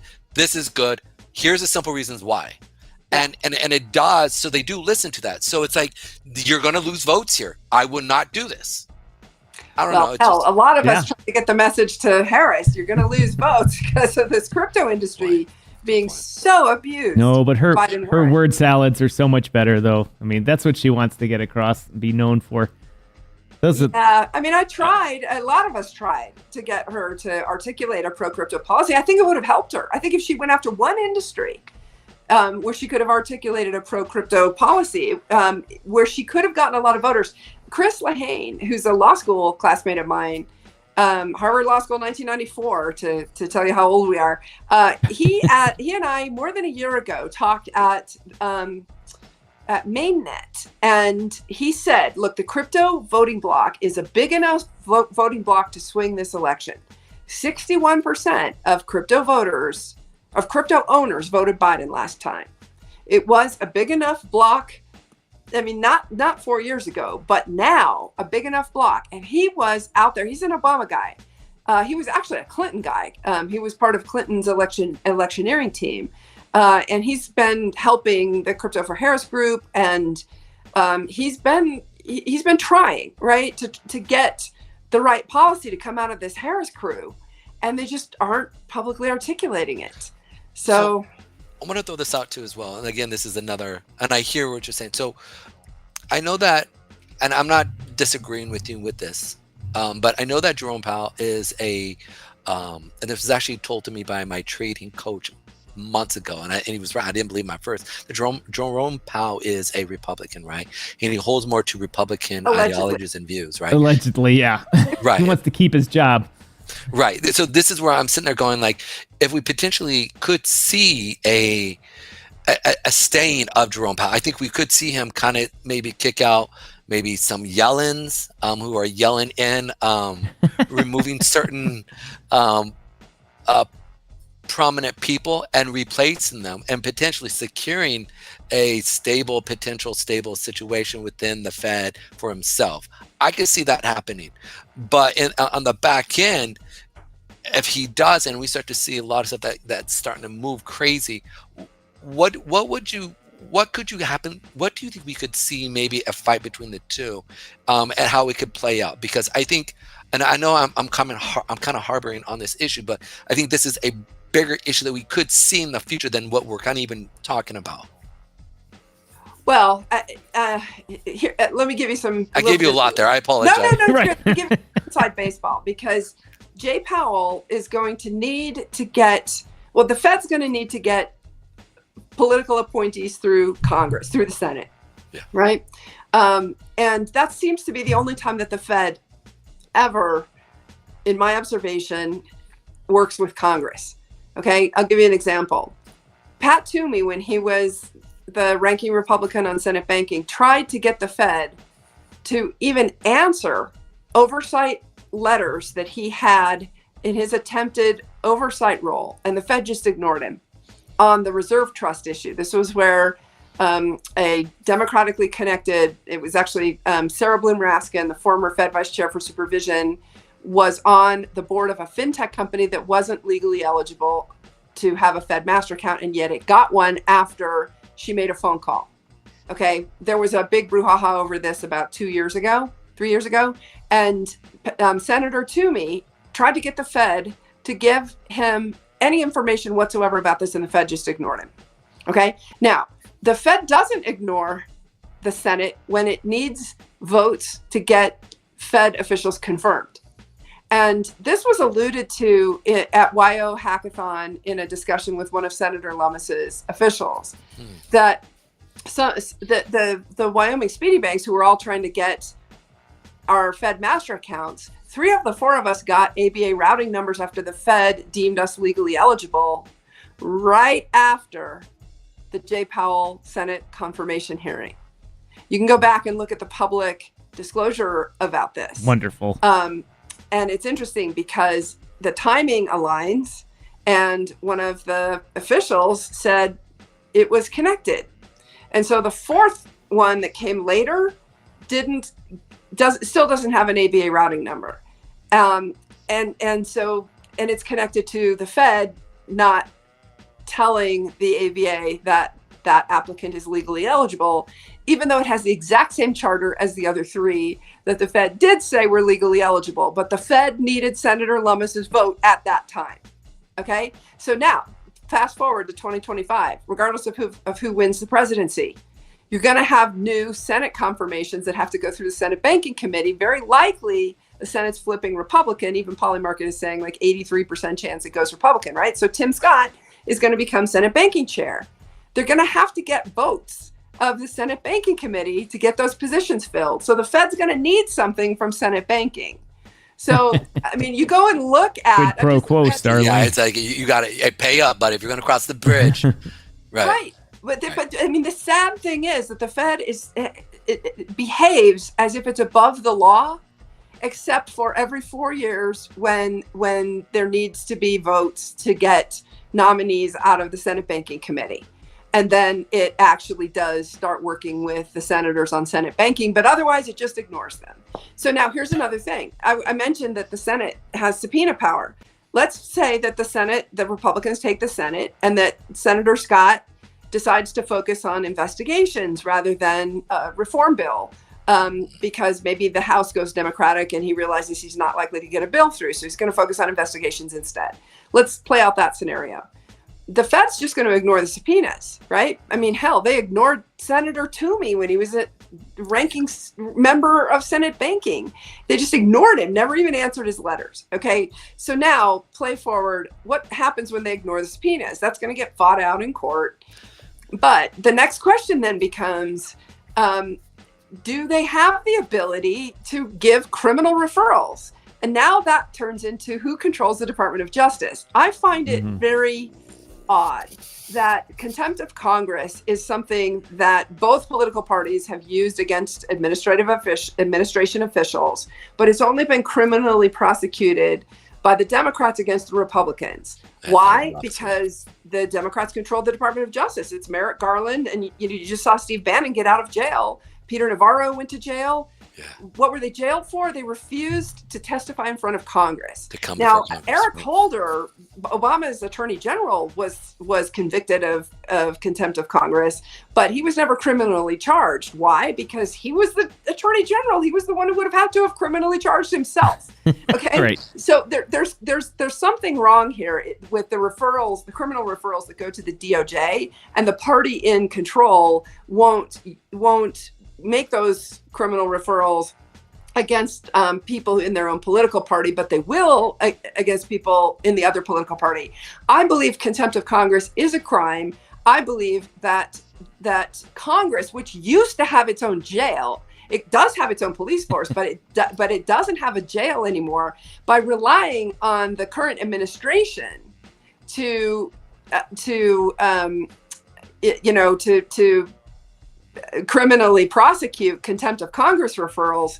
It goes into a black hole if it's the same political party. You see my point, right? This is also another one of the big jobs to watch, regardless of who wins this election, is who's the attorney general and what do they think about all of these things? Are they rule of law people, or are they politicized like the last couple of attorney generals? It's obviously politicized, right?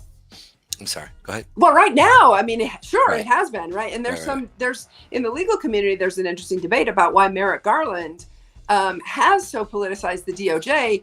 A lot of people think that it's because Mitch McConnell held his nomination for the Supreme Court, and that was the job that he wanted. I don't know him, of course. I'm just observing and analyzing. Right.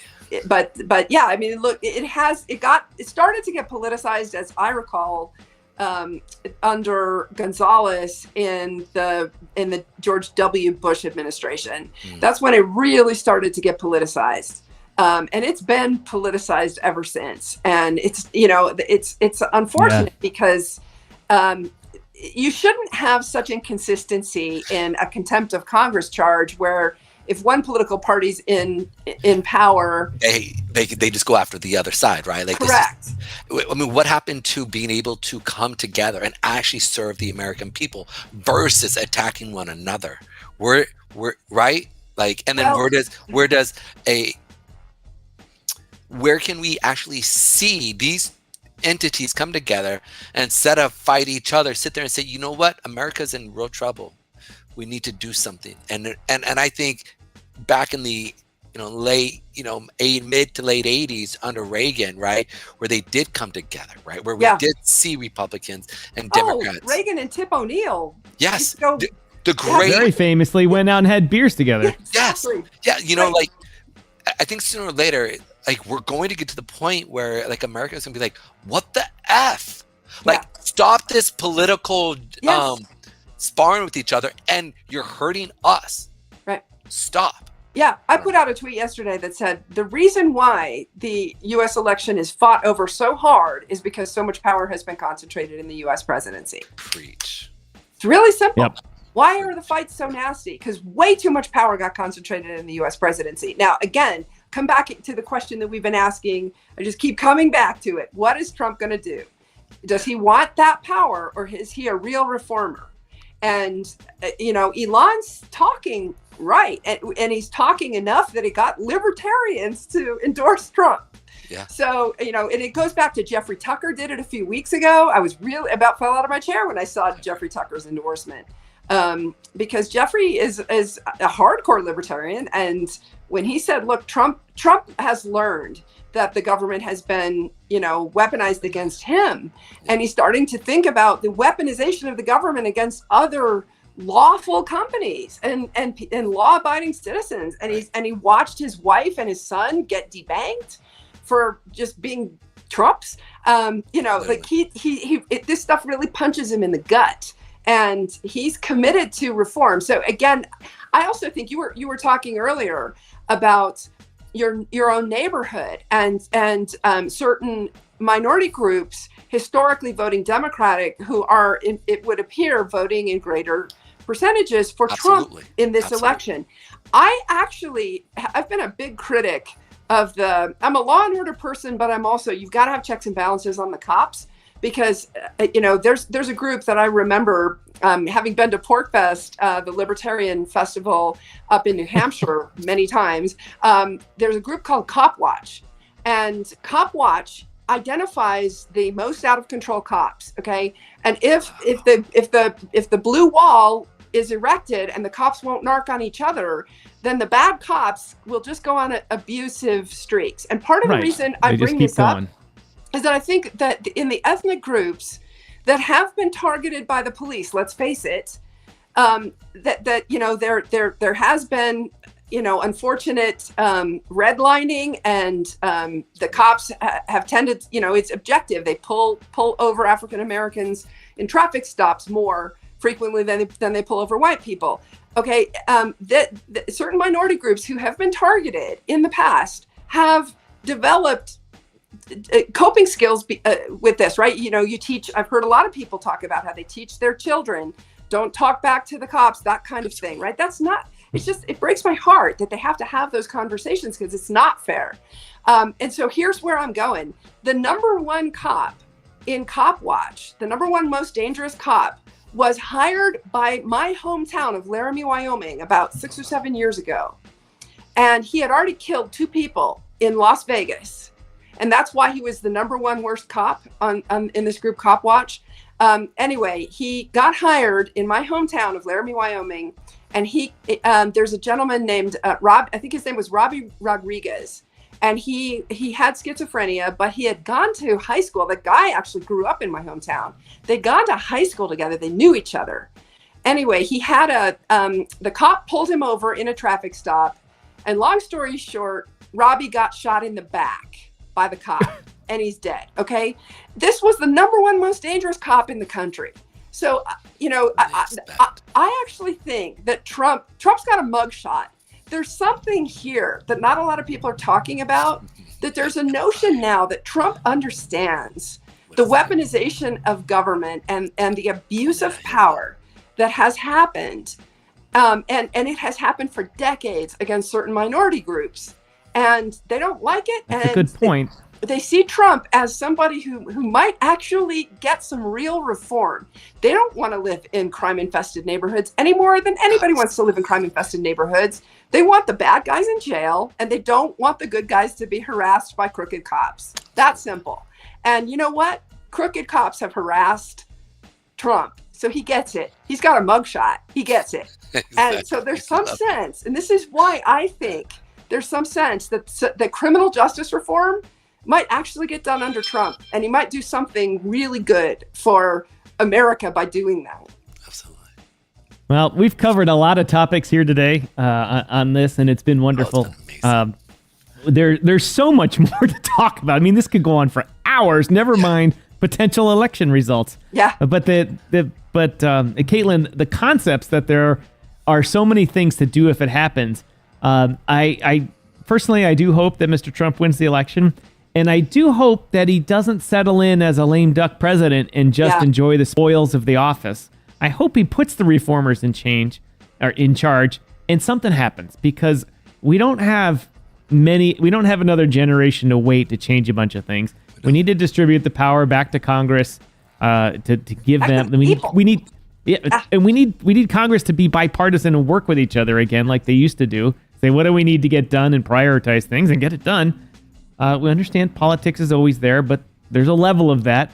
There's animosity, and then there's bipartisanship. It's different. But on your topic, we hope that things go your way. There's a Fed bill that goes through that basically says, give that woman a charter over here, or not a charter, but access to the window, and get Custodia Bank rolling here at the federal level as well as the state level. Good things have come out of Wyoming. You and your bank are definitely one of them, and we hope for the reforms to keep coming. Pedro, any last words here? I would just say it's been a pleasure again, as always, to connect with you and share ideas and just to politic on different views, right? It's you bring such a delight, and your delivery is always so well polished in a very because it's well practiced. Well, but here's the thing. We've talked about multiple things that are not scripted. Yeah. And very much the way you communicate it on a very down-to-earth basis, but very well put together and polished. I just say it's a delight. Yeah, it's just like Kamala, very unscripted, can just go on any topic, right? I'm sorry. I was just seeing if anyone was listening. Is Caitlin thinking about Ms. Long, thinking about running for president? No, I'm not a politician. I'm definitely more of a policy person, but not a politician. But I am committed to making Custodia work. So let's hope. I really appreciate your best wishes. We've obviously been hurt badly by this Biden-Warren crew, but we survived. So the question you definitely did. Yeah, you definitely did. All right, let's check in again after the election and see where it goes and see how Custodia is surviving in the new administration. Yeah, thank you so much. Best wishes. Thanks a lot for joining us. Really, happy Guy Fawkes Day, everyone. Happy. I voted today. Actually, went and voted in person today. Took 5 minutes here in Chicago. It's really easy. Anyway, thanks a lot. Thanks a lot for coming. We will see you again in the future. Take care. Cheers. Take care. Cheers. You know, it's interesting. Oh, where'd you go, Pedro? I am here. Hey, can you hear me? Yeah, no, I just, this should do it there. There we go. Excellent. That was another great segment. Oh, great segment, man. Listen, we cut her off. She was finishing her last statement. You cut her off. I gotta go. I've got to go. I've got to go. We can't go on all day. I know. I scheduled out this moment for this day here. So I kind of can't, but I get it. Look, I think we had some really great conversations, some great insight. A lot of our Rumble viewers, listen, guys, please hit that like, that subscribe. So every time we go live, you'll be notified and you'll know when we're talking about things. We have discussions like this all the time, talking about how it relates to politics and crypto, and honestly, the undercurrent of what is happening in Washington. We do a lot of work here, and so we'd love for you guys to check us out. Please hit that login, create a little profile, and then from there get notified every time we go long, or every time we go on. We go long. Pedro has gone long. You better buy right now. I've honestly thought about that. So. How's our normal viewers? Are you guys out there still checking in? I know it's dropped off considerably here, but we actually seen quite a few of our guys over on. We still have a few. I mean, when I look at the actual viewership, I'm looking at it right now. We've got about 8 people watching. They've been watching, so we shout out to you guys. Thank you. You guys have been just tough with us, and we really appreciate you guys. Shout out to Roland Rod. Obviously Trouble Sim. We also, Carmen was going back and forth, saying preach Caitlin. So there's, Crypto Knight again shouting out. So all these guys have been just tough with us, and I really appreciate every one of you guys. So thank you for hitting the like, the subs, and look forward to maybe tomorrow to see what actually happens, and it's gonna be a really interesting thing tomorrow. Really interesting. I had this. I had the whole other studio set up here to talk and do the like Fox and Friends do the DYOR and Friends talk here, but I never got to it. I never got to it today. It was too interesting. It was too fast going back and forth. Getting in. All of these guests said maybe. Awesome. And actually, Caitlin had said no. I'm too busy. And then she said, yes, I have some time. And then she got the time wrong, AM versus PM. And then she came, I said, let's just try and do it. And she actually came back to me without me prompting and said, hey, I'm free now, or free in an hour. Does that work? And I said, that works fantastic. So thank you very much, Caitlin Long, Custodia Bank, for joining us for I got to say, a great follow-on to Colia's segment about that. And it's interesting. Colia basically said, we're doomed. It's over. Party's over. Lights off. Let's go. And then Caitlin comes on and says, yes, that's a problem. But if we get reformers in, it's not really a big deal. We cut spending. We do this. We pay the debt down. And it's all right. And that's it. And I find that to be an issue with a lot of Canadians, is that they don't understand the size of the U.S. and really the size of our economy. Yeah. And while our country is 10 times in population, it's 100 times the size of the economy, or some crazy number like that. The strength of it. Sorry, go ahead. Yeah, and the number and the amount of dollars out there working around the world dwarfs the Canadian dollar, because you can't go to any bank in the world and get 250 million Canadian dollars instantly. It's like they got to call the Bank of Canada and said, you got to move some shit around, But you can go to the Bank of Latvia and say, I need 250 million US dollars, and they're like, boop, done. They got the liquidity. They actually just might change the interest rate in some of the exchange, and then all of a sudden, instead of getting 100 or 250, you might get 100 million. So, but the thing is that bank wants that US dollar, which is, again, the strength of what we're doing. So, and I could go over my BRICS things again, but I'm not gonna. I'm too tired today. Yeah. It was great having her on, and then also having more of the geopolitical standoffs with Larry, and then from there having why am I forgetting this? The Lord. Why am I forgetting the Lord's name? Oh dear Jesus, forgive me. Patrick Daugherty. Patrick Dowry. Now you made me say it wrong. Dowry. It's hard for me to say dowry because it comes out. Just Daugherty. Dower. Like it's dour. Like, oh, it's down and dour. Daugherty. Yeah, Patrick. We'll just keep with Patrick. Hopefully, I'm looking forward to hopefully meet up with him and we can talk shop and have a good time with him as well. That'll be a great conversation. So, and I can't wait to reboot this computer. Anyway, Pedro, I got a few things to do with Mrs. Striking here, because she works the Canadian market, and as you might suspect, there's no election going on there. Yeah. But I'll be around later, and we're going to watch the election, and if any reason it needs to happen, we could certainly, maybe I'll break the couch out again and go live. I'll keep it as an option. I don't think I'm going to be able to work it, but I would certainly love to do that. In fact, Mrs. Striking said if needed be, she would even come on the air.